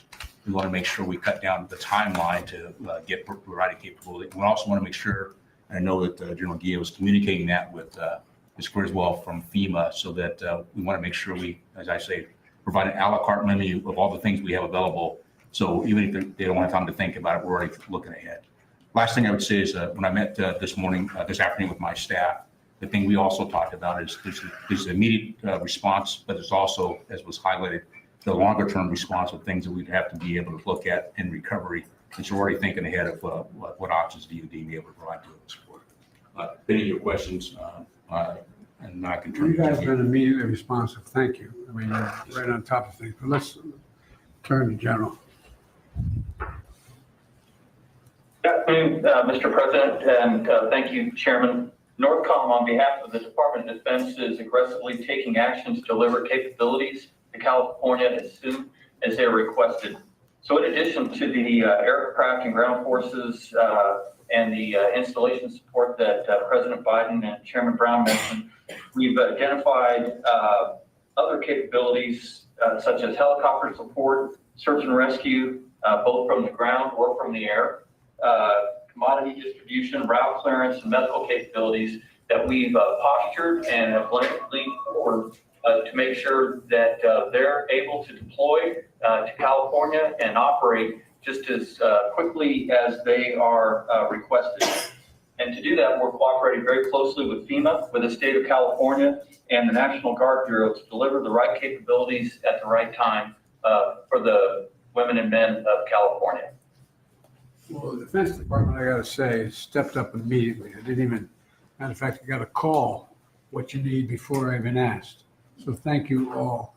And you have incredible capacity and capabilities. And just getting them in place as quickly as possible is the most important thing. You're doing that right now. So I think you're going to see an awful lot of help coming based on what you want to do, what you can do, and the entire department is surging capacities, in my understanding, including the aerial equipment to fight these fires. So thank you very much. Now, I'd like to speak to our Department of Energy Secretary Jennifer Granholm. She will brief us on power outages and initial assessments of impacts on the power grid in Los Angeles area. And Madam Secretary, it's all yours, wherever you are. We're looking to see if she's still on the screen. She had to board a plane, so if she has had to board, the Deputy Secretary, Dave Turk, is sitting at the end of the table. It looks like she is on her plane, so It's all you now, fire away. I'll give the update, She was Mr. waiting at the President. gate. Yeah. And she's on the way, Mr. President, to Puerto Rico again on official visit, given the island-wide blackout there, and doing everything we can to help on that front per your guidance and the Vice President's direction as well. And of course, again, per your guidance, we're doing everything we can to help, working with partners, including our utility partners, but also other federal partners as well. As of just coming into this meeting, there's about a little over 400,000 customer outages in California. Important to note that these are both actual outages, power that's actually been disrupted because of the fire, but also proactive shut-offs, just as you mentioned as well, to prevent fire ignition and the spread of fire. We've got two main utilities out there, Southern Cal Edison and the Los Angeles Department of Water and Power. And we're in close and continuing contact, including with their CEOs, Pedro and Janice as well, including calls with them just a few hours ago, just to make sure we're doing everything we can to help. We're coordinating with those utilities and with utilities literally across the country to make sure that we've got all the capabilities that we have in the federal government, but our utility partners to provide that. I want to thank you, Mr. President. You joined a call just a couple months ago with Liz and our secretary to thank all of these utility CEOs. We've got this phenomenal partnership with utilities all across the country. It's called mutual assistance. And if any utility in any one region needs help, all the other utilities, and we last unleashed this phenomenal partnership to bring 40,000 utility workers to Florida, North Carolina, South Carolina, the affected regions with the two hurricanes back to back. And everybody Continue to talk to me. I've been deployed so many places. Well, having been with the utilities out, we were all in Colorado for this meeting. They just appreciated you taking the time to thank them for their personal leadership. And it's the utility CEOs themselves who make the time for these calls going forward. We're working closely with all the utilities. We're also in continuing contact with the transmission operators. The disruption has really been at the distribution level, at the local level, but we want to make sure there's not broader outages and broader concerns. As of now, we're not seeing any issues with stability of the broader transmission system, either in the region or across California or more broadly. So that's a good news part of where we're at now, of course. We're working with the utilities trying to restore power to customers as quickly as we're able, but full restoration, of course, is going to take some time here.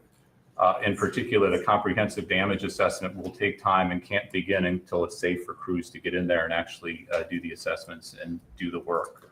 So we're working, Madam Vice President, as you said at the outset, with a real sense of urgency here, but also with a sense of we'll do whatever we can over the long haul to do right by our responsibilities. David, one of the things that everybody's mentioned so far is the mental stress it's going to cause for average Americans who are caught in the middle of all this. And one of the things aren't every day, no matter how well educated one is, they're not always certain how power is transmitted, why it's transmitted the way it is, and so on.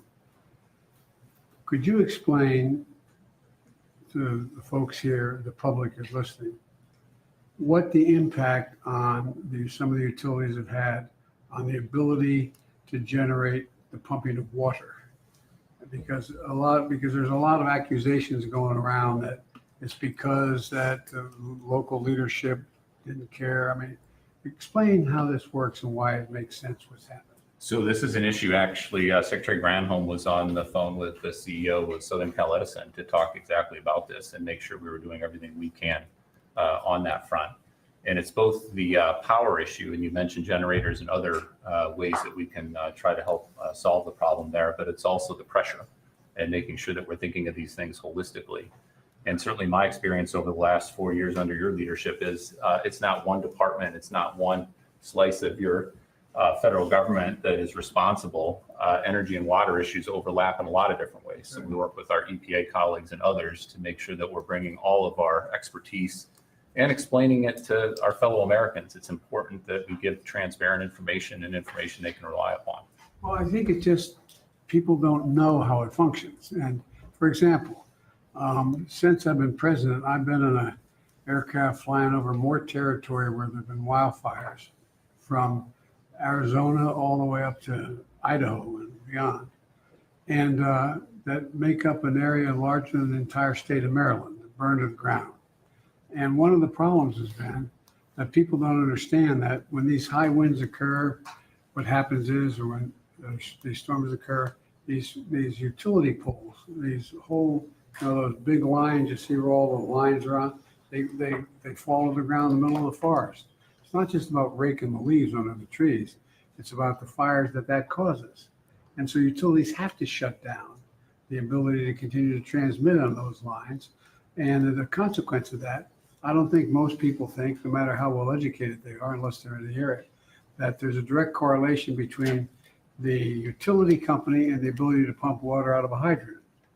And so it allows for a lot of uninformed people to make assertions or concerns or accusations about the local officials not caring or not working. So as I understand it, the vast majority of the circumstances where the water resource has been diminished is because of the utility company not being able to maintain the electric transmission because they're getting knocked down or shutting down so they don't cause more fires. Fires, exactly. But now what is happening is, are we getting cooperation with utility companies to bring in generators and others to bring in generators to generate the energy to allow that fire hydrant to function? Explain that a little bit. So this is the pragmatic can-do attitude, and folks who've been literally doing these, our civil servants and others, for their careers, and making sure that we're solutions oriented. We sometimes call our department the solutions department, as Liz knows from having been deputy secretary of the Department of Energy. And so whatever gets the power on to allow the water, whatever gets the job done, a lot of times it's working with our defense colleagues who have terrific assets that can be brought in quite quickly. The other point I'd like to make, Mr. President, to thank you and the Vice President's leadership and our folks in Congress, your bipartisan infrastructure legislation actually provided $10 billion. It's a GRIP program for grid resiliency to improve the resilience of our grids so that when the grids do go down, they come back on quicker. That's $10 billion that we've already gotten out the door and is being invested in communities all across the country. We need more of that. We need continued focus on infrastructure, but infrastructure matters. It matters a great deal because, for example, one of the things that I knew, but I didn't know that I didn't put a number on it. It'd be a lot easier if these electric lines are running underground in contained vessels, So in the middle of forest, so there's nothing that, I mean, but it costs what, 6 times more? It can cost 6 times more, and we're doing a lot more undergrounding thanks to your leadership on the infrastructure funding. It's not cost effective everywhere, and Some places it's necessary. some places it's absolutely necessary, and we need to have the funding and support to do that as quickly as we can. Well, I think we're moving in the right direction. I know it, look, this is really, really, really difficult for families to have to deal with it. I mean, you know, I have a family member who lives out there, and the area where he lives, I'm not getting into detail, but where he lives, I think there's something like 240, 260 homes that burned to the ground, all but 14 or 15 of them. And everybody has to evacuate. And people are going, when do I get back? Will I ever find that picture album? Will I ever find the jewelry that my grandmom gave me? Will I ever, I mean, there's so much anxiety that's generated. And I think that we've been through this once before in Hawaii, where the fires occurred, and we're trying to build back up the community so they could open up and things be running. But it's really, really, really hard. So I'm going to make an appeal right now to the United States Congress. They're going to have to step up when we ask for more help to get these people the kind of shelter they need, to get the kind of help they need, because it really does matter. And you guys do, I'm not being solicitous, you all do a hell of a job. And we've learned, unfortunately, so much. And there is, in case you haven't noticed, there is global warming. It does change weather patterns. And as you explained, Randy, winds going in and winds coming out. You get the one going in, but you don't want the one coming back out. And so my point is that I think the more we can explain to the American people in plain, straightforward, honest English, or whatever language of us understand what exactly is happening, the more likely we're likely to get the kind of support, and not make a political deal out of this. I'm leaving this office very shortly, but it's not about the politics. It's about giving people some sense of security that we're going to be able to get this under control, but it's going to take time. And it's going to take time. And like I said, in the next little bit, we're going to be going back to Congress asking for some more help on some of this stuff. And I hope they're ready to step up, because we can afford it. And like I said, we have a little infrastructure bill that's over $1 trillion. It's going to be able to help a little bit. We have done a lot in terms of what we're going to do in terms of providing for this rebuilding of communities. And so I think the most important thing we have to do, those of us sitting around this table and on the screen, is explain in simple, straightforward language what the capacity we have is, how we're using that capacity, and what capacity we don't have that we need. And in order to keep things from just all these, in crisis, rumors and fear spread very quickly. And the most important thing is to let's just bring this down in an area, be honest with people. All right, so you've been listening to a press conference here. We have President Biden here giving us detailed information on the federal response.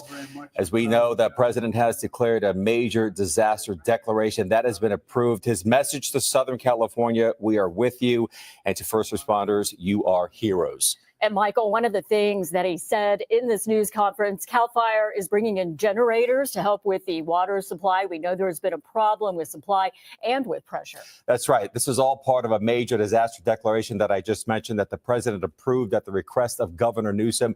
This means people who are impacted can get assistance with needs like food and prescriptions. People can find more information at disasterassistance.gov, or you can give them a call at 1-800-621-3362. And right now, the Palisades fire has burned, wow, get this, more than 17,000 acres, while the Eaton fire in Altadena has burned more than 10,000 acres. Both are 0% contained. And we are expecting another news conference here at the top of the hour, straight up at 3 o'clock, and an update that's on the Eaton fire. And at 4 o'clock, we're getting a live update from LA County officials on the Palisades fire. Yeah, we're going to bring both of those to you live right here on NBC4. Our coverage continues. We also heard the president talking about power outages. We know so many of you have been experiencing this, not just for one day, but possibly two, or your power is going in and out.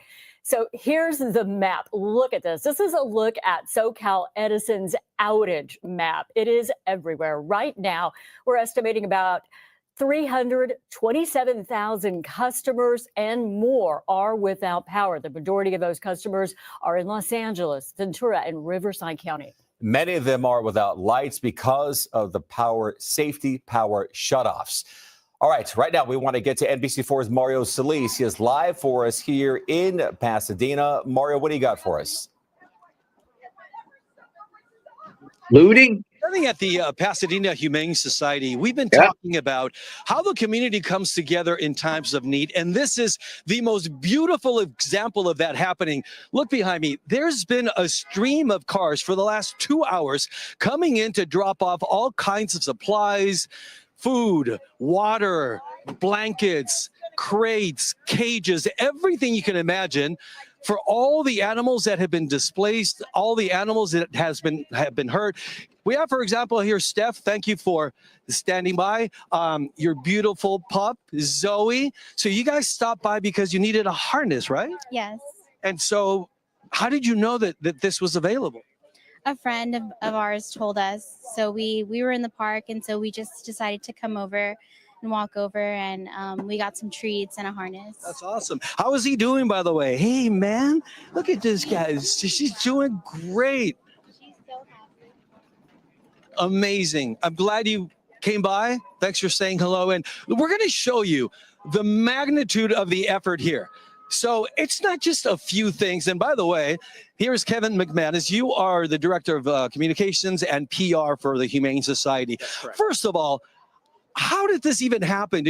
How did you get the word out? Well, we did a couple of social media posts, and I think just people through word of mouth and seeing that on the news that we were taking in animals, just an outpouring of support. Has this blown you away? Because we saw this, we thought, what is happening here? Some emergency, but instead it's just all this beauty happening here. As we walk along, we're going to show the amount of help that you guys have been getting. Can you even describe this? Well, it's a mountain of donated pet food, cases of water, crates, supplies that we'll be able to use not only for the animals that are in our care currently, but those who may have had to leave home without pet food or leave home without a bed.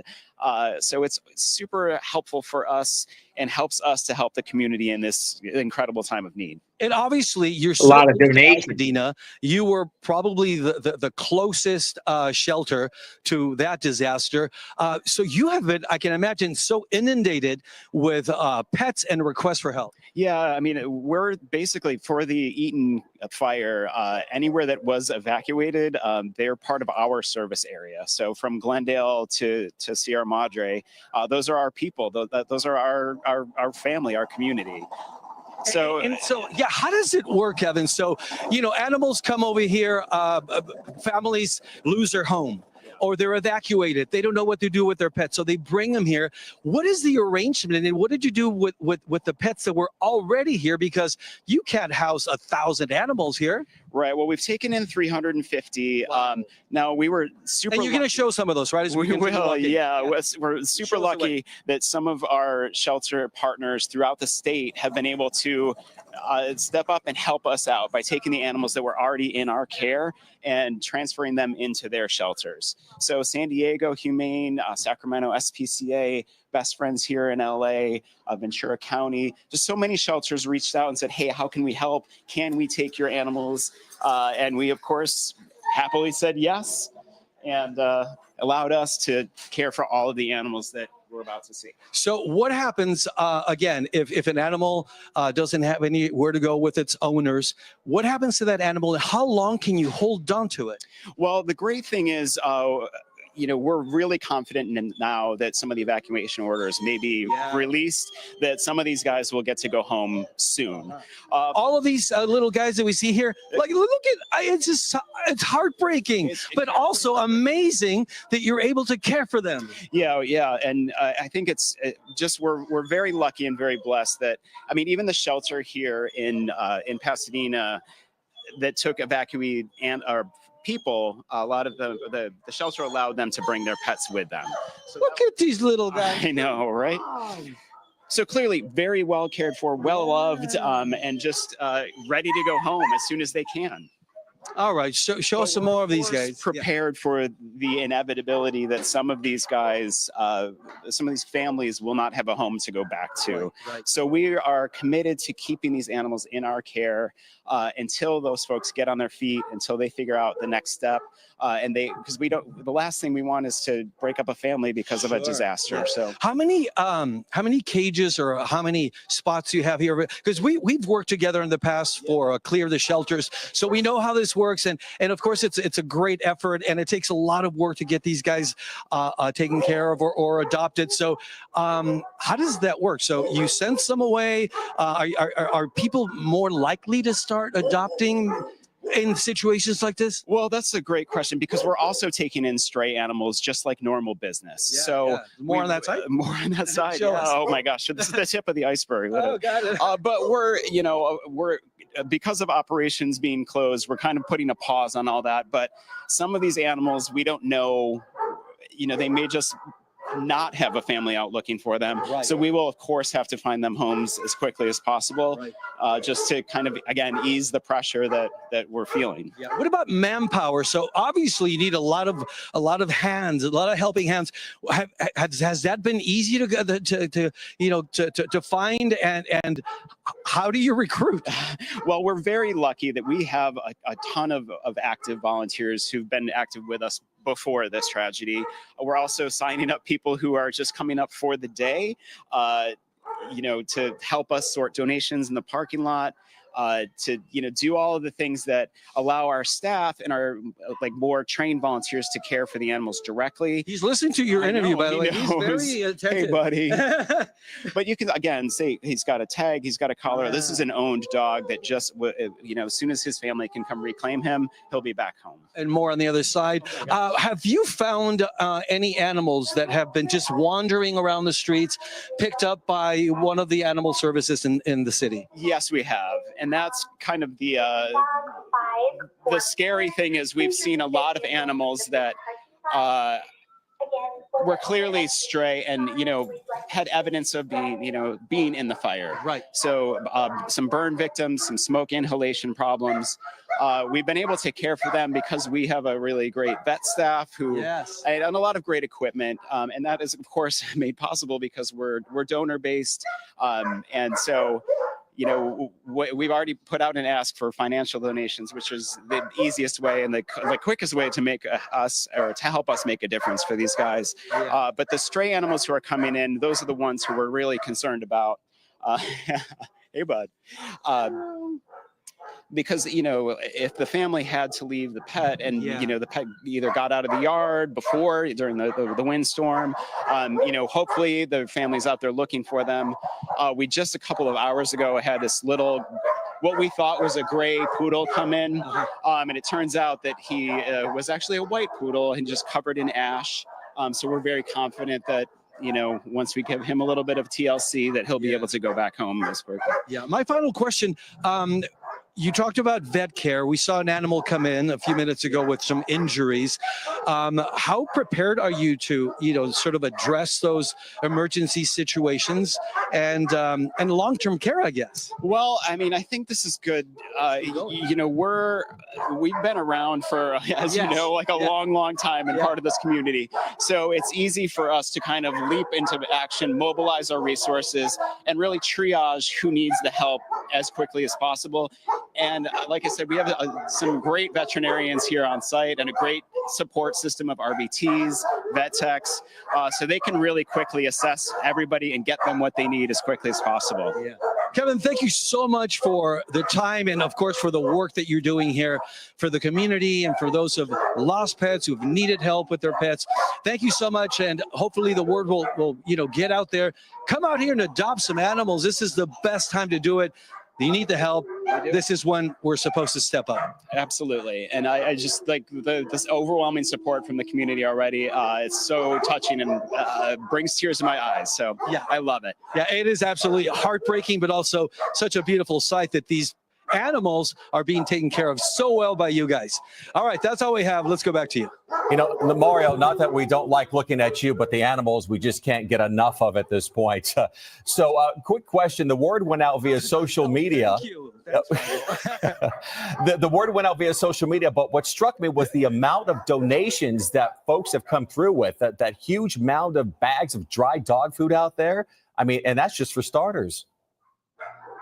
Yeah, it's overwhelming, Michael. The moment we drove up, like I said, we didn't know what was going on. It almost seemed like some sort of emergency situation, like someone was hurt, but instead it was just an endless a line of cars. It was just back to back to back, people dropping off everything you could imagine. Like you saw out there, food, water, even things you couldn't even imagine. Like they brought in this like a little cage for cats, right? Susana, I didn't know what that was. And apparently it's for cats just to hang out and, have fun in there. It's just been unbelievable to see this kind of response. Again, the community coming together and showing love when it is most needed. I'm telling you, I think this has lifted all of our spirits just to see these animals there and to think that they will be reunited with their owners. But for now, they are safe. It is such a worry when you get evacuated and you're in danger and you can't take your pet, or the pet runs away. They get scared. They don't understand what's happening. And so the fact they're doing this and providing medical care, I think Mario's we're going to have to watch you, because you're going to end up taking one of these home. Maybe a couple. Oh, they're so cute. Really You know sweet. what? I almost feel like I'm going to take two of them. I've already adopted 3 animals from the shelters here in Pasadena and Burbank. I feel like I'm going to have to take a bunch of these guys home with me. Well, the ones that are available, not the ones that are, being taken care of for their families, obviously. No, we'll have you stand by to see which ones go home, and then we'll call you up. Thanks, Mario. Thank you so much. All right. We're going to show you a live feed in the air. Investigation is underway in Altadena at Alta. All right, so this is a live feed from the air. Let's see what's going on, where this is at. This is I believe this is the Pacific Palisades area. Do we have volume on this, Magnolia?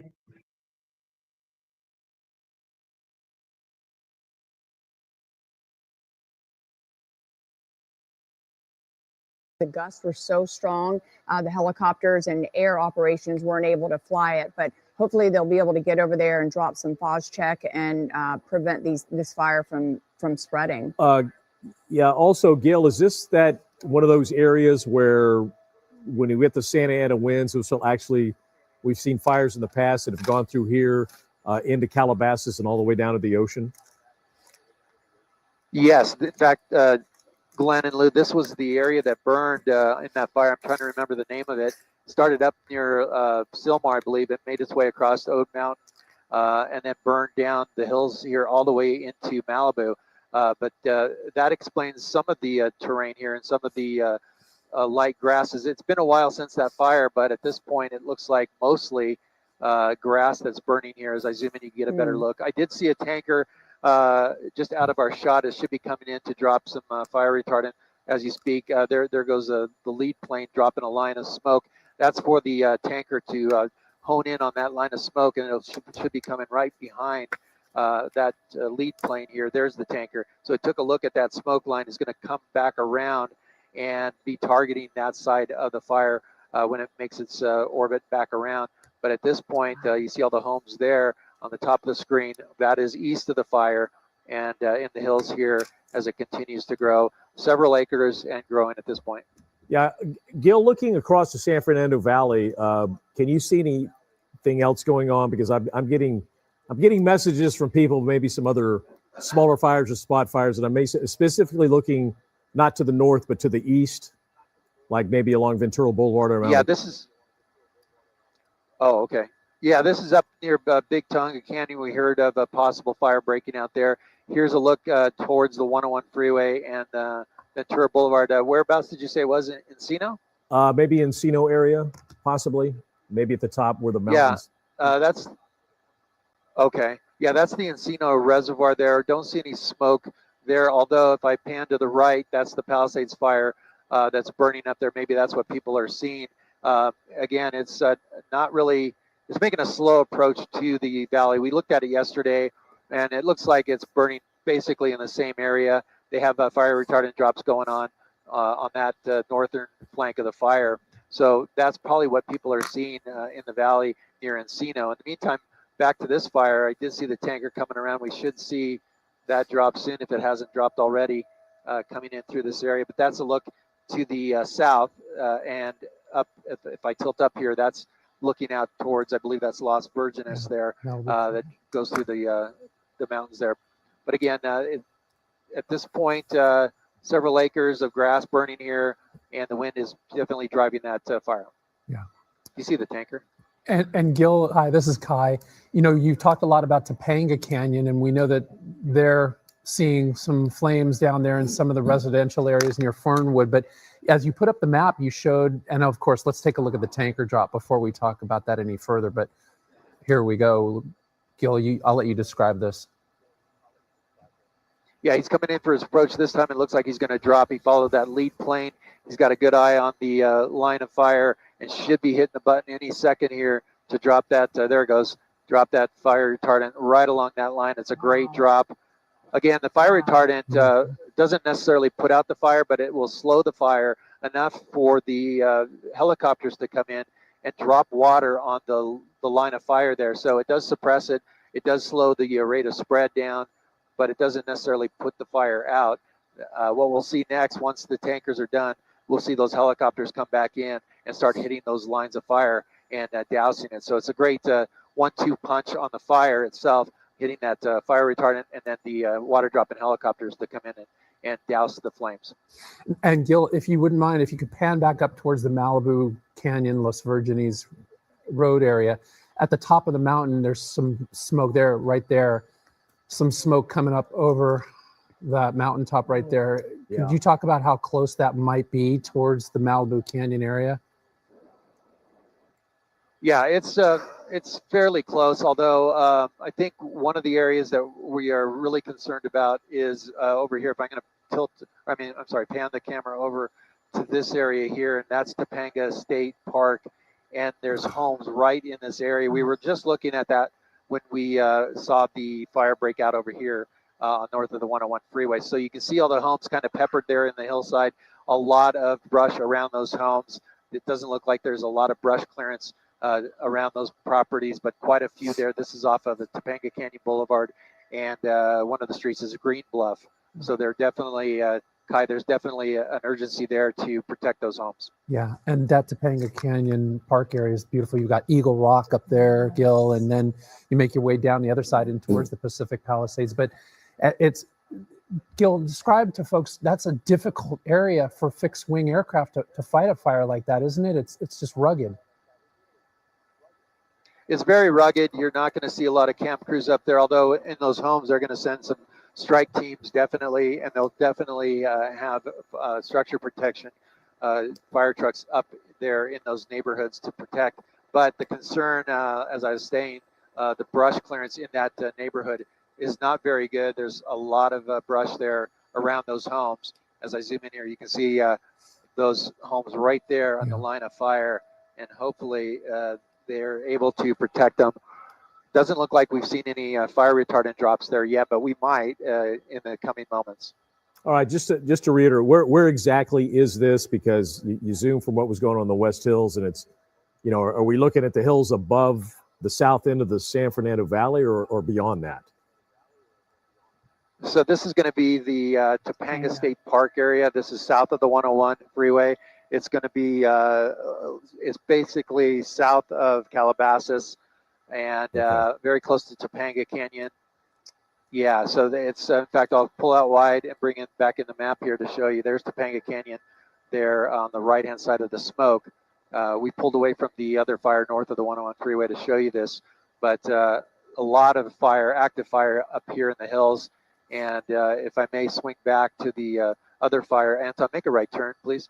All the way across, you see the fire line out into Malibu, onto Palisades, and then the new fire breaking out here, just just west of Valley Boulevard and Victory Boulevard and Valley Circle. Yeah, and Gil, talk to our viewers at home watching, and Glenn alluded to this. This is an area where, of course, and you know it well, it's more like a funnel for these northeasterly rather, these Santa Ana winds to come out of the high deserts. They go up over the Santa Clarita Valley, they hit this area, and then they just sort of take off. Yes, absolutely. In fact, the Newhall Pass is nearby, and that's always a funnel. You have a heavy wind events through there all the time when we get the Santa Ana winds, and this is part of it. The winds just carry this direction and hit the west end of the valley here, the San Fernando Valley, and so that's where we're getting. You can see the smoke just laying down across the ground there. So that's a sign of some heavier winds, at least in this area for now. For us, we're up higher. We're about 7,400 feet, and it's not too bumpy up here at this altitude, but down low, it looks like it's pretty windy. Yeah, at the surface, and we talk about this a lot, Glenn Lou Gill, you know, the winds are a little stronger, and he's up there at about 7,500 feet. They're getting some gusts up there in the helicopter. However, the gusts are stronger on the ground. And Kai, as the evening comes, do the winds get stronger tonight? Are the gusts sustained? How does that work? Well, what we're going to see, we call them sundowner winds. So as day changes to night, the winds will get stronger. They will pick up. We'll continue to see sporadic wind gusts through the rest of the day today. In this area in particular, like I'm looking at sustained winds in that area right now, probably at about 21 to 23, 25 miles per hour. So that puts the gusts anywhere between 26 up to 30 miles per hour. There could be a few gusts, but this is not that consistent and widespread wind event like we saw taking place from late Monday into Tuesday and Wednesday. This is a little bit more isolated to strictly these funnel areas, and not just coming out of the Newhall Pass, as Gil just mentioned, but also out into the Cajon Pass as you head into San Bernardino, Riverside County. And the high wind warning, Lou, to answer your question, yeah, it's going to continue in these areas through the night tonight, should expire by tomorrow morning during the 8 o'clock hour. But I say should because we're still looking at the dangerous conditions and the Santa Anas. There will be bursts here and there. And as you look at that smoke, well, that's what's giving us, of course, this hazardous air quality here in Southern California. And again, the high wind warning until 8 o'clock tomorrow morning. The red flag warning continues until tomorrow evening at 6 o'clock. And that's because of the extremely dry air that's all over Southern California. What we're seeing is that quick ignition. And even this is a little bit of a low grass fire.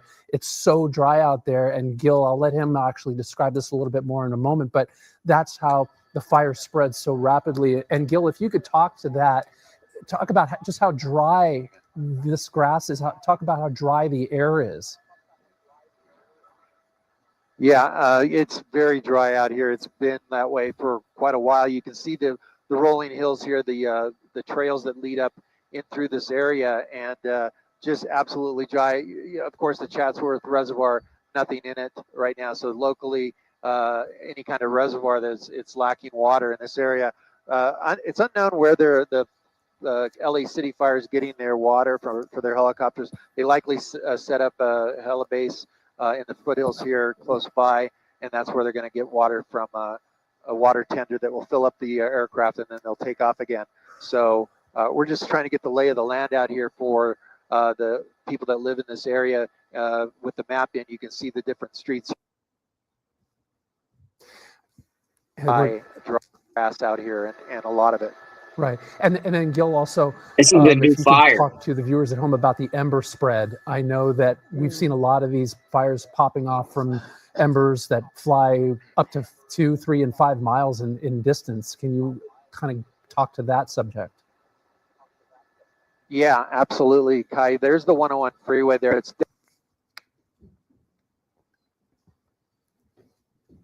I think the feed went off. He's going to come back There in a it is. second, but I'm certain what he's going to say is you're looking at the topography out there, Glenn and Lou, and yes, New brush some fire. of the fires that we are looking at and what Gil is describing, when you go from the Pacific Palisades all the way to Topanga Canyon, the fire just didn't race that far. This is amber spread. Yes. Yeah, and the thing is, the direction this fire is going, there's a neighborhood, so that means the embers are blowing toward that Towards that. neighborhood on that side of the 101. But as we've seen before, these could jump the 101. It can actually end up connecting to the Palisades fire down the road here. Yeah, and of course, not even jumping the 101, but look at the neighborhood right there at the bottom of your Yeah. screen. It's getting closer and closer to that neighborhood. So if you're here in this area near the Valley Circle, just to the north of the 101, you want to be prepared. Again, we talk about this. Have a plan. Be ready. Have your prescriptions, your clothing. Do it now while you have a calm, cool, and collected mind before you get anxious, stressed, and desperate. And this is a good time. And again, not just the folks in this particular neighborhood, but for the time being, all across Southern California, this can happen anywhere. And you can see the smoke, it is laying down. So that means that we are still looking at gusts of up to 35 and 40 miles per hour. Well, and that's a great point, Kai. I love to see the air operations coming in. But you never know where this is going to pop. It hasn't been in the Valley, right? It's only been in the Palisades and moving into Topanga. It was in Hollywood.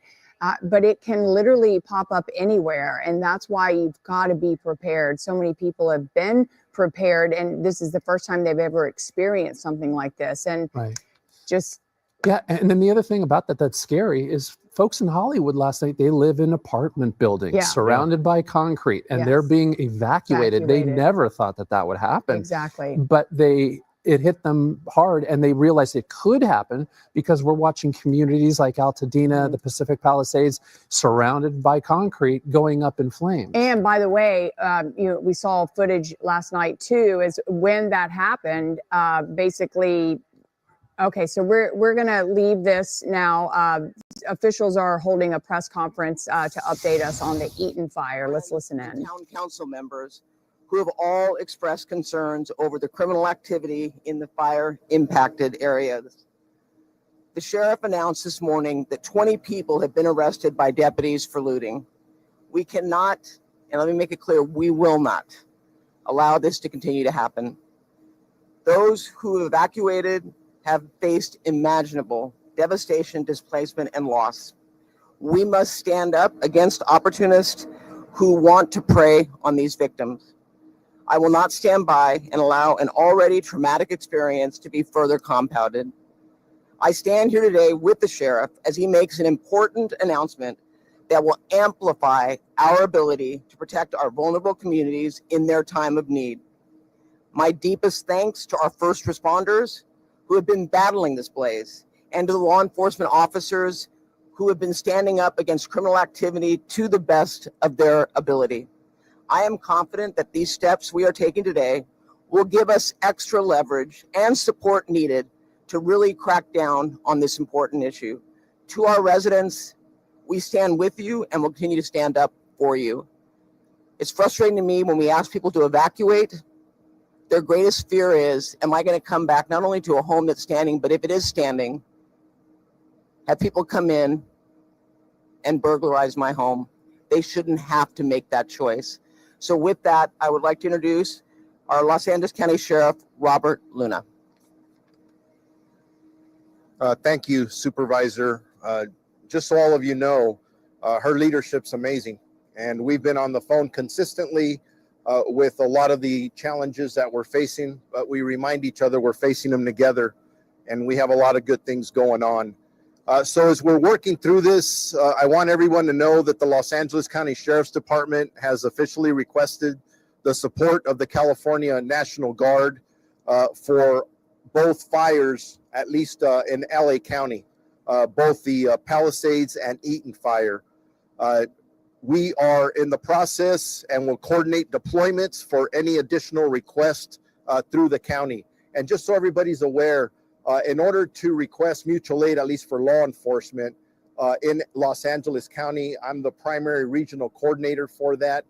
So the request was made through our department, but we are working in collaboration with the Los Angeles Police Department, Chief Jim McDonald, Chief Gene Harris, who joined here to the left, and then the Chief Ramon Bautista from the Santa Monica Police Department, and then any other chiefs of police who may need additional resources as a result of these fires. We'll make sure that we do that. So for the last 24 hours or so, We have had approximately 400 National Guard members throughout the state ready to support us. And as I just stated, they will be coming in. We expect that they may be on site as soon as tonight. That may change a little bit, but they will be assisting us with traffic control and critical infrastructure protection. They will be staged throughout the Los Angeles region, and our Emergency Operations Bureau is currently working on specific missions that they will fulfill both in these affected county fire areas, the city of Pasadena, the city of Santa Monica, and the city of Los Angeles. This wouldn't be possible without the assistance of Governor Newsom, who approved this request. He's been consistently on the phone with our leadership asking what that we need, and we're very grateful for that. This effort will allow law enforcement to free up our resources and move personnel to other critical areas throughout the county, in a sense becoming a force multiplier.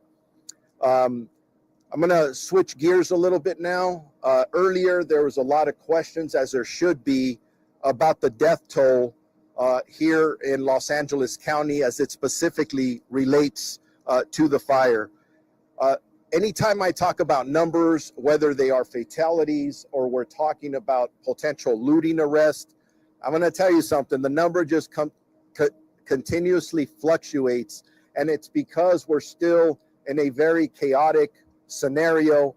And just to give you an idea, and I'm surrounded by a lot of firefighters, and the fire chief will come up and talk next, we're still working in a very fluid and active environment, meaning that there are still spot fires going on in areas, there's gas leaks. So when people are asking us for numbers of fatalities, we want to give them to you, but we have to wait until it's safe for our personnel to be able to go in there and do this right. Because to some people, the death toll may just be a number. To us, on our side of the fence and public safety, each one of those numbers is a family member. We're going to have to make notifications with our partners at the coroner's office to let them know that they're not going to see their family members anymore. So just again, it's preliminary and it's absolutely going to change. But as of right now, and we stated this yesterday, we do have a confirmed 5 deaths between Palisades and the Eaton fire. But that number, again, is going to change as more information comes in and when we start to get into the damaged area. The homicide detectives for the LA County Sheriff's Department are trying to get into the locations to process the scenes, but they've been delayed for the dangerous conditions that I just spoke about. But once homicide is able to get in there, they'll do the death investigations, and then we'll have more complete information that a lot of people are asking us for. I also want to mention that our team has been working on a curfew. Our goal is to attempt to implement a curfew within the specific impacted areas in around the 2 fire areas, both for Palisades and Eaton.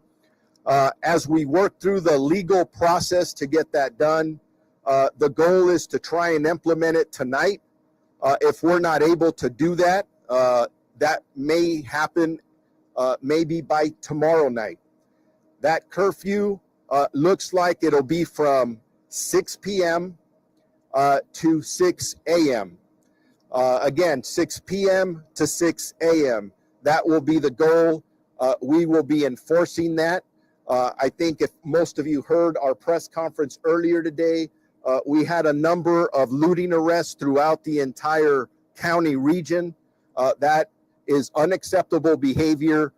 Having additional resources, having the National Guard with us, which will augment those resources, will help send a stronger message, keep people out of the impacted areas so we don't continuously victimize the people who have already been victimized, who have lost their homes. So we'll continue to work on the evacuation orders as soon as we can. We'll give you more specific information, because a big legal part of that is that we have to notify our community of what it is and how that works. And just to wrap up for us, We have increased resources for our burglary and looting suppression. Unfortunately, there have been crimes out there that have been reported to us by residents who have evacuated their homes. Our deputies continue to do an amazing job of conducting humanitarian missions, and they've had many, many rescues. And I do want to stress that the majority of the people they are having to rescue out of homes and vehicles are individuals that chose not to evacuate, not only putting themselves in danger, but putting the first responders in more significant danger. So please, you hear this over and over, when somebody tells you to mandatory evacuate, please evacuate. Preliminarily, I know we're talking about 20 arrests. Preliminarily, we have about 12 arrests related to looting. And again, that number hasn't been confirmed. We're checking that. We're also getting the number of about 16, and that's at the multiple impacted areas throughout the county of Los Angeles. But we'll continue to collaborate.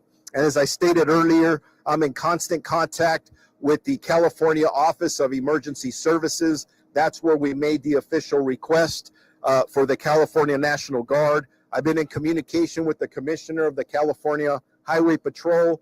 He's offered his assistance, and we've deployed with his partnership or collaboration multiple CHP officers for traffic control around the area. My last item is this. If you have any questions about current evacuation orders or warnings, or the many street closures that we have here in Los Angeles County, please visit lacounty.gov/emergency for updated information. And with that, I am going to now introduce the fire chief for Los Angeles County, best looking fire chief, Tony Maroney. Thank you, Sheriff Luna and Supervisor Barger, Chair of the Board. So I'm going to limit my comments to an update for the Eaton fire here in Los Angeles County that's affecting the unincorporated community of Altadena, in addition to the cities of Pasadena, Arcadia, and Sierra Madre. We remain in unified command. However, we have added one unified command partner. CAL FIRE Incident Management Team 3 has been assigned to the incident to assist with recovery operations. Recovery operations consists of trying to coordinate all of our human remain detection teams that will be going house to house to make sure that we can account for anybody who's been killed in the fire. Also setting up community recovery centers. They're also going to be doing damage inspection coordination for us. So the Eaton fire is now estimated to be 13,690 acres. It's grown since our morning press conference because the fire is making a run towards the historic Mount Wilson area. We are still at 0% containment, but we now have a better estimation of the number of fire personnel assigned to the incident. We're now at 1,527 personnel assigned, and like this morning, additional mutual aid resources to continue to arrive to assist in the firefight.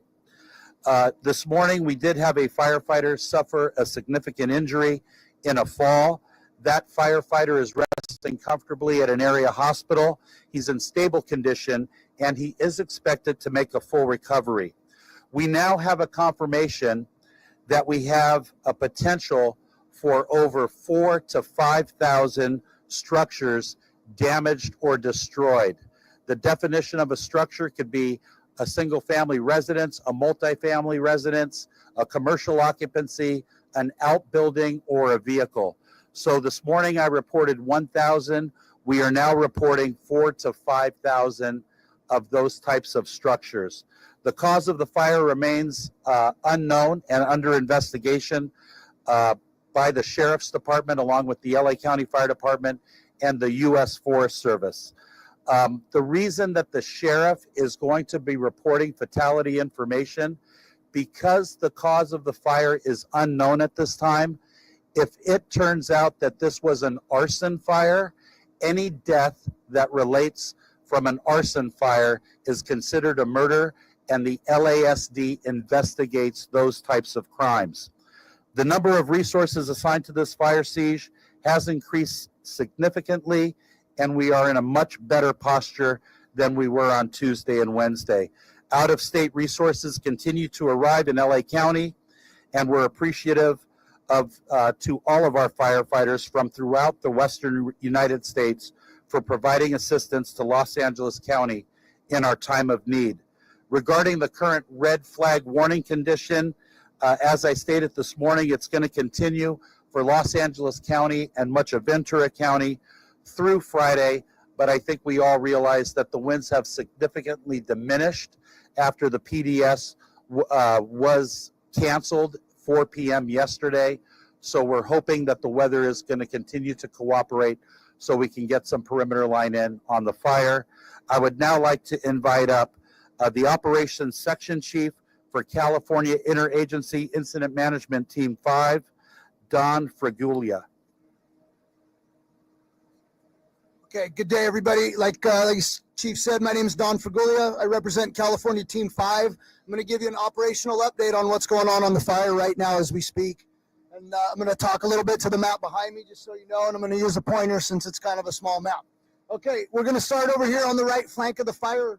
This is Santa Anita Canyon. We're currently actively engaged there with several hotshot crews along the road and along the canyon bottom, and we're being successful. Throughout the day today, we've had rotor wing, the opportunity to fly rotor wing and fixed wing aircraft. The winds are still pretty high up there, so it's kind of a hit or miss deal. We get the aircraft up and we get them flying, and then it's just too dangerous for the pilots and they have to come back down. So it's a constantly evaluation, constant use of that aircraft, and we're being successful when we're able to fly them. As we come along the north end of the fire there, Mount Wilson was mentioned recently in this press conference. I want everybody to know the fire has made it to Mount Wilson. We're actively engaged there, and so far no loss to any values at risk at Mount Wilson. And we're feeling good about what we have to do up there tonight to keep that site secure. As we come across the top of this fire over here towards the Jet Propulsion Laboratory, we're making good progress here as well. Values at risk obviously include the JPL among other things out there. So priority for me as an operations is this side of the fire over here is a high priority. We're concerned about the winds that are potentially coming to outflank us in the coming days. So all hands on deck. We're going to work day and night, and we expect to continue. You'll see some containment in the coming days. Thank you.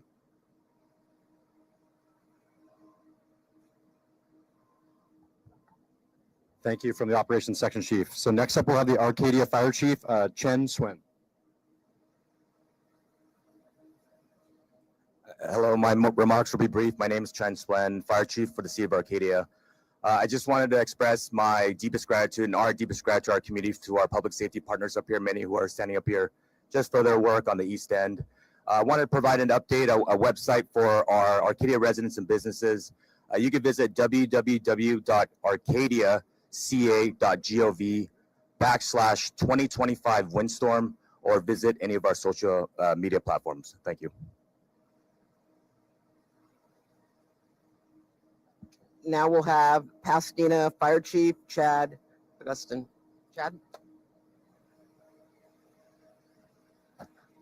Good afternoon, Chad Augustine, Pasadena Fire Chief. Thank you so much for being here today. I had the opportunity to fly this fire this morning, and the level of devastation is staggering. We're extremely thankful for all of our partner agencies here, local, state, and federal. We could not get a handle on this fire without them. And for my residents, we're committed to get back to full restoration as long as that takes. And you'll have the continued support of everybody here in order to do that. Thank you. All right, let's do a news conference, an update on the Eaton fire, which is now up to 13,690 acres. About 4,000 to 5,000 structures have been destroyed or damaged.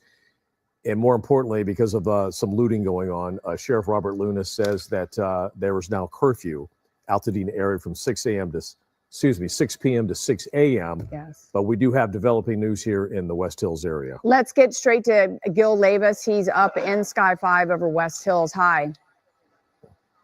Hi, Lou and Glenn. You're looking at the starting point of this fire near Victory Boulevard and Valley Circle.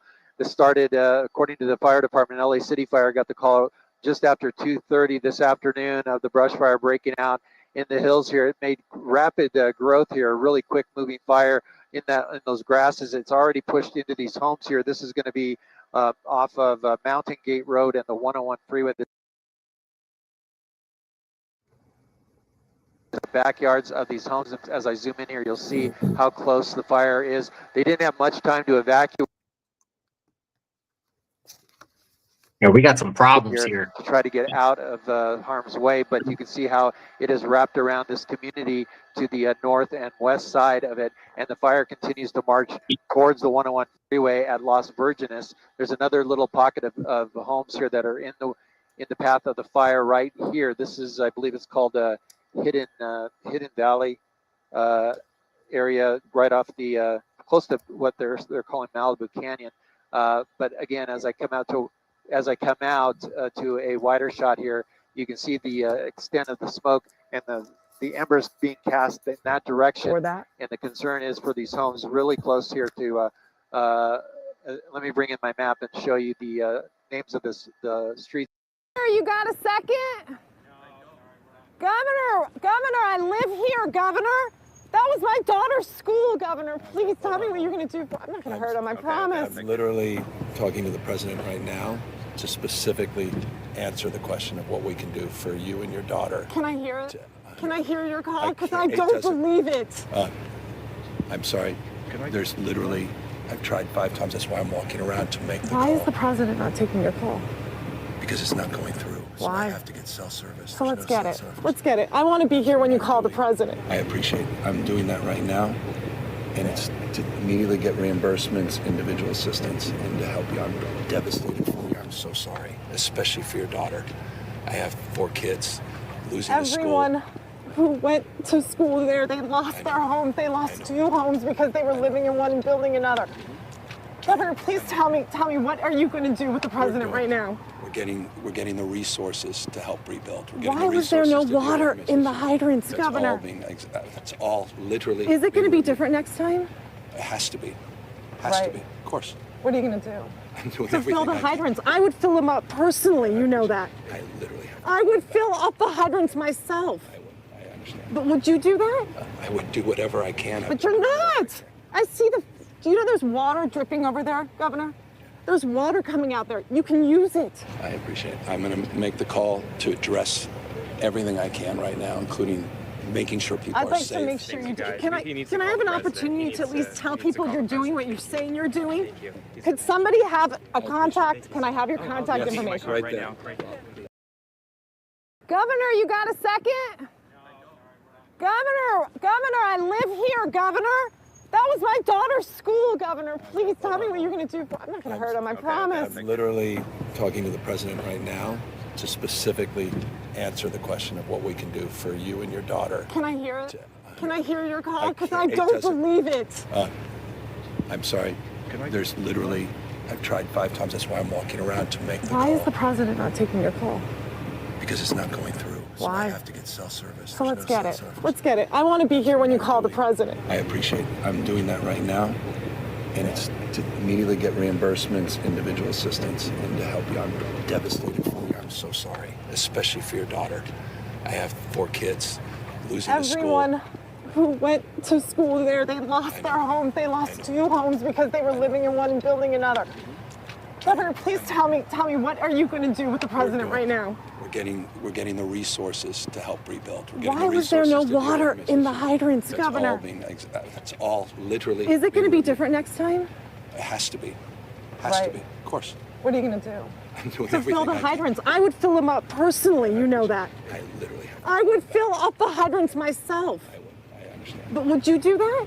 I would do whatever I can. But you're not. I see do you know there's water dripping over there, Governor? There's water coming out there. You can use it. I appreciate it. I'm going to make the call to address everything I can right now, including making sure people I'd are like safe. to make sure you do. Can I have an opportunity to at least tell people you're doing what you're saying you're doing? Could somebody have a contact? Can I have your contact information? Right there. Wow. Oh, wow. What a mess.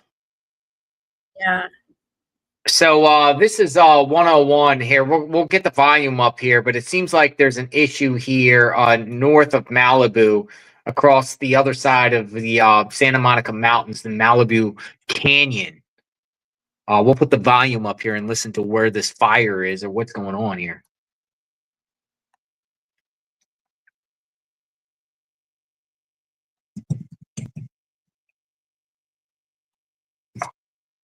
Drive, people trying to get out. It was a mad rush, a traffic jam. And then we saw it again last night in Hollywood when they sent out that evacuation, mad rush for people to leave. Again, it's just, this can pop up anywhere. And for example, like today, because we almost had to evacuate, I told my neighbors, I'm going to leave my back door, which is probably not the greatest idea, but I'm going to leave my back door unlocked in case I'm at work. And so communicate with your neighbors in other neighborhoods, right? Yeah. Because this can pop up anywhere. We are not out of the woods with this wind event. And also, it's not just this Mountain View community. There's at the very end up there in East Los Virgenes Road, there's a big community there too. There's lots of homes. There's businesses in that particular area. This is to the north of the 101. A lot of people go south. They go into Malibu, so they're not familiar with this area. But yeah, there's a lot of homes and businesses up in that particular area as well. And the smoke continuing to travel a little bit further towards Canaan. That you can see that at the top of your screen, Canaan Doom Road. So if you're living in those areas, that smoke is definitely headed your way. And that's a scary thing to see. So if you do live near Canaan, if you live up there in the Reyes Adobe community up that street, many of those areas that you're seeing up on our map, this is the time for you to make a plan, get prepared. The winds are still strong, these Santa Ana winds, and this wind event is continuing to stick around. We've got a high wind warning until tomorrow, Friday morning at 6 a.m. So these winds are not laying down. It is 326. We will continue to see these winds staying strong.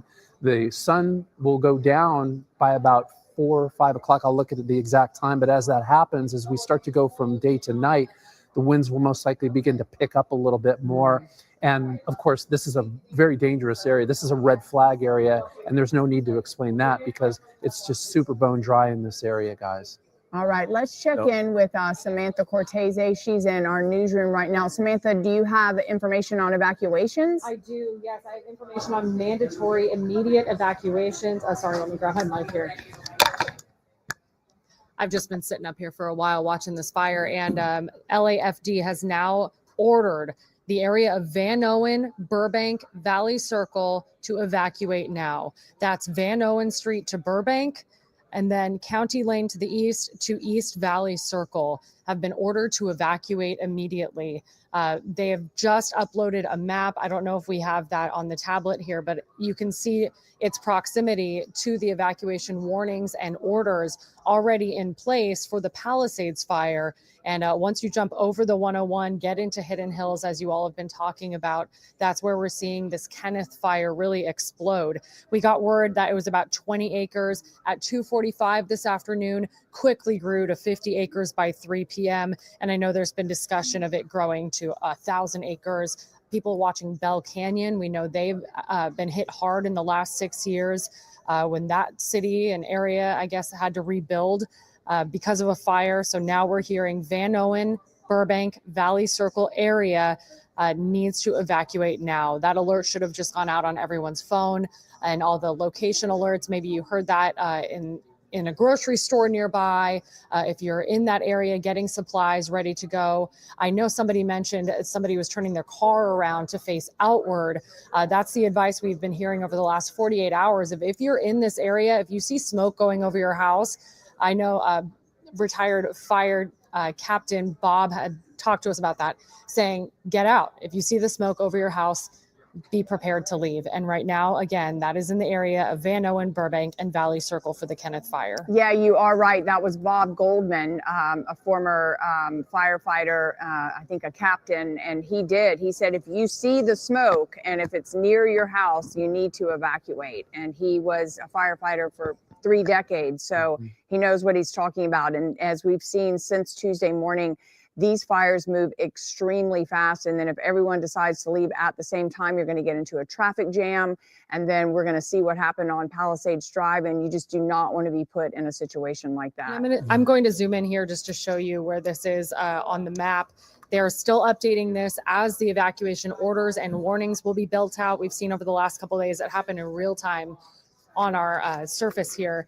The Kenneth fire is right next to Valley, Victory. It looks like it started in a residential neighborhood on what looks like Gilmore Street, if I zoom in that closely. But it looks like there are a couple other spots where this may have started as preliminary information comes in. Valley Circle and Victory is what we initially heard. Yeah. And just to zoom out a little bit to show you where this is. And Well, Kai, right you were off- talking about the neighborhood itself. Yeah, right off of there, Sam, is that I believe it's a Kenneth Hahn recreational area. Great, good hiking trail. Yeah, great hiking trails, great wilderness, and it started right in that area. And you know, Sam, you're doing a great job, by the way. Thank you Oh, for thanks. giving us all of this. So maybe this is what you were discussing, if it's closer to the wilderness area? Yeah, Okay. just a little bit to the left of where you are, right in that. It's like a area. little parking area Yeah, right see there. that parking area. And then Got people usually, hike through those trails, which is not very hilly. No, it's a beautiful. It is. Yeah. It's not a hard hike. It's a very lovely hike. But these winds, anything happens. And again, this is how fast. A great example. These fires just spark off and they take off. And since Gil showed us the beginning of this fire, we were, I believe, the first to show the viewers at home the beginnings of this fire, the origin. It took about, I'd say, 15 to 18 minutes That's until all. it got into that Mountain View area. So it was very quick. And historically, this is that, like with this, almost like a wind tunnel, a corridor where the Santa Ana winds come. This is, it will start up in the north and The they'll come Newhall ripping Pass through area. here, Mhm. and they'll jump the 101 and it could go all the way to the ocean, as we've seen before. Yeah. So there's a good chance that, by sometime tomorrow, these two fires, this fire and the Well, Palisades fire, could meet up. Unfortunately, let's look on the left-hand side of your screen. We're seeing these structures now being compromised. I believe we're seeing And some of these backyards. initially, the report was that this fire could spread to Bell Canyon. I know that was a big concern, but in this mandatory evacuation update, they did clarify that this Kenneth fire is burning south. So just to reiterate and validate what you all were saying, it is burning toward the 101. Make a right turn in a second. We will check in with Gil in a moment. It's obviously they're trying to get their bearings here as well up in the sky. Gil, by the way, at about that 7,000 foot level, folks at home watching us. So the winds he has mentioned have been pretty strong in the helicopter, and that's in the mid levels of the atmosphere, but they're stronger into the lower elevations of the atmosphere at the surface. But take a look at the Los Virgenes Road area again, along Parkmore Road, Vera Way, Thousand Oaks Road. Those are communities. Those are other homes that we are unfortunately unable to see. They're obscured by a lot of that smoke right now. But fortunately, in this particular area, this Mountain View neighborhood, we're not seeing any homes that have caught fire as of yet. But certainly there's a great deal of smoke, and that's obscuring that view. Sam? I just wanted to mention they're updating this map. It looks like there is an evacuation warning for the Oak Park neighborhood that would travel well over the hillside and into Oak Park, but they are preparing now, as you see the yellow on the left side of the right side of your screen, showing Oak Park is now under evacuation warning. So we're just monitoring this with everybody. It's on the other side of Oak Park High School. So if I'm going to zoom in here just to look at that main thoroughfare, it's all the homes on the other side of Canaan Road. It looks like, yes, Canaan Road along the hillside there are under evacuation warning now. That just coming in the last few seconds. And just to show you how far that is from the fire where it is now, they're taking precaution and telling people get ready to go. Yeah. Samantha, thank you. You mentioned Bob. We sort of know him by first name now, but Bob Goldman, former captain of the LA County Fire Department. Bob, thank you for joining us again. Unfortunately, we're still talking fires. Yeah, good afternoon, you folks. You're doing a great job of showing what's going on. Samantha is really killing it with the rap. She's got it going on. I wanted to mention that this is an area that's had a number of fires in the past, and is following the exact same path it always does. Very predictable. As I mentioned before, this is called a historical fire corridor, and the difference between now and the fires I fought there in that area back in 1982 is there's probably 3 times the amount of homes there now. The terrain is the same. The fuel load is still around those homes, but there's way, way more houses. Look at the smoke. It's kind of being laid out. So, like I said before, if you're at your home and you see the smoke coming over the top of your house, this is no time for ready, set. This is time for go. You don't have time to prepare other than grab the most important thing that you have, which is your children, your pets, your medication, your glasses, some documentation, and get out. Now, Bob, this is Kai Goldberg. The winds, obviously, they're not nearly as strong as what we saw earlier in the week, those 80, 90 mile per hour wind gusts, and not as widespread. However, you just mentioned that this is a funnel area. So even though we're seeing gusts between 20 to 22 miles per hour, maybe 30 at the most, that's still significant. That's still dangerous, isn't it? Oh, absolutely. Looks like Gil just kind of zoomed in there on Colette Way, or Sloan Place rather, and you can see the palm trees bending. Everything's whipping around down there. There is more than adequate wind velocity right now to move embers a great distance and start igniting these homes. They look to be fairly fire resistant, and I caution that word resistant is not the same as fireproof. So there's a good chance that these people will dodge the bullet. But we have also seen many homes that are built exactly the same way architecturally, same materials, non-combustible roofs that are being lost to this fire. And that's because of the embers under wind conditions being blown into the attic of these houses and burning these homes down from the inside out. And you see the fire engine there on the far left side of the screen, parked inside that cul-de-sac. Yeah, which is and also a firefighter. Is he actually going door to door trying to get people out? Yeah, that's going to be their process. These guys are going to position themselves ideally, as you see pointing out, so they can get out, share a water source, and they're going to start going to door on the homes that they've been charged with protecting. Make sure people are out, and then they're going to quickly do a structure triage, run around the house and see what they can do. Pull plastic chairs away from windows and sliders, move things out of the way that may potentially ignite and be undetected.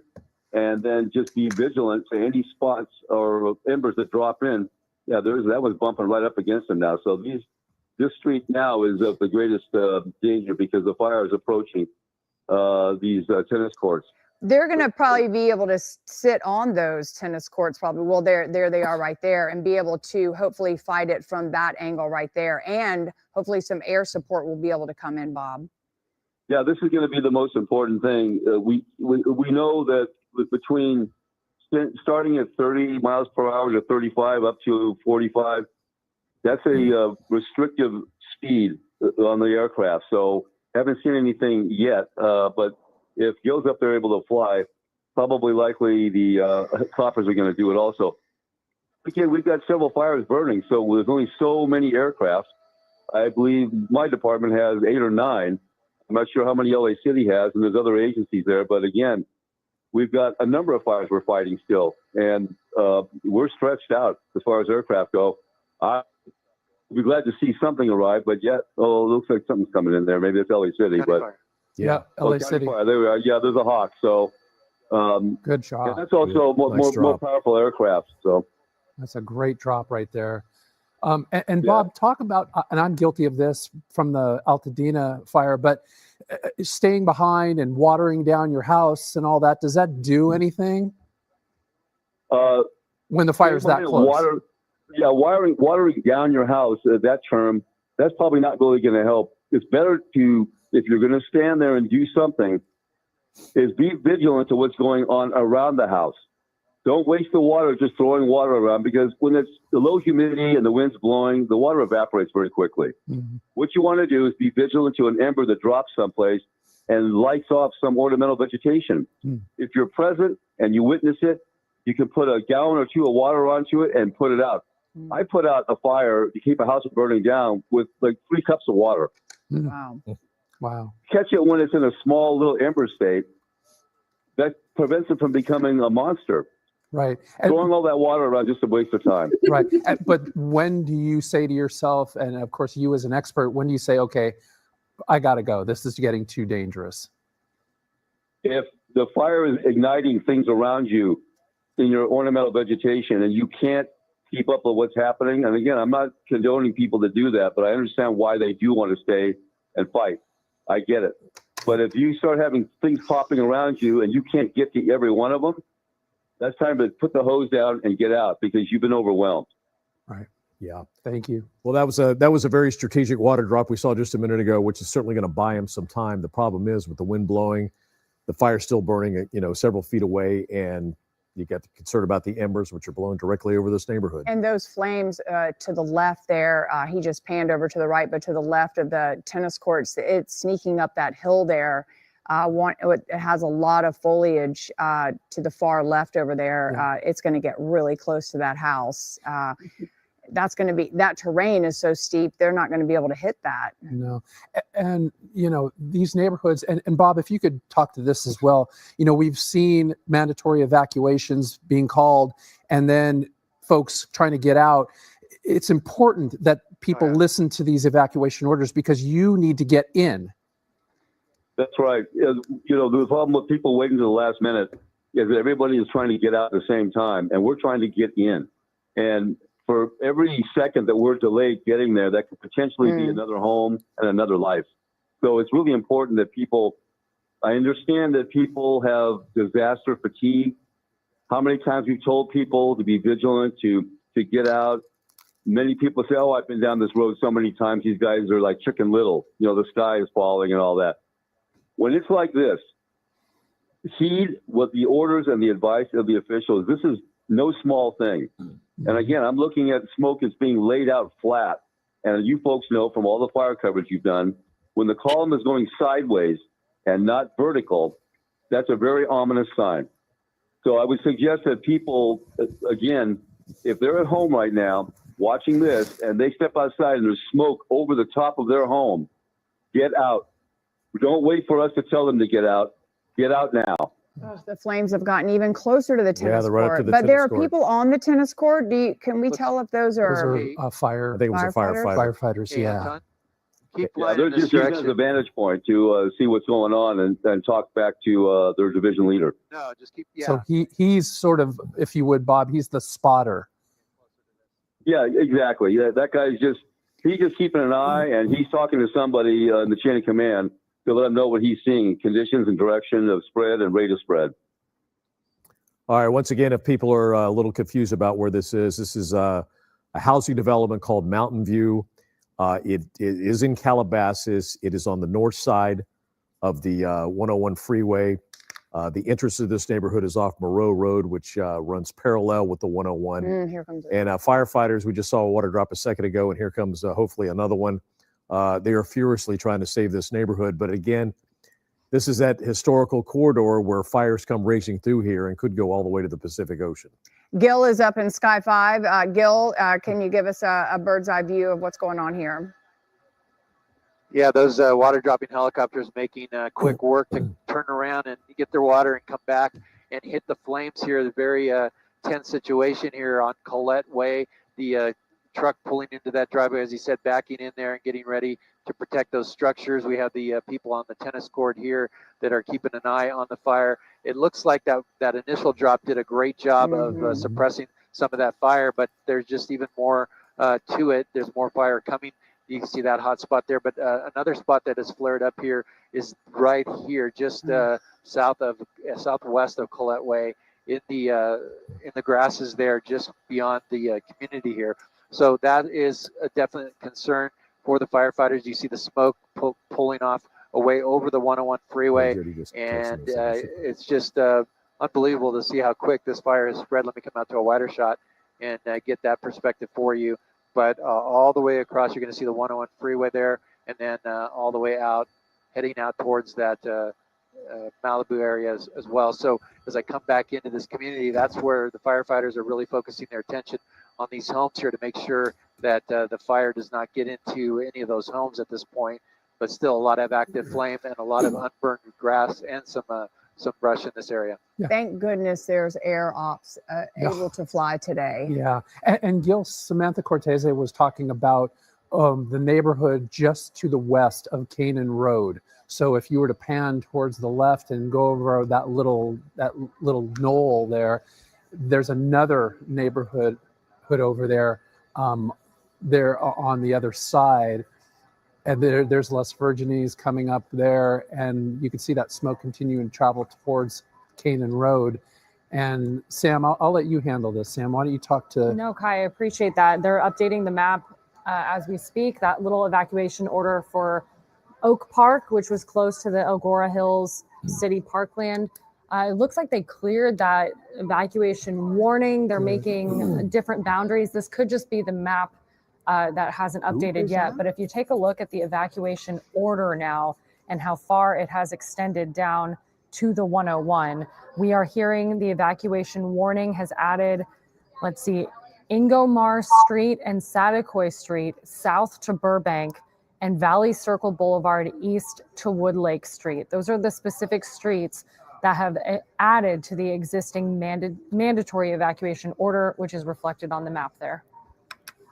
Great, thank you for that, Sam. And here comes another drop. Gil, Mainly, what's going on here? Just the, All right, as we continue to monitor this fire, let's bring in Margaret Stewart, LA Fire Department. Margaret, can you hear us okay?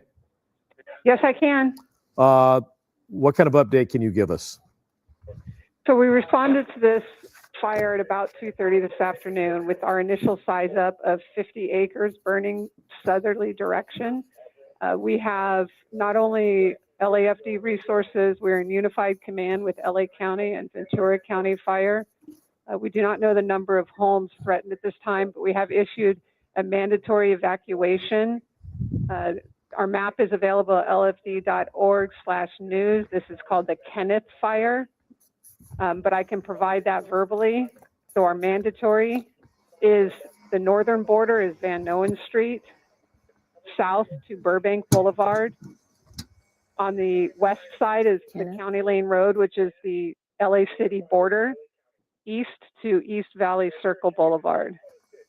And LA County is also issuing evacuation warnings in their land that is west and south in the Hidden Hills. Can you do a quick verification and clarification rather on the name of the fire? Kenneth, we heard Kenneth, but we've also heard another word.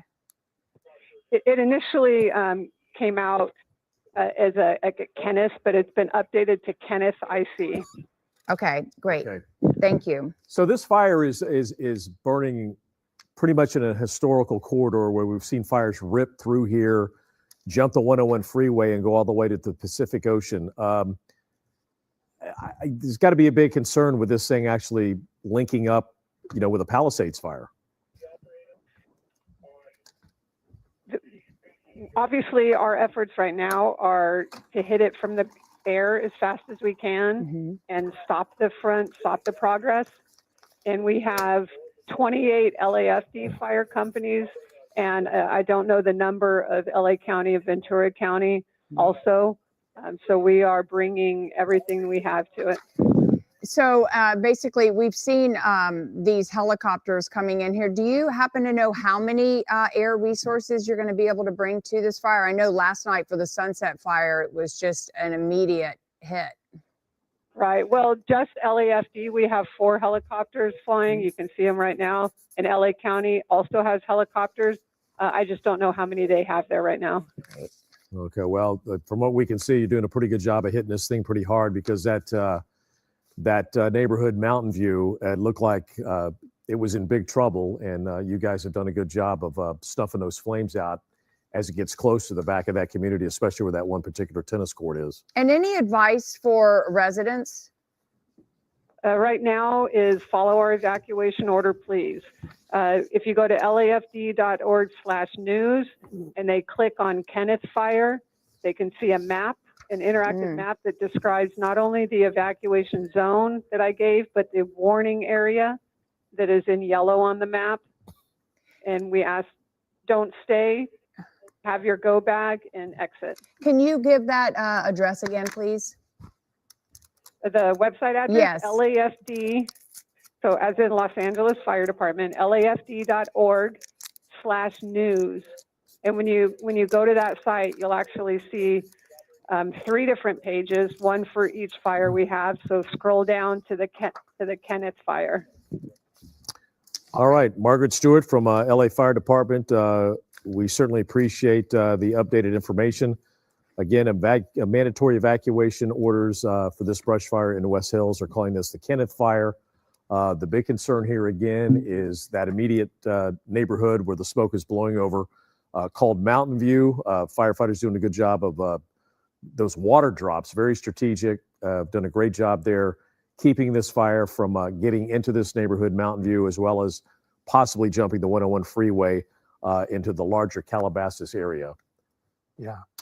And, you know, we're still, again, monitoring some strong gusty winds in that area. Some of those winds gusting up to about 25, 30 miles per hour. And you could see that in some of the live shots that we've shown you in terms of the palm trees moving back and forth pretty rapidly. So again, still some bursts of Santa Ana's going through there. We do have that red flag warning. It's in place until tomorrow, Friday evening at 6 o'clock. The high wind warning, which includes this particular area here near West Hills, is also in place until tomorrow morning at about 6 o'clock. And as we take a look a little bit earlier on the right-hand side of your screen, that's a little closer to the Los Virgenes Road there in Malibu Canyon, where the smoke is definitely moving through there. And that smoke, Glenn and Lou, all the way to Canaan Road.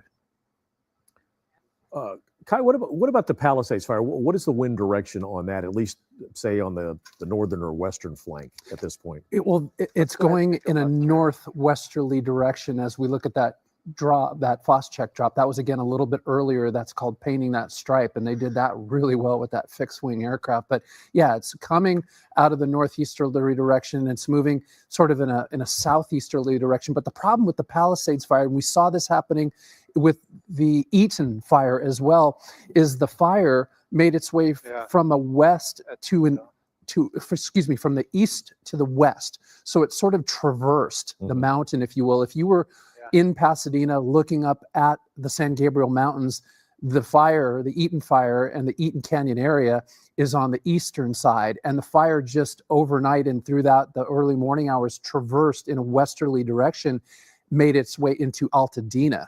And with the Palisades fire, we saw the same thing happen. It came out of the Palisades area. It began to traverse towards Malibu, went into all those beach houses along PCH, burned them down completely all the way to Malibu proper, and continued to make its way. And to this moment, it's doing so into Topanga Canyon, a lot of those areas up in the Santa Monica mountain range. So these winds are very erratic. And I continue to say this as well.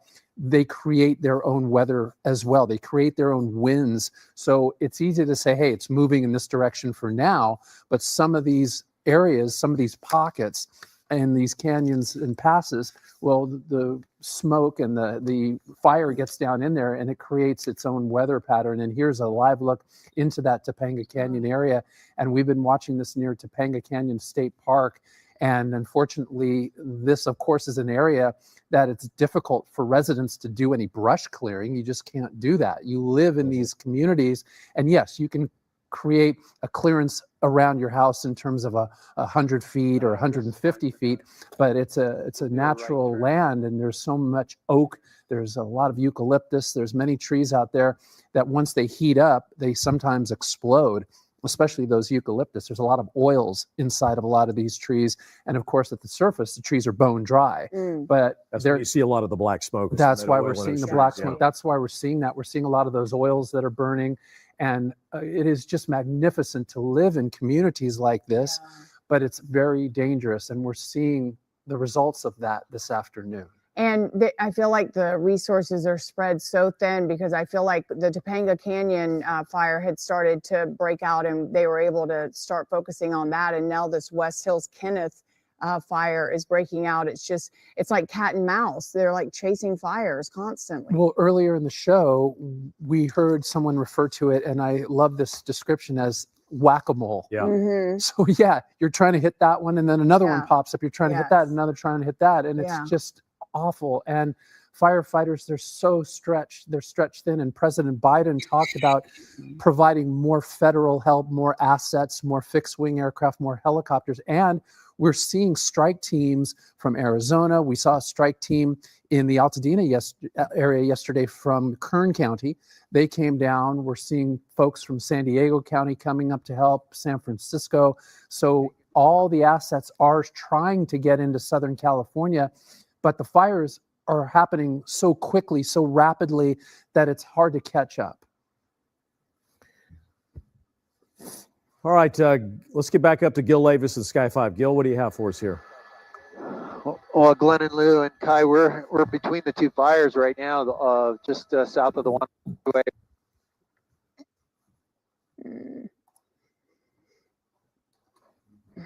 All right, we've lost our signal there with Gil. I could say that there is some homes on fire. Gil, you there?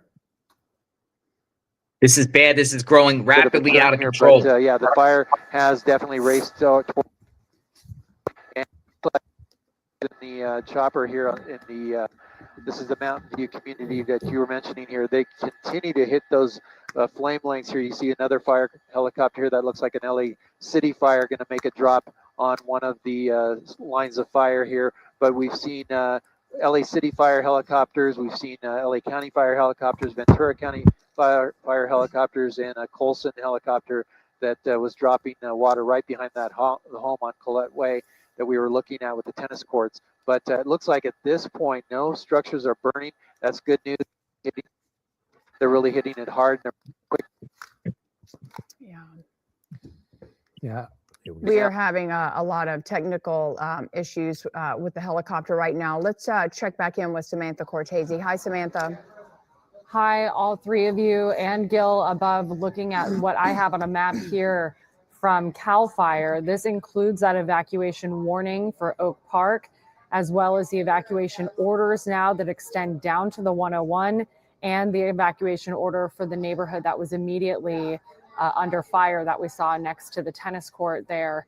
And how incredible to watch those water drops. And I mean, I've been talking with my family and friends today. If only we had had that help a couple nights ago, right? And we just saw how quickly that put out the flames. This is the evacuation order and warning map for the new Kenneth fire, which is 50 acres at last check. We imagine it has grown since then, mostly in the Mountain Gate community. This initially said potential for 1,000 acres. So I know that LA Sheriff's Department has now issued those mandatory evacuation orders. LA Fire Department, CAL FIRE, all working together. As we heard Margaret mention, this is unified to fight the Kenneth fire. And if I just go back to my emails here, this fire is moving quickly. And the evacuation orders include Van Owen south to Burbank, County Lane Road east to Valley Circle. And the warnings are Canaan and Agora, east of Canaan to Deer Hill. And that's the yellow area you're looking at on the left side of your screen. And one thing that Mark, head of our digital here, is mentioning is we're now seeing this merge with the outage or the evacuation orders and warnings from the Palisades fire. And that's concerning. It's concerning for a lot of people. The warnings are butting up against the orders. And basically, as we've heard from Bob, if you see smoke over the house, it's time to get ready to go. Yeah. And Sam, you're right. It would have been nice to have some water drops over the last few days, but unfortunately the winds have been so strong. Brutal, yeah. Yeah, it was so dangerous. Oh, you can hear it going off in our newsroom now. Yeah, oh, there it is. Whoa, there I it just is. got it too. So these are the warnings that we need to adhere to. We need to respect these warnings because, yes, these are very important, and folks all over this area here in the West Hills community are getting the exact warnings that we're getting here on our phones in the studio. So that's what you're hearing at home. But again, back to the fact that it's a lot safer now for pilots to be able to fly in these areas because the winds in the atmosphere, in the mid-levels of the atmosphere where the fixed wing and the helicopters do fly, it's not as dangerous. The wind's a lot stronger down on the surface. But nonetheless, Sam, as you show everybody at home, this area in the West Hills community, yeah, evacuation warnings. And as the good Captain Bob told us earlier, Glenn and Lou, if you see that smoke coming up over your neighborhood, that means you must get out. You have to leave. And I'm trying to upload the map. You kind of saw it there for a moment. It's okay, we don't have to go back to it. But they're starting to upload the area where the fire is actively burning. And that is up in the hills there. And Kai, I'm just so worried because you keep saying these winds might pick up, but you're looking on the left-hand side of your screen at the 101 at Las Virgenes and Calabasas, already impacted by traffic because if you were trying to go to the west side, hopefully nobody's been trying to do that in the last couple days, but this is the thoroughfare to get over to Malibu or to travel through the hills. And now that's all on the 101. We've seen traffic impacted on the 101 and the 405, even the 10 over in Santa Monica for the last few days because of these fires. And now the worry is just growing. Yeah, and it is typical for that area once you're coming out of Malibu, the Las Virgenes Canyon and Canaan areas to come towards the Woodland Hills area. It's typical sort of bottleneck in there as you're going up the hill towards Calabasas, but I'm certain it's going to be more difficult for commuters in that area because they too see the smoke, and you're going to, of course, raise that red flag in everyone's minds going, oh no, what's going on? So you tend to slow down. And of course, people are also, they've heard the warnings. They're probably trying to get to their residences right now as well to get out. And more evacuation warnings are going off. So I think there might be a clarification coming from Los Angeles and Notify LA, because a lot of us in the newsroom live nowhere near where any of these fires are happening now. So we'll see if that was maybe a precaution, an accident, or maybe there's a fire near KTLA we're unaware of. But it seems like everyone in the newsroom, no matter where we live, got that alert right now. Yeah, it's interesting because I have all these days, Tuesday, Wednesday, and today, have not gotten one alert. And randomly, I got this alert, and I'm not really near there. So it's fascinating how that works. Yeah. Well, we are lucky, though, that we're getting the alerts, that the community, the public is getting these alerts. It's keeping everybody on their toes, and that is the name of the game. Everybody needs to have a plan and be alert. And it's such a just so sad because this fire that we're looking at here is not the only one. Again, you know, we've been covering all week the Eaton fire in Palisades, but there's a fire actively burning in the Topanga area as well right now, where it's super dense foliage in that area, and you know they need to be able to hit that with water as well. So I'm sure residents are frustrated and scared in that area as well. And again, as we talk about, it's going to be what, dark in an hour? Yeah, probably around if the sun is beginning to make its way down. And you know, the winds are strong. I've been talking about that, the wind warning, which includes the areas that we're discussing here in Southern California till tomorrow morning. Red flag warning until Friday evening at 6 o'clock. We will continue to see breezy and erratic winds all the way through Saturday morning. We'll take a break Saturday afternoon, Saturday night, much of Sunday. But then, unfortunately, Glenn and Lou, another Santa Ana wind event that'll happen next Monday and Tuesday. I don't see it being as strong as the Santa Ana wind event that we have just experienced, that widespread event. Nonetheless, though, any Santa Ana wind event is cause for concern. Yeah. I'm getting texts from people in my family and friends, family in West Hollywood, saying, hey, me and my roommates just got an Amber Alert. I don't think that's what they meant to say. Yeah. But I would like a clarification from the city in some way. All right, the time now is we're approaching 4:02 in the afternoon. I want to welcome everybody to the KTLA 5 News at 4 o'clock. I'm Glenn Walker. And I'm Lou Parker. We appreciate you spending your afternoon with us. It's been a very, very difficult 3 days, Tuesday, Wednesday, Thursday. I think a lot of us have lost track of what day it is. You are currently looking at earlier some shots when this fire just broke out and a FOS check that was dropped. And now on the left-hand side of your screen, those are live images of the fire burning along that ridge there. And it's definitely threatening a huge neighborhood of homes. Yeah, they're calling this the Kenneth Fire, starting in the West Hills area. In basically a reservation. It's like a little park, good hiking trails, but the smoke and the flames were heading in the direction of a development called Mountain View in Calabasas on the north side of the 101 freeway.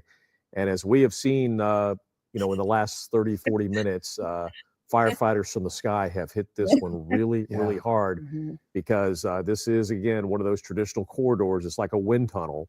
And we've seen in the past where fires come ripping through there and will jump the 101 freeway and go all the way to the Pacific Ocean, which of course is where the Palisades fire is burning. So it was important to try to get this one out because as we were talking to somebody earlier, not a lot of people lived here 30 years ago, but it's become a pretty densely populated area because it used to be the valley ended in Woodland Hills, but Calabasas used to be a sleepy little town. It's gotten a lot bigger with a lot of high-end homes. And it looks great. I mean, the stuff on the right-hand side, obviously, that looks scary. That was a little bit earlier, but at least we're looking at the white smoke here on the left-hand side. That is a great sign that those water drops have helped.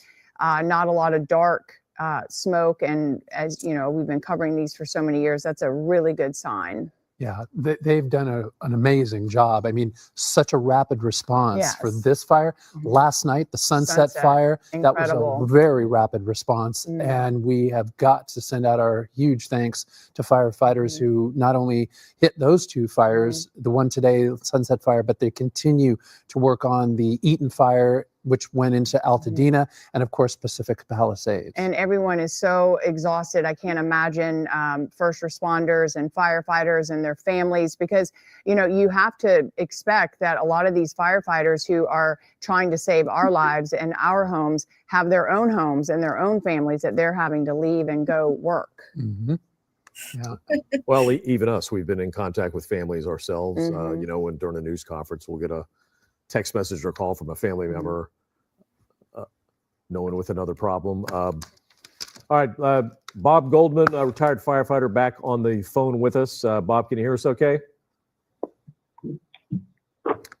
Bob, are you there? I am. Okay, so this Kenneth fire, from what we've seen, excellent work by firefighters. Boy. Yeah, they're making quick work of it. And again, you're seeing the results of having the air access available immediately. So I might mention in the picture you're showing, this fire is going to be burning up at the back door of Fire Station 125, which is right there at New Road and Las Vegas Road. Bob, And we're having a little there. hard time hearing you. You're sounding a little muffled. Is that better? Yep. Much better. All right, no hands free for me. Okay. This fire looks like it's going to bump right up against the back door at Fire Station 125. So, and you also mentioned the firefighters and their families. A great deal, a number of firefighters for a number of agencies live in Ventura County, Agoura, Thousand Oaks, these areas. I have many, many colleagues that live in these areas. So they're going to be directly impacted themselves and their families. And we've seen it in the past where firefighters will be out fighting a fire and at the same time they've lost their own home. Yeah, it's a sad reality. It's happened quite a few times. Along the lines of the alert that we all just got, I heard you talking about that, and I live in Valley Village. So the alert went off here, and I already had a couple of neighbors that stepped out and said, "What's going on?" And it's not a 100% system yet, I'm sure. So somebody may have pushed the wrong button. But it's good that you're letting people know. And I can tell you that if you live anywhere east of the Valley Circle and that part of the Santa Ana Valley, no, that should not be affecting you. Everything to the west of there, though, on its way all the way to Westlake Village, as far as I'm concerned, yeah, this would probably be a relevant warning for people to consider getting out. Wow. Yeah. Bob, talk about what you're seeing right now on the screen. You're looking at some of the air assets. They're sort of looking around, hunting and pecking, if you will. Is that what we're seeing? Yeah, they're looking for the best opportunity to limit the growth of this fire because of the potential for exposure of fires and structures. They're not really putting a lot of water on the head of the fire. Their biggest concern is going to be kind of painting the edges of it with water. I saw a fixed wing aircraft come in. I'm not sure if they're carrying retardant or water. Imagine it's retardant. But they'll just generally paint the sides of it to try to keep squeezing it. And then they'll go for the head of the fire. But when it's in these conditions, this close to structures, they're going to be putting their greatest efforts into the edges of it that are bumping up against these housing tracts. So they're kind of hunting and seeking the best opportunity to put a stop to something that's approaching homes very rapidly. Gotcha. And what do you think about how this looks? We're seeing white smoke. We know that means probably getting water on some of this fire. Is this something that concerns you, or you think, what's the posture down there right now? Well, when you look at these pictures, the less open flame you see and long lines of open flame, meaning you have a long fire front, it looks pretty good. I'm actually only seeing a couple little spots that are orange, but before there was a lot more open flame. But the more white smoke, you can see it creeping along there. And people understand too that, we type fuels, light, medium, heavy. Mm-hmm. This area, because it's been burned so many times, there's a tendency of the brush to not really grow back before another fire comes along. So what you have are light fuels. We call them light and flashy, and that's the grasses. And fire spreads extremely fast in those flashy fuels. It takes very little for it to ignite further downwind because it just lands in these patches of grass that rapidly burn. And it's also patches of grass that is dead. It's brown. And exactly. At this time of year, that's what you expect, is everything to be dried out. It's the cycle. That stuff won't be green again until May. Well, it's also the total opposite of what's happening in Topanga Canyon. That is a heavy brush and foliage. Yeah, the heavy fuels in there have always been a great concern. That's an area of the county where my department has been very aggressive over the years. The 10 years that I was in Malibu, we drilled and talked about it and prepared for it by creating these wildland pre-plans, evacuation plans, because as you know, Lou, the difficulties of access to Topanga, and all those people back there in Fernwood and Topanga proper, if something happens and we need to get people out and equipment in, it's only a one lane on each side with a double yellow line going each way. That's it. Yeah, extremely dangerous, but extremely beautiful at the same time. Oh.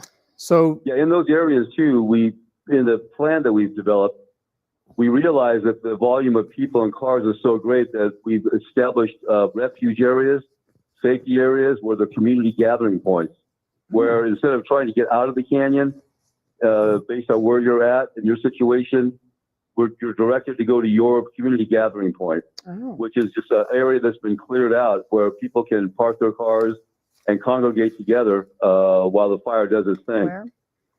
All right. Well, Bob, appreciate your insights. And again, it looks like the Kenneth fire, it looks like firefighters have don't want to say we're out of the woods yet, but they've certainly looks like they've got a good handle on this. And that was a textbook fight, if I've ever seen one. Yeah, for sure. And yeah, it's not over yet, but it looks like they're getting a handle on it and putting the effort into it that may prevent this from jumping the 101 and heading to the beach. Bob, thank you again. Hopefully we won't talk to you tomorrow. Not that we don't love talking Not to that you. we don't want to, but hopefully we won't have to talk to you tomorrow, but we appreciate your time and knowledge. You bet. You guys are doing a great job. Really appreciate your Where's the coverage. mayor? All right, thank you. Thank you. All right, let's get an update on the Palisades fire. Alina Abovian, I believe. Where's Are the you in mayor? Malibu or She's the supposed to Palisades? speak. She's in the Palisades. Alina? Okay. We have a little delay with 8-second delay. 8-second delay. Hi there, guys. Well, we are here in the Palisades, and this essentially is part of the Palisades fire, but it's a very different side of it. Now, take a look. You can see the hillside here is burning. We are along Topanga Canyon Boulevard, an old Topanga Canyon Boulevard. This is an area, there are homes up there. We were up there a few hours ago, and the fire, as you can see, it's in a little area, so it's pretty calm. The winds are calm, and fire crews are up there. They certainly are keeping an eye on the situation here. Now, I'd like to bring in Dodds. You're part of the Forest Service. You're also a resident. You've lived here for several years. What has it been like for you today? Today's been a very interesting experience with no internet, no communication. We have to go to the top of the mountain to get any kind of phone service. Not having the communication is very, very frightening. And we've seen them doing water drops throughout the day. Do you feel pretty good about firefighters having a handle on the situation here specifically today? Yes, the big problem was we had massive winds, extreme winds for a few days, the 8th particularly, which was my birthday. And then now the winds have down. I think the aerial assault has been tremendous. I really commend the aerial assault that they're doing now. I feel very safe right now. I feel comfortable, and I'm going to stay in place. I'm on Hillside Drive over here, and I feel comfortable. I think it's good. Were you told to evacuate? They came by and 3 different times and told us to be prepared to evacuate. I did. I loaded the cars, got everything ready, and it's pointed in the right direction if we have to leave. So I All feel right, sir. good. Well, thank you so much for speaking with us. We hope Thank that you. you're okay, that you don't have to leave. It does look like they have a handle on the situation here. As I mentioned, they've been here for the last few hours. This fire has been burning this way pretty consistently. We've seen some black smoke every now and then, but for the most part, it is white. They are doing water drops out here. There is a presence. And as you can see, residents in this area, they are choosing to stay behind because they do feel confident that there is control of the situation. So for now, we are here. We are keeping an eye on things. So we'll send it back to you in the studio. It's just amazing to see her, and behind it, those active flames right there on the hill. Yeah, but fortunately, they're down in that sort of a gully, if you will, and the Fire. winds are pretty non-existent. I didn't see. I was walking into the studio here, Yeah. and my phone went off. We got a different view here of Pretty this up to speed Kenneth fire. on everything that's happening in Southern California now when it comes to fires, and I thought, what in the world could this be? Right. What does this mean? Obviously, as Supervisor Janice Hahn has pointed out, and will continue to reiterate, this was a technical glitch. And of course, a correction will be issued here shortly. We want to bring in Chief Sam here once again. Chief Sam, you were live with Kathy Avara and myself when that alert went off. Kathy was frantically trying to turn her phone down, the volume of her phone down. But it was generic, no specifics, and it freaked a lot of people out. Yeah, but Michael and Colleen, I'm going to say this. There are no accidents. It is an alert, and really it should be. I think everybody in Southern California should be on alert. Capture the attention, because even if you're not in the fire danger areas, the hillside areas, these winds are damaging winds that bring down trees, power lines, flying debris on the roads, power outages. So in some ways, this alert, we should all be on alert. And to Colleen's point earlier, just when we thought, okay, the winds are going to subside, they're kicking back up, and they're going to be unpredictable. We should be more specific about, yes, we should all be on alert here, Chief Sam, but this was an evacuation warning. And that carries a completely different set of baggage. So again, when you receive something like this, in fact, in all caps, folks are going to freak out. I understand the point of being on alert, but this said evacuation warning. I just want to clarify, again, a technical glitch, as Supervisor Janice Hahn has said, and of course, a correction is on the way. Yeah, well, good. Glad it's not too severe. Right. I didn't know where I was going to go. Well, I have to tell you, initially I thought it was an Amber Alert because we get the same sort of messaging with an Amber Alert. And when I pulled up my phone, I noticed, wait a minute, it's an evacuation order. Where could this one be? Perhaps it's the Kenneth fire, which is what we're talking about right now. Chief Sam, as you look at this fire here and you see they seem to be throwing so much aerial support on this fire, what goes through your mind? Just, what's next, Colleen, and hopefully, and it looks like from when we first started this, and when I first started, when Eliana was over it, I thought, wow, this thing, it was kicking a big column of smoke. Now, the winds weren't so strong. The winds are pushing down, but it looks like they're getting a really good handle on this. So hopefully that will maintain, that they won't get more wind gusts to push this, but it looks like they're getting a good handle on this at this time. This is just our conversation with Jonathan Gonzalez not too long ago, who is in this very seat where I am right now, was giving our viewers the latest information on the fires burning in Southern California. He is affected by this. Colleen, not to put your business out there, but you have been affected by the Eaton fire. So we're all in some way, whether we're in a direct evacuation or fire zone or an at-risk zone, we're all linked and all affected by these fires, Chief Sam. Yeah, we sure are. And if you're not, due to the fire threat itself, the air quality, there's so much smoke around. I mean, it looks terrible. It looks like it's fog, but it's not. So if you have to go outside, wear a mask. If you don't have to go outside, stay indoors, avoid strenuous activity or any jogging. Just hunker down until this, we'll call it a storm, because that's what it is in essence, until it calms down. You know, Chief Sam, this morning, and we talked to a pulmonologist here this afternoon about the air quality. And what I've noticed here, I live on the west side of Los Angeles, on the other side of the valley. The ash and the particulate matter was much more intense today than I've seen over the last couple of days. And I mentioned it to my wife, and our 15-year-old daughter, in fact, says she had a sore throat. She wasn't feeling well. So right away I said, okay, I'm going to change the HVAC filter in the house. You know, that's step one. Go gargle some salt water. So again, we're all feeling the effects of this.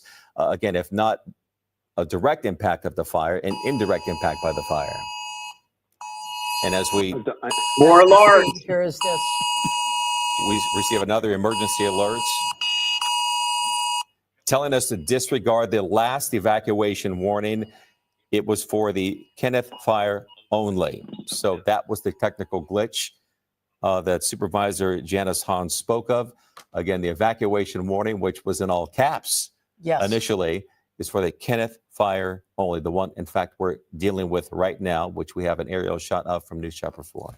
Chief Sam, if we could go back out there and take a look at the smoke. You see a lot of smoke rising off the areas where they're doing the water drops right now. What does that say to you as somebody who's an expert on fires? Well, a lot of people will think, oh, it's turning white just because the smoke is white. But really, light grassy fuels actually create white smoke. So part of it is from the extinguishment of the fire.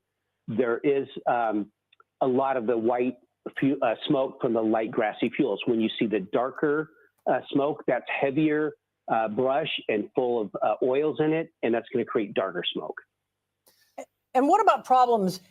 You know, they've thrown a lot at this. This has been burning, what, for about an hour and a half, Michael? What are the problems they're going to encounter as they head into nighttime here?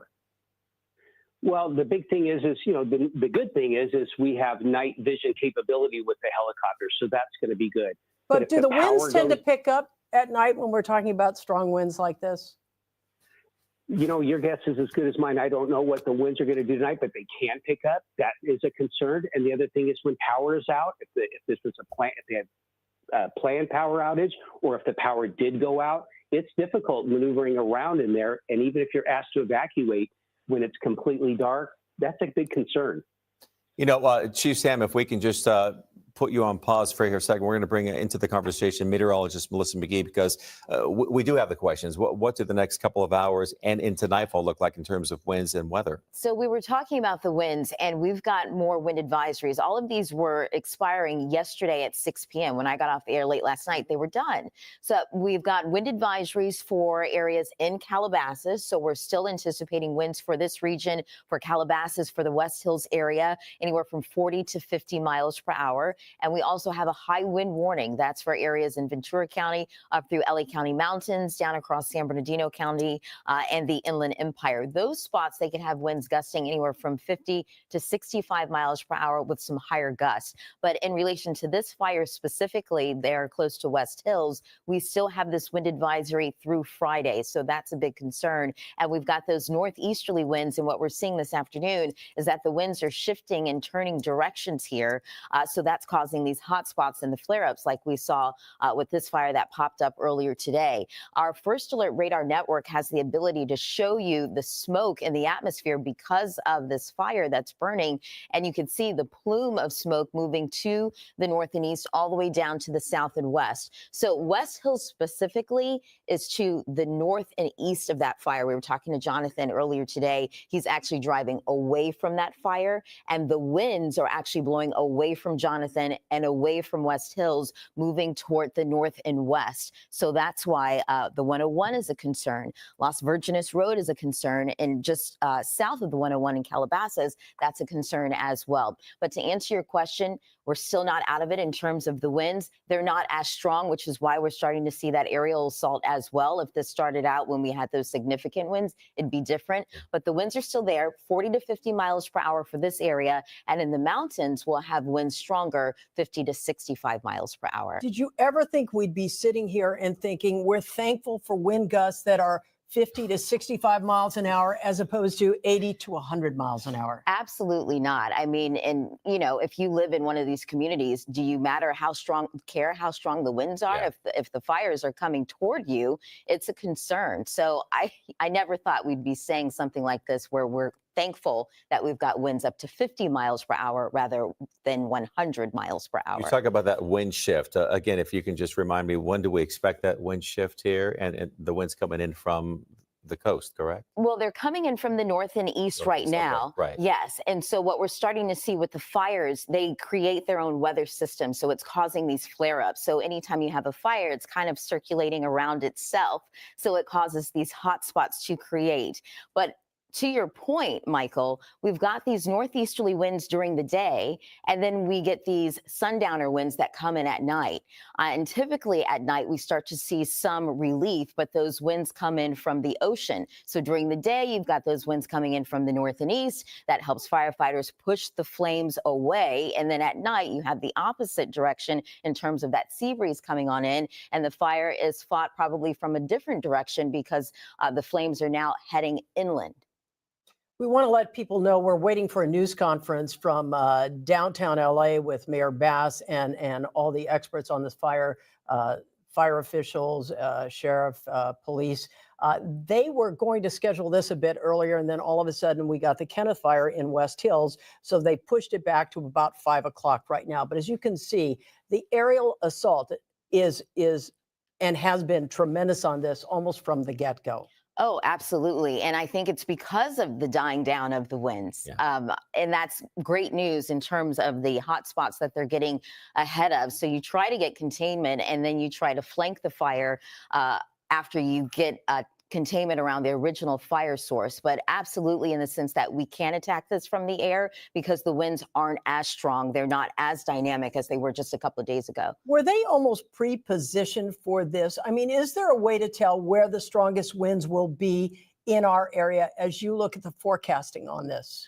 This is what we do in terms of looking at the weather. And we've got the position of the winds in the upper levels of the atmosphere. When we talk about highs and lows, and they look really funny on the screen there, that's telling you that the tighter those two weather systems are together, that means the tighter the pressure gradient, the stronger the winds. And because of the position of things happening well up above where we live, we can tell where those winds will be the strongest, which is why, as you can see on the other side of your screen, as we still continue to monitor conditions in the West Hills area, you could see in the yellow or the mustard shading color, we've got high wind warnings. That's for San Bernardino County, out across Orange County and the IE. And then the wind advisory there, that covers LA County. So that's from West Covina on west into Van Nuys.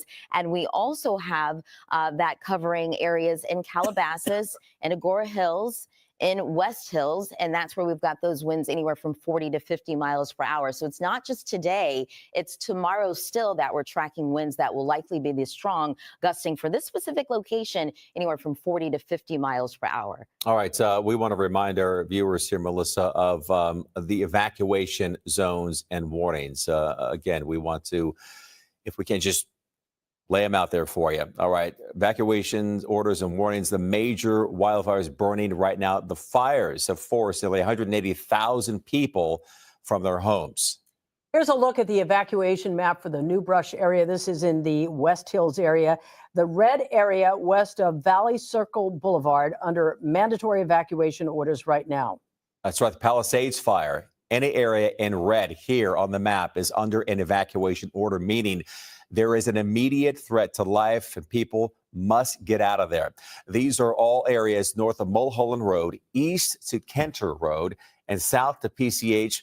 All the other areas you see in yellow are under a evacuation warning, meaning there is a possible threat to life and people, but you must be ready to leave if an order is in fact issued. All right, let's take a look at a map of the Eaton fire right now. Once again, most of Altadena is under mandatory evacuation. Northern Pasadena's Hastings Ranch neighborhood. Sierra Madre in the La Cañada Flint Ridge area as well. That's that wide swath as it just near the 210 freeway. You can see that there. That's under mandatory evacuation. Evacuation orders have been expanded to eastern Glendale at this point.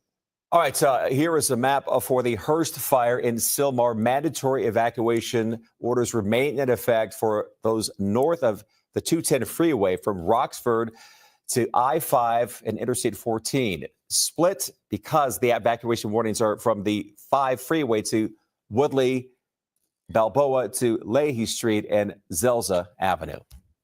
All right, once again, we are committed to staying on the air 24/7 to bring you the very latest on this devastating story, all the wildfires burning through Southern California. And to help with that, we've brought in a cadre of reporters. We're very fortunate in that we have reporters from all our NBC and Telemundo stations across the country, including Kevin Geis. He joins us live in the West Hills area. Kevin, give us an idea of exactly where you are and what you're seeing at this point.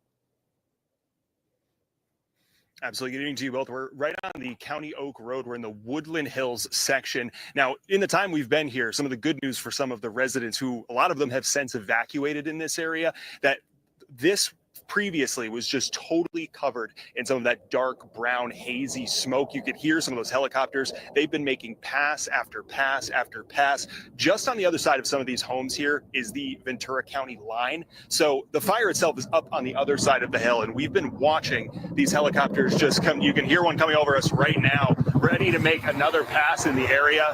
One of the much larger Chinooks making its way over, and we've actually been able to connect as we've been watching police officers work their way through this section, just trying to get a hold of any person that they can, let them know that they should be headed out of the area. They should be packing these cars. They should be on their way out. We connected with Michael, a homeowner here. Michael, thank you so much for taking a few seconds to talk to us here. Talk to me about some of the prep that's gone in today. Well, we're in fire area, so as soon as we knew that fires were happening, this is always going to be a spot that we have to watch out for. So we came home and started slowly packing a bag just in case, and kept watching the fires and seeing where it went. Absolutely. What was that moment where all of a sudden you determined, like, okay, we got to pack, we got to get ready to go? Was it when the Kenneth fire sparked up? Yeah, that when we saw smoke up the hill, we knew that that was the time to put the finishing touches on the bags, throw them into the car, get the car turned around, and send my younger daughter out with the pets, so we didn't have to worry about getting them out. Absolutely. And when we arrived here, you were actually working with the hoses kind of just spraying down. Walk me through. This is not the first fire you've experienced in this area. Luckily, as you mentioned, it's never jumped that hill too close. Talk to me about sort of what you've already experienced and some of the water, what you were doing when we arrived. A number of years past, it's Amundsen Ranch across the street. So it's lovely trails to hike, but it comes with it a lot of brush. And in years past, the fires have come through. So we've learned to make the house defensible. Any type of wood that could be dry, or leaves that can't be picked up, you try to at least get it wet. So the house will fight off embers for as long as it can until it can't anymore. Plants that will not burn, so water retaining plants, so that is helpful too. And we also brought in all the cushions from all the furniture outside, because that's material that is flammable, but the metal chairs outside are not. And we moved all the spare propane tanks for the barbecues and whatnot away from the house. So if the house does catch fire, the propane tanks are far away. Absolutely. And as you've watched that smoke line, you mentioned that previously you've had flames get as close as that hillside there. Walk me through what that was like and how you feel a little bit more comfortable today, but you're still sort of holding your breath.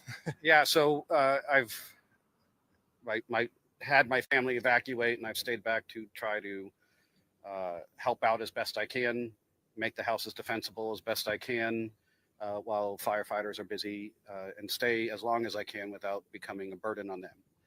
And in years past, the fires have come right across the street, 60-foot flames.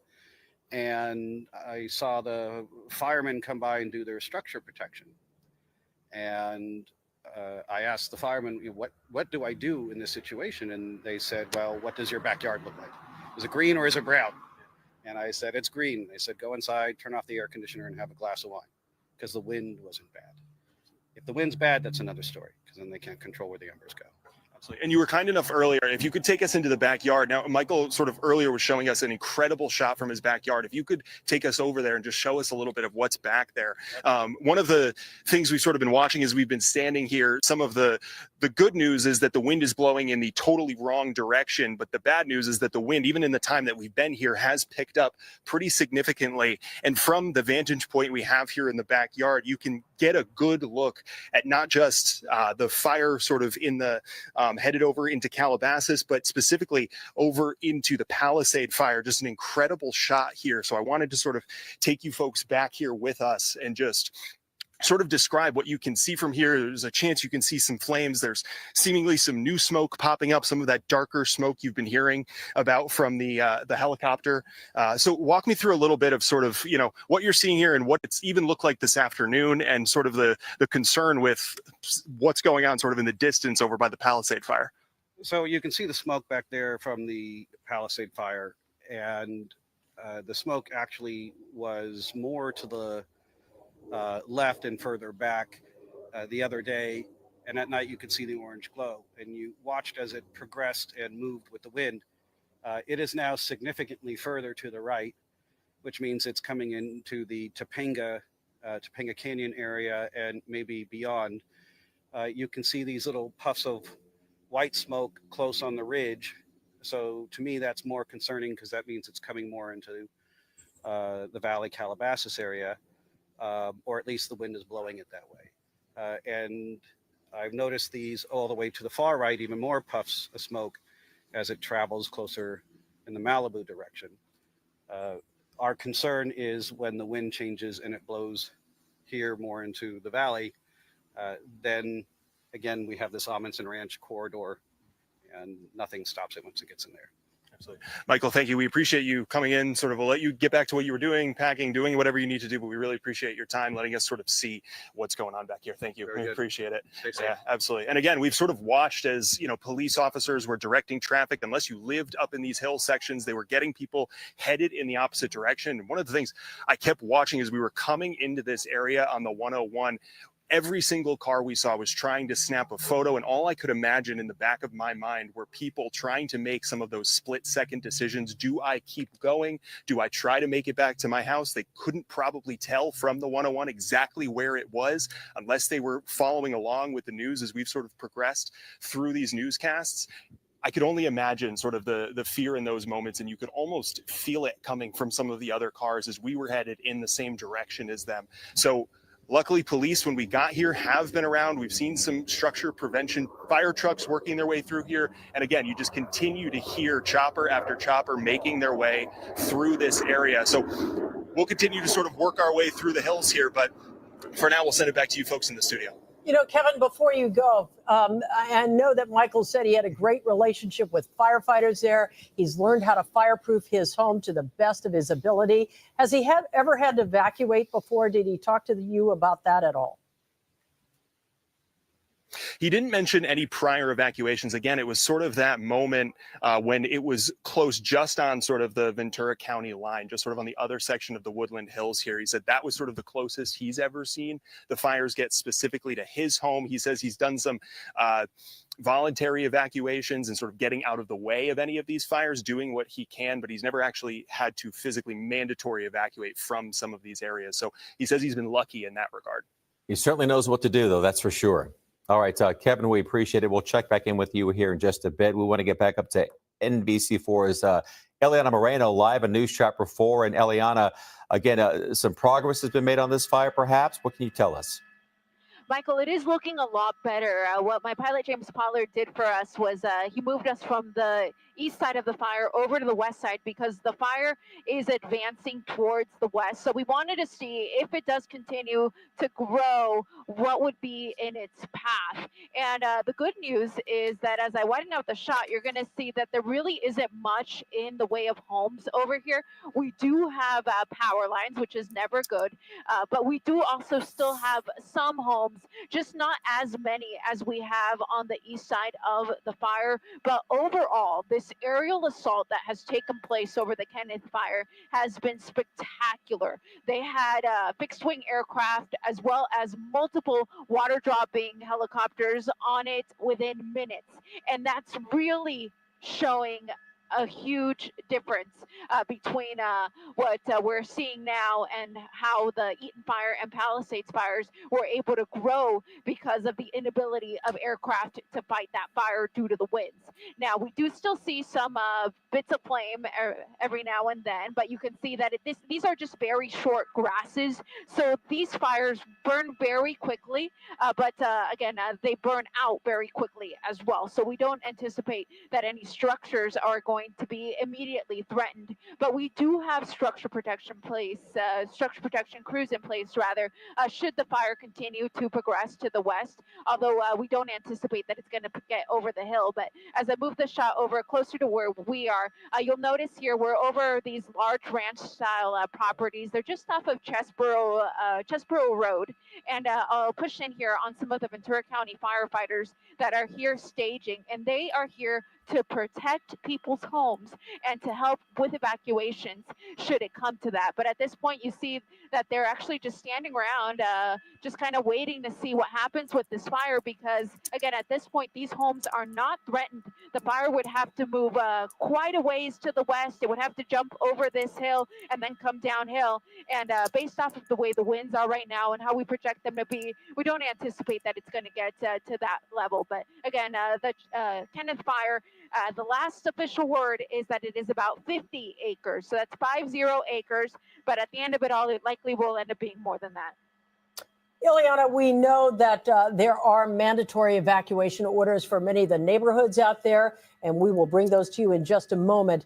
But we heard from our own Jonathan Gonzalez that traffic was an absolute mess out there in terms of people trying to come and go. What are you seeing when it comes to traffic and people trying to leave the area?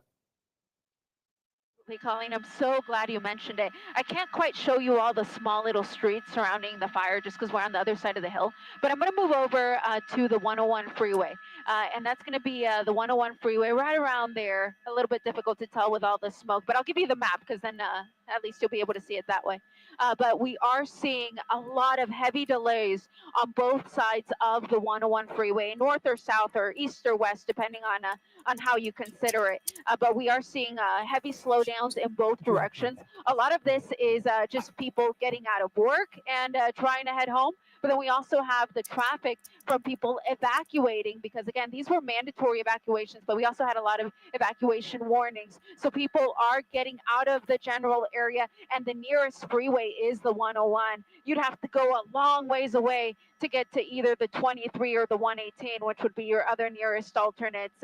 So the 101 freeway will be heavily impacted here through the Calabasas area, Gora Hills area, and into the San Fernando Valley. So if you don't have a reason to be on the road and you have no reason to be anywhere near these fires, the folks who are trying to evacuate could sure use your help if you could just stay off the road. All right, Eliana, we want to let our viewers know exactly what those evacuation orders and warnings are. But in the meantime, we have just gotten word from LAUSD that all LA Unified schools and offices will be closed tomorrow because of what we're in the midst of here now. Of course, the wind, the fire, and all that smoke out there. Michael, you mentioned the evacuation orders. I'm going to bring those up for the Kenneth fire. This is burning in West Hills, as we've said. Mandatory evacuation order for Van Owen, south to Burbank Boulevard, County Lane Road, east to East Valley Circle Boulevard. And the area now, we've been talking about the 101, which is heavily impacted because of this. The area between the 101 and the Ventura County line from Chesborough Road to Fairhaven Avenue, Ellenvale Avenue, Orville Avenue, and Long Valley Road as well. We, of course, will continue to repeat that as we look live here at the Kenneth fire. Eliana just filled us in that acreage has gone from 20 preliminarily now to 50 acres. And of course, we've witnessed that aerial assault made by firefighters out there. Let's bring in NBC4's David Biggert to talk more about the conditions out there and, of course, all across Southern California when it comes to, again, those winds and that dry atmosphere. Yeah, it is incredibly dry still out there right now. And we do have some of that pretty gusty winds in a few spots. So here's a look at the areas around the Kenneth fire. It's burning through all of this open space here. Eliana was just showing you that neighborhood, one of her camera shots. I believe it's this one down here as you get a little bit closer to the 101, which is still pretty far to the south. Right now, some of our observation sites, like this one right here within the open space, is reporting gusts at about the 30 to 35 mile per hour range. Otherwise, around Las Virgenes Road, around Calabasas, it's a lot of 20 to 30 mile per hour gusts. So still pretty gusty. This is still what we be very concerned about whenever we're talking about fires, just not nearly as strong as we had the other night. And the other concerning thing, look at the humidities here. Single digit humidity around Calabasas, Las Virgenes Road, around the observation sites, around the rest of the fire as well. So this is one of the concerns, that just the air is so incredibly dry right now. It would only take a small spark or a single ember to just start another fire or another spot fire. Also, the other thing we've been noticing as we've been watching from Chopper, and Jonathan also mentioned this a little bit, he was talking about some of the green hillsides we've had over the past couple of years. Well, we've had a lot of rainfall, and that rainfall has contributed to new growth, which then eventually becomes fuel. So after all of the rainfall we get, you get all these green grasses growing in. Sometimes you also see the shrubs recover a little bit and they start to get green. But all this new growth, when we go through a period like what we've just had, where we haven't essentially had any rainfall for a while, that all dries out very quickly. This is the kind of stuff that it rains, it immediately turns green. You go for a little bit without rain and it's already back to being dead growth. And that is prime fuel for fires. So this is what we end up calling flashy fuels or light fuels. A lot of it's the grass. And the reason why we call it flashy fuels is because as soon as the fire hits it, it ignites like that and then it burns through it very quickly. These fuels also go out pretty fast, but mixed in, they were talking about there's some medium fuels as well. So as you get up medium and heavier fuels, as we call them, those are the things that take a little bit longer to ignite. However, they can be smoldering or stay lit for a while. For an example, if you were to ignite let's just say a stump or a log out there, that may end up burning for hours. And that's always the concern for firefighters is you have the flame front kind of work through an area, but it's smoldering on the back side of it. And once the winds come through and get really gusty, you can pick up a bunch of embers from some of that fuel. So again, observation sites around the area right now still reporting that we are seeing gusts in about the 20 to 30 mile per hour range. As Melissa was showing you a bit earlier, most of that smoke is blowing off toward the south and the southwest. One additional little note, we did get some reports from a couple of viewers saying that they were seeing some smoke kind of to the south of the valley. That may actually be from the Palisades fire. We are seeing a little bit of a flare up in some pockets there. And that smoke has been able, because the winds are not like the other night, the smoke's able to rise a little bit higher up. And so people might be seeing that. Eliana's shot actually showed that as she was looking across the fire here, because Eliana was about in this position here. She was looking across the fire. You could see all the smoke from this blowing to the south, and then you can actually see the Palisades fire smoke off in the distance. So it's just a little additional note here as we continue to monitor fires around the area. Back to you. All right, David, thank you. Now, we are committed to staying on the air 24/7, as you've seen over the past couple of days, bringing the latest on the wildfires. We are so fortunate to have the resources we do to cover these stories. And here to help with that, we have brought in reporters from our NBC and Telemundo stations all across the country, including, you see him there, Nico Clemens, live at the Victory Trailhead there in West Hills. Nico. Right off Victory Boulevard, a very popular area where people come in and walk. I want to show you really quickly how much crews have already tackled. They've already tackled this area right here. Still some hot. Over the wind, Brandon. So they tackled this area pretty well, but that's the area right back there, and you all have been showing over the last hour or so all the smoke, all the fire that crews are still trying to put out. Exactly where we're standing, right at the foot of the trail, Victory Trailhead. We're seeing tons of fire crews going over our head. All right, there's something wrong with their feed. Hot spots here. It's definitely windy though.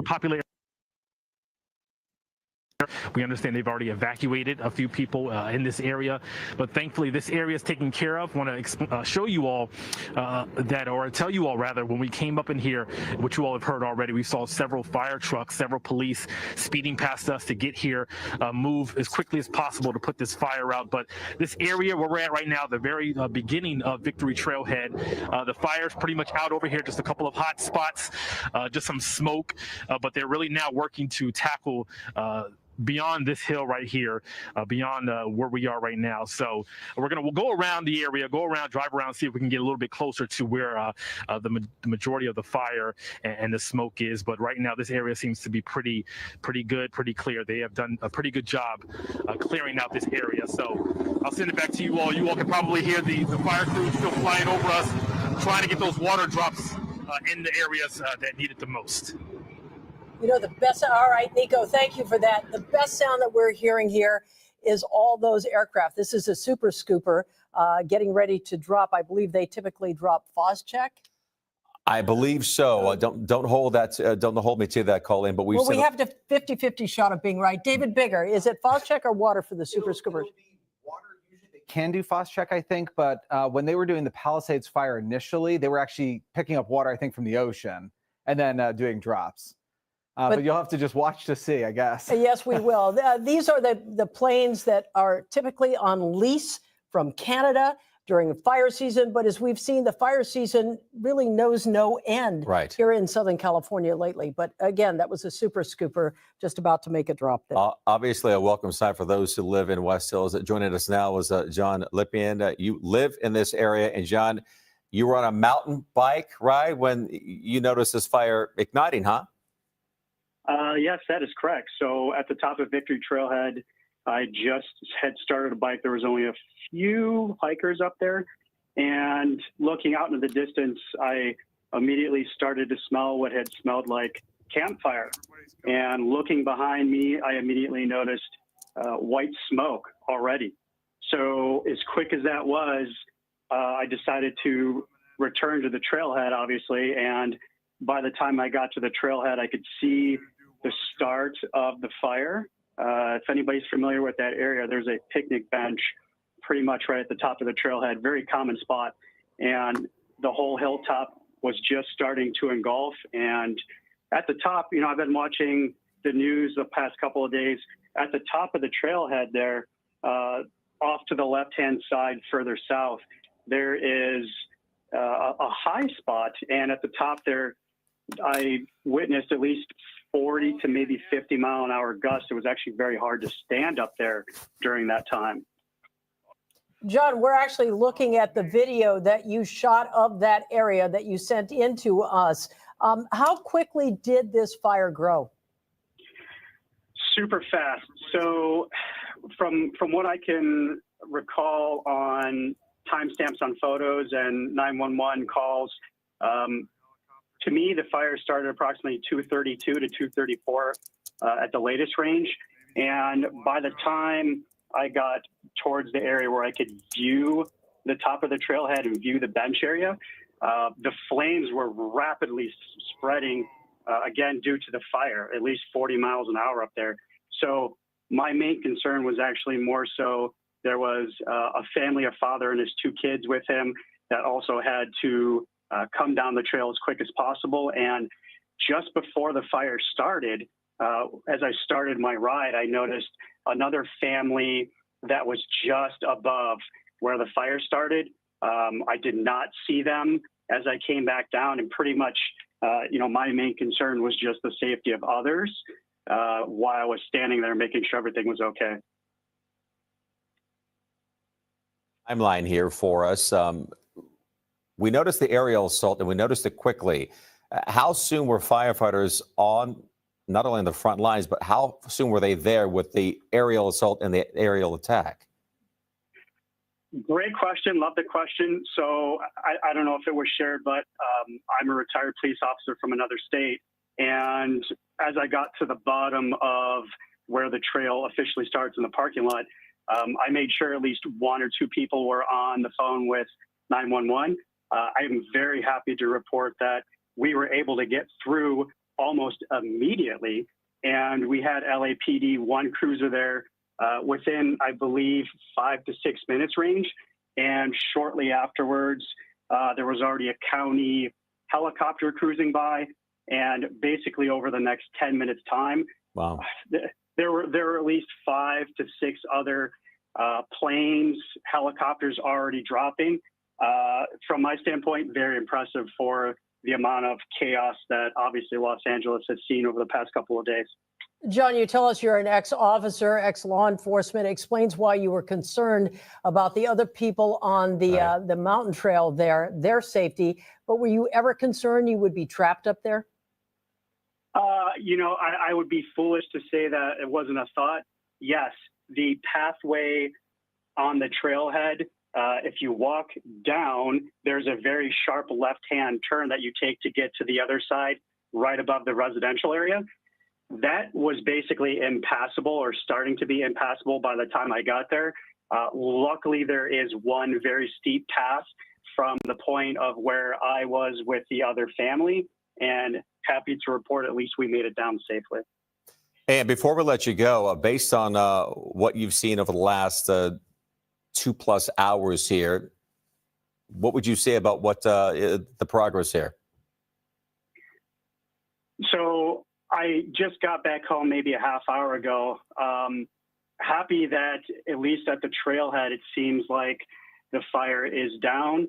I'm also obviously very worried and very concerned about the rest of the trail.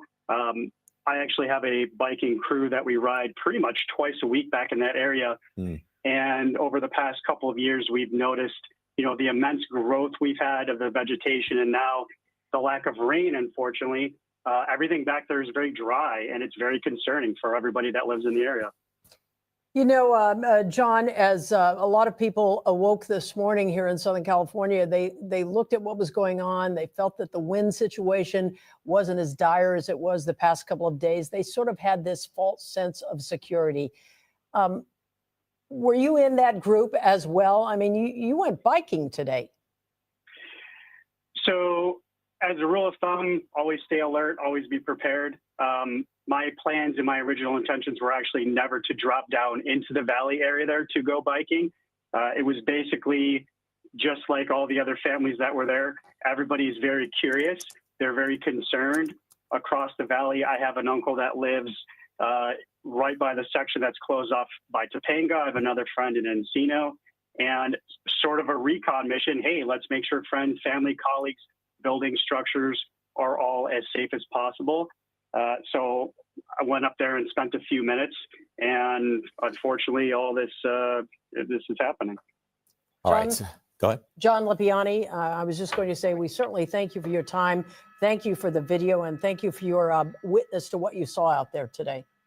No worries. Happy to be a resource. All right. We want to now take it up topside to Eliana Moreno. And Eliana, we heard about the traffic from Jonathan Gonzalez. Now we have a bird's eye view of all that traffic out there. Michael, yeah, let me show you this traffic because it is extremely heavy in both directions of the 101. That's what we're looking at here. So the cars coming at us, that's going to be your northbound drive. Cars going away, the taillights, it's going to be your southbound drive. But it doesn't really matter. Either side is exactly the same in terms of how heavy it is. And what I do notice is we still have a lot of personnel, both fire and police, that are making their way to the scene. You'll notice just beyond these trees, there's kind of a tree in the way, but it's coming in a frame right now. I'll zoom in on it. It's a little bit hard to see, but you'll notice that a police officer, likely a CHP officer or LA County Sheriff's Department official, is using that center lane, that emergency lane, to get by because the traffic is so heavy. So even if other drivers wanted to move out of the way, they really can't. Really smoky conditions, as you can see. You don't need me to tell you that, which makes it extremely difficult for drivers to navigate through this area. It's a very low visibility. So if you can avoid being in the area, of course, that is ideal. The CHP, of course, has the option of shutting the area down and preventing vehicles from driving through this area. But the problem is we still have a lot of those mandatory evacuations. People are trying to leave the area. They need the 101 to get away from this area because there really isn't another freeway in this area. The nearest ones are going to be the 23 in Thousand Oaks and then the 118 up in Simi Valley. So it would be a long ways away for some of these drivers to be able to jump on any other freeway, which is why the 101 is so crucial. So again, if you have no business being out here, if you can just stay home, if you were normally using the 101 to get home after leaving work, find your favorite alternate, take that instead. I can guarantee you that whatever that is, it's going to be moving a lot better than either direction of the 101. Now, moving over to the fire, I'm just moving over to the north. So this is going to be, of course, north of the 101 or west of Valley Circle. These were those flames I was showing you before that I was saying we're going to advance to the west, and that's exactly what we're seeing. We continue to watch them advance to the west. We've got a lot of power lines, and that's never good. Hopefully those power lines have been de-energized by now. But if that fire continues to push towards the west, that is how we're going to end up in this community of ranch style homes that I was showing you earlier, where we do have Ventura County Fire performing structure protection efforts. And I did see a lot of residents evacuating. These are all horse properties, as you can tell, based off of the land. And so what we are seeing are a lot of residents understandably probably panicking right now, getting their beloved horses into trailers and just getting them away from the area. Pierce College is usually a resource center for large animals like this. The fire is currently to the west of Pierce College, so I can only assume that it is still open and accepting large animals. But of course, if you can call in check before you make your way that way. Again, this fire continuing to make that push towards the west, and it had the potential for 1,000 acres. And this is really where they're getting the 1,000 acres, is this entire hillside. If the fire continues to push this way, these hills would burn. But fortunately, due to the very effective aerial assault that we have seen, both fixed wing and rotary wing, this fire has really had its growth slowed. There's a tanker coming in right now. He'll stay high, he'll survey the area, figure out where's the best way to make his fire retardant drop so that he can be as precise and effective as possible. Someone used to liken that to aerial ballet. I mean, when you think about the skill that's involved in that, you've got all the fixed wings there, you've got the choppers dropping water as well. It really is something to see. Absolutely. They are so highly skilled, and thank goodness that they are out here this afternoon and evening, because they're definitely needed on a fire in this type of terrain. All right, Eliana, we will continue with your shot here. We want to remind our viewers now it is 5 o'clock, and we are continuing our live coverage of Southern California's wildfire emergency live here on the air, nonstop since Tuesday morning. Good evening, everyone. I'm Michael Brownlee. And I'm Colleen Williams. The newest fire we've been covering all afternoon, the Kenneth Fire. This one is burning near West Hills. It has burned nearly 800 acres so far. As we've been telling you, evacuation orders, mandatory evacuation orders are in place for Hidden Hills, parts of Calabasas, north of the 101. All right, this is the very latest here on the fires in Altadena. The Eaton fire is burning more than 13,000 acres and is 0% contained. At least 5 people have died, and evacuation orders are still in effect. Pasadena City's PIO says more than 1,000 people spent the night at the shelter. That's located over at the Pasadena Convention Center. We're also getting new information on the Palisades fire. LA City Fire estimates more than 5,000 buildings have been destroyed in that fire. Not only Pacific Palisades, but the Malibu areas as well. That's up from the 1,000 we knew about here as early as this morning. And today, we also learned that one confirmed death along PCH near Duke's Malibu. The Palisades fire has burned more than 17,000 acres and is 0% contained. Now, as I mentioned earlier, we're waiting on a news conference with city leaders from downtown LA. You can see they're moving into the room right now. That is supposed to begin at any moment, and we will take it live as soon as it does. Meantime, we're going to go back topside with Ileana Marina, live in News Chopper 4. Once again, she's over the Kenneth fire. And Ileana, I wanted to ask you, what are you feeling in terms of the winds out there right now? We knew it was turbulent over a lot of the area today because of winds. I'm talking about the Eaton fire, the Palisades area with that fire. What about the Kenneth fire in West Hills? Fortunately, at the altitude that my pilot James Pollard has us here in News Chopper 4, where you can see we're kind of low level, which is actually lower than what you've seen in our coverage the last couple of days. With this particular terrain, with this area, we're actually doing really well at a lower altitude. So things feel pretty smooth for us here. But when we first arrived to the Kenneth fire at about 2:45, the palm trees were almost bent. sideways. The winds were pretty strong in the area, which is what caused it to grow as quickly as it did. At first reports, it was about 20 acres. It started as a grass fire, and grass fires, they burn very quickly. There's a fire retardant drop there. That's the guy we were watching before. We were waiting for him. There he goes. Beautiful. I always love watching these because I love seeing how effective they are.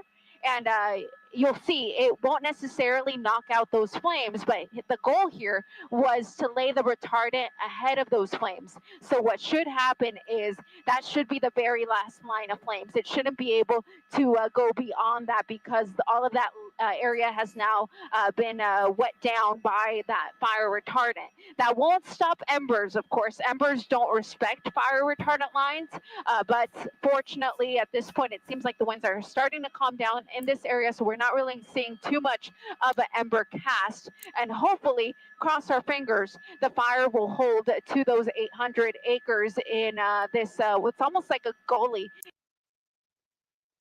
All right, that was Eliana Moreno live for us in News Chopper 4 over the Kenneth fire. We want to get to NBC4's Lolita Lopez. She's in Altadena at Lake Avenue and New York Drive.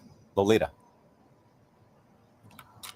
Yeah, Michael and Colleen, I just want to tell you, we're waiting for the city officials, but a little over an hour ago, county officials did speak, and they talked specifically about arrests of looters, people they do not want in these areas, especially after dark. Since that time, we have seen, look at this, closures, at least in this location and others. We saw a truck full of road closed signs that had come through. They are really ramping up the closures of this area with sheriff department and deputies here, making sure that no one that is not supposed to be up here does not get up here, including even residents who are trying to either come back to see their homes, trying to figure out where they are, and if they can come back. At this point, they want no one, even those who may be connected to this area, to come here. We have seen a little bit of spot fires in this area, but really it is about protecting property and community. We've also seen firefighters from Sacramento, San Jose, as well as water trucks, these storage water trucks here in the area. They're laying low at the bottom of the foothill, just making sure that if something does happen, that they are ready. We're here in Altadena. I'll send it back to you in the studio. Lolita and Michael, to that end, I want to let you know that we've had Sheriff Luna announce that he will be calling in the National Guard and implementing curfews to help with the looting situation. Michael, the last number I had, Lolita, maybe you have an update on this. If not, we expect to get one from city leaders when they have this news conference. The last number we had was 20. Or has that grown? Looters arrested? He actually said the preliminary number right now, and those numbers have ranged. He gave us a number of 12 at the last press conference, 12. And he talked about that curfew. The goal is to implement a curfew around the two fire areas. And of course, we're talking about the Eaton fire over in Altadena and the Palisades fire. They're hoping to do that by tonight, but there might be some legal issues that they have to. So they said, if not then by tomorrow. And that curfew is going to run from 6 p.m. to 6 a.m. Yeah. All right, our Melissa McGee is standing by with more on what we can expect in terms of the winds and the weather this evening. Just know that we will break away as soon as this news conference starts. Yeah, so just let me know when that happens. But we're tracking that latest fire, you guys, the Kenneth fire that's burning next to the West Hills area. And you can see the First Alert Radar Network showing you not only can we detect that with our smoke and our radar network here, but we're also picking up smoke from the Palisades fire. But this is the latest one coming away, moving away from West Hills, from the north and west, all the way down to the south and east, all the way down to the beach. So the latest observation data showing you the winds are fairly light in that spot. We do have some gusts. Palo Camado Canyon, we've got gusts up to 34 miles per hour. Las Virgenes Road gusting up to 23 miles per hour. So the winds are certainly a factor. The Santa Anas are fueling those flames out ahead of where the fire is currently burning. But the relative humidity dropping down into the low teens and the single digits. It is incredibly dry, and there's a lot of dry vegetation on the ground as well. Wind alerts to tell you about. A lot of these did expire yesterday.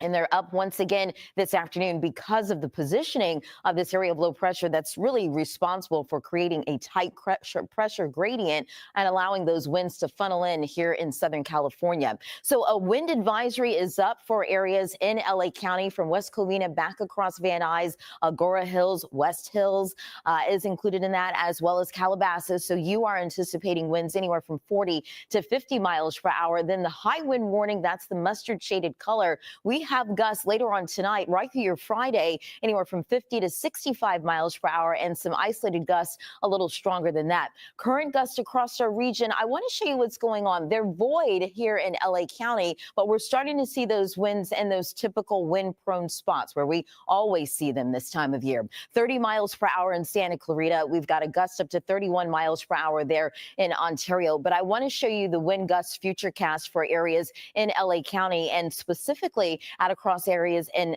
Topanga, Malibu, and up across areas in Calabasas. You can see Woodland Hills. We're tracking those gusts. We'll continue to do so as we go throughout the rest of tonight. I'll send it back over your way, guys. All right, Melissa, thank you for that. We want to get to NBC4's Robert Kovacic. He's live for us covering the Pacific Palisades fire. Robert. And Michael and Roadblock. Colleen, let's explain to you what's going on Roadblock. here now. We are at Mandeville and Sunset. The line of cars you see right here, it is a little bit confusing. So what is happening is the LAPD and the various agencies they've contracted with, for instance, this is someone from Airport Police, they are allowing people back into their homes, but only to get medicine. So you need to show your ID, and you need to have like a proof of medicine that you need to pick up. And it doesn't end there. Then you have to wait here for the LAPD or for another member of law enforcement to escort you to their home.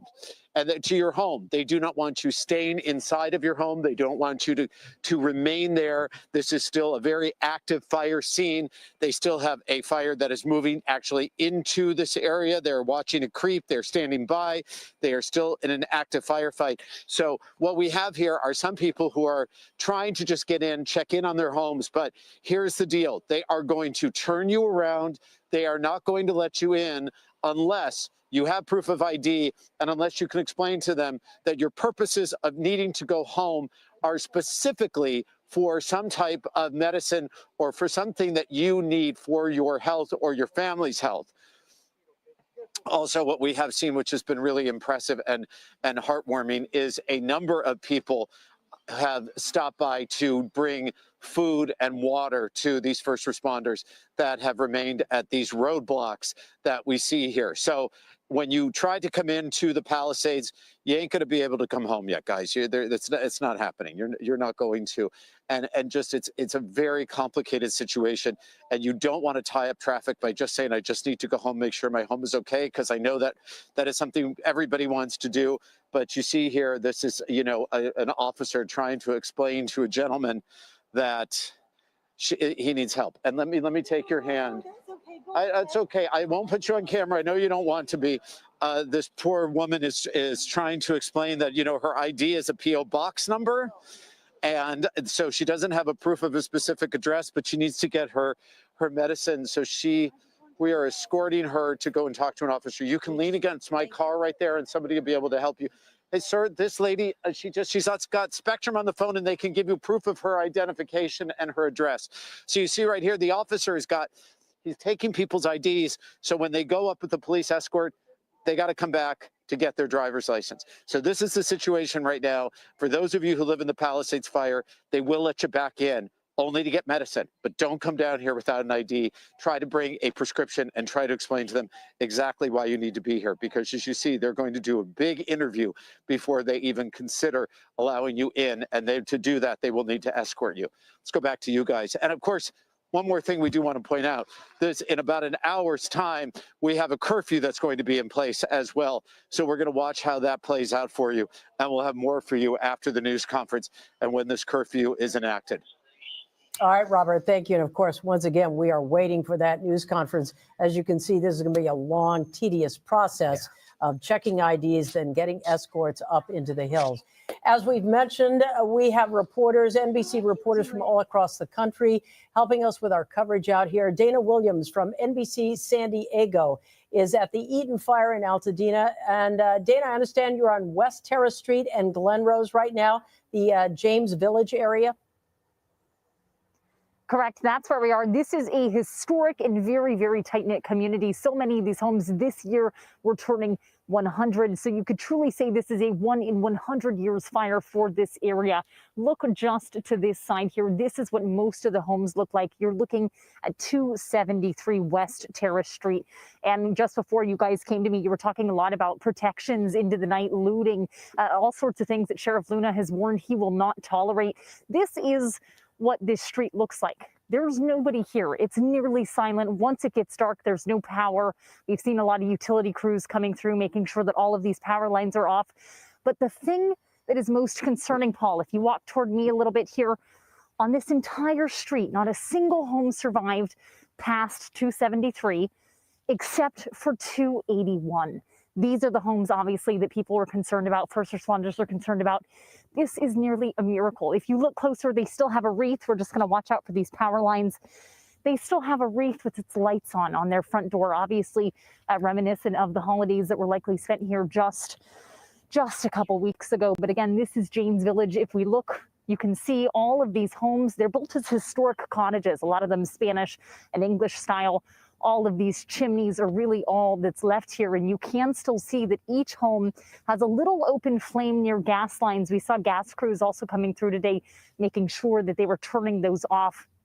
It is heartbreaking. I spoke with somebody who grew up here. He says his dad helped build an addition on one of these homes, and he just cannot even believe this. He described actually that they used to sit on their front porch and they would watch flames on the Angeles Crest right next to us here. All of these years, they never anticipated that it would ever get close to actually their house. Now it's here and they just don't know what they're going to do next. Thankfully, a lot of these people have been here for generations, and so they do have family nearby. But again, this is a look at James Village on the 200 block, and it's not looking good. Again, I'm Dana Williams. Back to you guys. Appreciate that perspective. Thank you. We want to get to NBC4's Karma Dickerson. She's live in the Pacific Palisades. She's near the intersection of Swarthmore Avenue and Antioch Street. Karma. Yes, coming to you from an area that used to be a busy shopping complex. Behind me was a CVS, a popular clothing store, now just rubble, just another one of the scenes. We've been showing you so many homes that have been destroyed, but of course businesses, schools here in the Palisades as the fire behind me continues to smolder, and even some flames within neighborhoods. Now we're starting to also see people make their way back. As we just heard from Robert's report, officially people are not allowed back in the neighborhoods. However, we are seeing some very determined people figure out a way to make it happen. They're concerned about their homes. They want to see for certain what has remained and what hasn't. One person did talk to me and he shared that he's just gotten this image that all of the Palisades is gone. And so he just had to come and see, if there was anything left standing. And so we should be clear from our reporting, while there has been a significant amount of loss and destruction here, there still is so much that has been saved and many neighborhoods that have been saved. We did catch up with one family who had a very interesting story as they were evacuating. They were actually on a plane heading to vacation in Cabo, or Cancun rather, at the time that the fire broke out. They saw the alerts, but they're literally sitting on a plane and they took off. There was nothing they can do about it. They got back as quickly as they could. But when we talk about preparations, having that go bag, they didn't have that option. So they literally came back with just the vacation clothes on their back. They've got flip-flops, they've got shorts, and that's all they have. If you take a look at this video, this is some of them sifting through the rubble. It was a father and son, the Nguyen family, and just telling me about the heartbreak. They said they had mentally prepared themselves for the fact that their Palisades home had been lost. But actually setting eyes on it, they say, was just devastating. Take a listen. We're trying to find, any items, and I think anything that we can hold on to a memory with would help us to heal and to remember this house that was so important to our family and to our kids. So I think that was the goal. I'm 20 now, and I've been here since I was around 2 years old, and it's just I've never experienced such an emotional pain in my life. Just seeing my home like this.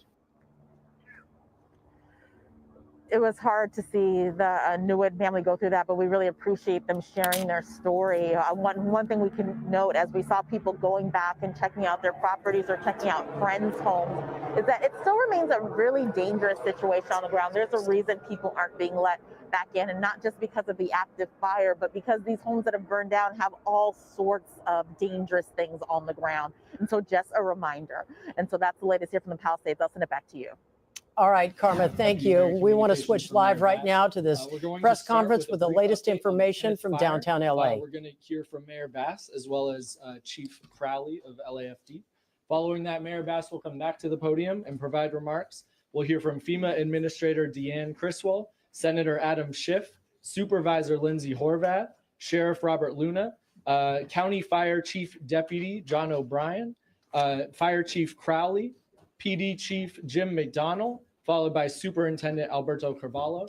As always, we appreciate people signing up for notifications at Notify LA. We are also joined by leaders throughout the state and federal government.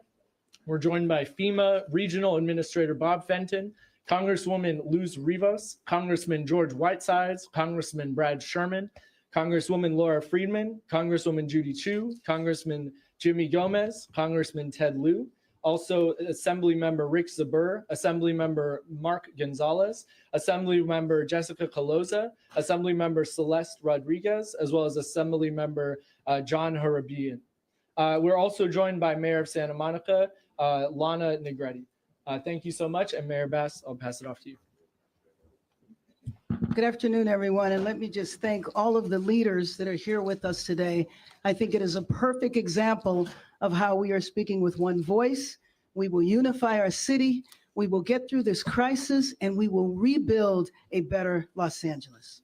First and foremost, of course, my thoughts are with the thousands of Angelenos impacted by these continuing fires. There is a new fire, unfortunately, in West Hills, pushing into Ventura County, and we are expecting this fire to rapidly spread due to high winds. This is a reminder that this is a very dynamic situation that can change quickly. The priority for all Angelenos remains stay safe and please follow directions from the public safety officials. When you are told to evacuate, please evacuate. When you don't evacuate, you compromise the abilities of the first responders, one, to address this crisis. You put yourself in danger and you put others in danger. Again, we know that this is an active situation. LAPD will be assisting with evacuations, and I want to thank the firefighters from all over the state and frankly from many other areas who have come to respond to this unprecedented situation.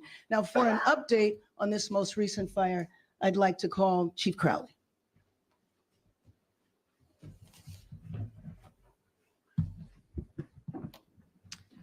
Well, good evening, everyone. I'm Kristen Crowley, Fire Chief of Los Angeles City Fire Department. We are now actively engaged in a new brush fire. We're calling it the Kenneth Fire in the West Hills area of Los Angeles on the border of Ventura County. This fire was over 50 acres upon arrival, with the potential for rapid growth over the next hour. Over 60 fire companies from the Los Angeles City Fire Department, LA County Fire Department, and Ventura County Fire Department were initially dispatched to the specific incident.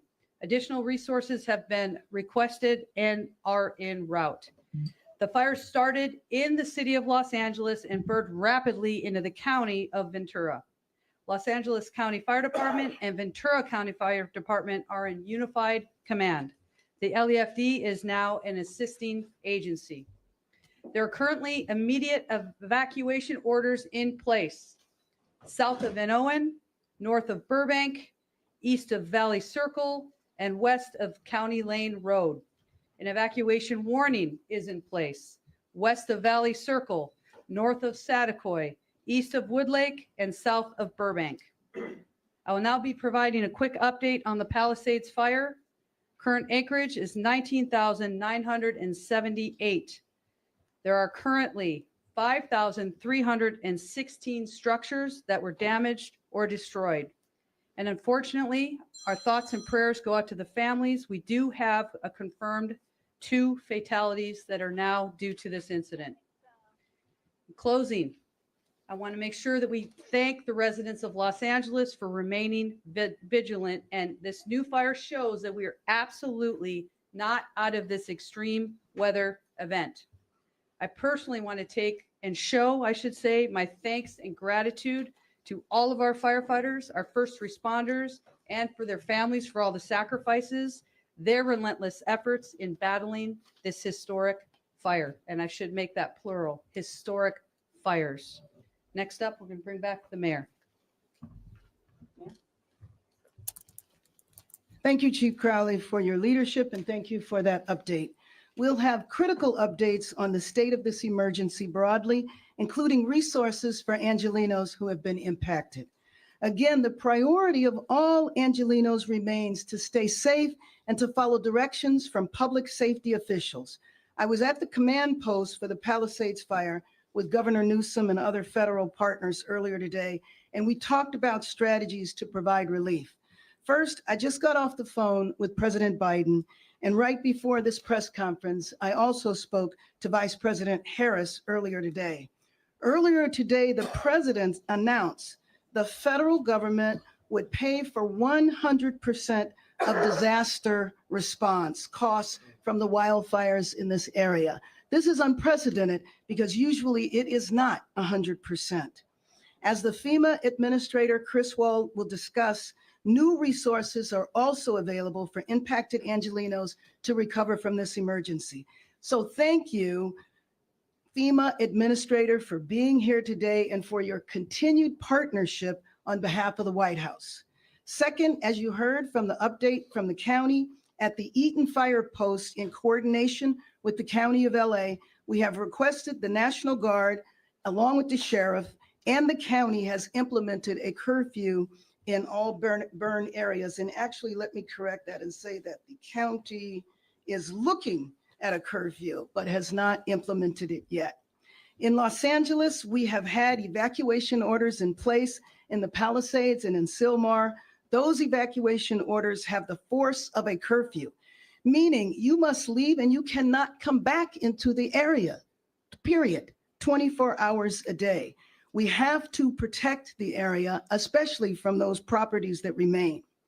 I've joined the sheriff in inviting the National Guard to take on non-emergency roles and provide us with resources to keep the burn area secure so that our frontline firefighters and police officers can focus on saving lives. So let me be clear, there's going to be zero tolerance for anybody that would be, I don't even know how to say this, but that would dare to enter houses or loot property or anything from the individuals or from structures that remain standing. I was with DA Hochman this morning, and he made it very clear that if anybody is involved in looting or any property damage, that he is ready to prosecute to the full extent of the law. So my team is in coordination with the Adjutant General who heads the National Guard, and I've spoken with the governor about the National Guard to take on specifically non-emergency roles to free up our firefighters and officers to do the life-saving work that they do in the city so that we are sure to have enough resources to surge our first responders so that they can focus on the life-saving work. Third, we're already looking ahead to aggressively rebuild. The city of Los Angeles will lead in this effort in the areas that are impacted by the city. We are going to clear the red tape and unnecessary delays and cost and headaches that people experience in ordinary times so that we can rebuild your homes quickly. We're going to clear the way to rapidly rebuild our neighborhood infrastructure, which means roads, sidewalks, street lights, and utilities. We will clear the way to rebuild and open our small businesses and provide assistance to make it through these closures. This is a massive effort, but we will be ready, and we will get the job done by turning away from the usual city system and moving forward in a new direction. LA has to be strong, united. We will reject those who seek in this emergency, when lives are at stake and lives have been lost, we will reject those who seek to divide us and seek to misinform, because as evidenced by the leadership standing here today, we will be united. We will rebuild our city, and we will do what is ever is necessary to get us past this crisis. And we can do that by being united. So let me just introduce our FEMA administrator, and I really want to thank her for coming here from Washington, D.C., obviously on very short notice, Deanne Criswell. Thank you, Mayor Bass.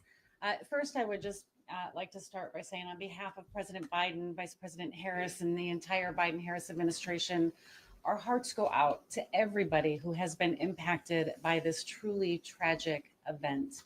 And I think, as you heard Mayor Bass lay out her really aggressive vision for how you're going to rebuild, I just want you to know, Mayor, that we are going to be here with you along the way to help you rebuild in a way that makes you stronger and more resilient. As the firefighters continue to bring in resources and support the suppression efforts for these fires, with the major disaster declaration, we now have the ability to begin having those conversations about recovery, as well as help the individuals who have lost everything on jumpstart their road to recovery. If you live in Los Angeles County and you have been impacted by this disaster, you can register for FEMA assistance. You can go to disasterassistance.gov. That's the best way to get into our system and start that process. You should also contact your insurance company, because we will need that information as well as we start to work with you on your claim. Some of the things that you're going to be eligible for: if you incurred costs for temporary lodging as you evacuated, if you're going to need longer term lodging because you're displaced from your home for a period of time, if you need repairs to your home, we have some financial assistance that can help there. If you lost other things like a vehicle, we have some financial assistance. We know that everybody's situation is going to be different for each person. It's going to be unique to them. We want to be able to work with each of you individually to help you on that road to recovery, help you get to the right resources, whether it's FEMA resources, complementing what your insurance company may provide, or bringing in our nonprofit partners to help make sure that we have a holistic recovery for everybody that's been impacted. But we'll also work with you, Mayor, for things like temporary schools, temporary road repair if you need that, all these temporary measures that are going to be needed to help stabilize the community as you start to rebuild, and especially with the debris removal. And as President Biden announced, we're going to cover that debris removal and all of your emergency protective measures at 100% for 180 days, because we know it's going to take a long time to get that debris removal out. I think what I'll just say in closing here is, we know that recovery is complicated, and for something as catastrophic as what I have seen so far here across Los Angeles, we know that this recovery is going to be complicated. But it is doable when we all come together with the city, the state, the federal government, our nonprofit partners. When we work together, as you can see behind us here, anything is possible, and we will help you rebuild in a way that makes you stronger, Mayor. Let me introduce now. First of all, let me just say that the President Biden and Vice President Harris just could not have been more supportive, and various members of the cabinet. Let me introduce our Senator, Adam Schiff. Madam Mayor, thank you. Thank you for bringing us all together, and thank you for your leadership. I want to begin also by acknowledging those that have lost their lives and lost their homes. I was on the phone much of the early part of the day talking to people that lost everything, and for so many, because of the nature of these fires, they not only lost their home, they lost their whole neighborhood, they lost their whole community, they lost their school and their place of worship. It's all gone. And I just want to express the heartbreak I know we're all feeling over those massive losses, unprecedented in our state's history. I also want to, as the mayor was alluding to, take this opportunity to thank the Biden administration for what they've done.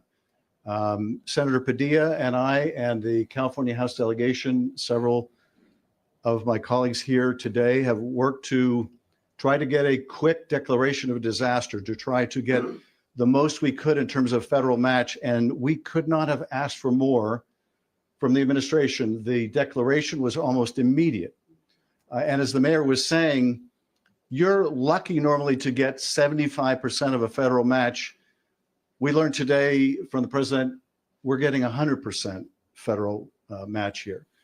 That's extraordinary. I talked to the president and the vice president today about both these issues and more and the needs ahead. And they could not have been more committed to making sure that California and Southern California get the resources and help they need. And I thank our FEMA administrator also for her work on this. Finally, I just want to say candidly, we are not through this by any means. We keep seeing these fires pop up in different places. We may see more before this is over.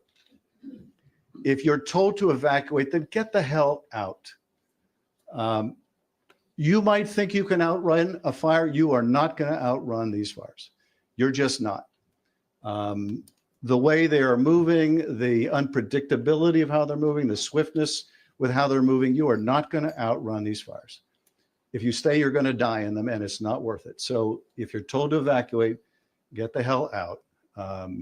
Save yourselves. You can rebuild because we are going to rebuild. We also, I think, have to be mindful of the risks that will follow these fires. And that is when the rains come and the risk of mudslides. So I say that because we need to know what we're looking forward to ahead. But I want to underscore finally what the mayor was saying also. We're going to get through this. We're going to get through this. We're Californians. We will bounce back from this. We will rebuild from this, rebuild our neighborhoods and our schools and our places of worship. We will come back from this.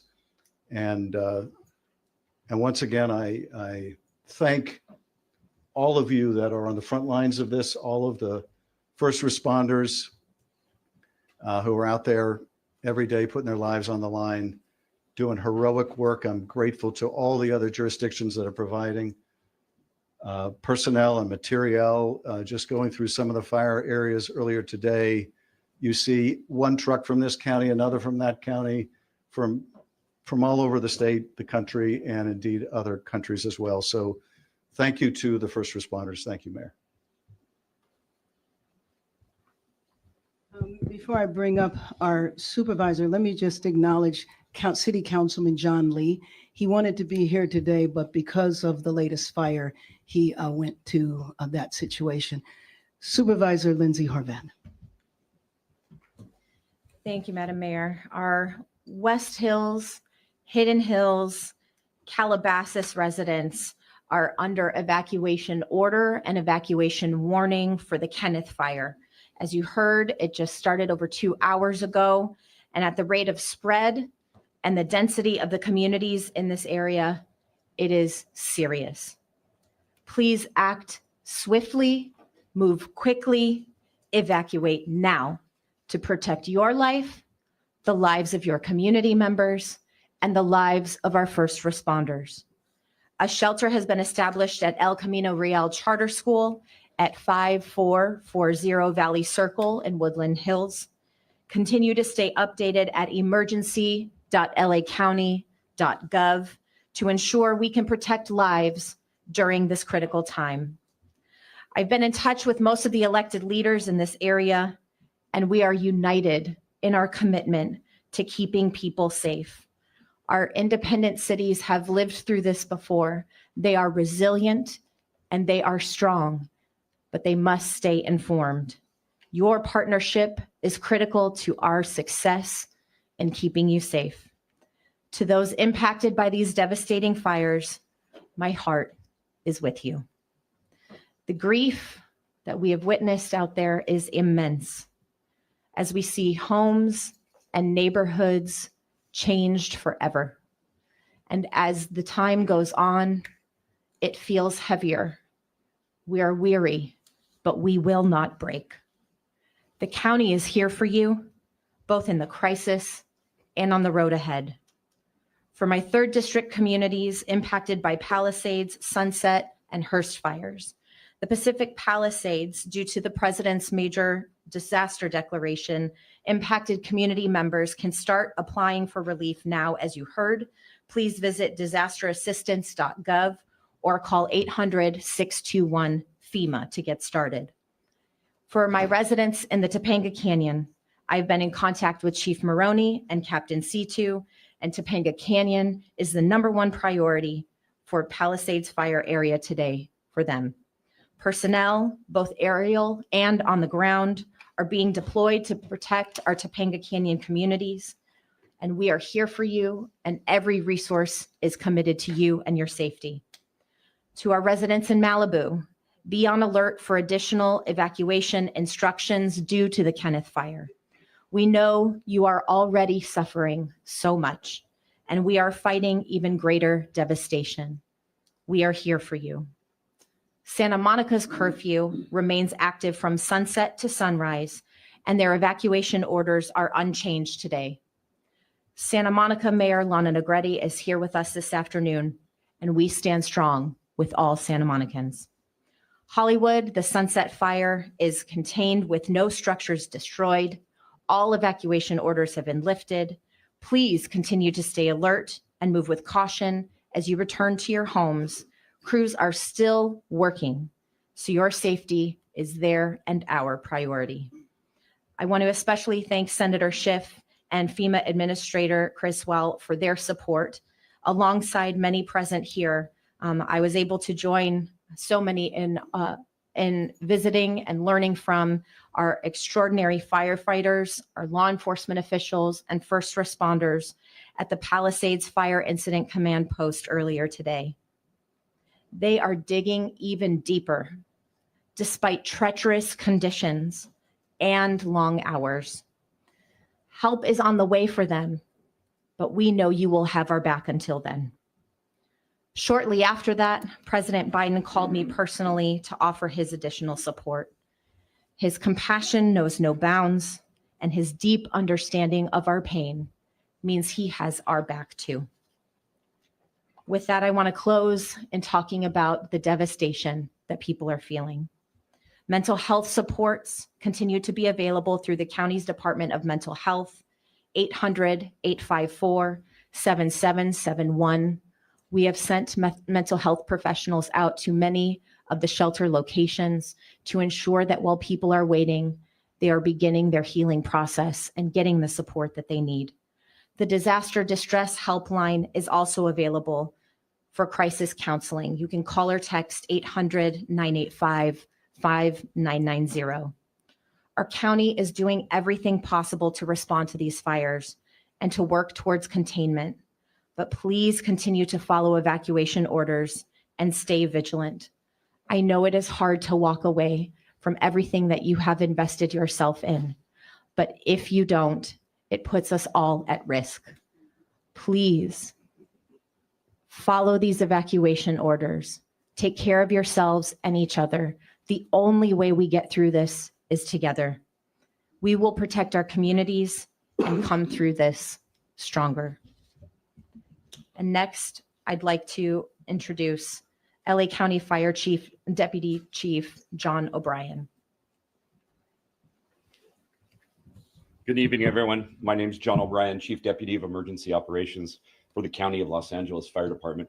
Tonight, I'll start by giving an update on the Eaton fire affecting the communities of Altadena, Pasadena, Sierra Madre, Arcadia, and Monrovia. The Los Angeles County Fire Department remains in unified command with Pasadena Fire, Sierra Madre Fire, Arcadia Fire, United States Forest Service, and CAL FIRE, as well as the Sheriff's Department and our local law enforcement agencies.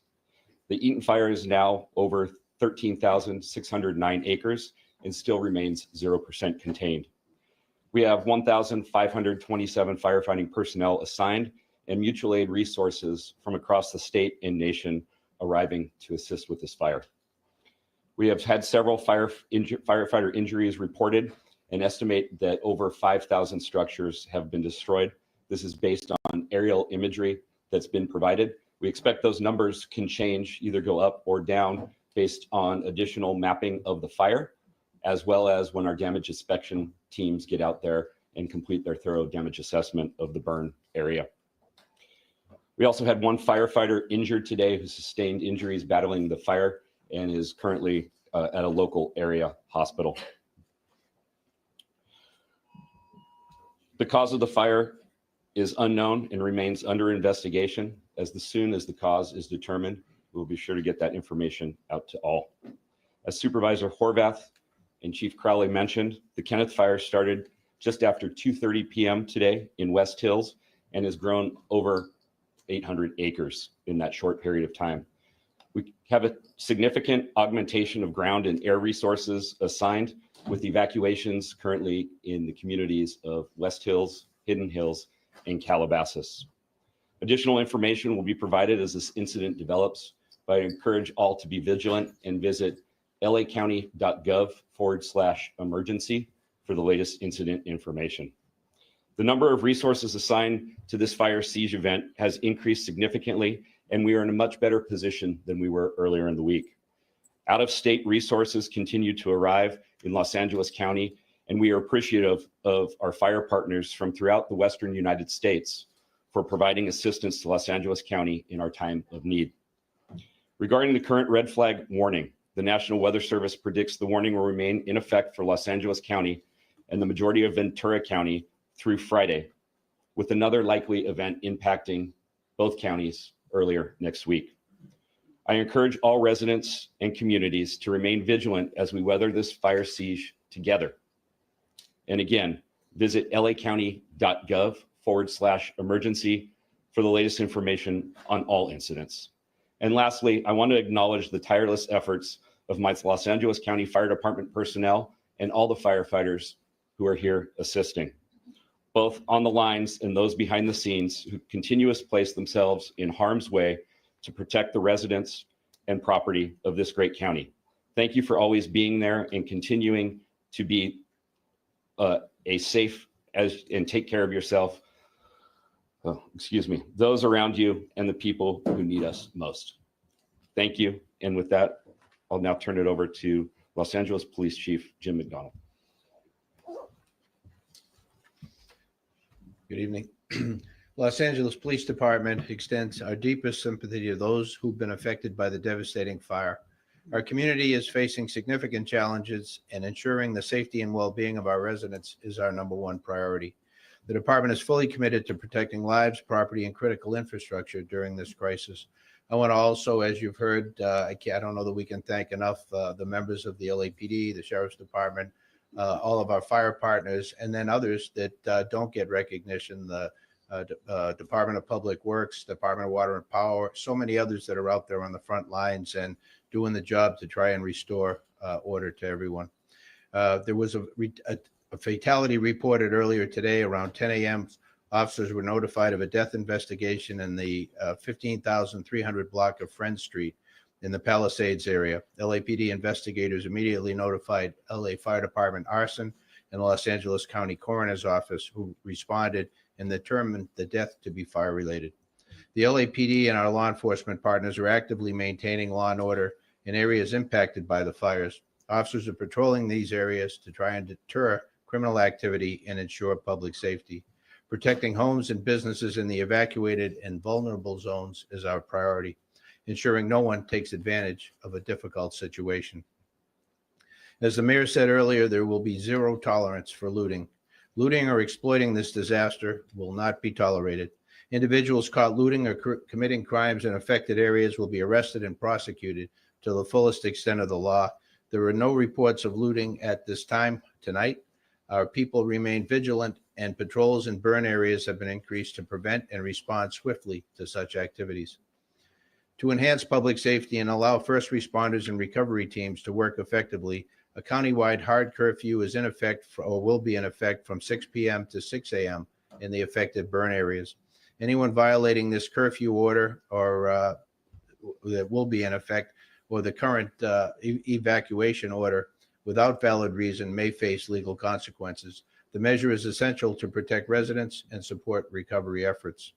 The support of the National Guard is invaluable during this emergency, and we're thankful for that, enabling law enforcement to focus on crime suppression.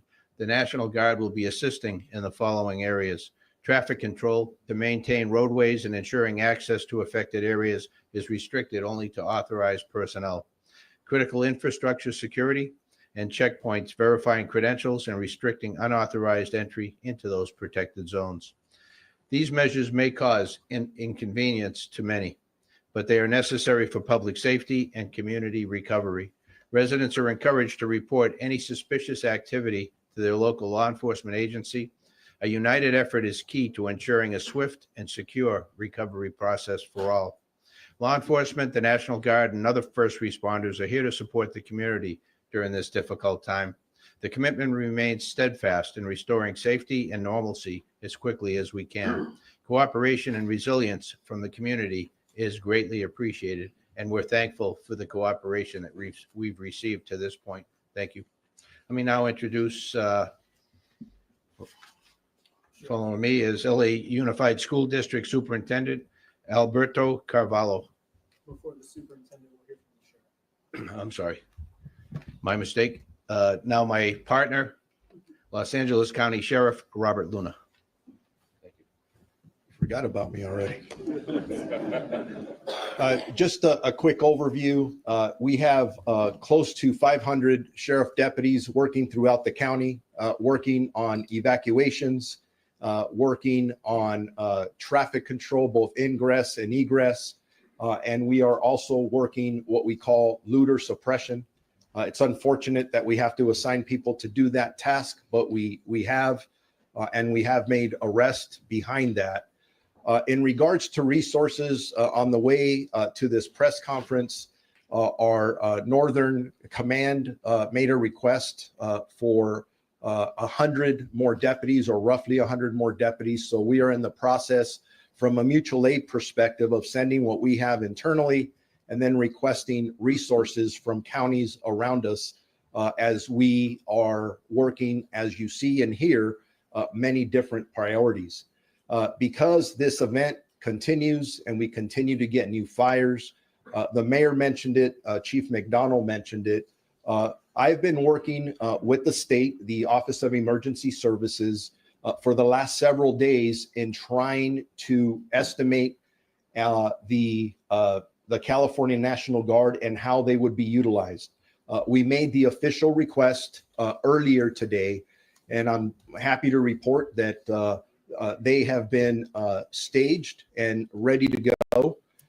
They're going to get deployed to specific missions. The first missions will be at the Palisades fire, at the Eaton fire. They will be supporting the city of Los Angeles as well. Mayor Bass and Chief McDonald made that request to us.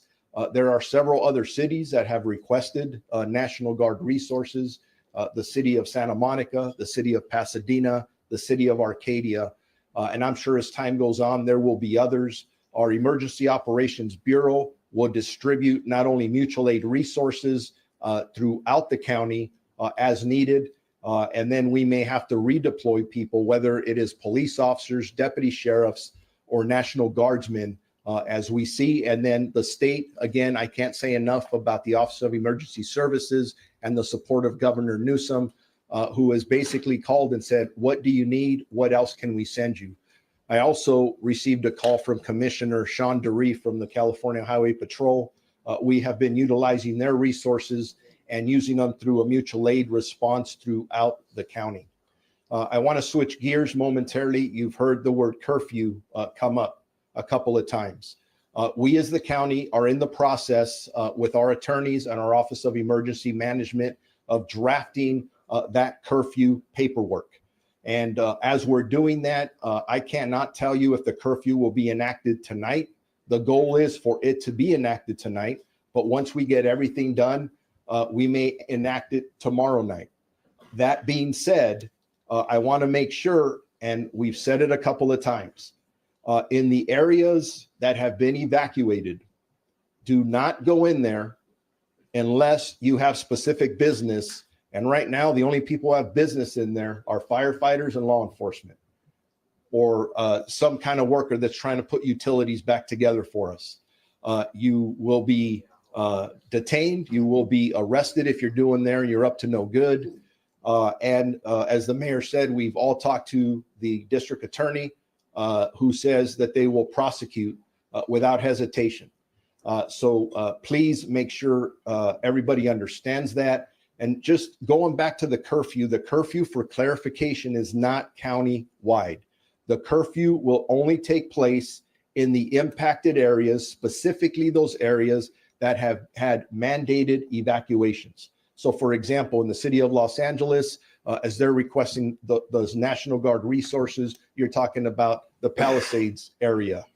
For us in Los Angeles County, it is also that Palisades, Malibu, Lost Hills area, and then the Altadena area. Pasadena, self-explanatory. Santa Monica, self-explanatory, and the other cities that are requesting the assistance. As you see, with all of our partners, from a mutual aid perspective, we are second to none anywhere in this country.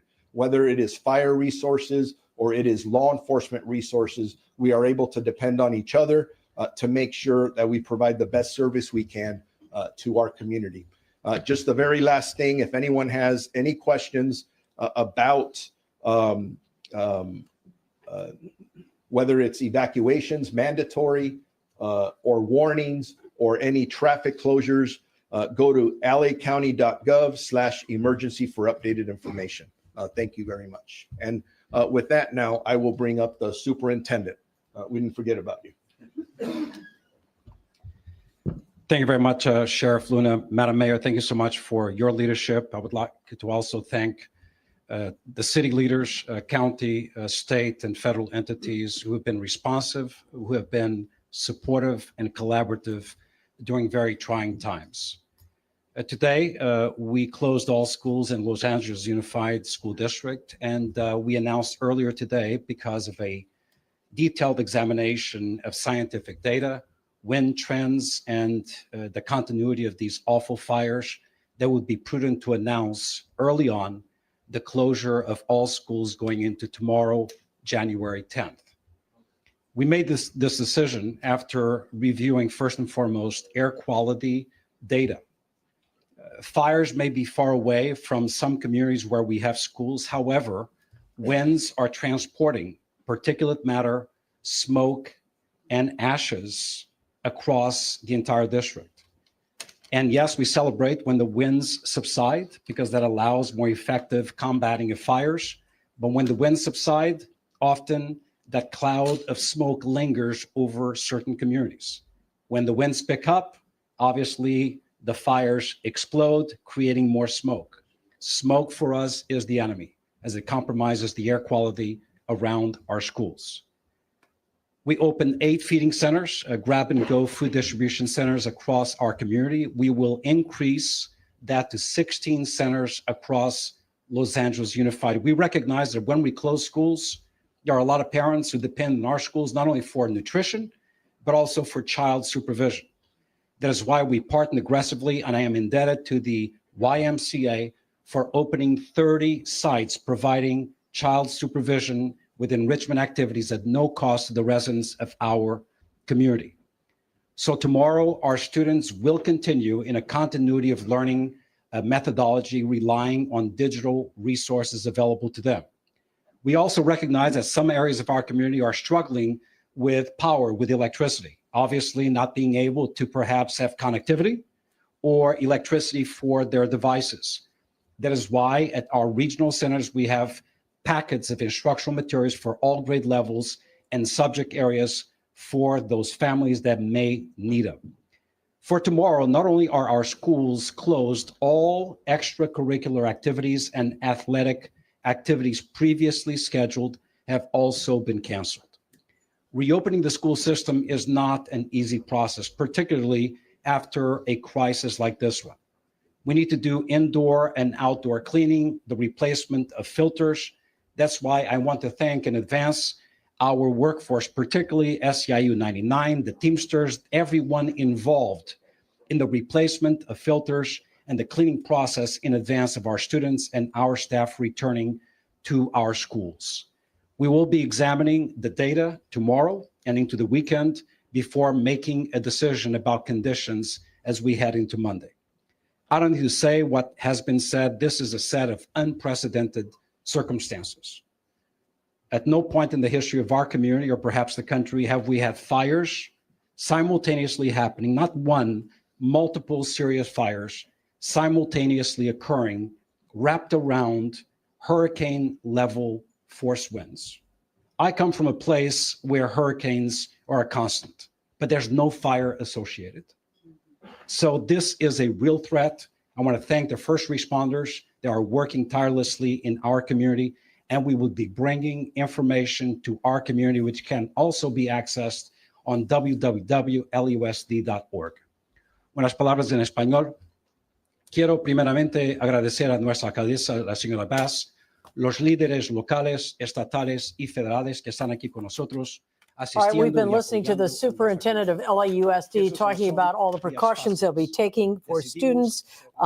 He said that school will be closed tomorrow, but before they even open the schools have to be cleaned inside and outside. They have to replace all the filters, making sure it's safe for students there. We also heard that National Guardsmen have been staged. They are ready to go. Their first missions, the Palisades and Eaton fire areas. And throughout the city of Los Angeles, requests have been made in Arcadia and Pasadena as well. And they're going to be here to assist you with things like traffic control and infrastructure protection and checkpoint entries. Yeah, some of those things that we saw with Robert Kovacic, where the people are going into the area to get medications and things. So they'll be checking to see if people live there. As well, I heard a term today I don't think I've ever heard, and that is looting suppression. That was used by law enforcement there. And to that end, authorities say more looting arrests have been made in the evacuation zones of both major wildfires burning in Southern California. At least 20 people have been arrested, most in the Altadena area. Investigative reporter Eric Leonard has been running down the details. Joins us live now from Altadena with the very latest. Eric.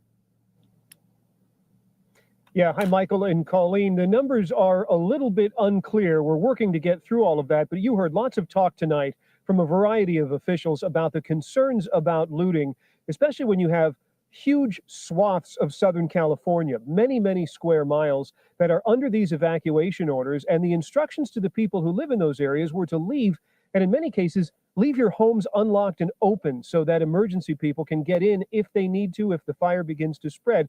And of course, that becomes really perilous if there are people running around trying to take advantage of the situation. Well, as we've been reporting today, there are as many as 20 people who have been arrested on suspicion of looting, most of them here in the Eaton fire evacuation zone. So they're knocking on the door, peeking through the window. Pasadena resident Akeem Mayer says he saw two men being detained by police who he says had been poking around a home that burned. And just digging through people's stuff while the house is still burning. And, the cops will pull up and ask, information about the house if they live there or not. And they couldn't tell them any information. So that's when the cops started to arrest them. Those men could be among the at least 18 looting arrests in the Eaton fire evacuation areas that Sheriff Robert Luna says have happened since the fire ignited earlier this week. We have increased resources for our burglary and looting suppression. Unfortunately, there have been crimes out there that have been reported to us by residents who have evacuated their homes. Preliminarily, I know we're talking about 20 arrests. Preliminarily, we have about 12 arrests related to looting. Other law enforcement officials tell us. All right, making myself big here. JLR Investigates. We've been on for a minute, folks. 11 hours, 30 minutes. I got to step away. We got a lot to do. We got other things to handle. So appreciate the coverage. Wanted to wait to that press conference from a rack of leaders. We will continue to monitor this situation throughout the night. Let's pray that the Kenneth fire doesn't get bigger. It's like 1,000 acres at this point. Oh, man, what a mess. You got curfews. You got people prohibited from going to their homes. You got no water in certain areas. You have no power in certain areas. This seems like this is going to be a mess for the weeks, if not months to come. You got FEMA in the house. This is wild stuff. So I don't know if I'm going to be back on tonight unless something seriously breaks, but I need to get myself something to eat. Need to take a break. My eyeballs are coming out of my head. Literally, my eyes are burning for covering this for the last 3 days. Lack of sleep. I've been up throughout the night, only like 4 or 5 hours of sleep per night. A little bit tired here, but we will continue to always work. When we're not live, we're always paying attention for sure. So I know some of you have been sticking through the channel throughout the day. We've been listening to other feeds, what's going on. This is a big, big deal. You know, there's other true crime stuff going on around the country, but this is a national emergency in a pretty much one of the most populated spots in the United States, Los Angeles area. So this is a big, big deal. This is a big, big deal. There's huge things ahead. First off, they got to get these fires out. They got to get these fires out. I don't know if I agree with prohibiting people from coming to their own homes and stuff like that. I guess, as you heard, they're trying to talk to their legal department to figure out a legal way to do this, but I'm sure it'll be challenged. But tough road ahead for many residents there. It'll be interesting to see how much FEMA takes care of these residents, considering what we covered in North Carolina with Hurricane Helene, the Carolinas, and everyone affected by Helene, the $750 check. It'd be interesting to see if they're going to up it for people in Los Angeles. You saw the FEMA director there.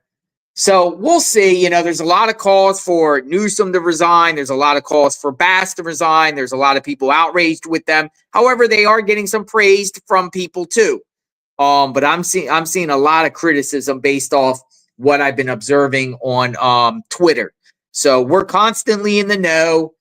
You know, thank God the mountain today that, you know, the fire didn't reach the all the communication towers, because that would have been another disaster. So appreciate all of you, members, subs, everyone that contribute to the channel. We'll definitely be back tomorrow. I'm not sure I'll be back tonight unless something seriously breaks. There are some other channels that are definitely covering this. I recommend go around the different channels and check out the different feeds, not just one network, because you'll learn a lot by seeing what's going on all over the place like we do here. You know, we got the Flight Radar 24, we got the scanner up, we got Twitter playing, clips. Wow. All right, folks. Well, I'm signing off. You guys have a great night. Thank you, Magnolia. Magnolia did a different, awesome job in the chat. I got to go take 10 to OJ. I got to get some food in the stomach. You guys be safe out there. If you're from Los Angeles, our thoughts and prayers are with you all out there if you were affected. Yeah. All right, folks. We cover these true crime, breaking news 24/7, 365. JLR Investigates. Have a good night, everyone.